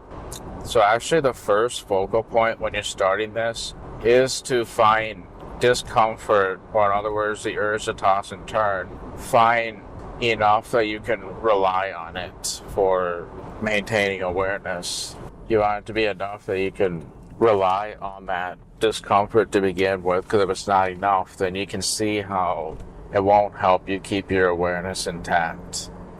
In fact, in some ways, you almost want to slightly overshoot the discomforts, and then essentially allowing yourself to, and then essentially focusing on the mind wandering will sort of split the differences, if you will, and make it eventually work out. So obviously, we're still against the three pillars of maintained awareness: the sleep latency, the next sleep stage, and then your focus. In this case, your focus is the discomfort in some ways, but also letting the mind wander. But I would say the discomfort would be considered the focus, because that's the thing that allows you to maintain awareness at all, essentially. And then the next sleep stage, REM should be relatively close at least, even if it's not there right away. You should at least get to a point where it becomes the next thing before you completely lose your awareness, right? And then obviously sleep latency, if it's too low, you're not even going to be able to have that discomfort to begin with. I still kind of have yet to figure out an optimal approach for doing this in soft mode. Like, I've tried the impossible movement practice, break the circle, and stuff like that, but I find that, this also depends on that whole next sleep stage thing too, because that's a lot less flexible when you're in sloth mode. If you're in hummingbird mode, even if non-dreaming sleep is around the corner, there's a chance that dreaming sleep will be fairly close, and you might have enough awareness to make it all the way through if it's fairly close. But when you're in sloth mode, you're not going to have that margin. All you're going to do is potentially prolong dreaming sleep, trying to maintain the awareness into that, and possibly even cause sleep fragmentation in that process, which could actually give you a dream re-entry even if you did fall asleep accidentally. So yeah, it's kind of it's a tricky one. But when you're in hummingbird mode, that discomfort thing typically works well. Of course, there could be some point where you're too much of a hummingbird. That could be a little bit of a problem, potentially, but if you think dreaming sleep is around the corner, then I say just have patience for a while. Even lean towards falling asleep accidentally, especially like focusing on the mind wandering and possibly even employing that approach of stopping most but not all thoughts kind of thing, or even the music or something else, something that will get sleep closer. It is a bit of a tricky balance sometimes, but usually I find that I'm sort of a hummingbird toward the beginning of the night. In other words, when I first go to bed, and then toward the end of the night when I'm getting up for the day, or I maybe have a couple hours left. I'm typically in sloth or even super sloth mode at that point. But yeah, because I'm typically in that sloth or super sloth mode, then even when I slip into hummingbird mode, it's almost never too much where it becomes a problem. That's something you kind of have to map out your own territory regarding that. But yeah, I hope that this example explains a bit more on why the nature of consciousness itself is relevant. Obviously, the falling asleep, that does tie with self. Like, that's what makes the nature of consciousness aspect so complex. But see, the principles of that approach are actually quite simple, but the reason it works is because of those somewhat complex concepts. If you understand why it works, that might be able to more easily help you troubleshoot things if you're not quite doing it correctly. Then you can be like, I should have done this a little bit differently instead, that sort of thing. So yeah, I think we've gone on the concept of consciousness itself enough. So obviously this ties with like the nature of the universe as well, which is kind of another philosophical concept that we're not even close to having an answer to it, but we also realize that essentially when we're in our dreams, we're in our own inner universe. I mean, yeah, the fact that we're existing at all and that there's such thing as existence is kind of baffling if you really think about it. Like the fact that there's such thing as things and existence. Kind of difficult to conceive what it would be like if there was no such thing as existence of anything. But somehow, miraculously, a universe and all sorts of things, including living things, exist. And the fact that the living things are very complex, that's really baffling. The fact that we barely understand, like, why, how, what, for our own existence is kind of baffling to think about. So the nature of the universe kind of ties with that because, of course, yeah, our dreams are basically an inner universe. And that's where you can start the spelling of universe with Y-O-U-N-I-V-E-R-S-E. We're inside our universe with that spelling. So yeah, you can see how exploring dreams can kind of help us attempt to answer that question to some degree. And it could be a good excuse for exploring that side of things too. And this also reminds us we're very special because a mind can literally create an inner universe, which is crazy to think about. And then obviously with that inner universe, there's a lot of quirks that come with it. Like when I talked about the nature of perception, how the dream world moves around us, how I believe there's technically no light source since the world's not built on rules. Yeah, the fact that we're capable of facilitating those types of things as a living thing, that makes us really special. Because if you really think about it, it almost doesn't seem like it should even be possible to do that. The fact that it is, it's amazing. So yeah, exploring the nature of the universe will make you realize that we're basically experiencing miracles on top of other miracles, and yeah, so that is kind of an interesting thing to think about. It can make you appreciate the nature of dreams a lot and just how that's different from waking life and everything like that. Because, yeah, dreams are something that happens every night. We kind of are living a second life there, except most of us is not very present, so it's not like a highly functioning version of us is even functioning in that second life. Unless, of course, we have a lucid dream and are aware of the fact that we're in this inner universe and everything. Probably some other aspects I'm forgetting, but I think that's what I probably get out of exploring the nature of the universe. And then stoicism is another philosophical concept that can be very useful for lucid dreaming as well. I kind of touched on this before, but I never used that term in the area. I probably could have, to be honest, but my basic understanding of stoicism is, of course, it's a concept that I think originates from a Buddhist religion, and I think that could be a very useful concept. It's basically, from my understanding, it's the idea of recognizing things that we don't have control over, and then basically accepting that and not trying to take control over things we don't have control over. So like with that maintained awareness technique that I just shared before, using the discomfort as an anchor of awareness, but also letting the mind wander, I think that kind of is engaging stoicism a fair bit because, well, rather than trying to make ourselves sleep or go into REM sleep, we're essentially navigating waves, if you will, and just kind of trying to navigate until the variables naturally fall into place. And we're aware that if it takes longer than normal or it just doesn't work out that time, it's because of variables that are not under our control. Or if it is, and we just learn from the experience, accept that, basically move on and hope that we do better next time, kind of thing. And of course, something that works really well might not work very well in certain circumstances. Like, for example, trying to do that discomfort thing when it takes me like seconds to fall asleep and dreaming sleep is not around the corner. Yeah, that's variables not being under our control, and I just have to accept that. And then that dream control concept, like when I talked about flying in this 30-story building, well, all I focused on was getting from point A to point B. I didn't worry about how the flying worked or any of those details. I didn't worry about the way I was jumping, the way my body was positioned, none of that. I just kind of let the dream worry about that. I basically gave up control and sort of let the dream do the control, if you will.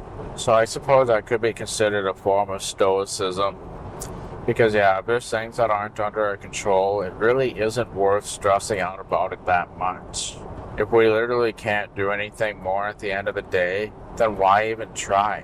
Why stress out the body trying and not getting anywhere because we don't have the ability to control those things? So obviously that can be useful for lucid dreams because sometimes it can be easy to be a control freak in many different aspects of things that we don't actually have control over.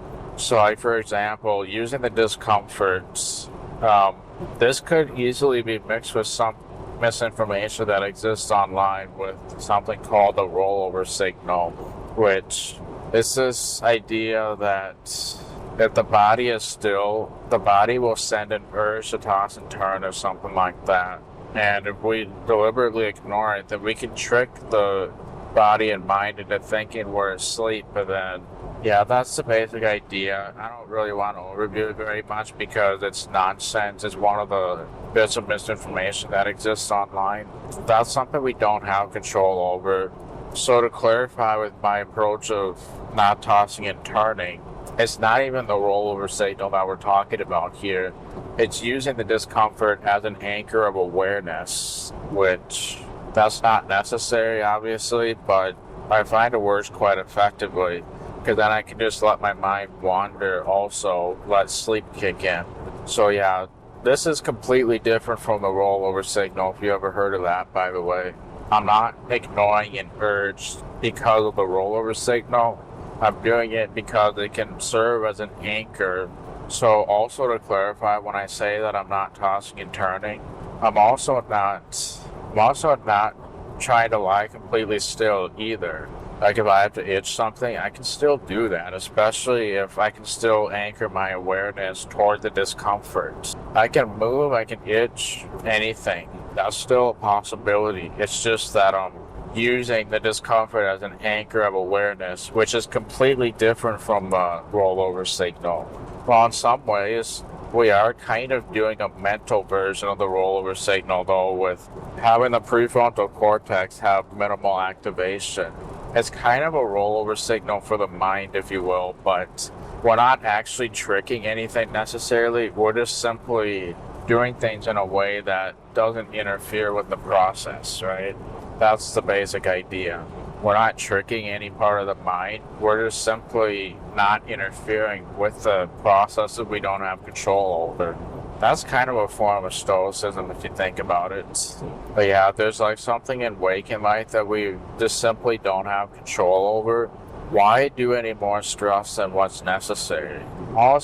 It's not really gonna benefit in really any way, and all it does is put stress on the body while we try to take control over the thing we literally do not have control over no matter what. So acknowledge that, focus on what we do have control over instead. And yeah, that also applies for lucid dreaming. So like voice commands, for example, actually using voice commands kind of is a form of stoicism in a way too, because well, you're kind of using a voice command and just expecting the dream to work something out one way or another in response to this voice command that you gave it. You're just kind of letting the dream process work with that. Like in some ways, you are kind of offloading control to the dream once you issue the command, just kind of expecting something to happen one way or another. So like, yeah, the example, when I was struggling to fly at age 6, I would then start offloading control and say, God, make me fly. And then it suddenly started working. In some ways, it's like I was trying to control certain aspects, but once I gave that voice command, I sort of let up on some of that control, some of the things that I don't have control over. And then, yeah, it ended up working. In some ways, that could have been like an accidental form of stoicism that I stumbled across. So yeah, as you can see, there's a lot of different philosophical concepts that can be useful for lucid dreaming in a lot of areas in life, if we're being perfectly honest. One of the main ideas of philosophy is to navigate this human-driven world and basically understand it. Getting an attempt to understand our living situation, if you will, and trying to make the best of it. So yes, there are many practical areas of philosophy that can be used to enhance life, if applied correctly. So you're basically trying to make an understanding of the situation to make the best of it. So yeah, it almost seems like just about any philosophical concept in existence could tie with lucid dreaming in one way or another. I don't know about like feminism, for example. Could feminism really tie with lucid dreaming? I don't really know, to be honest, but I think a lot of concepts could still tie. It's kind of hard to say. I mean, I wouldn't rule that out, certainly. There could potentially be a way that it does tie, but I don't know that right now. And it's not really benefiting me personally at the moment, in regards to lucid dreaming, that is. Understanding humanity, yeah, for sure, but lucid dreaming, I don't know. Hard to say. I guess if it does tie in a way, then feel free to let us know in the comment if it ties to lucid dreaming in some way. So yeah, as you can see, many areas of philosophy can be quite useful for lucid dreaming, as I went over before. So another concept that I'd like to go over is just the fact that in this digital age, we're kind of losing privacy, if you really think about it, just with our digital devices, and you never know if they could be listening at any given moment. I always generally make the assumption that they do, just in case, but you never know. So privacy used to be a lot easier back in the day. Like even when I was younger, it was considerably easier than it is now. But what I'm trying to get at is our dream world these days is kind of our only true source of privacy, if you really think about it. So a good reason to get into lucid dreaming is so that we can appreciate that. But of course, there's probably going to come a time where we even lose privacy regarding that too, especially if we end up getting like a brain implant someday. If technology advances to that point where we're required to have one to even fit in with society, then we're probably going to end up getting to a point where not even our dreams are private anymore. I mean, there's even things that we don't know about our own dream, if you really think about it. Like, we forget the majority of our dream. We don't even understand our own dreams. It's like, that's how private dreams are. Some stuff was even kept private from ourselves within our own second life, which is kind of crazy to think about. But yeah, we may lose that someday if we have to get one of those brain implants to fit in with society. But to talk about the Neuralink, which might be an example of one of these brain implants, let's say we get to that point where we have to have a Neuralink, for example. Well, if we're at that point, I was kind of talking about how the Neuralink would sort of help us induce lucid dreams, and how we probably wouldn't want to really only dream and lucid dream when the reasons are right and natural. In other words, when the natural process kicks in, rather than trying to make it happen artificially through the Neuralink or something. Well, there is a way we can technically approach that I never thought of at the time I said that before. We could just have the Neuralink, in theory, or something else, detect when dreaming is happening, and then simply have it make us lucid essentially at those natural times that the dreaming is happening. So rather than forcing dreaming and lucid dreaming, we could just have it detect when the process is naturally occurring, couldn't we? And then that would be kind of a way to keep things natural. It's just that the main difference is now suddenly the Neuralink sort of becomes a lucid dreaming technique in that scenario. So yeah, if we were to use Neuralinks for lucid dreaming, I would say we stick with when things naturally occur, but maybe hijack lucidity into that. Obviously, we'd want to do that to a healthy amount. Basically, if it's not a healthy amount, we're probably going to feel that in our dreams. And have that feeling that we wish we could sleep or something instead. And then at that point, we'd want to listen to our body if we want to prioritize health first. So obviously, if we were to be able to induce lucid dreams with the Neuralink, listening to our body is going to become a very important factor. And then that would kind of allow us to put health first. So essentially, rather than trying to make lucid dreams happen at any time from a health perspective, I think it would make sense for using it as a technique, if you will. So yeah, basically, the way I'd probably use that if I was forced into using something like that in the first place is I would probably, in an area where I would normally attempt to have a lucid dream, that's maybe where I'd end up leveraging the Neuralink if I had one. In an area where I would be attempting one anyway, and then basically making it so that the odds are so much better. And of course, trying to target the beginning of REM with minimal effort too. If I had a Neuralink, that's probably how I would do it in a healthy way. And of course, I would listen to my body, and if it doesn't feel healthy, then I'd probably allow my lucidity to dissolve, because I have so many areas I can target then, right?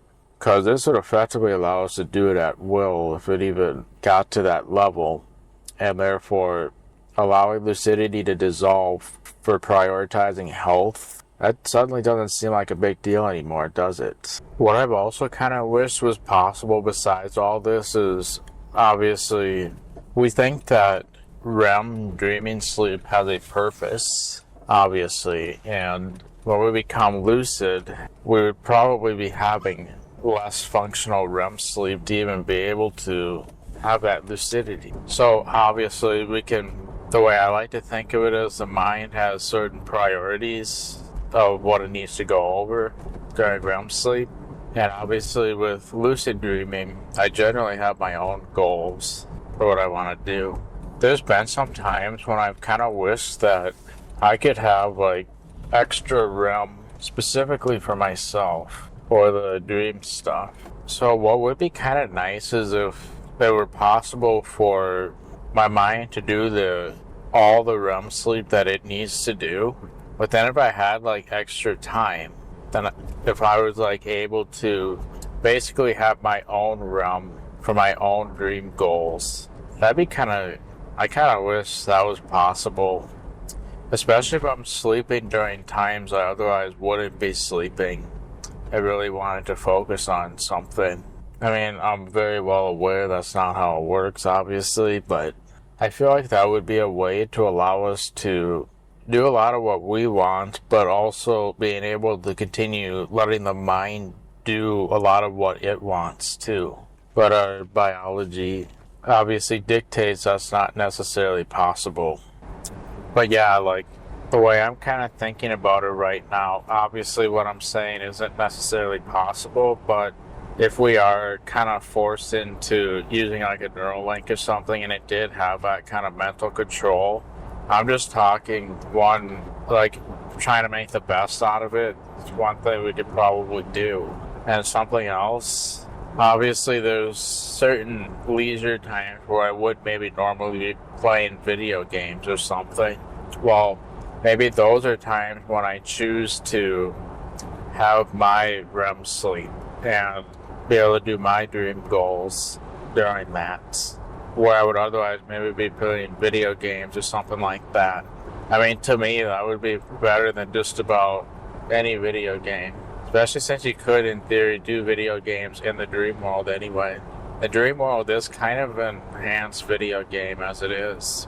I suppose that's one reason why I'm not as much of a gamer as much as kids these days would normally be. I suppose this lucid dreaming stuff could be a huge part of it. I'm not really sure. I got a lot of hobbies that revolve around various other things. And then I've also got lucid dreaming, which I suppose if I wasn't into lucid dreaming, there's a slight chance I'd be playing a lot more video games than I currently do. I don't know. It's a tricky one. I do play video games, to be clear, just not very frequently. But I will. For me personally, if lucid dreaming were a video game, I would probably end up feeling that it's the best video game in existence. Especially if I did have that kind of neural link control or whatever, where I'd be able to go into a video game, or rather lucid dream during a time I would normally be playing a video game, for example. So yeah, obviously I know that's not possible right now, but if we get to a point where we're forced to have one just to be able to fit in with society, I feel like I would end up utilizing that just because it's a way to make the best out of it. Otherwise, I'd rather obviously have privacy. The very little bit of privacy that still exists these days, I would like to obviously savor it as much as I can. So yeah. When I talked about the Neuralink before and how it could be unhealthy, well, I think it'd be healthier if we targeted when REM is naturally occurring and then use the Neuralink to basically become lucid when it detects dreaming is occurring, which obviously I'm sure that if we get that brain implant, it'll have that capability, I would imagine.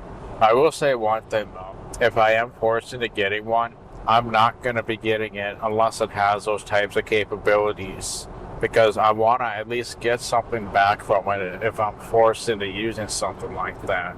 So yeah, and I suppose it would be helpful for being able to handle parasomnias as well, like the sleepwalking. And if there was some sort of way to essentially make it so that non-dreaming sleep can go on as long as it needs to, like literally everybody else, that would be great. I suppose that'd be another good use for the neural link, so that I could accomplish something like that without taking medications or anything like that, which obviously when it comes to like medications and supplements, listen to medical certified trained professionals rather than some random people on that stuff. Yeah, I'd probably talk to a medical professional about that if I'm even going to think of doing anything like that, because obviously if it does fix the problem, it's probably going to affect sleep in different ways, which may not end up being great.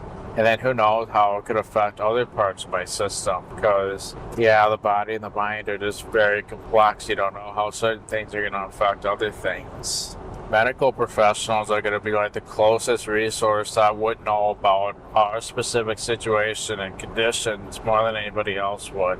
They went to a school, they got trained, and they got trained to obviously diagnose all these different complexities. So what I was talking about there is really like just kind of touching the neural link regarding dreaming, how the neural link could be beneficial in relation to dreaming.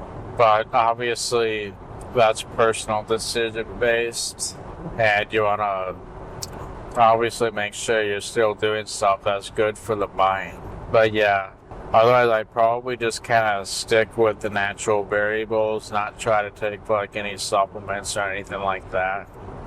I mean, maybe I could like get sources of choline from with like the diet, for example, which probably want to talk to a medical professional about that. Maybe, I don't know. I'm not going to be recommending anything in particular myself, but otherwise I'm going to keep things as natural as possible. So yeah, like even in my situation, I haven't really been trying to lucid dream necessarily because I'm obviously trying to catch up on sleep. I've had a slightly better schedule over the past few days. I still like to keep improving it, of course. I've gotten to a point where I'm typically recalling dreams again, which is a good sign. Usually when I'm behind on sleep, then my dream recall tends to go way down, and therefore the chances of lucidity do as well. But I'm still prioritizing sleep health, and I'm getting closer. Today I ended up actually having a pretty neat lucid dream.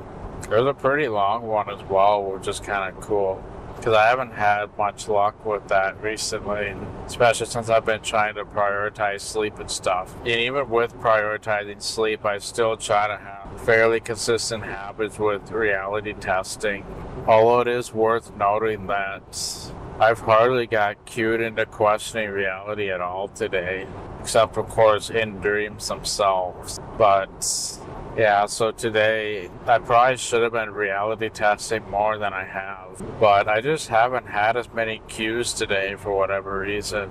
Some days will be like that, and then some days there's literally going to be cues like every 3 minutes kind of thing. It's so weird, but if you're consistent with like your inner state, what's actually happening, that's mainly what matters. You aim for that goal. So yeah, that was a thoughtful birthday gift for my dreaming mind to give me. And yes, it really is today. I had kind of a rough start because there was an IT emergency this morning, but things are all good now. So yeah, not exactly the way I was planning on starting my birthday, but oh well. Things went pretty good now. I still say that's a pretty decent gift. And then yeah, I had a pretty interesting lucid dream as well. No, I did not do the data dream goal. I didn't think of it until like the last minute or two, of course.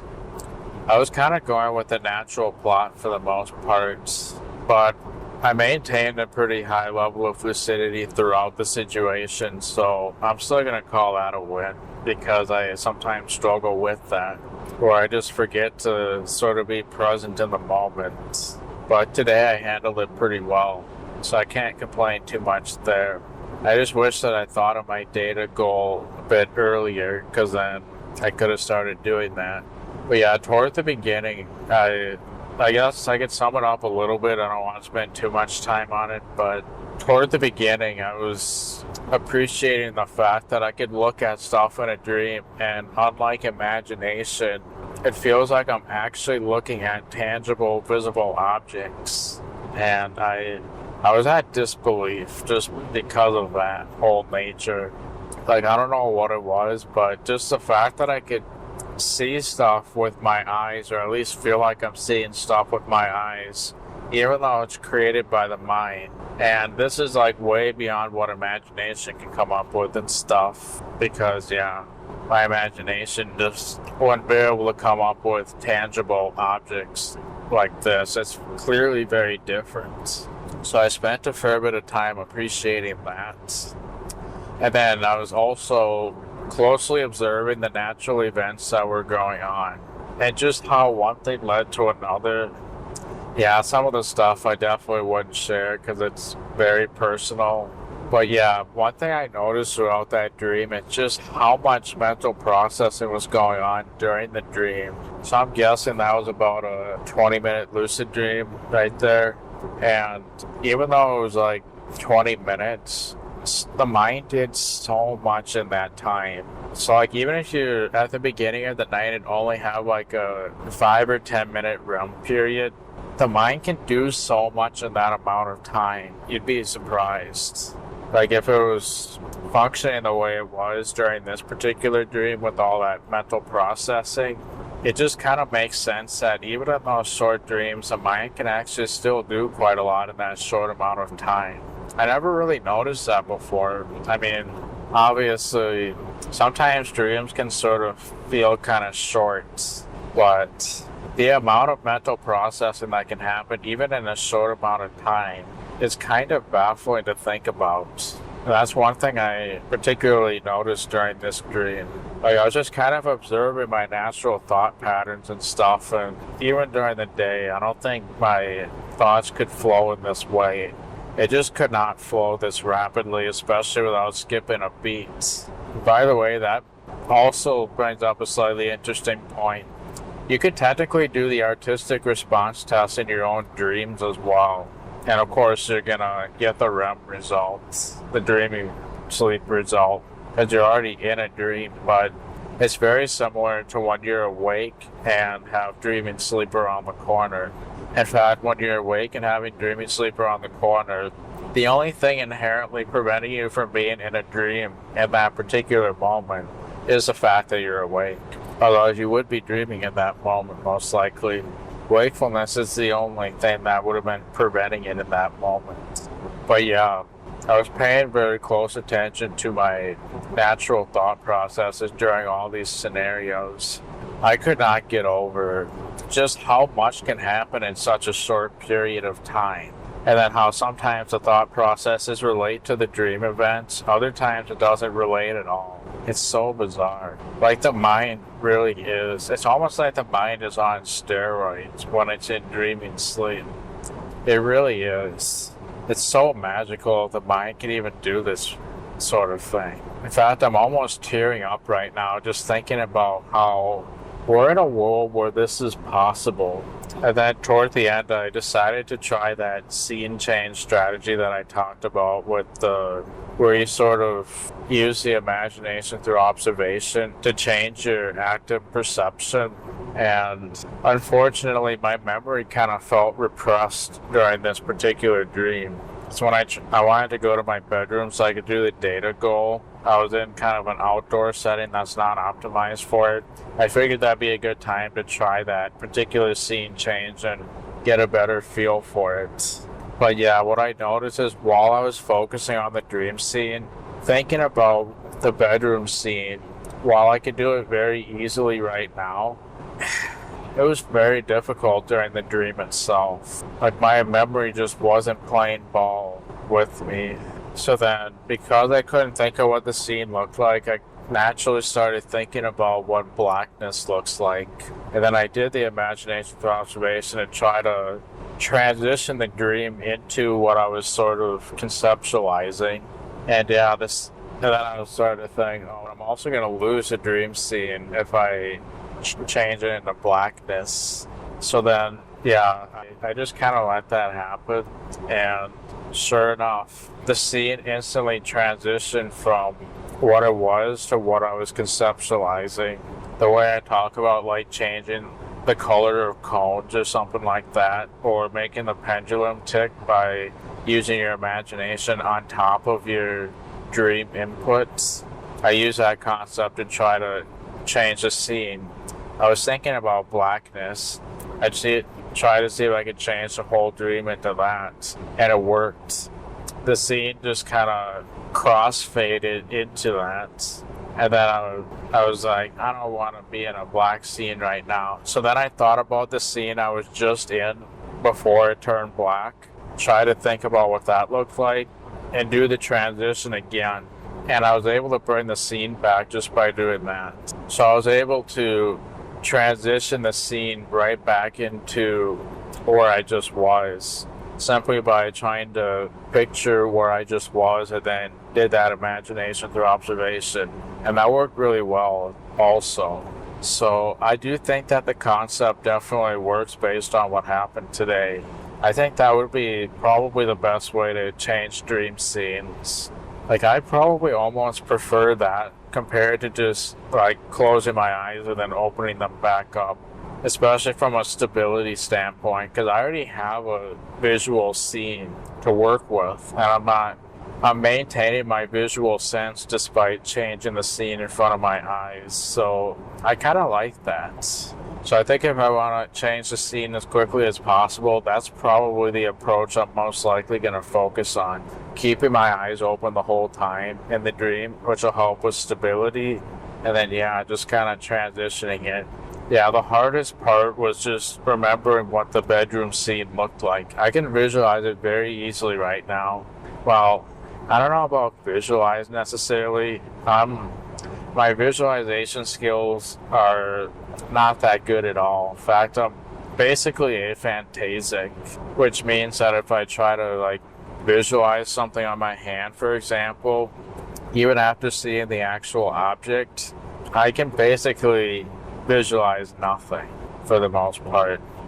So like if I put an apple on my hand, take it off, and then try to visualize the apple on my hand, all I see is my hand wrinkles. Even when I try to get the apple to appear, it just won't, because I don't really have the ability to do that. My visualization skills just aren't that good. But that's not really a problem, even with this imagination through observation stuff that I talked about. Because I can do things at an abstract level, right? Or at the very least conceptualize what things entail. I just kind of think of what my desk looks like overall, and then the overall scene. But yeah, my memory just wasn't working in that dream, and I could not visualize it. I can do it now, or at least I prefer to use the term conceptualize, mainly because it feels more accurate for me. But if any of you have good visualization abilities, then maybe you literally do visualize. I don't know. And that's another interesting point regarding the imagination through observation, because I'm doing it based on how my visualization abilities are. But yeah, so I thought that was kind of interesting, just how seamlessly I could sort of transition it, not only into blackness, but also from blackness back into where I was. When I brought the scene back, I literally thought about, where was I just now? What did that look like? Then I did the imagination through observation on that, and then it went from black to that very thing. So I was able to bring the scene back using that. The fact that that worked makes me think that if I go from one scene to another, that should work, assuming that my memory plays ball with me, which it didn't that time. But I'm sure that in general it would. And then obviously, I do think it's also important to remember that, I forgot what I was going to say that's so important, but I'm sure something to do with maybe just how memory can vary so much from one moment to the next. Variables can definitely fluctuate how things work. I also think it's beneficial to not practice that type of stuff in waking life, just because obviously it's not possible there.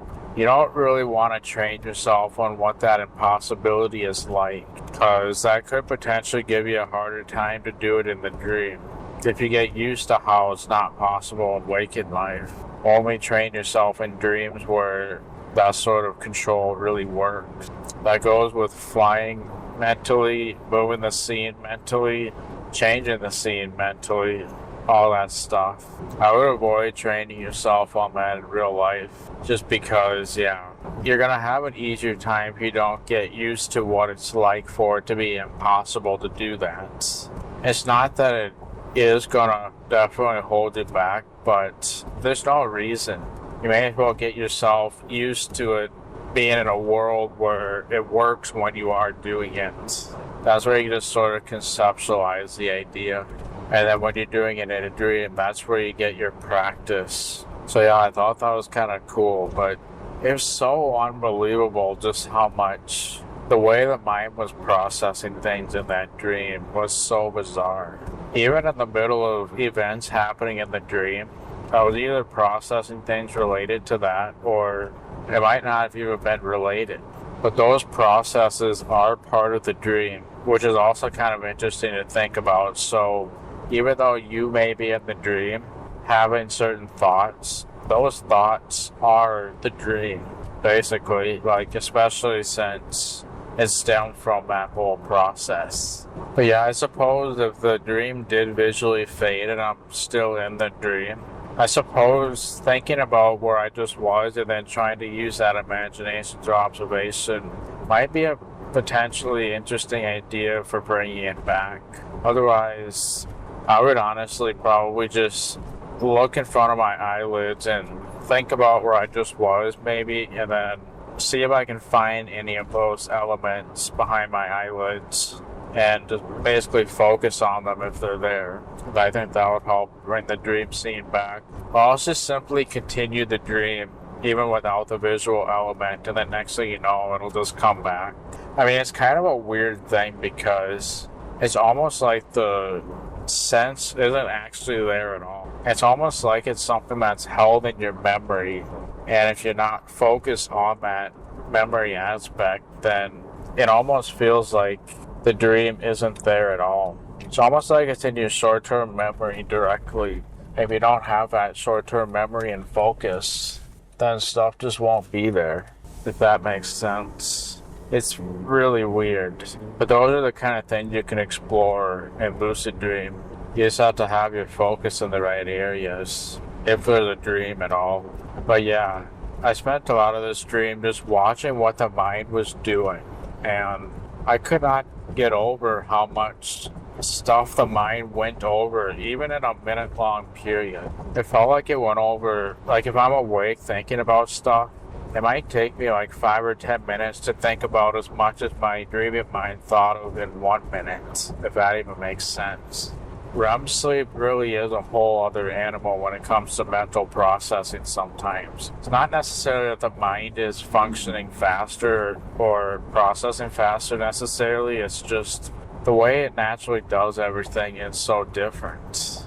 I mean, this is something you'd probably have to explore for yourself, and it probably varies from one moment to the next. I've also had really calm dreams where virtually nothing's happening at all, and my thoughts are almost empty as well, which is so weird because dreams usually aren't in that nature. Like one time I was just kind of swimming in the lake, just trying to stay afloat essentially without really even making that much movement. That's all that was happening for a while. I mean, how can the dream even do something that's so calming and basic? There's like absolutely no chaos of any kind. The water's just kind of waving around just like it would in real life. I'm making a swimming motion that I would in real life to stay afloat. Yeah, so bizarre. Of course, that wasn't in today's dream, but I've had that happen before, and the dreaming mind feels like it's behaving a little differently than it typically does in those scenarios. So yeah, I suppose now would probably be a good time for me to segue into some of those problems. Because I feel like a lot of stuff I talked about, it kind of talks about what it's like when things are ideal. But lucid dreaming can also be a very frustrating subject because a lot of things it can be a lot of hard work. Sometimes things just don't work nicely. And yeah, so there's a frustrating side to it as well. I've kind of learned to just live with them over the years because I've gotten very used to the frustrations and I know how normal it is and all that stuff. So like right now, I suppose my sleep schedule is pretty much the most frustrating thing for me at the moment because that's holding me back. Obviously, I spent a nice lucid dream today where I could have literally continued my data goal, but I never did. I pretty much just went with a natural plot, didn't even think of it till like the last couple minutes into that dream, and I didn't get very far even with that. But I guess I'm just kind of accepting how it went. And yeah, that would have otherwise been a very good scenario for doing the data goal. If I had started the moment I got lucid, I probably could have got most of the way there actually. Especially with how present my mind was in that moment. Yeah, the whole memory thing is kind of weird as well. Like, yeah, I tried a bunch of stuff to try to think of what my room looked like, but I just couldn't mentally conceive it in that particular moment. the memory part of my mind just seemed like it wasn't waking up at all. There may or may not have been things that I would have been able to do in that particular moment to make it work better. Usually it does work fine, actually. Most of the time when I do the memory stuff, the memory tends to work quite well on a lot of instances, but not today's. So yeah, obviously weird variables like that can happen. That can be pretty frustrating. Obviously, I've been a bit frustrated with my sleep schedule, although it has gotten a little better over the past couple days, and hopefully it'll continue getting better. I don't know about tonight, though, because it's my birthday. I'm probably going to decide to have a bit of alcohol. I'm not usually a fan of alcohol, by the way. I don't typically have it because there's no reason for me to, but it's been almost 2 years since I've only had it maybe like 3 or 4 times my whole life. And yeah, it's been a long time since I've had it, so I may end up deciding to have one today. I don't know. I don't feel any reason for doing it other than it's my birthday. I feel like I should celebrate in some way. I don't know. It's kind of a weird one. I would be totally fine not doing it, but maybe I will. Who knows? So I don't know how that's going to affect tonight as far as lucid dreaming goes, because for those of you who don't know, alcohol is literally a REM suppressant. So it'll literally suppress dreaming sleep. Maybe I'll even end up getting some REM rebound as a result. I don't know. It's kind of hard to say what that's going to look like. I mean, it's kind of a funny thing because I do have an opportunity to get to bed earlier tonight, but do I use that to have a lucid dream, be able to enjoy that? Or do I make myself enjoy myself with alcohol or something similar? It's a tricky one. I don't know what I'm going to do yet. I guess we'll wait and see. I would almost rather be having lucid dreams, to be honest. Yeah, so now I'm back at Studio A. So we'll pick up by talking about the more realistic side of lucid dreaming, because a lot of stuff I talked about is kind of stuff in an idealized world. I feel like it might not give the right impression in some aspects regarding that. I honestly didn't even think about that.